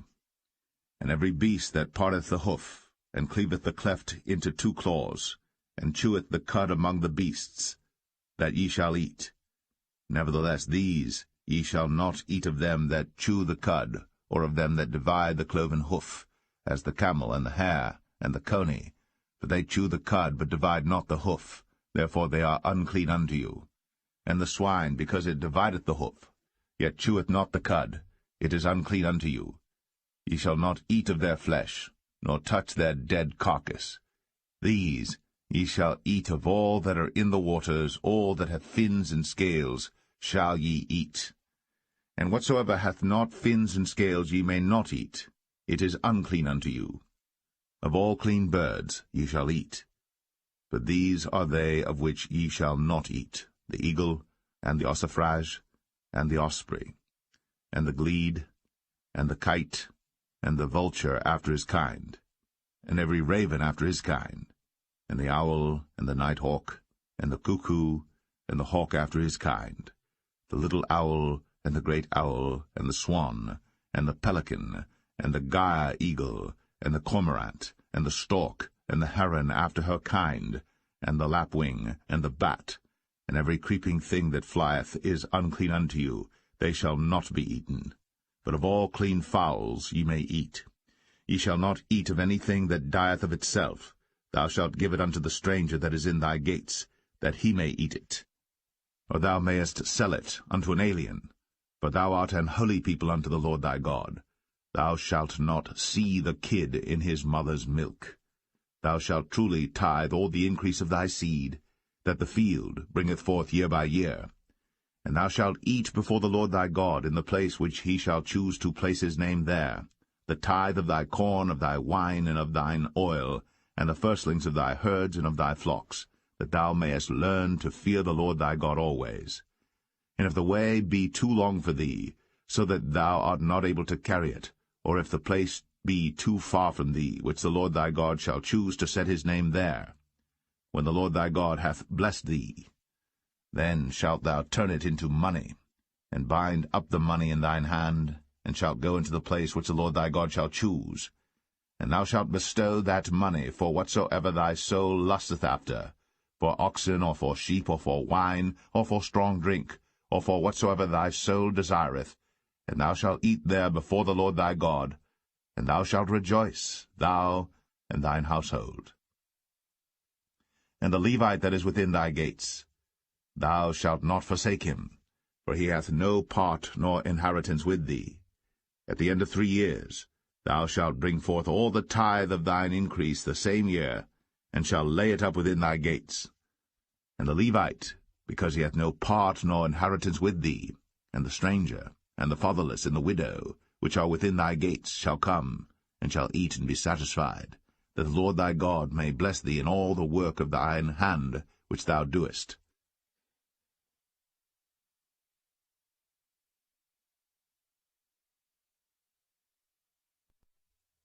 Deuteronomy 15.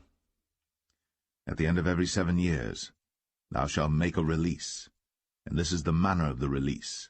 Every creditor that lendeth aught unto his neighbor shall release it. He shall not exact it of his neighbor, or of his brother, because it is called the Lord's release. Of a foreigner thou mayest exact it again, but that which is thine with thy brother thine hand shall release, save when there shall be no poor among you.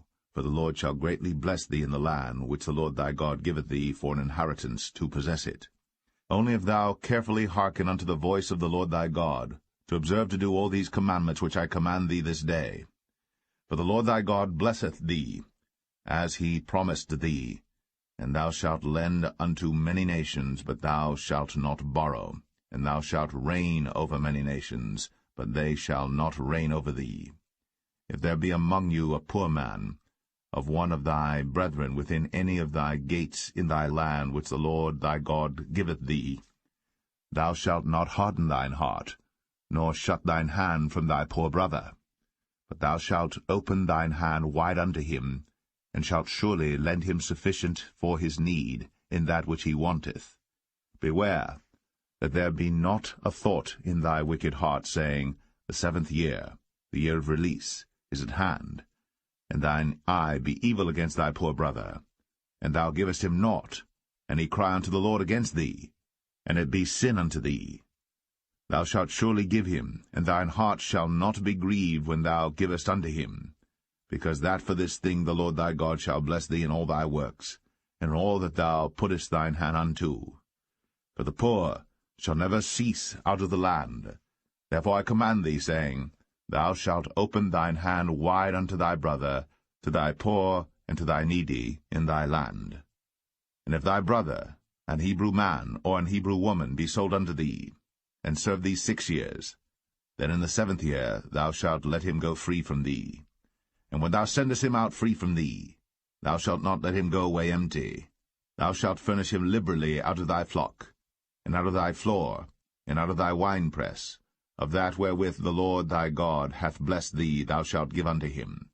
And thou shalt remember that thou wast a bondman in the land of Egypt, and the Lord thy God redeemed thee. Therefore I command thee this thing today. And it shall be, if he say unto thee, I will not go away from thee, because he loveth thee and thine house, because he is well with thee, then thou shalt take an awl, and thrust it through his ear unto the door, and he shall be thy servant for ever. And also unto thy maidservant thou shalt do likewise.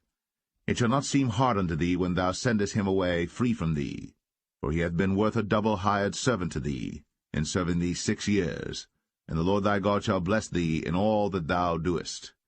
All the firstling males that come of thy herd, and of thy flock, thou shalt sanctify unto the Lord thy God.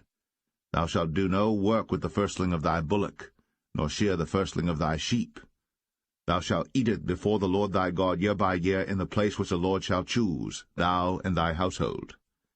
And if there be any blemish therein, as if it be lame, or blind, or have any ill blemish, thou shalt not sacrifice it unto the Lord thy God. Thou shalt eat it within thy gates. The unclean and the clean person shall eat it alike, as the roebuck and as the hart. Only thou shalt not eat the blood thereof. Thou shalt pour it upon the ground as water.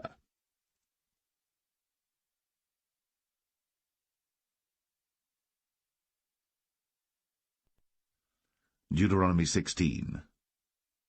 Observe the month of Abib, and keep the Passover unto the Lord thy God. For in the month of Abib the Lord thy God brought thee forth out of Egypt by night.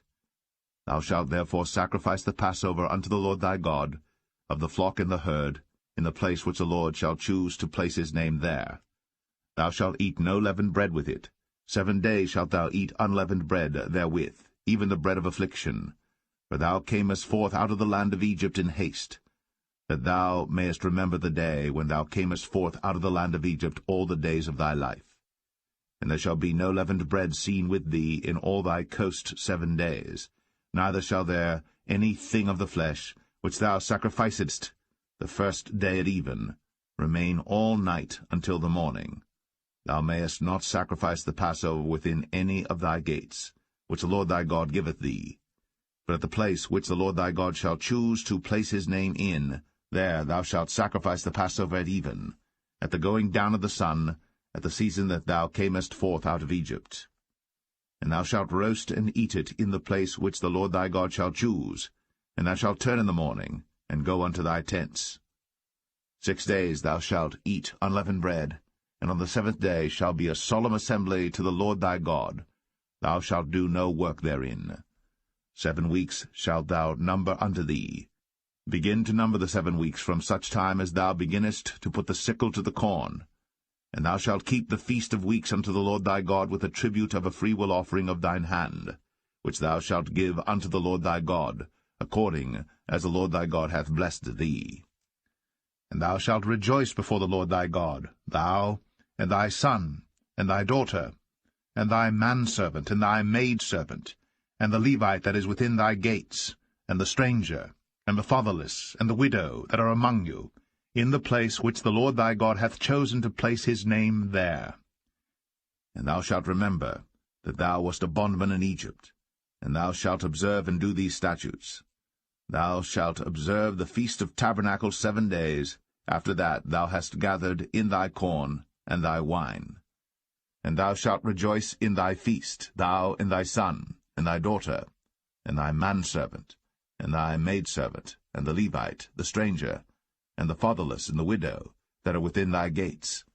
7 days shalt thou keep a solemn feast unto the Lord thy God in the place which the Lord shall choose, because the Lord thy God shall bless thee in all thine increase, in all the works of thine hands. Therefore thou shalt surely rejoice. 3 times in a year shall all thy males appear before the Lord thy God in the place which he shall choose, in the feast of unleavened bread, in the feast of weeks, in the feast of tabernacles, and they shall not appear before the Lord empty. Every man shall give as he is able, according to the blessing of the Lord thy God which he hath given thee. Judges and officers shalt thou make thee in all thy gates, which the Lord thy God giveth thee throughout thy tribes, and they shall judge the people with just judgment. Thou shalt not wrest judgment. Thou shalt not respect persons, neither take a gift, for a gift doth blind the eyes of the wise, and pervert the words of the righteous. That which is altogether just shalt thou follow, that thou mayest live, and inherit the land which the Lord thy God giveth thee. Thou shalt not plant thee a grove of any trees near unto the altar of the Lord thy God, which thou shalt make thee. Neither shalt thou set thee up any image, which the Lord thy God hateth.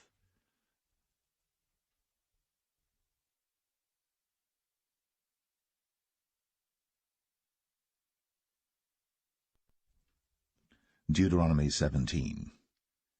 Thou shalt not sacrifice unto the Lord thy God any bullock or sheep wherein is blemish, or any evil favouredness, for that is an abomination unto the Lord thy God.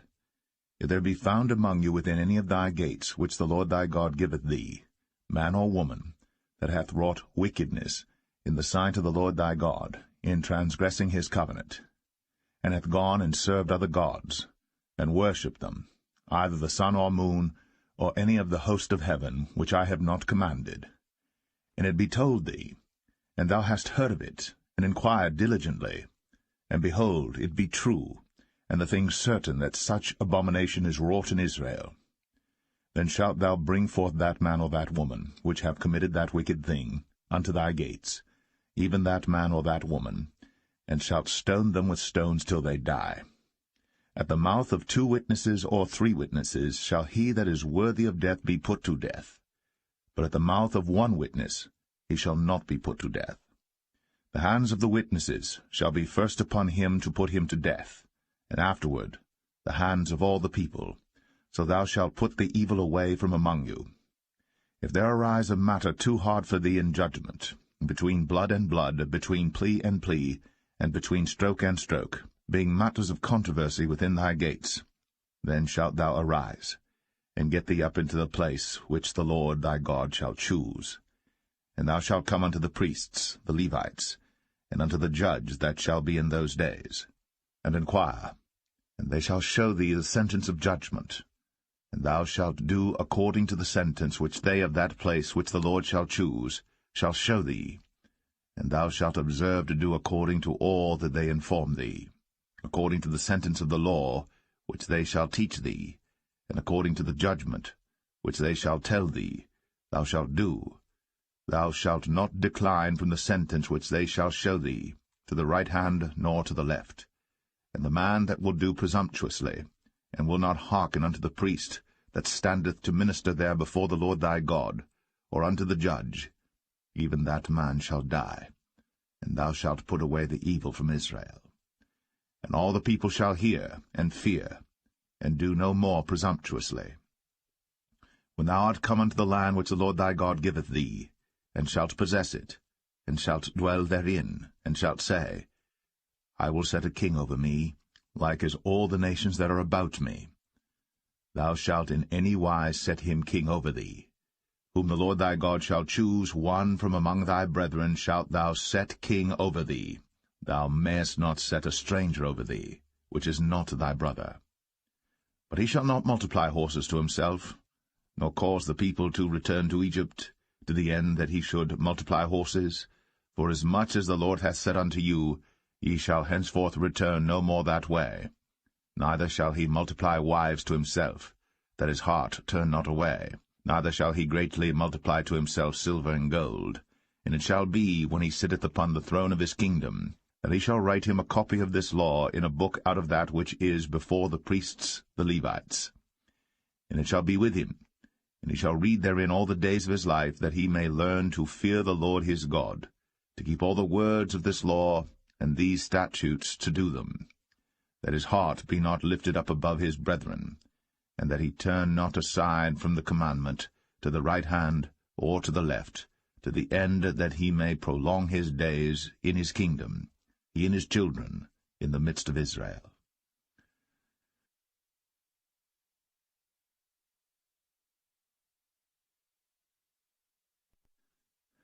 Deuteronomy 18. The priests, the Levites, and all the tribe of Levi, shall have no part nor inheritance with Israel. They shall eat the offerings of the Lord made by fire, and his inheritance. Therefore shall they have no inheritance among their brethren. The Lord is their inheritance, as he hath said unto them. And this shall be the priest's due from the people from them that offer a sacrifice, whether it be ox or sheep, and they shall give unto the priest the shoulder, and the 2 cheeks, and the maw. The firstfruit also of thy corn, of thy wine, and of thine oil, and the first of the fleece of thy sheep, shalt thou give him. For the Lord thy God hath chosen him out of all thy tribes, to stand to minister in the name of the Lord, him and his sons for ever. And if a Levite come from any of thy gates out of all Israel, where he sojourned, and come with all the desire of his mind unto the place which the Lord shall choose, Then he shall minister in the name of the Lord his God, as all his brethren the Levites do, which stand there before the Lord. They shall have like portions to eat, beside that which cometh of the sale of his patrimony. When thou art come into the land which the Lord thy God giveth thee, thou shalt not learn to do after the abominations of those nations.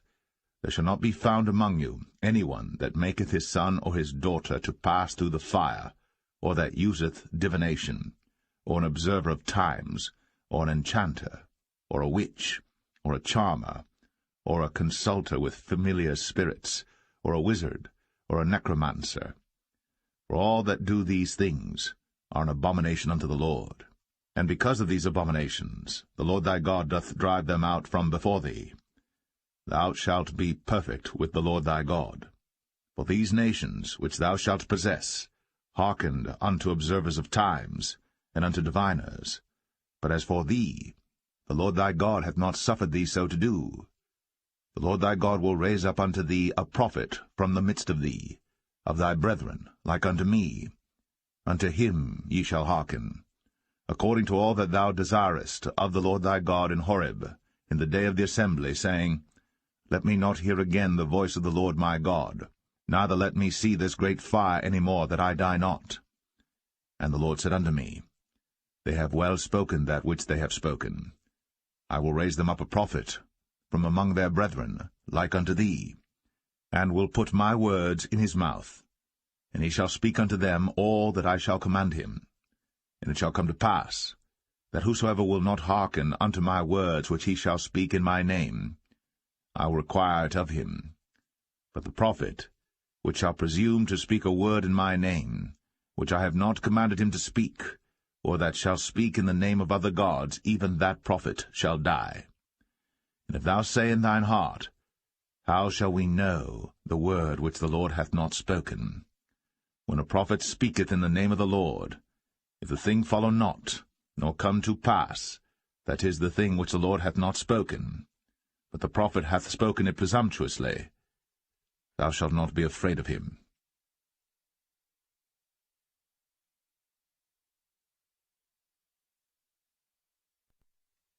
Deuteronomy 19. When the Lord thy God hath cut off the nations, whose land the Lord thy God giveth thee, and thou succeedest them, and dwellest in their cities and in their houses, thou shalt separate 3 cities for thee in the midst of thy land, which the Lord thy God giveth thee to possess it.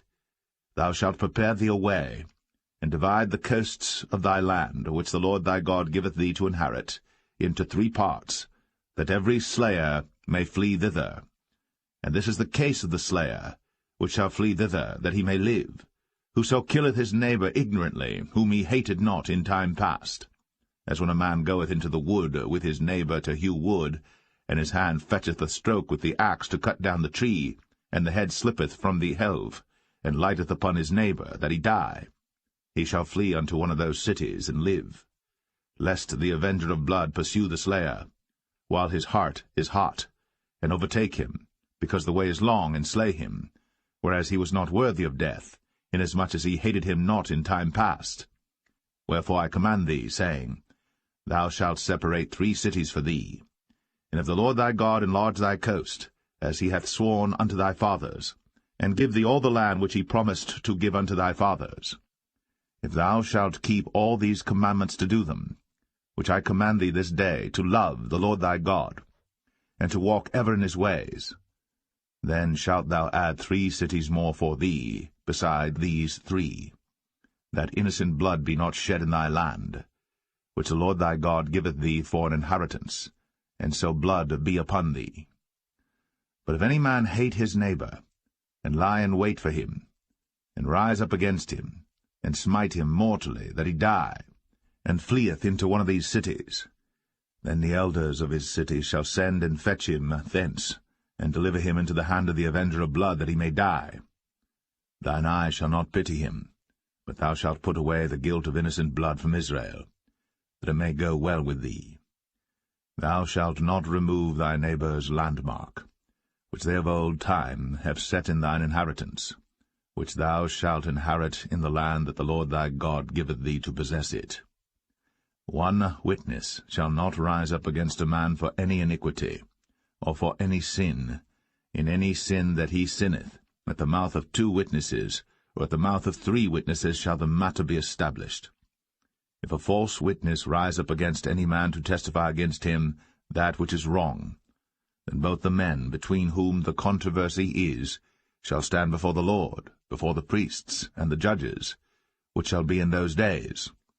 And the judges shall make diligent inquisition, and behold, if the witness be a false witness, and hath testified falsely against his brother, then shall ye do unto him as he had thought to have done unto his brother. So shalt thou put the evil away from among you.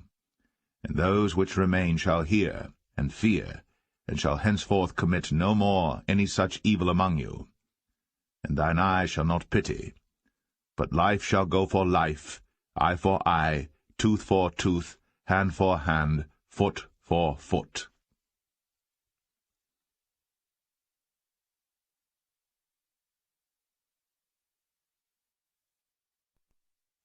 Deuteronomy 20.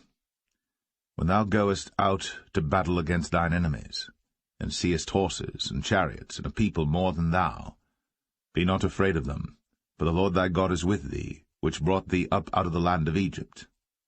And it shall be, when you are come nigh unto the battle, that the priest shall approach and speak unto the people, and shall say unto them, Hear, O Israel, ye approach this day unto battle against your enemies. Let not your hearts faint, fear not, and do not tremble, neither be ye terrified because of them. For the Lord your God is he that goeth with you, to fight for you against your enemies, to save you.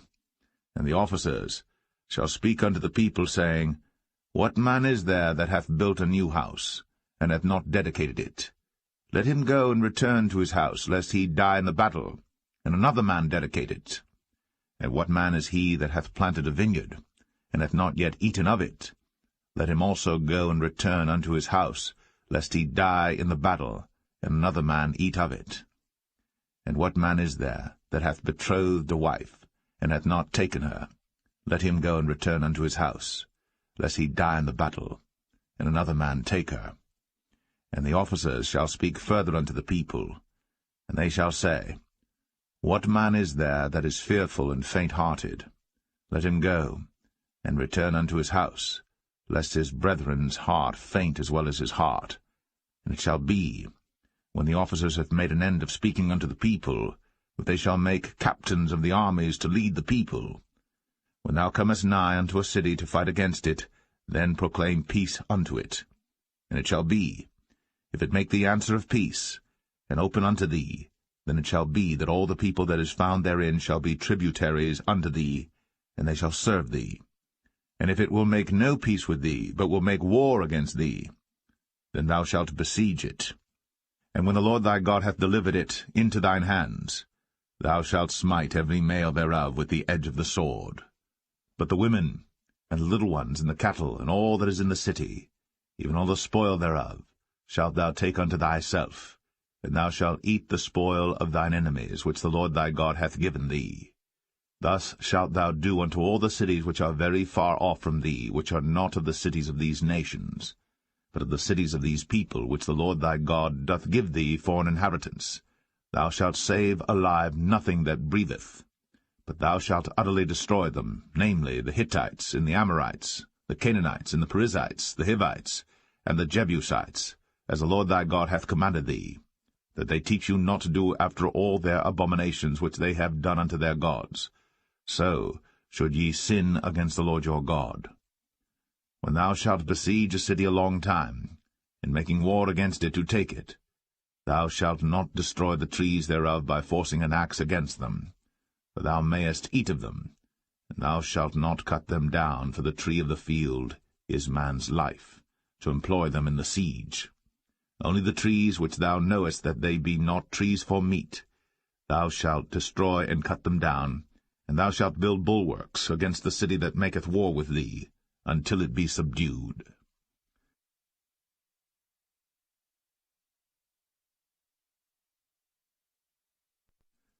Deuteronomy 21.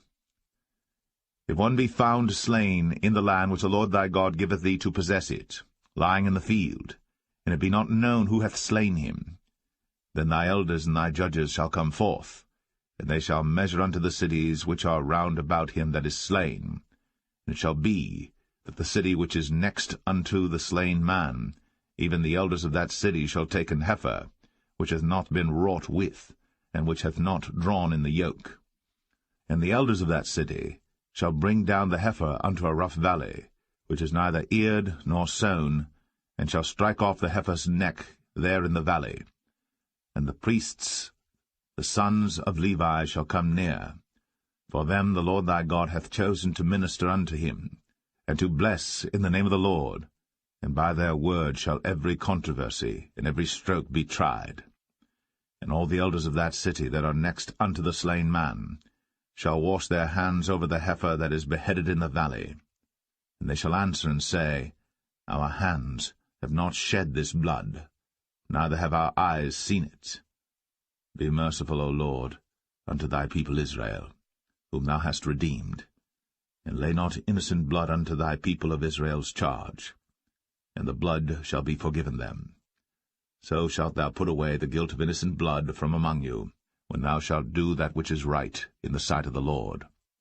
When thou goest forth to war against thine enemies, and the Lord thy God hath delivered them into thine hands, and thou hast taken them captive, and seest among the captives a beautiful woman, and hast a desire unto her, that thou wouldest have her to thy wife, then thou shalt bring her home to thine house, and she shall shave her head, and pare her nails.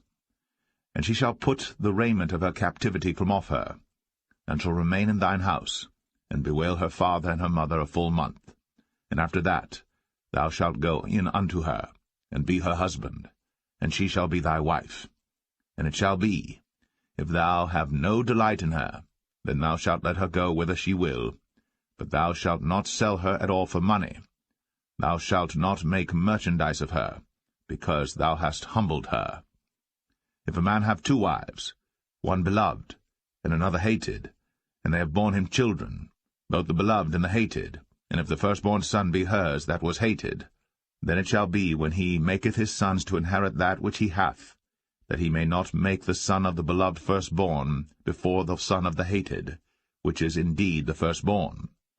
But he shall acknowledge the son of the hated for the firstborn, by giving him a double portion of all that he hath, for he is the beginning of his strength. The right of the firstborn is his.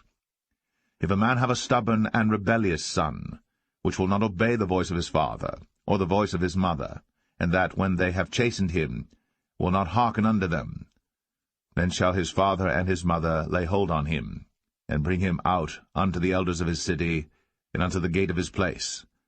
And they shall say unto the elders of his city, This our son is stubborn and rebellious. He will not obey our voice. He is a glutton and a drunkard. And all the men of his city shall stone him with stones, that he die. So shalt thou put evil away from among you, and all Israel shall hear and fear.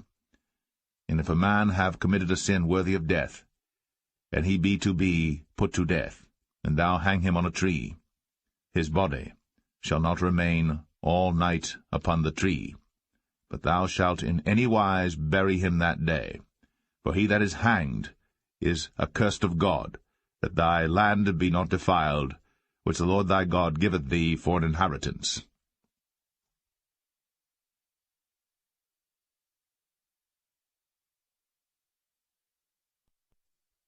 Deuteronomy 22. Thou shalt not see thy brother's ox or his sheep go astray, and hide thyself from them. Thou shalt in any case bring them again unto thy brother. And if thy brother be not nigh unto thee, or if thou know him not, then thou shalt bring it unto thine own house, and it shall be with thee until thy brother seek after it, and thou shalt restore it to him again. In like manner shalt thou do with his ass, and so shalt thou do with his raiment, and with all lost thing of thy brother's, which he hath lost, and thou hast found, shalt thou do likewise. Thou mayest not hide thyself. Thou shalt not see thy brother's ass or his ox fall down by the way, and hide thyself from them. Thou shalt surely help him to lift them up again. The woman shall not wear that which pertaineth unto a man, neither shall a man put on a woman's garment, for all that do so are abomination unto the Lord thy God.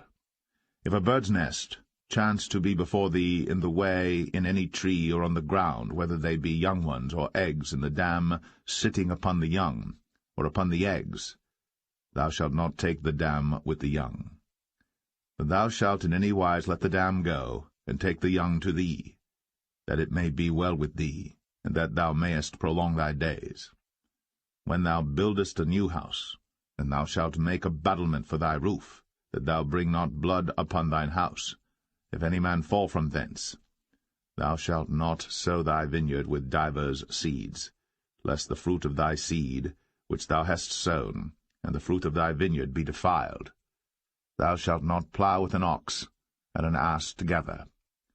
Thou shalt not wear a garment of divers sorts, as of woolen and linen together. Thou shalt make thee fringes upon the four quarters of thy vesture, wherewith thou coverest thyself. If any man take a wife, and go in unto her, and hate her, and give occasions of speech against her, and bring up an evil name upon her, and say, I took this woman, and when I came to her, I found her not a maid, then shall the father of the damsel, and her mother, take and bring forth the tokens of the damsel's virginity unto the elders of the city in the gate. And the damsel's father shall say unto the elders, I gave my daughter unto this man to wife, and he hateth her. And lo, he hath given occasions of speech against her, saying, I found not thy daughter a maid, and yet these are the tokens of my daughter's virginity. And they shall spread the cloth before the elders of the city. And the elders of that city shall take that man, and chastise him. And they shall amerce him in 100 shekels of silver, and give them unto the father of the damsel, because he hath brought up an evil name upon a virgin of Israel. And she shall be his wife. He may not put her away all his days. But if this thing be true, and the tokens of virginity be not found for the damsel, then they shall bring out the damsel to the door of her father's house, and the men of her city shall stone her with stones that she die, because she hath wrought folly in Israel, to play the whore in her father's house. So shalt thou put evil away from among you. If a man be found lying with a woman married to an husband, then they shall both of them die, both the man that lay with the woman, and the woman. So shalt thou put away evil from Israel. If a damsel that is a virgin be betrothed unto an husband, and a man find her in the city, and lie with her, then ye shall bring them both out unto the gate of that city, and ye shall stone them with stones that they die, the damsel because she cried not, being in the city, and the man because he hath humbled his neighbour's wife. So thou shalt put away evil from among you. But if a man find a betrothed damsel in the field, and the man force her, and lie with her, then the man only that lay with her shall die. But unto the damsel thou shalt do nothing. There is in the damsel no sin worthy of death. For as when a man riseth against his neighbour, and slayeth him, even so is this matter. For he found her in the field, and the betrothed damsel cried, and there was none to save her. If a man find a damsel that is a virgin which is not betrothed, and lay hold on her, and lie with her, and they be found, then the man that lay with her shall give unto the damsel's father 50 shekels of silver, and she shall be his wife, because he hath humbled her. He may not put her away all his days. A man shall not take his father's wife, nor discover his father's skirt.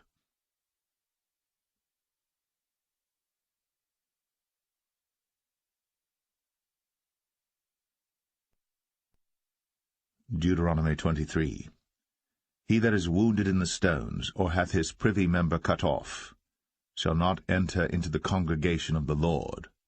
A bastard shall not enter into the congregation of the Lord. Even to his 10th generation shall he not enter into the congregation of the Lord. An Ammonite or Moabite shall not enter into the congregation of the Lord. Even to their 10th generation shall they not enter into the congregation of the Lord forever.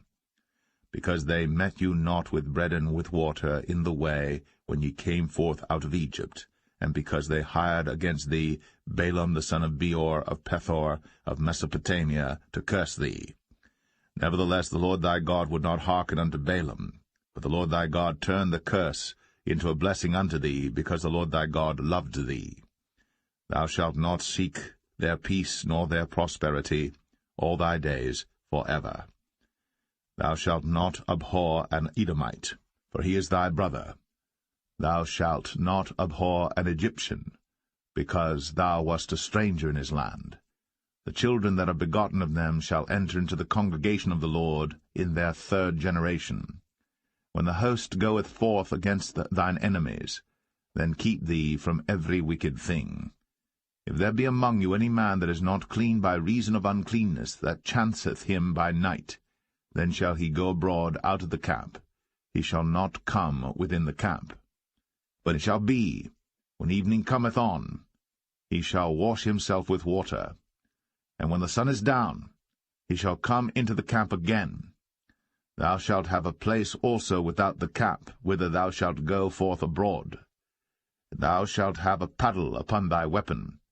It shall be, when thou wilt ease thyself abroad, thou shalt dig therewith, and shalt turn back and cover that which cometh from thee. For the Lord thy God walketh in the midst of thy camp, to deliver thee, and to give up thine enemies before thee. Therefore shall thy camp be holy, that he see no unclean thing in thee, and turn away from thee. Thou shalt not deliver unto his master the servant which is escaped from his master unto thee. He shall dwell with thee, even among you, in that place which he shall choose in one of thy gates, where it liketh him best. Thou shalt not oppress him. There shall be no whore of the daughters of Israel, nor a sodomite of the sons of Israel. Thou shalt not bring the hire of a whore, or the price of a dog, into the house of the Lord thy God for any vow, for even both these are abomination unto the Lord thy God.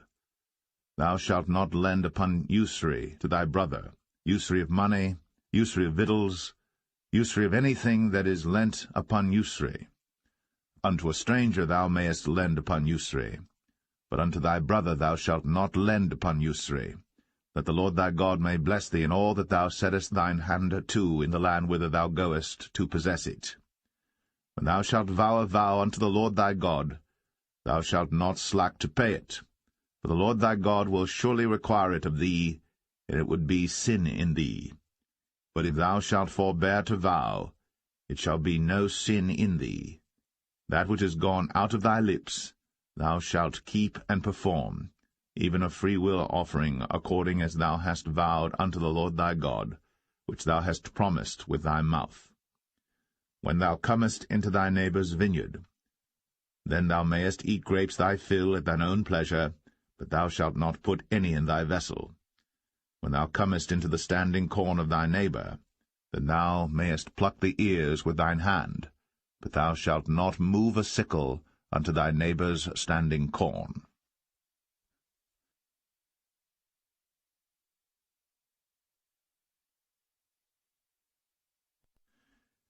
Deuteronomy 24. When a man hath taken a wife, and married her, and it come to pass that she find no favour in his eyes, because he hath found some uncleanness in her, then let him write her a bill of divorcement, and give it in her hand, and send her out of his house. And when she is departed out of his house, she may go and be another man's wife. And if the latter husband hate her, and write her a bill of divorcement, and giveth it in her hand, and sendeth her out of his house, or if the latter husband die, which took her to be his wife, her former husband, which sent her away, may not take her again to be his wife, after that she is defiled, for that is abomination before the Lord. And thou shalt not cause the land to sin, which the Lord thy God giveth thee for an inheritance. When a man hath taken a new wife, he shall not go out to war, neither shall he be charged with any business, but he shall be free at home 1 year, and shall cheer up his wife which he hath taken. No man shall take the nether or the upper millstone to pledge, for he taketh a man's life to pledge. If a man be found stealing any of his brethren of the children of Israel, and maketh merchandise of him, or selleth him, then that thief shall die, and thou shalt put evil away from among you. Take heed in the plague of leprosy, that thou observe diligently, and do according to all that the priests the Levites shall teach you. As I commanded them, so ye shall observe to do. Remember what the Lord thy God did unto Miriam by the way, after that ye were come forth out of Egypt. When thou dost lend thy brother any thing, thou shalt not go into his house to fetch his pledge. Thou shalt stand abroad, and the man to whom thou dost lend shall bring out the pledge abroad unto thee. And if the man be poor, thou shalt not sleep with his pledge. In any case, thou shalt deliver him the pledge again when the sun goeth down, that he may sleep in his own raiment, and bless thee, and it shall be righteousness unto thee before the Lord thy God. Thou shalt not oppress an hired servant that is poor and needy, whether he be of thy brethren, or of thy strangers that are in thy land within thy gates. At his day thou shalt give him his hire, neither shall the sun go down upon it, for he is poor, and setteth his heart upon it, lest he cry against thee unto the Lord, and it be sin unto thee. The fathers shall not be put to death for the children, neither shall the children be put to death for the fathers. Every man shall be put to death for his own sin. Thou shalt not pervert the judgment of the stranger, nor of the fatherless, nor take a widow's raiment to pledge. But thou shalt remember that thou wast a bondman in Egypt, and the Lord thy God redeemed thee thence. Therefore I command thee to do this thing. When thou cuttest down thine harvest in thy field, and hast forgot a sheaf in the field, thou shalt not go again to fetch it. It shall be for the stranger, for the fatherless, and for the widow, that the Lord thy God may bless thee in all the work of thine hands. When thou beatest thine olive tree, thou shalt not go over the boughs again. It shall be for the stranger, for the fatherless, and for the widow. When thou gatherest the grapes of thy vineyard, thou shalt not glean it afterward. It shall be for the stranger, for the fatherless, and for the widow. And thou shalt remember that thou wast a bondman in the land of Egypt. Therefore I command thee to do this thing.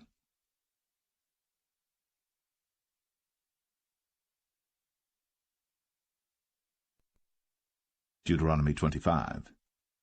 If there be controversy between men, and they come unto judgment, that the judges may judge them, then they shall justify the righteous, and condemn the wicked. And it shall be, if the wicked man be worthy to be beaten, that the judge shall cause him to lie down, and to be beaten before his face, according to his fault, by a certain number. 40 stripes he may give him, and not exceed, lest if he should exceed, and beat him above these with many stripes, then thy brother should seem vile unto thee. Thou shalt not muzzle the ox when he treadeth out the corn. If brethren dwell together, and one of them die, and have no child, the wife of the dead shall not marry without unto a stranger. Her husband's brother shall go in unto her, and take her to him to wife, and perform the duty of an husband's brother unto her. And it shall be, that the firstborn which she beareth shall succeed in the name of his brother which is dead, that his name be not put out of Israel.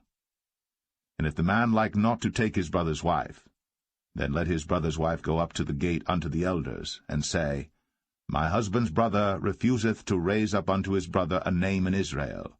He will not perform the duty of my husband's brother. Then the elders of his city shall call him, and speak unto him.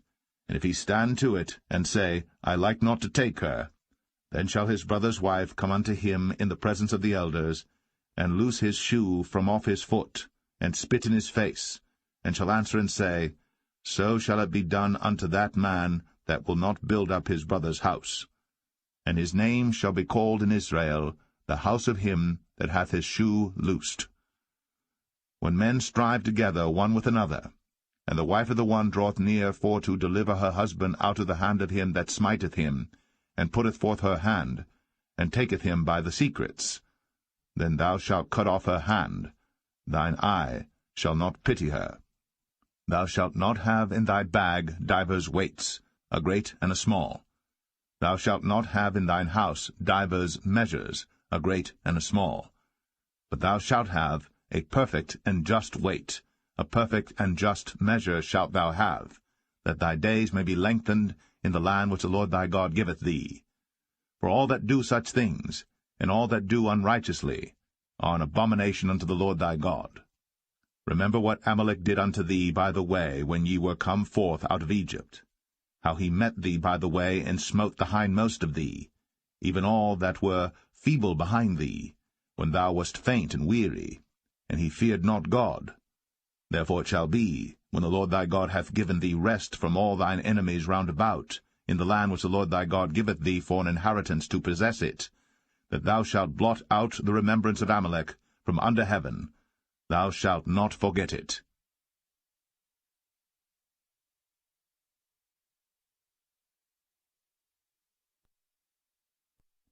Deuteronomy 26. And it shall be, when thou art come in unto the land which the Lord thy God giveth thee for an inheritance, and possessest it, and dwellest therein, that thou shalt take of the first of all the fruit of the earth, which thou shalt bring of thy land, that the Lord thy God giveth thee, and shalt put it in a basket, and shalt go unto the place which the Lord thy God shall choose to place his name there. And thou shalt go unto the priest that shall be in those days, and say unto him, I profess this day unto the Lord thy God, that I am come unto the country which the Lord sware unto our fathers for to give us. And the priest shall take the basket out of thine hand, and set it down before the altar of the Lord thy God. And thou shalt speak and say before the Lord thy God, A Syrian ready to perish was my father, and he went down into Egypt, and sojourned there with a few, and became there a nation, great, mighty, and populous. And the Egyptians evil entreated us, and afflicted us, and laid upon us hard bondage. And when we cried unto the Lord God of our fathers, the Lord heard our voice, and looked on our affliction, and our labor, and our oppression. And the Lord brought us forth out of Egypt with a mighty hand, and with an outstretched arm, and with great terribleness, and with signs, and with wonders. And he hath brought us into this place, and hath given us this land, even a land that floweth with milk and honey. And now behold, I have brought the firstfruits of the land which thou, O Lord, hast given me. And thou shalt set it before the Lord thy God, and worship before the Lord thy God.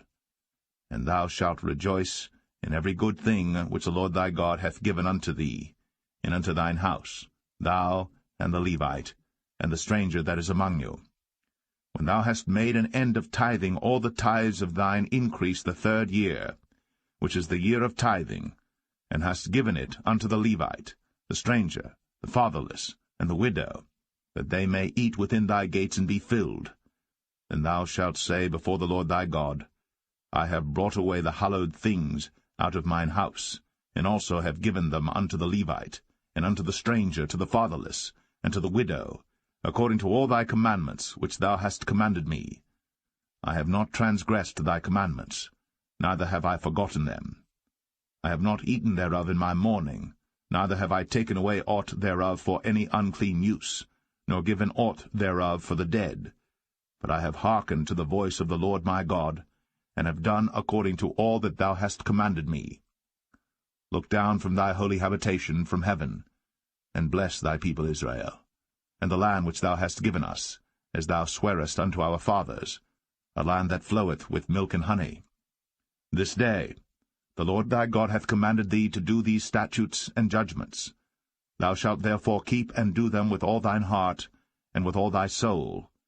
Thou hast avouched the Lord this day to be thy God, and to walk in his ways, and to keep his statutes, and his commandments, and his judgments, and to hearken unto his voice. And the Lord hath avouched thee this day to be his peculiar people, as he hath promised thee, and that thou shouldest keep all his commandments, and to make thee high above all nations which he hath made, in praise, and in name, and in honor, and that thou mayest be an holy people unto the Lord thy God, as he hath spoken.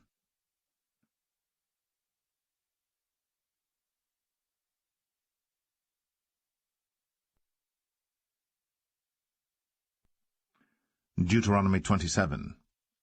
And Moses with the elders of Israel commanded the people, saying, Keep all the commandments which I command you this day.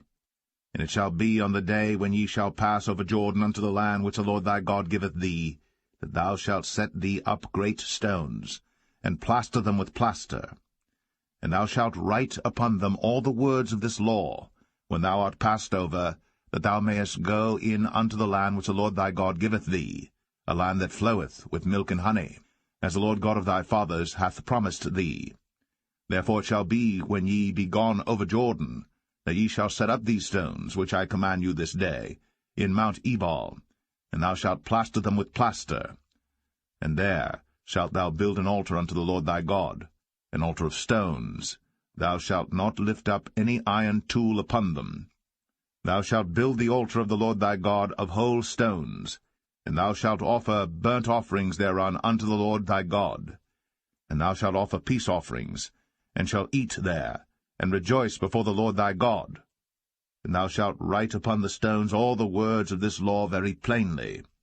And Moses and the priests the Levites spake unto all Israel, saying, Take heed, and hearken, O Israel.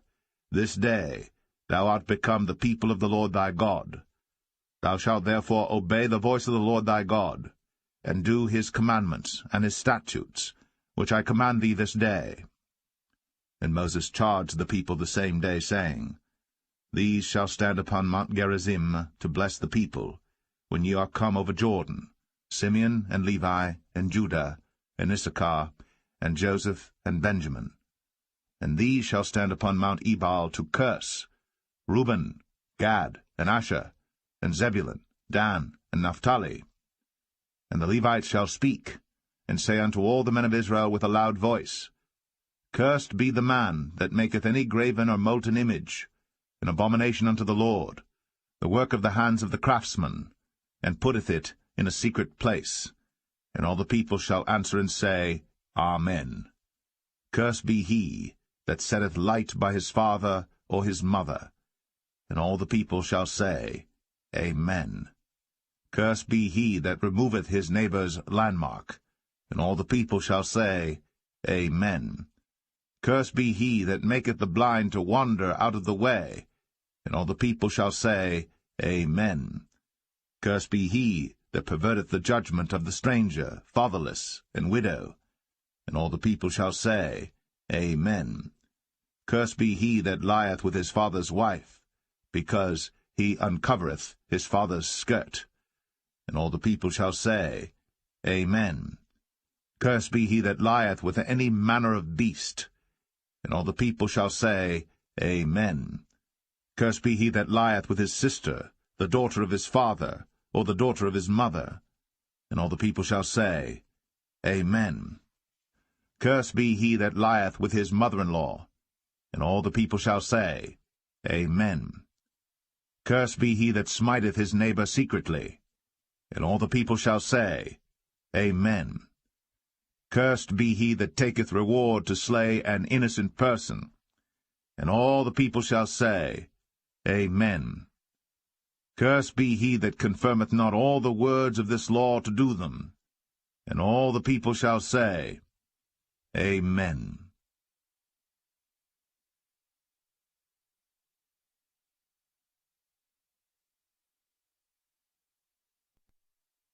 Deuteronomy 28. And it shall come to pass, if thou shalt hearken diligently unto the voice of the Lord thy God, to observe and to do all his commandments which I command thee this day, that the Lord thy God will set thee on high above all nations of the earth. And all these blessings shall come on thee, and overtake thee, if thou shalt hearken unto the voice of the Lord thy God. Blessed shalt thou be in the city, and blessed shalt thou be in the field. Blessed shall be the fruit of thy body, and the fruit of thy ground, and the fruit of thy cattle, the increase of thy kine, and the flocks of thy sheep. Blessed shall be thy basket, and thy store.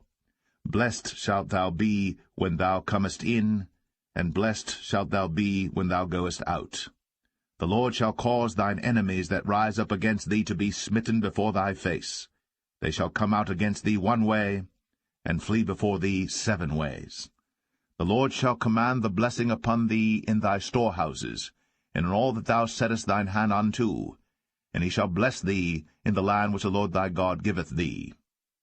The Lord shall establish thee an holy people unto himself, as he hath sworn unto thee, if thou shalt keep the commandments of the Lord thy God, and walk in his ways.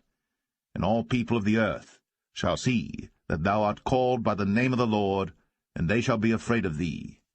And the Lord shall make thee plenteous in goods, in the fruit of thy body, and in the fruit of thy cattle, and in the fruit of thy ground, in the land which the Lord sware unto thy fathers to give thee. The Lord shall open unto thee his good treasure, the heaven to give the rain unto thy land in his season, and to bless all the work of thine hand. And thou shalt lend unto many nations, and thou shalt not borrow. And the Lord shall make thee the head, and not the tail, and thou shalt be above only, and thou shalt not be beneath, if that thou hearken unto the commandments of the Lord thy God, which I command thee this day, to observe and to do them. And thou shalt not go aside from any of the words which I command thee this day, to the right hand or to the left, to go after other gods to serve them. But it shall come to pass, if thou wilt not hearken unto the voice of the Lord thy God, to observe to do all his commandments and his statutes, which I command thee this day, that all these curses shall come upon thee, and overtake thee. Cursed shalt thou be in the city, and cursed shalt thou be in the field. Cursed shall be thy basket and thy store. Cursed shall be the fruit of thy body, and the fruit of thy land, the increase of thy kine, and the flocks of thy sheep. Cursed shalt thou be when thou comest in, and cursed shalt thou be when thou goest out. The Lord shall send upon thee cursing, vexation, and rebuke, in all that thou settest thine hand unto for to do, until thou be destroyed, and until thou perish quickly, because of the wickedness of thy doings, whereby thou hast forsaken me. The Lord shall make the pestilence cleave unto thee, until he have consumed thee from off the land, whither thou goest to possess it. The Lord shall smite thee with a consumption, and with a fever, and with an inflammation, and with an extreme burning, and with a sword, and with blasting, and with mildew, and they shall pursue thee until thou perish. And thy heaven that is over thy head shall be brass, and the earth that is under thee shall be iron. The Lord shall make the rain of thy land powder and dust. From heaven shall it come down upon thee, until thou be destroyed. The Lord shall cause thee to be smitten before thine enemies. Thou shalt go out one way against them, and flee 7 ways before them, and shalt be removed into all the kingdoms of the earth. And thy carcass shall be meat unto all fowls of the air, and unto the beasts of the earth, and no man shall fray them away. The Lord will smite thee with the botch of Egypt, and with the emerods, and with the scab, and with the itch, whereof thou canst not be healed. The Lord shall smite thee with madness, and blindness, and astonishment of heart. And thou shalt grope at noonday, as the blind gropeth in darkness, and thou shalt not prosper in thy ways, and thou shalt be only oppressed and spoiled evermore, and no man shall save thee. Thou shalt betroth a wife, and another man shall lie with her. Thou shalt build an house, and thou shalt not dwell therein. Thou shalt plant a vineyard, and shalt not gather the grapes thereof. Thine ox shall be slain before thine eyes, and thou shalt not eat thereof. Thine ass shall be violently taken away from before thy face, and shall not be restored to thee. Thy sheep shall be given unto thine enemies, and thou shalt have none to rescue them. Thy sons and thy daughters shall be given unto another people, and thine eyes shall look, and fail with longing for them all the day long, and there shall be no might in thine hand. The fruit of thy land and all thy labours shall a nation which thou knowest not eat up, and thou shalt be only oppressed and crushed always, so that thou shalt be mad for the sight of thine eyes, which thou shalt see. The Lord shall smite thee in the knees, and in the legs, with a sore botch that cannot be healed, from the sole of thy foot unto the top of thy head. The Lord shall bring thee, and thy king which thou shalt set over thee, unto a nation which neither thou nor thy fathers have known. And there shalt thou serve other gods, wood and stone. And thou shalt become an astonishment, a proverb, and a byword among all nations whither the Lord shall lead thee. Thou shalt carry much seed out into the field, and shalt gather but little in, for the locust shall consume it. Thou shalt plant vineyards, and dress them, but shalt neither drink of the wine, nor gather the grapes, for the worms shall eat them. Thou shalt have olive trees throughout all thy coasts, but thou shalt not anoint thyself with the oil, for thine olive shall cast his fruit. Thou shalt beget sons and daughters, but thou shalt not enjoy them, for they shall go into captivity. All thy trees and fruit of thy land shall the locusts consume. The stranger that is within thee shall get up above thee very high, and thou shalt come down very low. He shall lend to thee, and thou shalt not lend to him. He shall be the head, and thou shalt be the tail. Moreover, all these curses shall come upon thee, and shall pursue thee, and overtake thee, till thou be destroyed, because thou hearkenest not unto the voice of the Lord thy God, to keep his commandments and his statutes, which he commanded thee. And they shall be upon thee for a sign, and for a wonder, and upon thy seed for ever. Because thou servest not the Lord thy God with joyfulness, and with gladness of heart, for the abundance of all things. Therefore shalt thou serve thine enemies which the Lord shall send against thee, in hunger, and in thirst, and in nakedness, and in want of all things. And he shall put a yoke of iron upon thy neck, until he have destroyed thee. The Lord shall bring a nation against thee from far, from the end of the earth, as swift as the eagle flieth, a nation whose tongue thou shalt not understand, a nation of fierce countenance, which shall not regard the person of the old, nor show favour to the young. And he shall eat the fruit of thy cattle, and the fruit of thy land, until thou be destroyed, which also shall not leave thee either corn, wine, or oil, or the increase of thy kine, or flocks of thy sheep, until he have destroyed thee.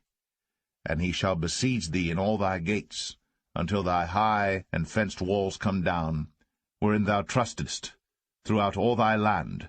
And he shall besiege thee in all thy gates throughout all thy land, which the Lord thy God hath given thee. And thou shalt eat the fruit of thine own body, the flesh of thy sons and of thy daughters, which the Lord thy God hath given thee, in the siege, and in the straitness wherewith thine enemies shall distress thee. So that the man that is tender among you, and very delicate, his eyes shall be evil toward his brother, and toward the wife of his bosom, and toward the remnant of his children which he shall leave, so that he will not give to any of them of the flesh of his children whom he shall eat, because he hath nothing left him in the siege, and in the straitness, wherewith thine enemies shall distress thee in all thy gates. The tender and delicate woman among you, which would not adventure to set the sole of her foot upon the ground for delicateness and tenderness, her eye shall be evil toward the husband of her bosom, and toward her son, and toward her daughter, and toward her young one that cometh out from between her feet, and toward her children which she shall bear. For she shall eat them for want of all things secretly in the siege and straitness, wherewith thine enemies shall distress thee in thy gates. If thou wilt not observe to do all the words of this law that are written in this book, that thou mayest fear this glorious and fearful name, the Lord thy God, then the Lord will make thy plagues wonderful, and the plagues of thy seed, even great plagues, and of long continuance, and sore sicknesses, and of long continuance. Moreover, he will bring upon thee all the diseases of Egypt, which thou wast afraid of, and they shall cleave unto thee. Also every sickness and every plague, which is not written in the book of this law, them will the Lord bring upon thee, until thou be destroyed. And ye shall be left few in number, whereas ye were as the stars of heaven for multitude, because thou wouldest not obey the voice of the Lord thy God. And it shall come to pass, that as the Lord rejoiced over you to do you good, and to multiply you, so the Lord will rejoice over you to destroy you, and to bring you to naught. And ye shall be plucked from off the land whither thou goest to possess it. And the Lord shall scatter thee among all people, from the one end of the earth even unto the other. And there thou shalt serve other gods, which neither thou nor thy fathers have known, even wood and stone. And among these nations shalt thou find no ease, neither shall the sole of thy foot have rest. But the Lord shall give thee there a trembling heart, and failing of eyes, and sorrow of mind. And thy life shall hang in doubt before thee, and thou shalt fear day and night, and shalt have none assurance of thy life. In the morning thou shalt say, Would God it were even, and at even thou shalt say, Would God it were morning, for the fear of thine heart wherewith thou shalt fear, and for the sight of thine eyes which thou shalt see. And the Lord shall bring thee into Egypt again with ships, by the way whereof I spake unto thee. Thou shalt see it no more again. And there ye shall be sold unto your enemies for bondmen and bondwomen, and no man shall buy you.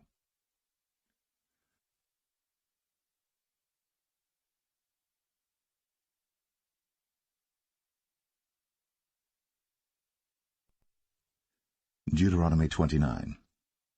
These are the words of the covenant, which the Lord commanded Moses to make with the children of Israel, in the land of Moab, beside the covenant which he made with them in Horeb. And Moses called unto all Israel, and said unto them, Ye have seen all that the Lord did before your eyes in the land of Egypt unto Pharaoh, and unto all his servants, and unto all his land, the great temptations which thine eyes have seen, the signs, and those great miracles. Yet the Lord hath not given you an heart to perceive, and eyes to see, and ears to hear, unto this day. And I have led you 40 years in the wilderness. Your clothes are not waxen old upon you, and thy shoe is not waxen old upon thy foot. Ye have not eaten bread, neither have ye drunk wine or strong drink, that ye might know that I am the Lord your God. And when ye came unto this place, Sihon the king of Heshbon, and Og the king of Bashan, came out against us unto battle, and we smote them. And we took their land, and gave it for an inheritance unto the Reubenites, and to the Gadites, and to the half-tribe of Manasseh. Keep therefore the words of this covenant, and do them, that ye may prosper in all that ye do. Ye stand this day, all of you, before the Lord your God, your captains of your tribes, your elders, and your officers, with all the men of Israel, your little ones, your wives, and thy stranger that is in thy camp, from the hewer of thy wood unto the drawer of thy water, that thou shouldest enter into covenant with the Lord thy God, and into his oath, which the Lord thy God maketh with thee this day, that he may establish thee today for a people unto himself, and that he may be unto thee a God, as he hath said unto thee, and as he hath sworn unto thy fathers, to Abraham, to Isaac, and to Jacob. Neither with you only do I make this covenant and this oath, but with him that standeth here with us this day before the Lord our God, and also with him that is not here with us this day. For ye know how we have dwelt in the land of Egypt, and how we came through the nations which ye passed by. And ye have seen their abominations, and their idols, wood and stone, silver and gold, which were among them, lest there should be among you man or woman or family or tribe, whose heart turneth away this day from the Lord our God, to go and serve the gods of these nations, lest there should be among you a root that beareth gall and wormwood. And it come to pass, when he heareth the words of this curse, that he bless himself in his heart, saying, I shall have peace, though I walk in the imagination of mine heart, to add drunkenness to thirst. The Lord will not spare him, but then the anger of the Lord in his jealousy shall smoke against that man, and all the curses that are written in this book shall lie upon him. And the Lord shall blot out his name from under heaven. And the Lord shall separate him unto evil out of all the tribes of Israel, according to all the curses of the covenant that are written in this book of the law, so that the generation to come of your children that shall rise up after you, and the stranger that shall come from a far land, shall say, when they see the plagues of that land, and the sicknesses which the Lord hath laid upon it, and that the whole land thereof is brimstone and salt and burning, that it is not sown, nor beareth, nor any grass groweth therein, like the overthrow of Sodom and Gomorrah, Admah, and Zeboim, which the Lord overthrew in his anger and in his wrath. Even all nations shall say, Wherefore hath the Lord done thus unto this land? What meaneth the heat of this great anger? Then men shall say, Because they have forsaken the covenant of the Lord God of their fathers, which he made with them when he brought them forth out of the land of Egypt. For they went and served other gods, and worshipped them, gods whom they knew not, and whom he had not given unto them.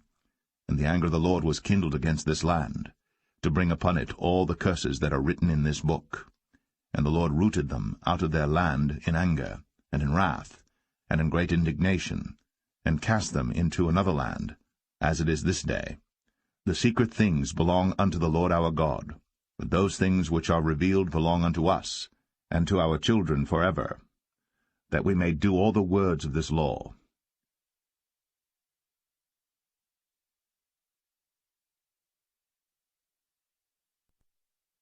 Deuteronomy 30. And it shall come to pass, when all these things are come upon thee, the blessing and the curse, which I have set before thee, and thou shalt call them to mind among all the nations whither the Lord thy God hath driven thee, and shalt return unto the Lord thy God, and shalt obey his voice according to all that I command thee this day, thou and thy children, with all thine heart, and with all thy soul, that then the Lord thy God will turn thy captivity, and have compassion upon thee, and will return and gather thee from all the nations whither the Lord thy God hath scattered thee. If any of thine be driven out unto the utmost parts of heaven, from thence will the Lord thy God gather thee, and from thence will he fetch thee. And the Lord thy God will bring thee into the land which thy fathers possessed, and thou shalt possess it. And he will do thee good, and multiply thee above thy fathers. And the Lord thy God will circumcise thine heart, and the heart of thy seed, to love the Lord thy God with all thine heart, and with all thy soul, that thou mayest live. And the Lord thy God will put all these curses upon thine enemies, and on them that hate thee, which persecuted thee. And thou shalt return and obey the voice of the Lord, and do all his commandments which I command thee this day. And the Lord thy God will make thee plenteous in every work of thine hand, in the fruit of thy body, and in the fruit of thy cattle, and in the fruit of thy land for good. For the Lord will again rejoice over thee for good, as he rejoiced over thy fathers. If thou shalt hearken unto the voice of the Lord thy God, to keep his commandments and his statutes, which are written in this book of the law, and if thou turn unto the Lord thy God with all thine heart, and with all thy soul, for this commandment which I command thee this day, it is not hidden from thee, neither is it far off. It is not in heaven, that thou shouldst say, Who shall go up for us to heaven, and bring it unto us, that we may hear it and do it?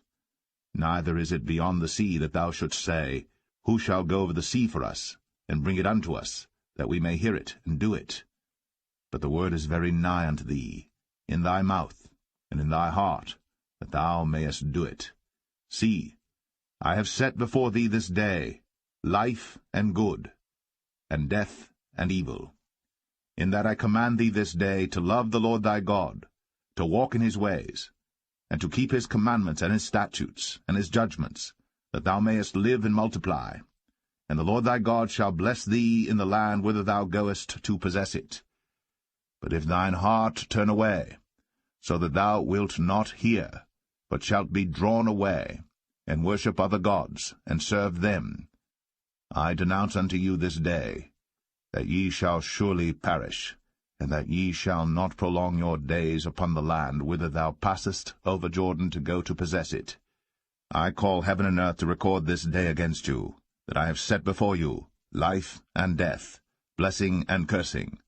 Therefore choose life, that both thou and thy seed may live, that thou mayest love the Lord thy God, and that thou mayest obey his voice, and that thou mayest cleave unto him. For he is thy life, and the length of thy days, that thou mayest dwell in the land which the Lord sware unto thy fathers, to Abraham, to Isaac, and to Jacob, to give them.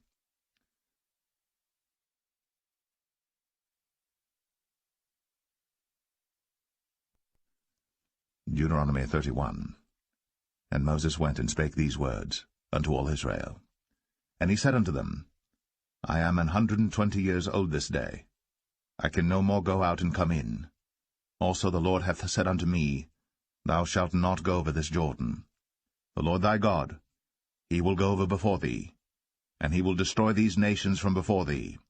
and thou shalt possess them. And Joshua, he shall go over before thee, as the Lord hath said. And the Lord shall do unto them as he did to Sihon and to Og, kings of the Amorites, and unto the land of them whom he destroyed. And the Lord shall give them up before your face, that ye may do unto them according to all the commandments which I have commanded you. Be strong, and of a good courage, fear not, nor be afraid of them. For the Lord thy God, he it is that doth go with thee. He will not fail thee, nor forsake thee. And Moses called unto Joshua, and said unto him in the sight of all Israel, Be strong, and of a good courage, for thou must go with this people unto the land which the Lord hath sworn unto their fathers to give them. And thou shalt cause them to inherit it. And the Lord, he it is that doth go before thee. He will be with thee. He will not fail thee, neither forsake thee. Fear not, neither be dismayed. And Moses wrote this law, and delivered it unto the priests, the sons of Levi, which bear the ark of the covenant of the Lord, and unto all the elders of Israel.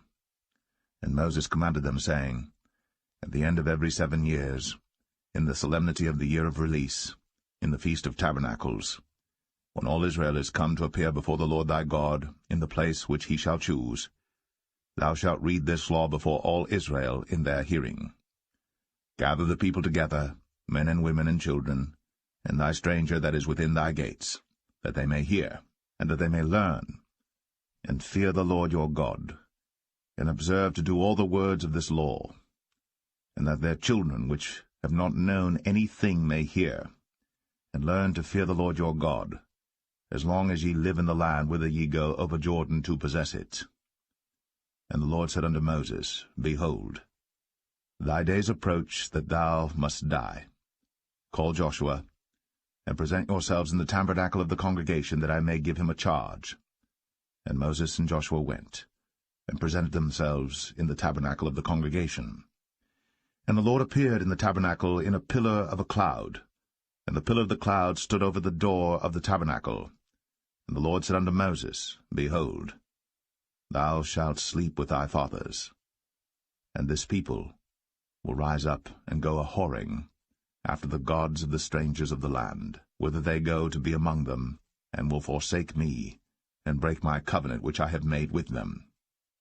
Then my anger shall be kindled against them in that day, and I will forsake them, and I will hide my face from them, and they shall be devoured, and many evils and troubles shall befall them, so that they will say in that day, Are not these evils come upon us, because our God is not among us?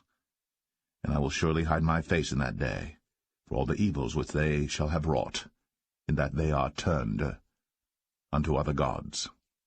Now therefore write ye this song for you, and teach it the children of Israel. Put it in their mouths, that this song may be a witness for me against the children of Israel. For when I shall have brought them into the land which I swear unto their fathers, that floweth with milk and honey, and they shall have eaten and filled themselves and waxen fat, then will they turn unto other gods, and serve them, and provoke me, and break my covenant.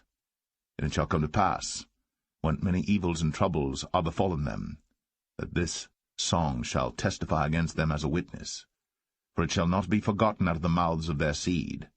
For I know their imagination which they go about, even now, before I have brought them into the land which I swear. Moses therefore wrote this song the same day, and taught it the children of Israel. And he gave Joshua the son of Nun a charge, and said, Be strong, and of a good courage, for thou shalt bring the children of Israel into the land which I swear unto them, and I will be with thee. And it came to pass, when Moses had made an end of writing the words of this law in a book, until they were finished, that Moses commanded the Levites which bear the ark of the covenant of the Lord, saying, Take this book of the law, and put it in the side of the ark of the covenant of the Lord your God, that it may be there for a witness against thee. For I know thy rebellion, and thy stiff neck. Behold, while I am yet alive with you this day, ye have been rebellious against the Lord. And how much more after my death? Gather unto me all the elders of your tribes, and your officers, that I may speak these words in their ears, and call heaven and earth to record against them. For I know that after my death Ye will utterly corrupt yourselves, and turn aside from the way which I have commanded you.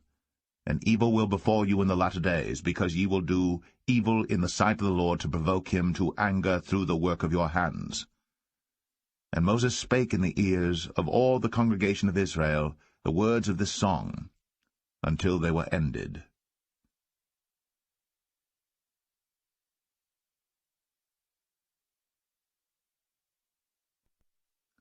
Deuteronomy 32. Give ear, O ye heavens, and I will speak, and hear, O earth, the words of my mouth. My doctrine shall drop as the rain, my speech shall distill as the dew, as the small rain upon the tender herb, and as the showers upon the grass. Because I will publish the name of the Lord. Ascribe ye greatness unto our God. He is the rock, his work is perfect, for all his ways are judgment, a God of truth and without iniquity, just and right is he. They have corrupted themselves, their spot is not the spot of his children. They are a perverse and crooked generation. Do ye thus requite the Lord, O foolish people and unwise? Is not he thy father that hath bought thee? Hath he not made thee and established thee? Remember the days of old. Consider the years of many generations. Ask thy father, and he will show thee, thy elders, and they will tell thee. When the Most High divided to the nations their inheritance, when he separated the sons of Adam, he set the bounds of the people according to the number of the children of Israel. For the Lord's portion is his people. Jacob is the lot of his inheritance. He found him in a desert land, and in the waste howling wilderness. He led him about, he instructed him, he kept him as the apple of his eye. As an eagle stirreth up her nest, fluttereth over her young, spreadeth abroad her wings, taketh them, beareth them on her wings. So the Lord alone did lead him, and there was no strange God with him. He made him ride on the high places of the earth, that he might eat the increase of the fields. And he made him to suck honey out of the rock, and oil out of the flinty rock, butter of kine, and milk of sheep, with fat of lambs, and rams of the breed of Bashan, and goats with the fat of kidneys of wheat. And thou didst drink the pure blood of the grape. But Jeshurun waxed fat, and kicked. Thou art waxen fat, thou art grown thick, thou art covered with fatness. Then he forsook God which made him, and lightly esteemed the rock of his salvation. They provoked him to jealousy, with strange gods, with abominations provoked they him to anger. They sacrificed unto devils, not to gods whom they knew not, to new gods that came newly up, whom your fathers feared not. Of the rock that begat thee thou art unmindful, and hast forgotten God that formed thee. And when the Lord saw it, he abhorred them, because of the provoking of his sons and of his daughters. And he said, I will hide my face from them. I will see what their end shall be. For they are a very froward generation, children in whom is no faith. They have moved me to jealousy with that which is not God. They have provoked me to anger with their vanities. And I will move them to jealousy with those which are not a people. I will provoke them to anger with a foolish nation. For a fire is kindled in mine anger, and shall burn unto the lowest hell, and shall consume the earth with her increase, and set on fire the foundations of the mountains. I will heap mischiefs upon them. I will spend mine arrows upon them. They shall be burnt with hunger, and devoured with burning heat, and with bitter destruction. I will also send the teeth of beasts upon them, with the poison of serpents of the dust. The sword without, and terror within, shall destroy both the young man and the virgin, the suckling also with the man of grey hairs. I said, I would scatter them into corners. I would make the remembrance of them to cease from among men. Were it not that I feared the wrath of the enemy, lest their adversaries should behave themselves strangely, and lest they should say, Our hand is high, and the Lord hath not done all this. For they are a nation void of counsel, neither is there any understanding in them. Oh, that they were wise, that they understood this, that they would consider their latter end. How should one chase 1,000, and 2 put 10,000 to flight, except their rock had sold them, and the Lord had shut them up? For their rock is not as our rock, even our enemies themselves being judges. For their vine is of the vine of Sodom, and of the fields of Gomorrah. Their grapes are grapes of gall, their clusters are bitter. Their wine is the poison of dragons, and the cruel venom of asps. Is not this laid up in store with me, and sealed up among my treasures? To me belongeth vengeance and recompense. Their foot shall slide in due time.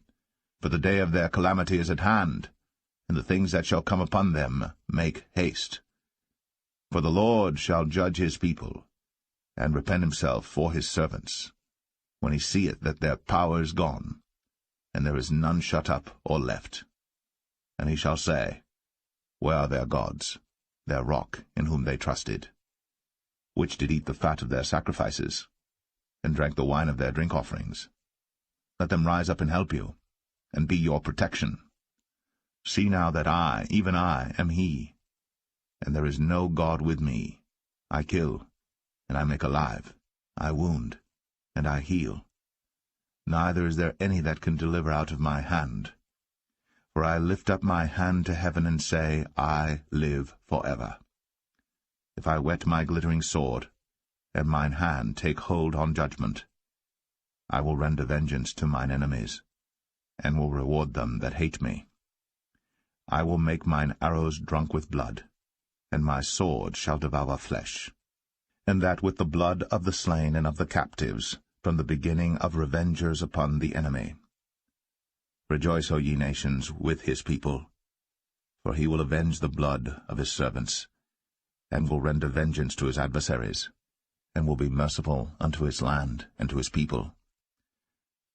And Moses came and spake all the words of this song in the ears of the people, he and Hoshea the son of Nun. And Moses made an end of speaking all these words to all Israel. And he said unto them, Set your hearts unto all the words which I testify among you this day, which ye shall command your children to observe to do, all the words of this law.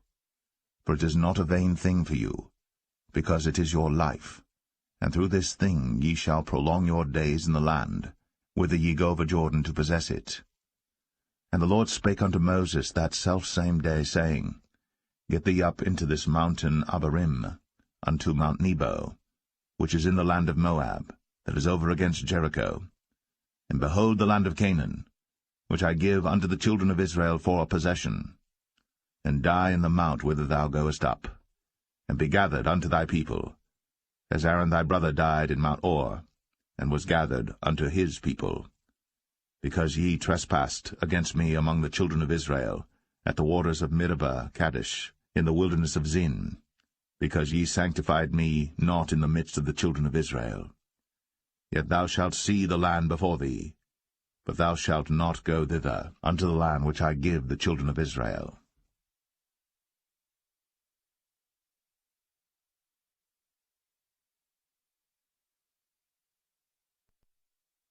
Deuteronomy 33. And this is the blessing wherewith Moses, the man of God, blessed the children of Israel before his death. And he said, The Lord came from Sinai, and rose up from Seir unto them. He shined forth from Mount Paran, and he came with 10,000s of saints. From his right hand went a fiery law for them. Yea, he loved the people. All his saints are in thy hand, and they sat down at thy feet. Every one shall receive of thy words. Moses commanded us a law, even the inheritance of the congregation of Jacob. And he was king in Jeshurun, when the heads of the people and the tribes of Israel were gathered together. Let Reuben live, and not die, and let not his men be few. And this is the blessing of Judah. And he said, Hear, Lord, the voice of Judah, and bring him unto his people. Let his hands be sufficient for him, and be thou an help to him from his enemies. And of Levi he said, Let thy Thummim and thy Urim be with thy Holy One, whom thou didst prove at Massa, and with whom thou didst strive at the waters of Meribah, who said unto his father and to his mother, I have not seen him, neither did he acknowledge his brethren, nor knew his own children. For they have observed thy word, and kept thy covenant. They shall teach Jacob thy judgments, and Israel thy law. They shall put incense before thee, and whole burnt sacrifice upon thine altar. Bless, Lord, his substance, and accept the work of his hands. Smite through the loins of them that rise against him, and of them that hate him, that they rise not again. And of Benjamin he said, The beloved of the Lord shall dwell in safety by him, and the Lord shall cover him all the day long, and he shall dwell between his shoulders. And of Joseph he said, Blessed of the Lord be his land, for the precious things of heaven, for the dew, and for the deep that coucheth beneath, and for the precious fruits brought forth by the sun, and for the precious things put forth by the moon, and for the chief things of the ancient mountains, and for the precious things of the lasting hills, and for the precious things of the earth and fullness thereof, and for the goodwill of him that dwelt in the bush. Let the blessing come upon the head of Joseph, and upon the top of the head of him that was separated from his brethren. His glory is like the firstling of his bullock, and his horns are like the horns of unicorns. With them he shall push the people together to the ends of the earth. And they are the 10,000s of Ephraim, and they are the thousands of Manasseh. And of Zebulun he said, Rejoice, Zebulun, in thy going out, and Issachar in thy tents. They shall call the people unto the mountain. There they shall offer sacrifices of righteousness. For they shall suck of the abundance of the seas, and of treasures hid in the sand. And of Gad he said, Blessed be he that enlargeth Gad. He dwelleth as a lion, and teareth the arm with the crown of the head. And he provided the first part for himself, because there in a portion of the lawgiver was he seated. And he came with the heads of the people. He executed the justice of the Lord, and his judgments with Israel. And of Dan he said, Dan is a lion's whelp. He shall leap from Bashan.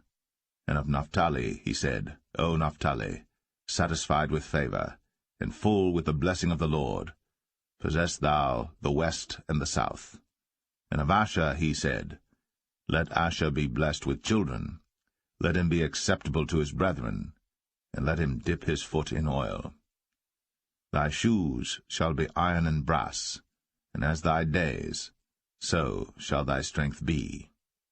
There is none like unto the God of Jeshurun, who rideth upon the heaven in thy help, and in his excellency on the sky. The eternal God is thy refuge, and underneath are the everlasting arms. And he shall thrust out the enemy from before thee, and shall say, Destroy them. Israel then shall dwell in safety alone. The fountain of Jacob shall be upon a land of corn and wine. Also his heavens shall drop down dew. Happy art thou, O Israel! Who is like unto thee, O people saved by the Lord, the shield of thy help? And who is the sword of thy excellency? And thine enemies shall be found liars unto thee, and thou shalt tread upon their high places.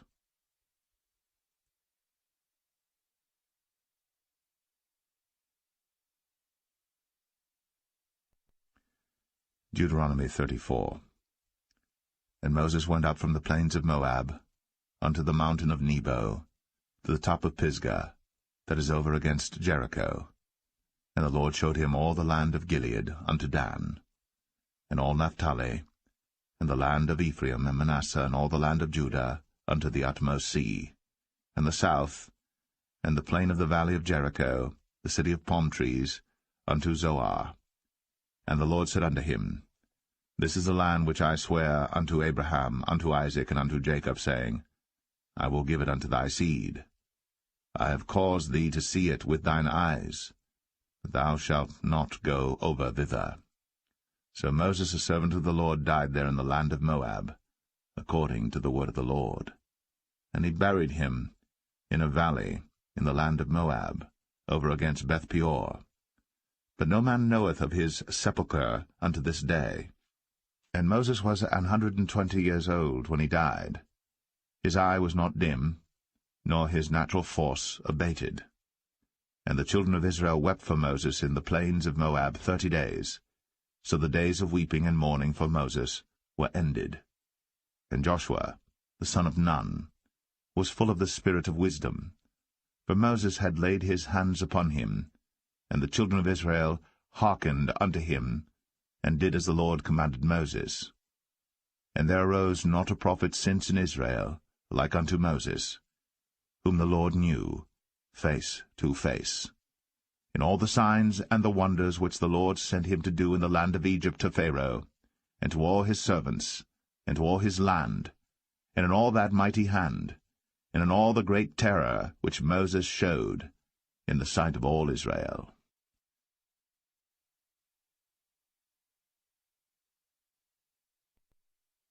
The book of Joshua, chapter 1. Now after the death of Moses, the servant of the Lord, it came to pass that the Lord spake unto Joshua the son of Nun, Moses' minister, saying, Moses my servant is dead. Now therefore arise, go over this Jordan, thou and all this people, unto the land which I do give to them, even to the children of Israel.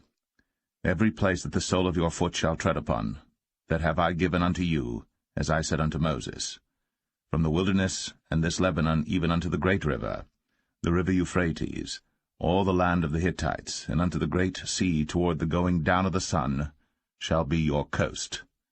There shall not any man be able to stand before thee all the days of thy life. As I was with Moses, so I will be with thee. I will not fail thee nor forsake thee. Be strong, and of a good courage. For unto this people shalt thou divide for an inheritance the land which I swear unto their fathers to give them. Only be thou strong and very courageous, that thou mayest observe to do, according to all the law, which Moses my servant commanded thee. Turn not from it to the right hand or to the left, that thou mayest prosper whithersoever thou goest. This book of the law shall not depart out of thy mouth, but thou shalt meditate therein day and night, that thou mayest observe to do according to all that is written therein. For then thou shalt make thy way prosperous, and then thou shalt have good success. Have not I commanded thee? Be strong, and of a good courage. Be not afraid, neither be thou dismayed. For the Lord thy God is with thee whithersoever thou goest. Then Joshua commanded the officers of the people, saying, Pass through the host, and command the people, saying, Prepare you victuals, for within 3 days ye shall pass over this Jordan to go in to possess the land, which the Lord your God giveth you to possess it. And to the Reubenites, and to the Gadites, and to half the tribe of Manasseh spake Joshua, saying, Remember the word which Moses the servant of the Lord commanded you, saying, The Lord your God hath given you rest, and hath given you this land. Your wives, your little ones, and your cattle shall remain in the land which Moses gave you on this side Jordan. But ye shall pass before your brethren armed, all the mighty men of valor, and help them, until the Lord have given your brethren rest, as he hath given you. And they also have possessed the land which the Lord your God giveth them. Then ye shall return unto the land of your possession, and enjoy it, which Moses the Lord's servant gave you on this side Jordan toward the sunrising. And they answered Joshua, saying, All that thou commandest us we will do, and whithersoever thou sendest us we will go, according as we hearkened unto Moses in all things, so will we hearken unto thee. Only the Lord thy God be with thee, as he was with Moses. Whosoever he be that doth rebel against thy commandment, and will not hearken unto thy words in all that thou commandest him, he shall be put to death. Only be strong, and of a good courage.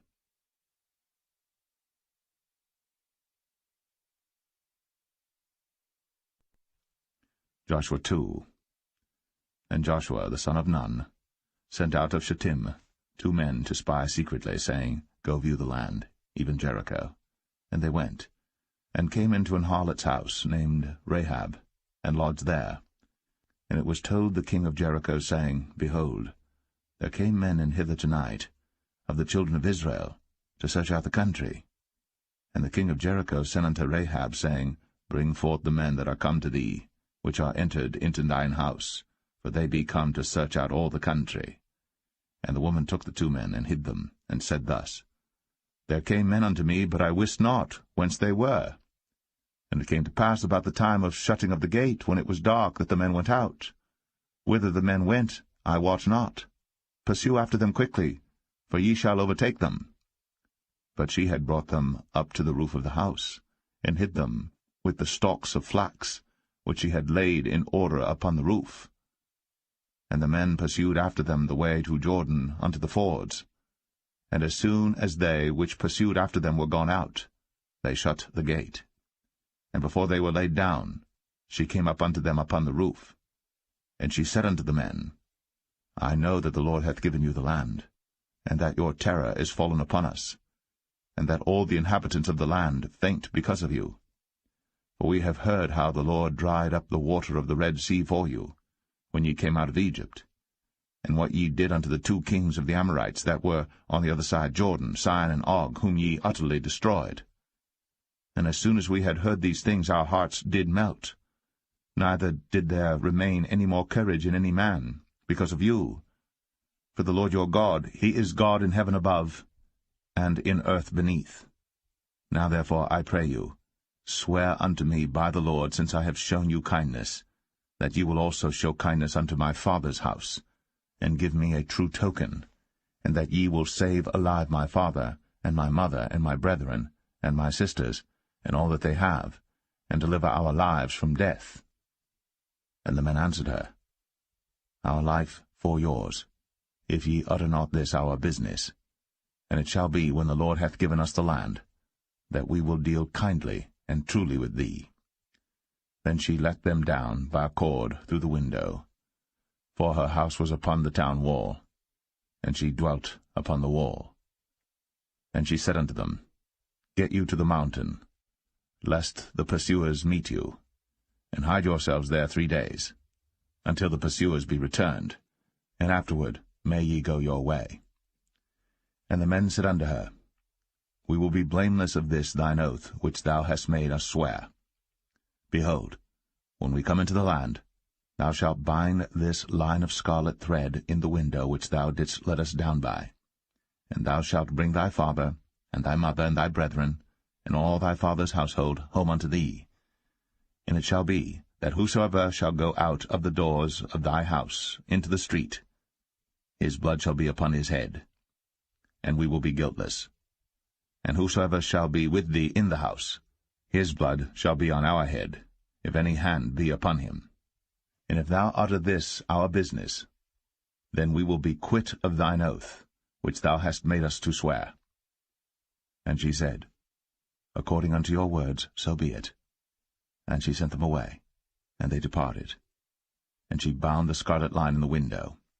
And they went, and came unto the mountain, and abode there 3 days, until the pursuers were returned. And the pursuers sought them throughout all the way, but found them not. So the 2 men returned, and descended from the mountain, and passed over, and came to Joshua the son of Nun, and told him all things that befell them. And they said unto Joshua, Truly, the Lord hath delivered into our hands all the land, for even all the inhabitants of the country do faint because of us.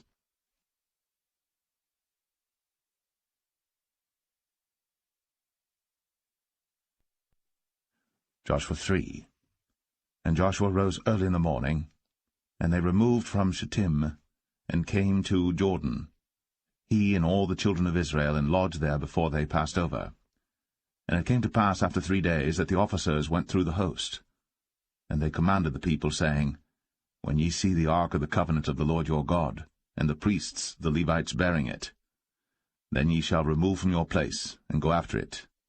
Yet there shall be a space between you and it, about 2,000 cubits by measure. Come not near unto it, that ye may know the way by which ye must go. For ye have not passed this way heretofore. And Joshua said unto the people, Sanctify yourselves, for tomorrow the Lord will do wonders among you. And Joshua spake unto the priests, saying, Take up the ark of the covenant, and pass over before the people. And they took up the ark of the covenant, and went before the people. And the Lord said unto Joshua, This day will I begin to magnify thee in the sight of all Israel, that they may know that, as I was with Moses, so I will be with thee. And thou shalt command the priests that bear the ark of the covenant, saying, When ye are come to the brink of the water of Jordan, ye shall stand still in Jordan. And Joshua said unto the children of Israel, Come hither, and hear the words of the Lord your God. And Joshua said, Hereby ye shall know that the living God is among you, and that he will without fail drive out from before you the Canaanites, and the Hittites, and the Hivites, and the Perizzites, and the Girgashites, and the Amorites, and the Jebusites. Behold, the ark of the covenant of the Lord of all the earth passeth over before you into Jordan. Now therefore take you 12 men out of the tribes of Israel, out of every tribe a man. And it shall come to pass, as soon as the soles of the feet of the priests that bear the ark of the Lord of all the earth, shall rest in the waters of Jordan, that the waters of the Jordan shall be cut off from the waters that come down from above, and they shall stand upon an heap.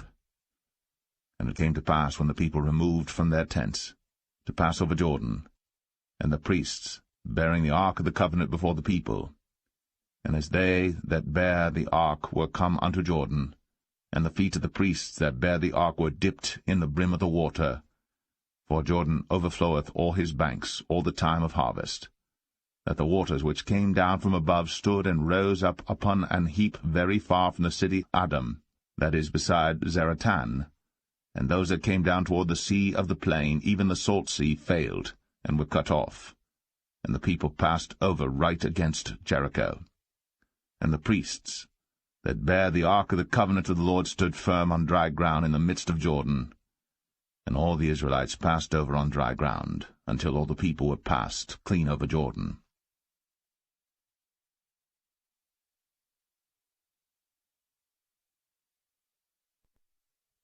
Joshua 4.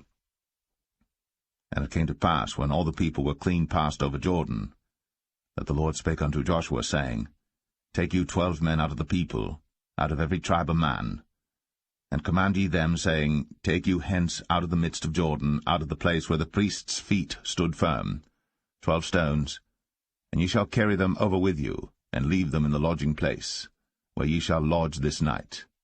Then Joshua called the 12 men, whom he had prepared of the children of Israel, out of every tribe a man. And Joshua said unto them, Pass over before the ark of the Lord your God into the midst of Jordan, and take you up every man of you a stone upon his shoulder, according unto the number of the tribes of the children of Israel, that this may be a sign among you, that when your children ask their fathers in time to come, saying, What mean ye by these stones? Then ye shall answer them, that the waters of Jordan were cut off before the ark of the covenant of the Lord when it passed over Jordan. The waters of Jordan were cut off, and these stones shall be for a memorial unto the children of Israel for ever. And the children of Israel did so as Joshua commanded, and took up 12 stones out of the midst of Jordan, as the Lord spake unto Joshua, according to the number of the tribes of the children of Israel, and carried them over with them unto the place where they lodged, and laid them down there. And Joshua set up 12 stones in the midst of Jordan, in the place where the feet of the priests which bear the ark of the covenant stood, and they are there unto this day. For the priests which bear the ark stood in the midst of Jordan, until everything was finished, that the Lord commanded Joshua to speak unto the people according to all that Moses commanded Joshua, and the people hasted and passed over.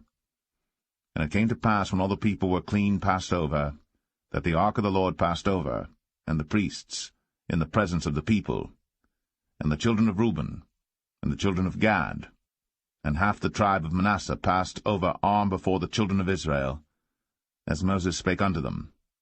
About 40,000 prepared for war passed over before the Lord unto battle, to the plains of Jericho.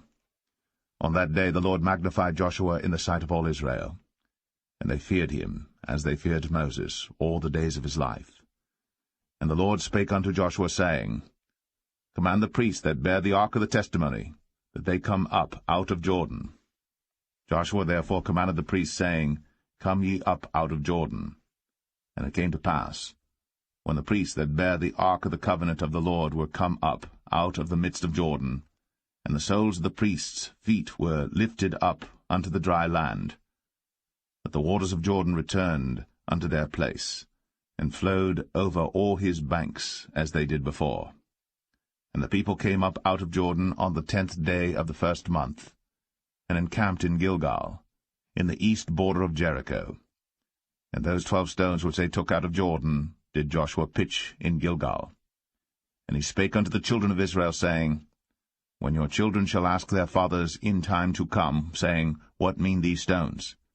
Then ye shall let your children know, saying, Israel came over this Jordan on dry land. For the Lord your God dried up the waters of Jordan from before you, until you were passed over, as the Lord your God did to the Red Sea, which he dried up from before us, until we were gone over, that all the people of the earth might know the hand of the Lord, that it is mighty, that ye might fear the Lord your God for ever.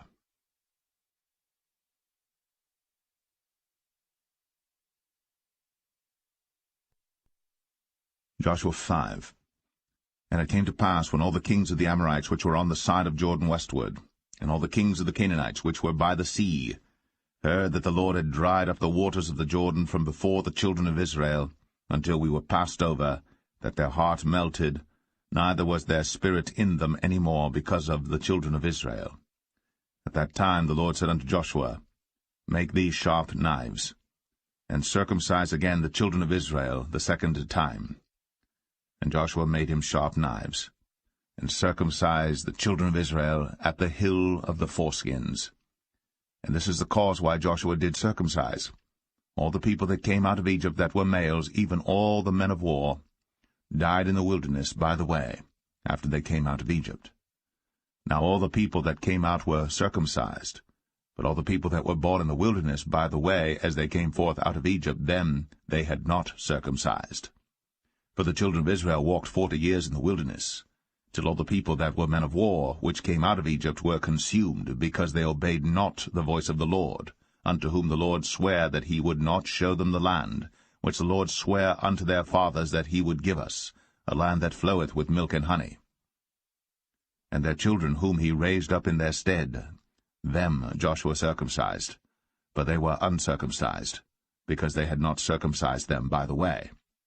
And it came to pass, when they had done circumcising all the people, that they abode in their places in the camp, till they were whole. And the Lord said unto Joshua, This day have I rolled away the reproach of Egypt from off you. Wherefore the name of the place is called Gilgal unto this day. And the children of Israel encamped in Gilgal, and kept the Passover on the 14th day of the month, at even in the plains of Jericho. And they did eat of the old corn of the land on the morrow after the Passover, unleavened cakes and parched corn in the selfsame day. And the manna ceased on the morrow after they had eaten of the old corn of the land. Neither had the children of Israel manna any more, but they did eat of the fruit of the land of Canaan that year. And it came to pass, when Joshua was by Jericho, that he lifted up his eyes and looked, and behold, there stood a man over against him with his sword drawn in his hand. And Joshua went unto him, and said unto him, Art thou for us, or for our adversaries? And he said, Nay, but as captain of the host of the Lord am I now come. And Joshua fell on his face to the earth, and did worship, and said unto him, What saith my Lord unto his servant? And the captain of the Lord's host said unto Joshua, Loose thy shoe from off thy foot, for the place whereon thou standest is holy. And Joshua did so.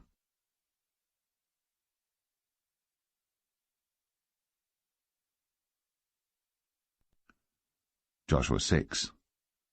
Now Jericho was straitly shut up because of the children of Israel. None went out, and none came in. And the Lord said unto Joshua, See, I have given into thine hand Jericho, and the king thereof, and the mighty men of valor. And ye shall compass the city, all ye men of war, and go round about the city once. Thus shalt thou do 6 days. And 7 priests shall bear before the ark 7 trumpets of ram's horns. And the 7th day ye shall compass the city 7 times, and the priests shall blow with the trumpets. And it shall come to pass, that when they make a long blast with the ram's horn, and when ye hear the sound of the trumpet, all the people shall shout with a great shout. and the wall of the city shall fall down flat. And the people shall ascend up every man straight before him. And Joshua the son of Nun called the priests, and said unto them, Take up the ark of the covenant, and let 7 priests bear 7 trumpets of ram's horns before the ark of the Lord. And he said unto the people, Pass on, and compass the city, and let him that is armed pass on before the ark of the Lord. And it came to pass, when Joshua had spoken unto the people, that the 7 priests bearing the 7 trumpets of ram's horns passed on before the Lord, and blew with the trumpets, and the ark of the covenant of the Lord followed them. And the armed men went before the priests that blew with the trumpets, and the rearward came after the ark, the priests going on, and blowing with the trumpets. And Joshua had commanded the people, saying, Ye shall not shout, nor make any noise with your voice, neither shall any word proceed out of your mouth until the day I bid you shout. Then shall ye shout. So the ark of the Lord compassed the city, going about it once. And they came into the camp, and lodged in the camp. And Joshua rose early in the morning, and the priests took up the ark of the Lord. And 7 priests bearing 7 trumpets of ram's horns before the ark of the Lord went on continually, and blew with the trumpets. And the armed men went before them. But the rearward came after the ark of the Lord, the priests going on and blowing with the trumpets. And the 2nd day they compassed the city once, and returned into the camp. So they did 6 days. And it came to pass on the 7th day that they rose early about the dawning of the day, and compassed the city after the same manner 7 times. Only on that day they compassed the city 7 times. And it came to pass at the 7th time, when the priests blew with the trumpets, Joshua said unto the people, Shout, for the Lord hath given you the city. And the city shall be accursed, even it, and all that are therein to the Lord. Only Rahab the harlot shall live, she and all that are with her in the house, because she hid the messengers that we sent. And ye, in any wise, keep yourselves from the accursed thing, lest ye make yourselves accursed, when ye take of the accursed thing, and make the camp of Israel a curse, and trouble it. But all the silver and gold and vessels of brass and iron are consecrated unto the Lord, they shall come into the treasury of the Lord. So the people shouted when the priests blew with the trumpets. And it came to pass, when the people heard the sound of the trumpet, and the people shouted with a great shout, that the wall fell down flat, so that the people went up into the city, every man straight before him, and they took the city. And they utterly destroyed all that was in the city, both man and woman, young and old, and ox and sheep and ass, with the edge of the sword. But Joshua had said unto the 2 men that had spied out the country, Go into the harlot's house, and bring out thence the woman, and all that she hath, as ye swear unto her. And the young men that were spies went in, and brought out Rahab, and her father, and her mother, and her brethren, and all that she had. And they brought out all her kindred, and left them without the camp of Israel. And they burnt the city with fire, and all that was therein, only the silver and the gold, and the vessels of brass and of iron, they put into the treasury of the house of the Lord. And Joshua saved Rahab the harlot alive, and her father's household, and all that she had. And she dwelleth in Israel even unto this day, because she hid the messengers which Joshua sent to spy out Jericho. And Joshua adjured them at that time, saying, Cursed be the man before the Lord that riseth up and buildeth this city Jericho. He shall lay the foundation thereof in his firstborn, and in his youngest son shall he set up the gates of it. So the Lord was with Joshua, and his fame was noised throughout all the country.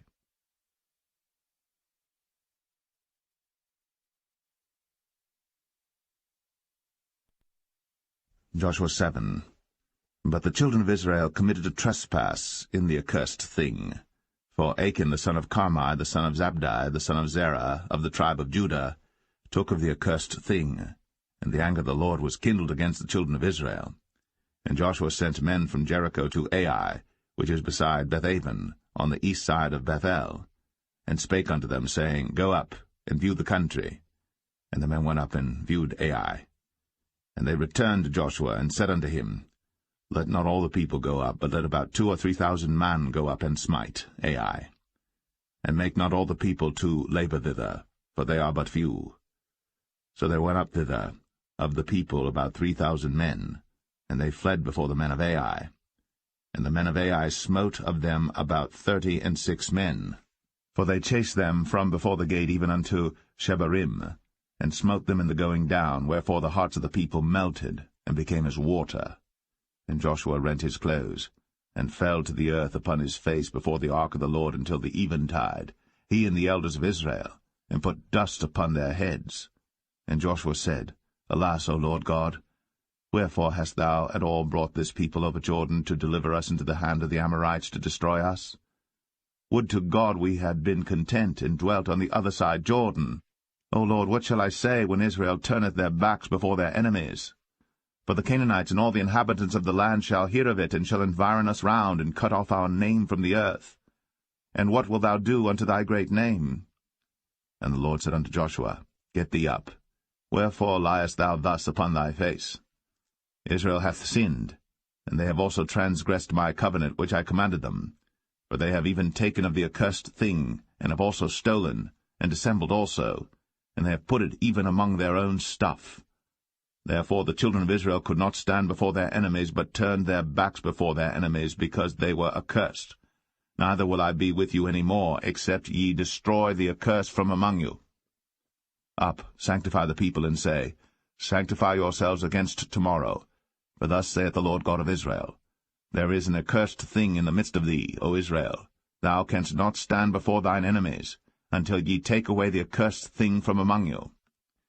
In the morning, therefore, ye shall be brought according to your tribes.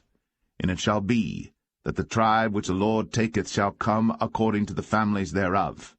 And the family which the Lord shall take shall come by households, and the household which the Lord shall take shall come man by man. And it shall be that he that is taken with the accursed thing shall be burnt with fire, he and all that he hath, because he hath transgressed the covenant of the Lord, and because he hath wrought folly in Israel.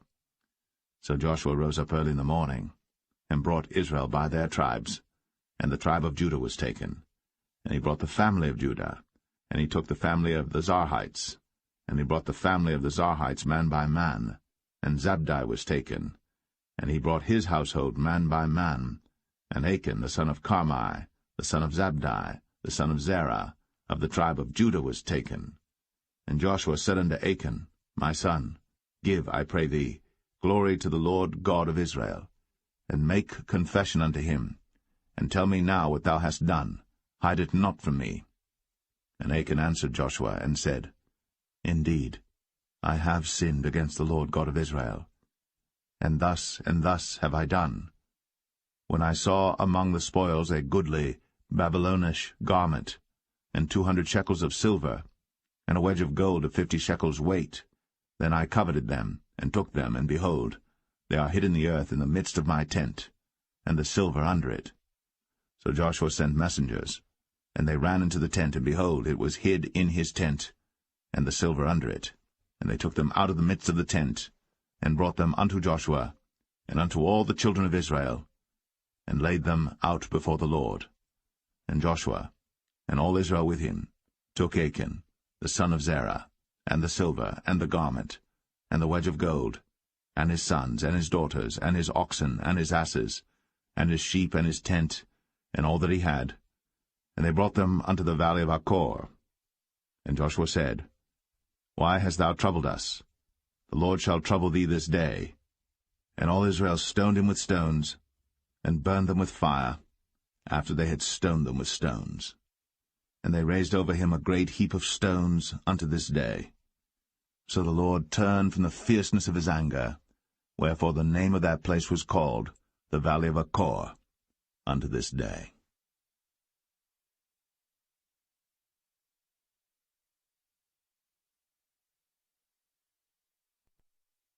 Joshua 8.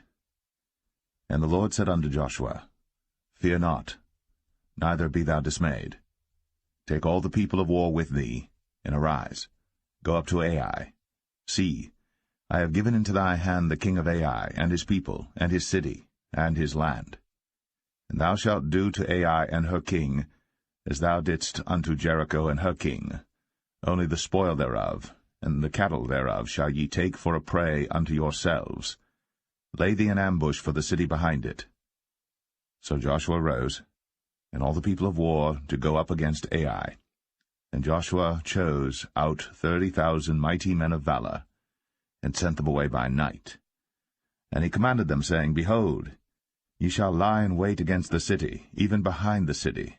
Go not very far from the city, but be ye all ready. And I, and all the people that are with me, will approach unto the city. And it shall come to pass, when they come out against us, as at the first, that we will flee before them. For they will come out after us, till we have drawn them from the city. But they will say, They flee before us, as at the first. Therefore we will flee before them.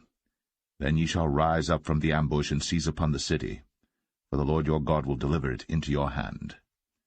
And it shall be, when ye have taken the city, that ye shall set the city on fire, according to the commandment of the Lord shall ye do. See, I have commanded you. Joshua therefore sent them forth. And they went to lie in ambush, and abode between Bethel and Ai, on the west side of Ai. But Joshua lodged that night among the people. And Joshua rose up early in the morning, and numbered the people, and went up, he and the elders of Israel, before the people to Ai. And all the people, even the people of war that were with him, went up, and drew nigh, and came before the city, and pitched on the north side of Ai. Now there was a valley between them and Ai. And he took about 5,000 men, and set them to lie in ambush between Bethel and Ai, on the west side of the city. And when they had set the people, even all the host that was on the north of the city, and their liers in wait on the west of the city, Joshua went that night into the midst of the valley.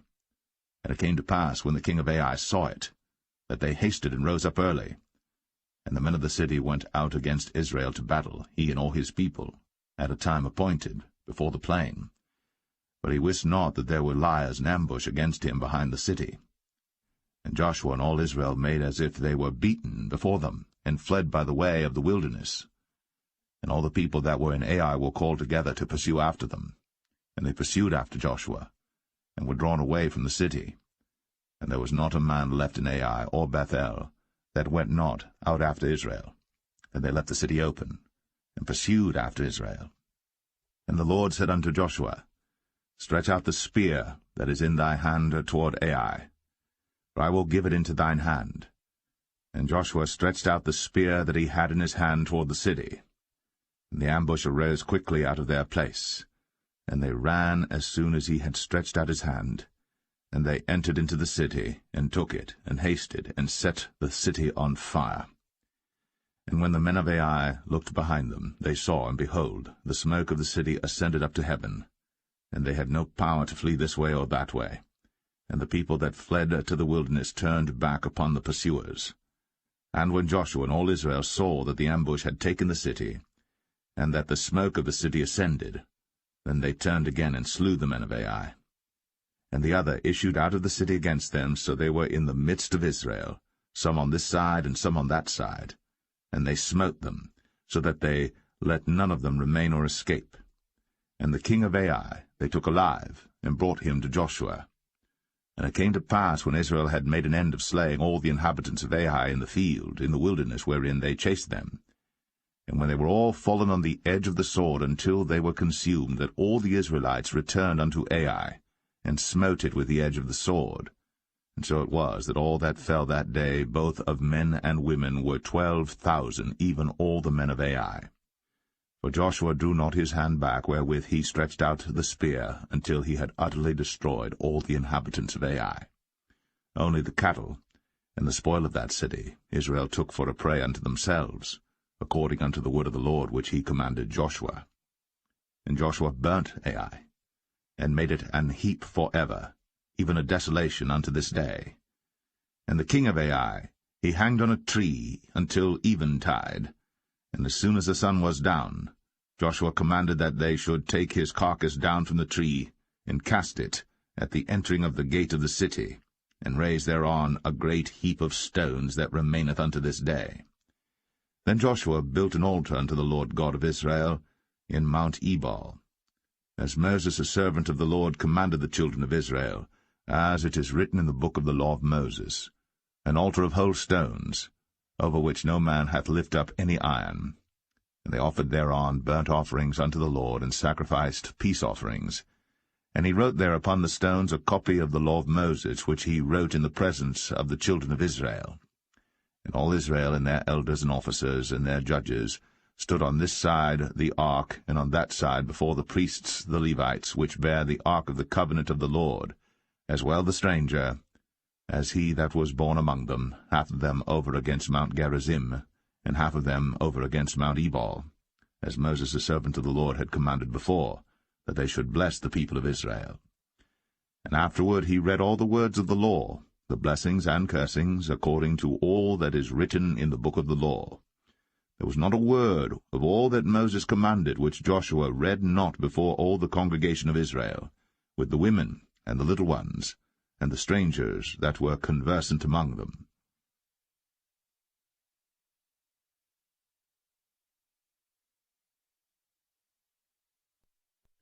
Joshua 9. And it came to pass, when all the kings which were on this side Jordan, in the hills and in the valleys, and in all the coasts of the great sea over against Lebanon, the Hittite and the Amorite, the Canaanite, the Perizzite, the Hivite, and the Jebusite, heard thereof, that they gathered themselves together to fight with Joshua and with Israel, with one accord. And when the inhabitants of Gibeon heard what Joshua had done unto Jericho, and to Ai, they did work wilily, and went and made as if they had been ambassadors, and took old sacks upon their asses, and wine bottles, old and rent and bound up, and old shoes, and clouted upon their feet, and old garments upon them, and all the bread of their provision was dry and mouldy. And they went to Joshua unto the camp at Gilgal, and said unto him, and to the men of Israel, We be come from a far country. Now therefore make ye a league with us. And the men of Israel said unto the Hivites, Peradventure ye dwell among us, and how shall we make a league with you? And they said unto Joshua, We are thy servants. And Joshua said unto them, Who are ye? And from whence come ye? And they said unto him, From a very far country thy servants are come, because of the name of the Lord thy God. For we have heard the fame of him, and all that he did in Egypt, and all that he did to the 2 kings of the Amorites, that were beyond Jordan, to Sihon king of Heshbon, and to Og king of Bashan, which was at Ashtaroth. Wherefore our elders and all the inhabitants of our country spake to us, saying, Take victuals with you for the journey, and go to meet them, and say unto them, We are your servants, therefore now make ye a league with us.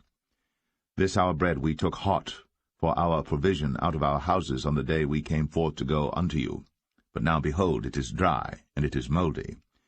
And these bottles of wine which we filled were new, and behold, they be rent. And these our garments and our shoes are become old by reason of the very long journey.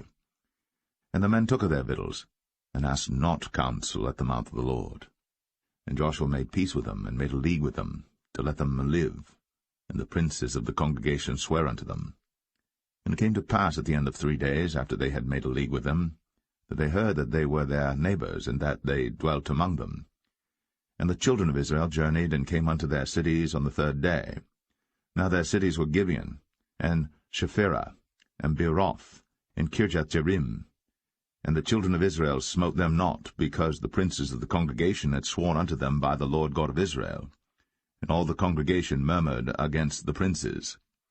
But all the princes said unto all the congregation, We have sworn unto them by the Lord God of Israel. Now therefore we may not touch them. This we will do to them. We will even let them live, lest wrath be upon us, because of the oath which we swear unto them. And the princes said unto them, Let them live, but let them be hewers of wood and drawers of water unto all the congregation, as the princes had promised them.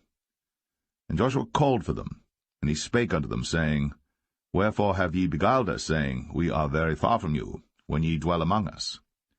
Now therefore ye are cursed, and there shall none of you be freed from being bondmen, and hewers of wood and drawers of water for the house of my God.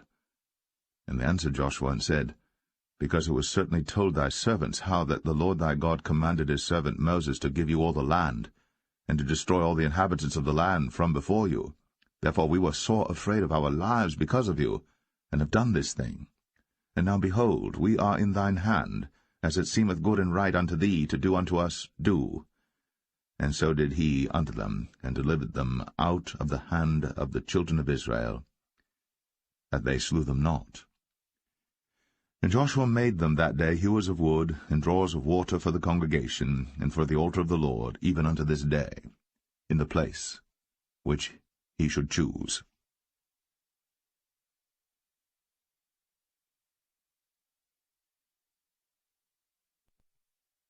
Joshua 10.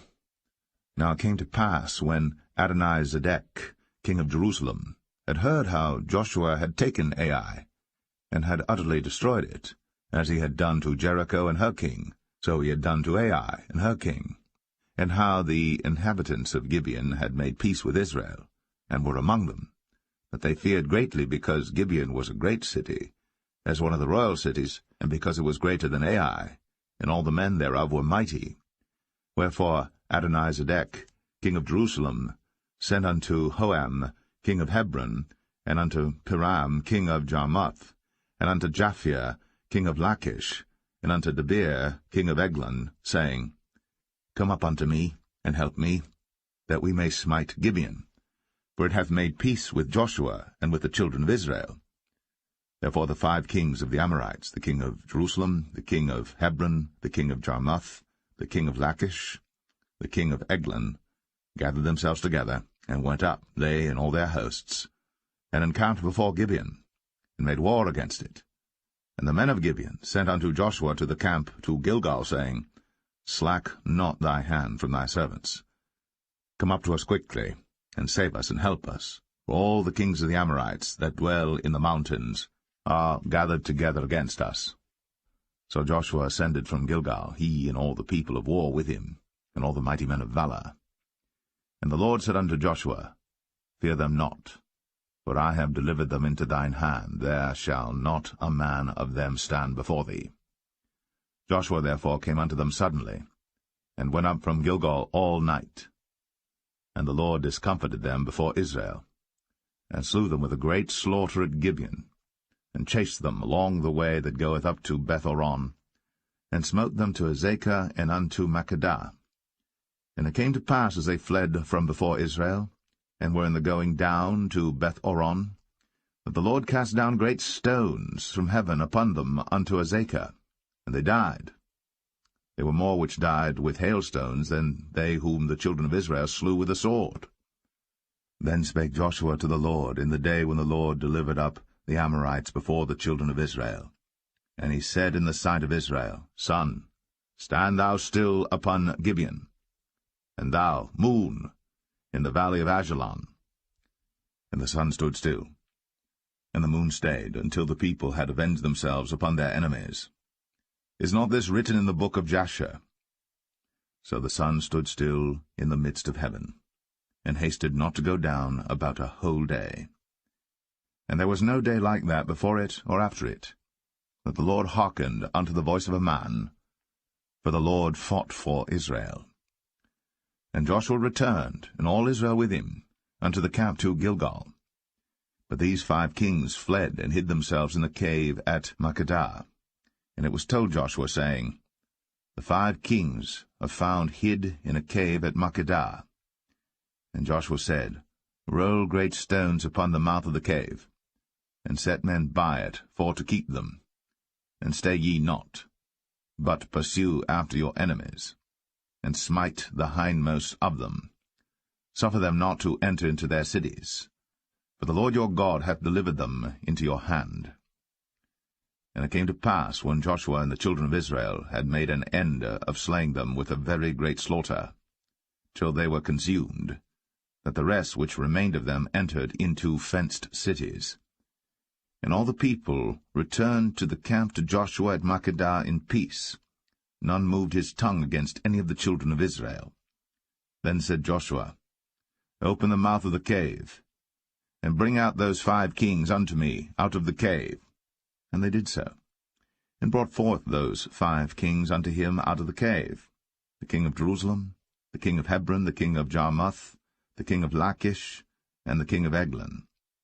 And it came to pass, when they brought out those kings unto Joshua, that Joshua called for all the men of Israel, and said unto the captains of the men of war which went with him, come near. Put your feet upon the necks of these kings. And they came near, and put their feet upon the necks of them. And Joshua said unto them, Fear not, nor be dismayed. Be strong and of good courage. For thus shall the Lord do to all your enemies against whom ye fight. And afterward Joshua smote them, and slew them, and hanged them on 5 trees. And they were hanging upon the trees until the evening.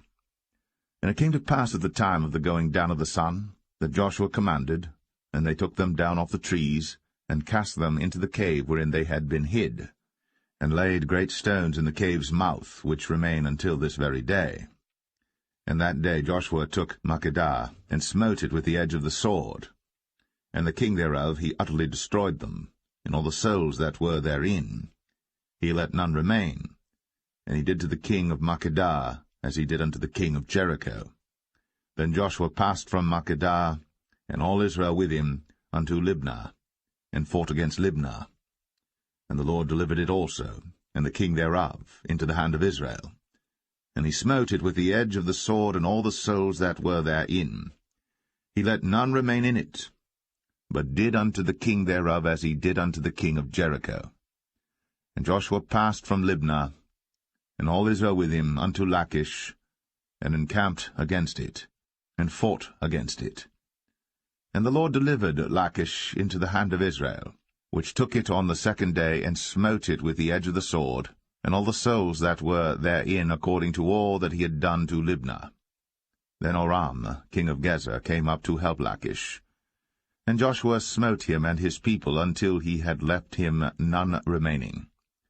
And from Lachish Joshua passed unto Eglon, and all Israel with him, and they encamped against it, and fought against it.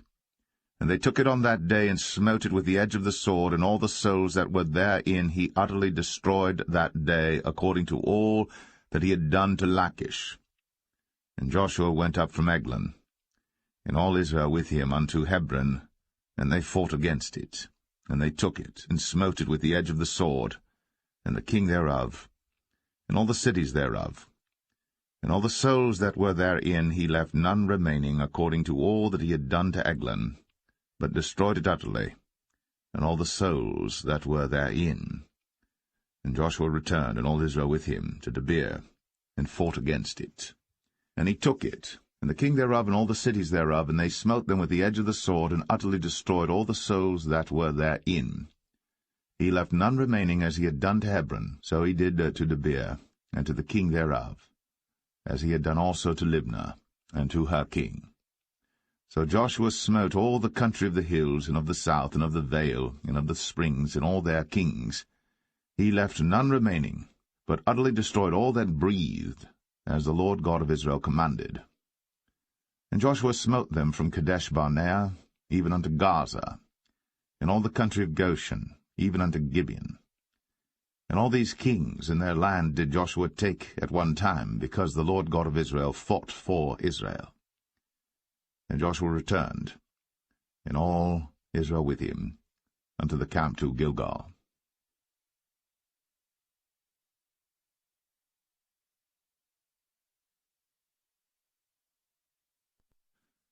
Joshua 11.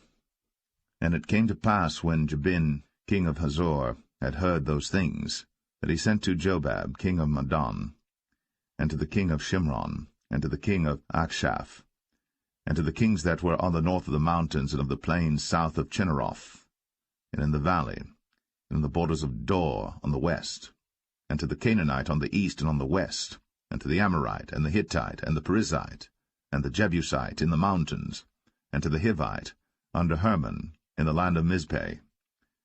And they went out, they and all their hosts with them, much people, even as the sand that is upon the seashore in multitude, with horses and chariots, very many.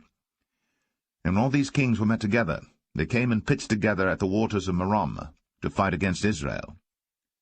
And the Lord said unto Joshua, Be not afraid because of them, for tomorrow about this time I will deliver them up all slain before Israel. Thou shalt hock their horses, and burn their chariots with fire. So Joshua came, and all the people of war with him, against them by the waters of Merom, suddenly, and they fell upon them. And the Lord delivered them into the hand of Israel, who smote them, and chased them unto great Zidon, and unto Mizraphoth-maim, and unto the valley of Mizpeh eastward, and they smote them until they left them none remaining. And Joshua did unto them as the Lord bade him. He hocked their horses, and burned their chariots with fire. And Joshua at that time turned back, and took Hazor, and smote the king thereof with the sword. For Hazor beforetime was the head of all those kingdoms. And they smote all the souls that were therein with the edge of the sword, utterly destroying them. There was not any left to breathe, and he burnt Hazor with fire. And all the cities of those kings, and all the kings of them did Joshua take, and smote them with the edge of the sword, and he utterly destroyed them, as Moses the servant of the Lord commanded. But as for the cities that stood still in their strength, Israel burned none of them, save Hazor only. That did Joshua burn. And all the spoil of these cities, and the cattle, the children of Israel took for a prey unto themselves. But every man they smote with the edge of the sword until they had destroyed them, neither left they any to breathe. As the Lord commanded Moses his servant, so did Moses command Joshua, and so did Joshua. He left nothing undone of all that the Lord commanded Moses. So Joshua took all that land, the hills, and all the south country, and all the land of Goshen, and the valley, and the plain, and the mountain of Israel, and the valley the same, even from the Mount Halak that goeth up to Sire, even unto Baal-gad, in the valley of Lebanon, under Mount Hermon, and all their kings he took, and smote them, and slew them. Joshua made war a long time with all those kings. There was not a city that made peace with the children of Israel, save the Hivites, the inhabitants of Gibeon. All other they took in battle. For it was of the Lord to harden their hearts, that they should come against Israel in battle, that he might destroy them utterly, and that they might have no favor, but that he might destroy them, as the Lord commanded Moses. And at that time came Joshua, and cut off the Anakims, from the mountains, from Hebron, from Debir, from Anab, and from all the mountains of Judah, and from all the mountains of Israel. Joshua destroyed them utterly with their cities. There was none of the Anakims left in the land of the children of Israel. Only in Gaza, and Gath, and in Ashdod there remained. So Joshua took the whole land, according to all that the Lord said unto Moses, and Joshua gave it for an inheritance unto Israel according to their divisions by their tribes. And the land rested from war.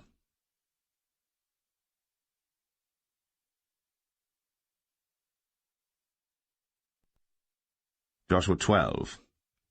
Now these are the kings of the land which the children of Israel smote, and possessed their land on the other side Jordan toward the rising of the sun, from the river Arnon unto Mount Hermon, and all the plain on the east. Sihon king of the Amorites, who dwelt in Heshbon, and ruled from Aroer, which is upon the bank of the river Arnon, and from the middle of the river, and from half Gilead even unto the river Jabbok, which is the border of the children of Ammon, and from the plain of the sea of Chinneroth on the east, and unto the sea of the plain, even the salt sea on the east, the way to Beth Jeshemeth, and from the south under Ashtath Pisgah, and the coast of Og, king of Bashan, which was of the remnant of the giants that dwelt in Ashtaroth, and at Edrei, and reigned in Mount Hermon, and in Salcah, and in all Bashan, unto the border of the Geshurites, and the Maacathites, and half Gilead, the border of Sihon king of Heshbon. Them did Moses the servant of the Lord, and the children of Israel smite. And Moses the servant of the Lord gave it for a possession unto the Reubenites, and the Gadites, and the half tribe of Manasseh. And these are the kings of the country which Joshua and the children of Israel smote on this side Jordan on the west, from Baal-gad in the valley of Lebanon even unto the Mount Halak, that goeth up to Sire, which Joshua gave unto the tribes of Israel for possession according to their divisions, in the mountains, and in the valleys, and in the plains, and in the springs, and in the wilderness, and in the south country, the Hittites, the Amorites, and the Canaanites, the Perizzites, the Hivites, and the Jebusites. The king of Jericho won, the king of Ai, which is beside Bethel, won.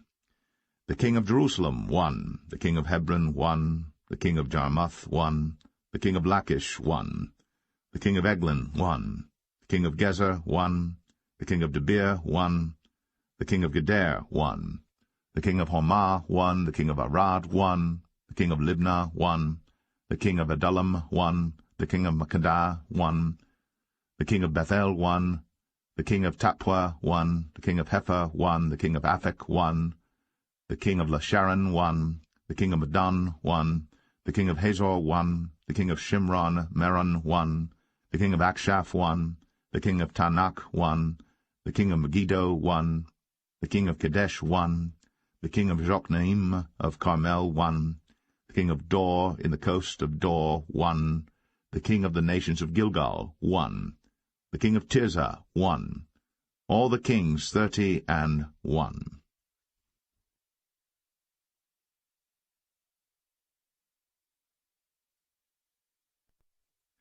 Joshua 13. Now Joshua was old, and stricken in years. And the Lord said unto him, Thou art old and stricken in years, and there remaineth yet very much land to be possessed. This is the land that yet remaineth, all the borders of the Philistines, and all Geshuri, from Sihor, which is before Egypt, even unto the borders of Ekron northward, which is counted to the Canaanite, 5 lords of the Philistines, the Gazathites, and the Astathites, the Ashkolanites, the Gittites, and the Ekronites, also the Avites. From the south all the land of the Canaanites, and Mearah, that is beside the Sidonians, unto Aphek, to the borders of the Amorites, and the land of the Giblites, in all Lebanon, toward the sunrising, from Baal-Gad, under Mount Hermon, unto the entering into Hamath. All the inhabitants of the hill country from Lebanon unto Misrephoth-Maim, and all the Sidonians, them will I drive out before the children of Israel. Only divide thou it by lot unto the Israelites for an inheritance, as I have commanded thee. Now therefore divide this land for an inheritance unto the 9 tribes, and the half-tribe of Manasseh, with whom the Reubenites and the Gadites have received their inheritance which Moses gave them, beyond Jordan eastward, even as Moses the servant of the Lord gave them, from Aroer that is upon the bank of the river Arnon, and the city that is in the midst of the river, and all the plain of Medeba, unto Dibon, and all the cities of Sihon, king of the Amorites, which reigned in Heshbon, unto the border of the children of Ammon, and Gilead, and the border of the Geshurites and Maacathites, and all Mount Hermon, and all Bashan, unto Salcah, all the kingdom of Og and Bashan, which reigned in Ashtaroth and in Edrei, who remained of the remnant of the giants, for these did Moses smite and cast them out. Nevertheless the children of Israel expelled not the Geshurites, nor the Maacathites, but the Geshurites and the Maacathites dwell among the Israelites until this day. Only unto the tribe of Levi he gave none inheritance. The sacrifices of the Lord God of Israel, made by fire, are their inheritance, as he said unto them. And Moses gave unto the tribe of the children of Reuben inheritance according to their families. And their coast was from Aroer, that is on the bank of the river Arnon, and the city that is in the midst of the river, and all the plain by Medeba, Heshbon, and all her cities that are in the plain, Dibon, and Bamoth Baal, and Beth-Baal-meon, and Jahaza, and Kedemoth, and Mephath, and Kirjathaim, and Sibmah, and Zareth Shahar, in the mount of the valley, and Beth-peor, and Ashdoth-Pisgah, and Beth-Jeshimoth, in all the cities of the plain, in all the kingdom of Sihon, king of the Amorites, which reigned in Heshbon, whom Moses smote with the princes of Midian, Evi, and Rechem, and Zur, and Hur, and Reba, which were dukes of Sihon, dwelling in the country. Balaam also the son of Beor, the soothsayer, did the children of Israel slay with the sword among them that were slain by them. And the border of the children of Reuben was Jordan, and the border thereof. This was the inheritance of the children of Reuben, after their families, the cities and the villages thereof. And Moses gave inheritance unto the tribe of Gad, even unto the children of Gad according to their families. And their coast was Jazer, and all the cities of Gilead, and half the land of the children of Ammon unto Aroer, that is before Rabbah, and from Heshbon unto Ramath-Mizpah, and Betonim, and from Mahanaim unto the border of Debir, and in the valley Beth-aram and Beth-nimrah, and Succoth and Zaphon, the rest of the kingdom of Sihon, king of Heshbon, Jordan and his border, even unto the edge of the sea of Chinnereth, on the other side Jordan eastward. This is the inheritance of the children of Gad after their families, the cities and their villages. And Moses gave inheritance unto the half-tribe of Manasseh, and this was the possession of the half-tribe of the children of Manasseh by their families.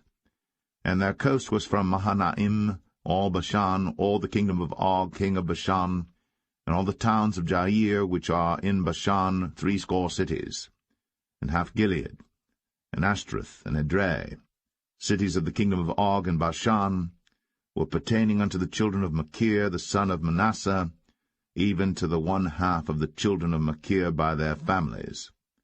These are the countries which Moses did distribute for inheritance in the plains of Moab, on the other side Jordan by Jericho eastward. But unto the tribe of Levi Moses gave not any inheritance. The Lord God of Israel was their inheritance, as he said unto them.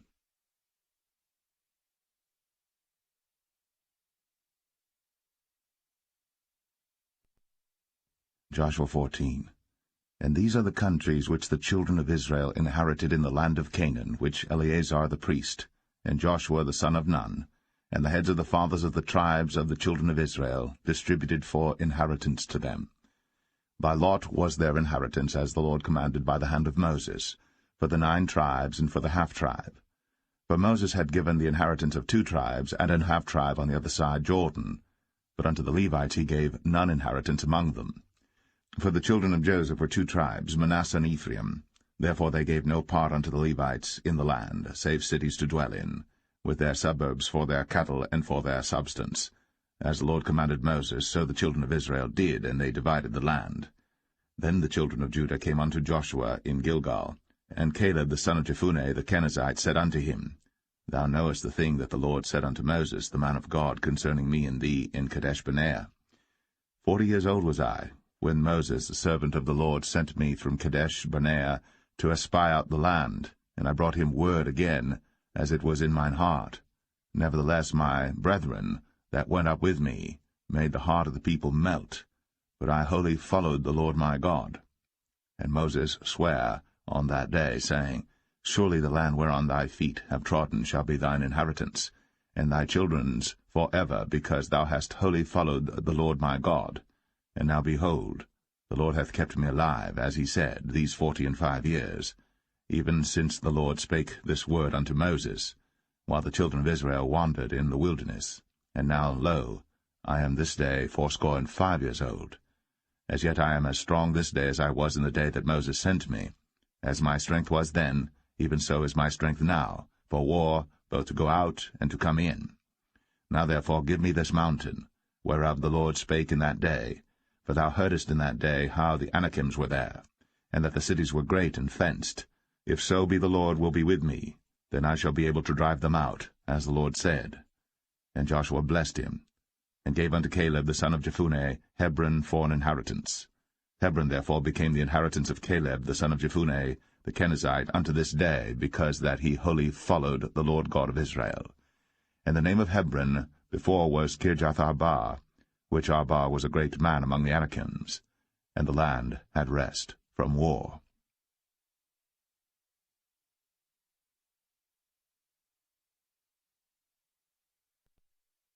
Joshua 15. This then was the lot of the tribe of the children of Judah by their families, even to the border of Edom, the wilderness of Zin. Southward was the uttermost part of the south coast. And their south border was from the shore of the salt sea, from the bay that looketh southward. And it went out to the south side to Male Akrabim, and passed along to Zin, and ascended up on the south side unto Kadesh-barnea, and passed along to Hezron, and went up to Adar, and fetched a compass to Karkah. From thence it passed toward Asmon, and went out unto the river of Egypt, and the goings out of that coast were at the sea. This shall be your south coast. And the east border was the salt sea, even unto the end of Jordan, and their border in the north quarter was from the bay of the sea at the uttermost part of Jordan. And the border went up to Beth-hoglah, and passed along by the north by Beth-arabah. And the border went up to the stone of Bohan, the son of Reuben. And the border went up toward Debir from the valley of Achor, and so northward, looking toward Gilgal, that is, before the going up to Adamim, which is on the south side of the river. And the border passed toward the waters of En-Shemesh, and the goings out thereof were at En-Rogel, and the border went up by the valley of the son of Hinnom, unto the south side of the Jebusite, the same as Jerusalem, and the border went up to the top of the mountain that lieth before the valley of Hinnom, westward, which is at the end of the valley of the giants northward. And the border was drawn from the top of the hill unto the fountain of the water of Nephtoah, and went out to the cities of Mount Ephron, and the border was drawn to Baal-ah, which is Kirjath-jearim, and the border compassed from Baal-ah westward unto Mount Seir, and passed along unto the side of Mount Jearim, which is Chesalon, on the north side, and went down to Beth-Shemesh, and passed on to Timnah. And the border went out unto the side of Ekron northward, and the border was drawn to Shikron, and passed along to Mount Baalah, and went out unto Jabneel, and the goings out of the border were at the sea. And the west border was to the great sea, and the coast thereof. This is the coast of the children of Judah, round about according to their families. And unto Caleb the son of Jephunneh he gave a part among the children of Judah, according to the commandment of the Lord to Joshua, even the city of Arba, the father of Anak, which city is Hebron. And Caleb drove thence the 3 sons of Anak, Sheshai, and Ahiman, and Talmai, the children of Anak. And he went up thence to the inhabitants of Debir, and the name of Debir before was Kirjath-Sepher. And Caleb said, He that smiteth Kirjath-Sepher, and taketh it, to him will I give Achsah my daughter to wife. And Othniel, the son of Kenaz, the brother of Caleb, took it, and he gave him Achsah his daughter to wife. And it came to pass, as she came unto him, that she moved him to ask of her father a field. And she lighted off her ass. And Caleb said unto her, What wouldest thou? Who answered, Give me a blessing, for thou hast given me a south land, give me also springs of water. And he gave her the upper springs, and the nether springs. This is the inheritance of the tribe of the children of Judah according to their families. And the uttermost cities of the tribe of the children of Judah toward the coast of Edom southward were Kabzeel, and Adair, and Jagur, and Kinnah, and Dimnah, and Aradah, and Kadesh, and Hazor, and Ithnan, Ziph, and Telem, and Bealoth, and Hazor, and Haratah, and Kirioth, and Hezron, which is Hazor, Amam, and Shema, and Maladah, and Hazar-Gadah, and Heshmon, and Beth Paulett, and Hazar-Shual, and Beersheba, and Bizjothjah, Baalah, and Aim, and Azem, and El-Tolad, and Chesil, and Hormah, and Ziklag, and Madmanah, and Sansanah, and Lebaoth, and Shilhim, and Ain, and Rimmon. All the cities are 29, with their villages. And in the valley, Eshtaol, and Zoreah, and Ashnah, and Zanoah, and Enganim, Tapua, and Anam, Jarmuth, and Adullam, Sokoh, and Azekah, and Shadaim, and Adathaim, and Gederah, and Gederothaim, 14 cities with their villages, Zenan, and Hadashah, and Migdal-Gad, and Dilian, and Mespah, and Joktheel, Lachish, and Bozkath, and Eglon, and Kabon, and Lamam, and Kitlish, and Gederoth, Beth-Dagon, and Naamah, and Makkedah, 16 cities with their villages, Libnah, and Ether, and Ashan, and Jiphthah, and Ashnah, and Nazib, and Keilah, and Akzib, and Maresha, 9 cities with their villages, Ekron with her towns and her villages. From Ekron even unto the sea all that lay near Ashdod with their villages, Ashdod with her towns and her villages, Gaza with her towns and her villages, unto the river of Egypt, and the great sea and the border thereof. And in the mountains Shamir, and Jatir, and Succoth, and Danah, and Kirjath-Sanah, which is Debir, and Anab, and Eshtema, and Anim, and Goshen, and Holon, and Gilo, 11 cities with their villages, Arab, and Dumah, and Eshan, and Janum, and Beth-Tapua, and Aphekah, and Humtah, and Kirjath-Arba, which is Hebron, and Zior, 9 cities with their villages, Maon, Carmel, and Ziph, and Juttah, and Jezreel, and Jokdeam, and Zanoah, Cain, Gibeah, and Timnah, 10 cities with their villages, Halhal, Beth-zur, and Gedor, and Marath, and Beth-Anoth, and El-Tekon, 6 cities with their villages, Kirjath-Baal, which is Kirjath-Jearim, and Rabbah, 2 cities with their villages. In the wilderness, Beth-arabah, Medin, and Sekaka, and Nibshan, and the city of Salt, and En-gedi, 6 cities with their villages. As for the Jebusites, the inhabitants of Jerusalem, the children of Judah could not drive them out, but the Jebusites dwell with the children of Judah at Jerusalem unto this day.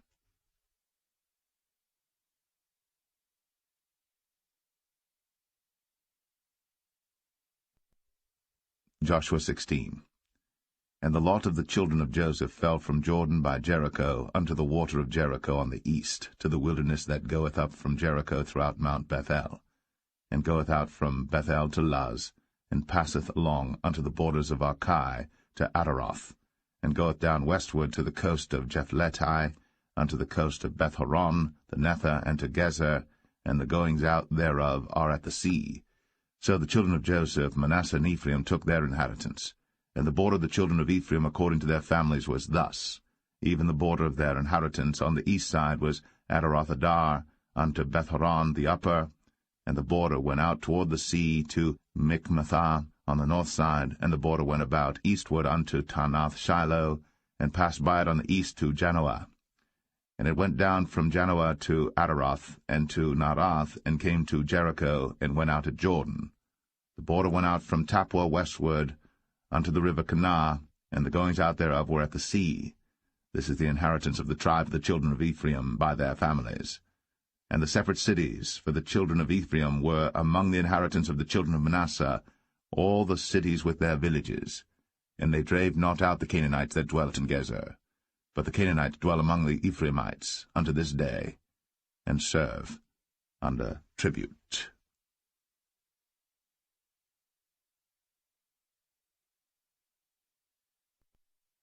Joshua 17. There was also a lot for the tribe of Manasseh, for he was the firstborn of Joseph, to wit, for Machir, the firstborn of Manasseh, the father of Gilead, because he was a man of war. Therefore he had Gilead and Bashan. There was also a lot for the rest of the children of Manasseh by their families, for the children of Abiezer, and for the children of Helek, and for the children of Azriel, and for the children of Shechem, and for the children of Hepher, and for the children of Shemida. These were the male children of Manasseh the son of Joseph by their families. But Zelophehad, the son of Hepher, the son of Gilead, the son of Machir, the son of Manasseh, had no sons, but daughters, and these are the names of his daughters, Mahlah and Noah, Hoglah, Milcah, and Tirzah. And they came near before Eleazar the priest, and before Joshua the son of Nun, and before the princes, saying, The Lord commanded Moses to give us an inheritance among our brethren. Therefore, according to the commandment of the Lord, he gave them an inheritance among the brethren of their father. And there fell 10 portions to Manasseh, beside the land of Gilead and Bashan, which were on the other side Jordan, because the daughters of Manasseh had an inheritance among his sons, and the rest of Manasseh's sons had the land of Gilead. And the coast of Manasseh was from Asher to Michmethah, that lieth before Shechem, and the border went along on the right hand unto the inhabitants of En-tappuah. Now Manasseh had the land of Tappuah, but Tappuah on the border of Manasseh belonged to the children of Ephraim. And the coast descended unto the river Kanah, southward of the river. These cities of Ephraim are among the cities of Manasseh. The coast of Manasseh also was on the north side of the river, and the outgoings of it were at the sea. Southward it was Ephraim's, and northward it was Manasseh's, and the sea is his border. And they met together in Asher on the north, and in Issachar on the east. And Manasseh had in Issachar and in Asher Beth-shean and her towns, and Ibleam and her towns, and the inhabitants of Dor and her towns, and the inhabitants of Endor and her towns, and the inhabitants of Taanach and her towns, and the inhabitants of Megiddo and her towns, even 3 countries. Yet the children of Manasseh could not drive out the inhabitants of those cities, but the Canaanites would dwell in that land. Yet it came to pass, when the children of Israel were waxen strong, that they put the Canaanites to tribute, but did not utterly drive them out. And the children of Joseph spake unto Joshua, saying, Why hast thou given me but one lot, and one portion to inherit, seeing I am a great people, forasmuch as the Lord hath blessed me hitherto?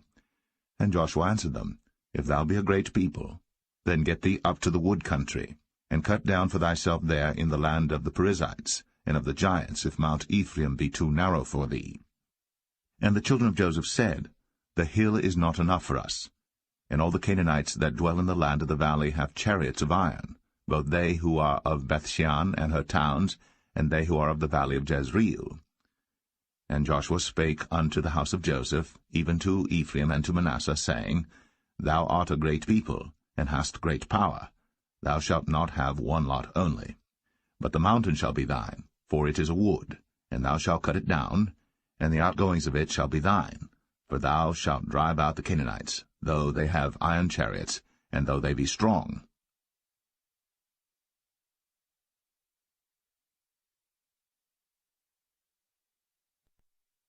Joshua 18. And the whole congregation of the children of Israel assembled together at Shiloh, and set up the tabernacle of the congregation there. And the land was subdued before them. And there remained among the children of Israel 7 tribes, which had not yet received their inheritance. And Joshua said unto the children of Israel, How long are ye slack to go to possess the land which the Lord God of your fathers hath given you? Give out from among you 3 men for each tribe, and I will send them. And they shall rise, and go through the land, and describe it according to the inheritance of them, and they shall come again to me. And they shall divide it into 7 parts. Judah shall abide in their coast on the south, and the house of Joseph shall abide in their coasts on the north. Ye shall therefore describe the land into 7 parts, and bring the description hither to me, that I may cast lots for you here before the Lord our God. But the Levites have no part among you, for the priesthood of the Lord is their inheritance. And Gad and Reuben, and half the tribe of Manasseh, have received their inheritance beyond Jordan on the east, which Moses, a servant of the Lord, gave them. And the men arose and went away. And Joshua charged them that went to describe the land, saying, Go and walk through the land, and describe it, and come again to me, that I may here cast lots for you before the Lord in Shiloh. And the men went and passed through the land, and described it by cities into 7 parts in a book, and came again to Joshua to the host at Shiloh. And Joshua cast lots for them in Shiloh before the Lord. And there Joshua divided the land unto the children of Israel according to their divisions.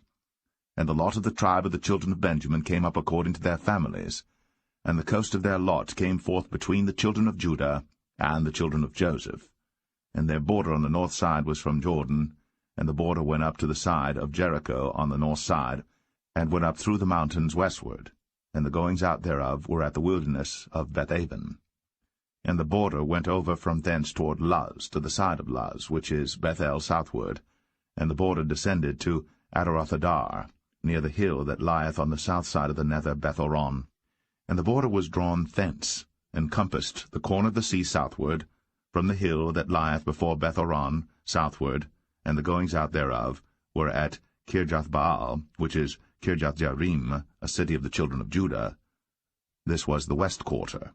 And the south quarter was from the end of Kirjathjearim, and the border went out on the west, and went out to the well of waters of Nephtoah.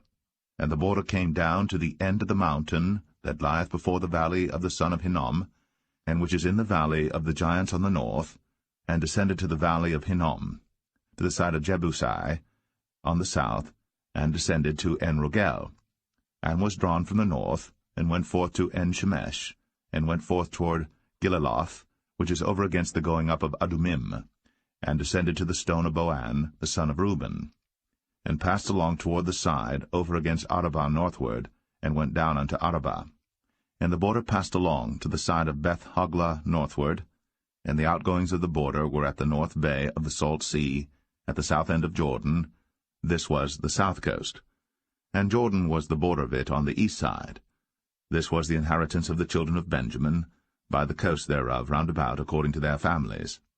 Now the cities of the tribe of the children of Benjamin according to their families were Jericho, and Beth-Hoglah, and the valley of Keziz, and Beth-Arabah, and Zamaraim, and Bethel, and Avim, and Parah, and Ophrah, and Shephar-Hamanai, and Ophni, and Gaba, 12 cities with their villages, Gibeon, and Ramah, and Beeroth, and Mizpeh, and Shiphrah, and Moza, and Rechem, and Irpiel, and Taralah, and Zelah, Eleph, and Jebusai, which is Jerusalem, Gibeath, and Kirjath, 14 cities with their villages. This is the inheritance of the children of Benjamin, according to their families.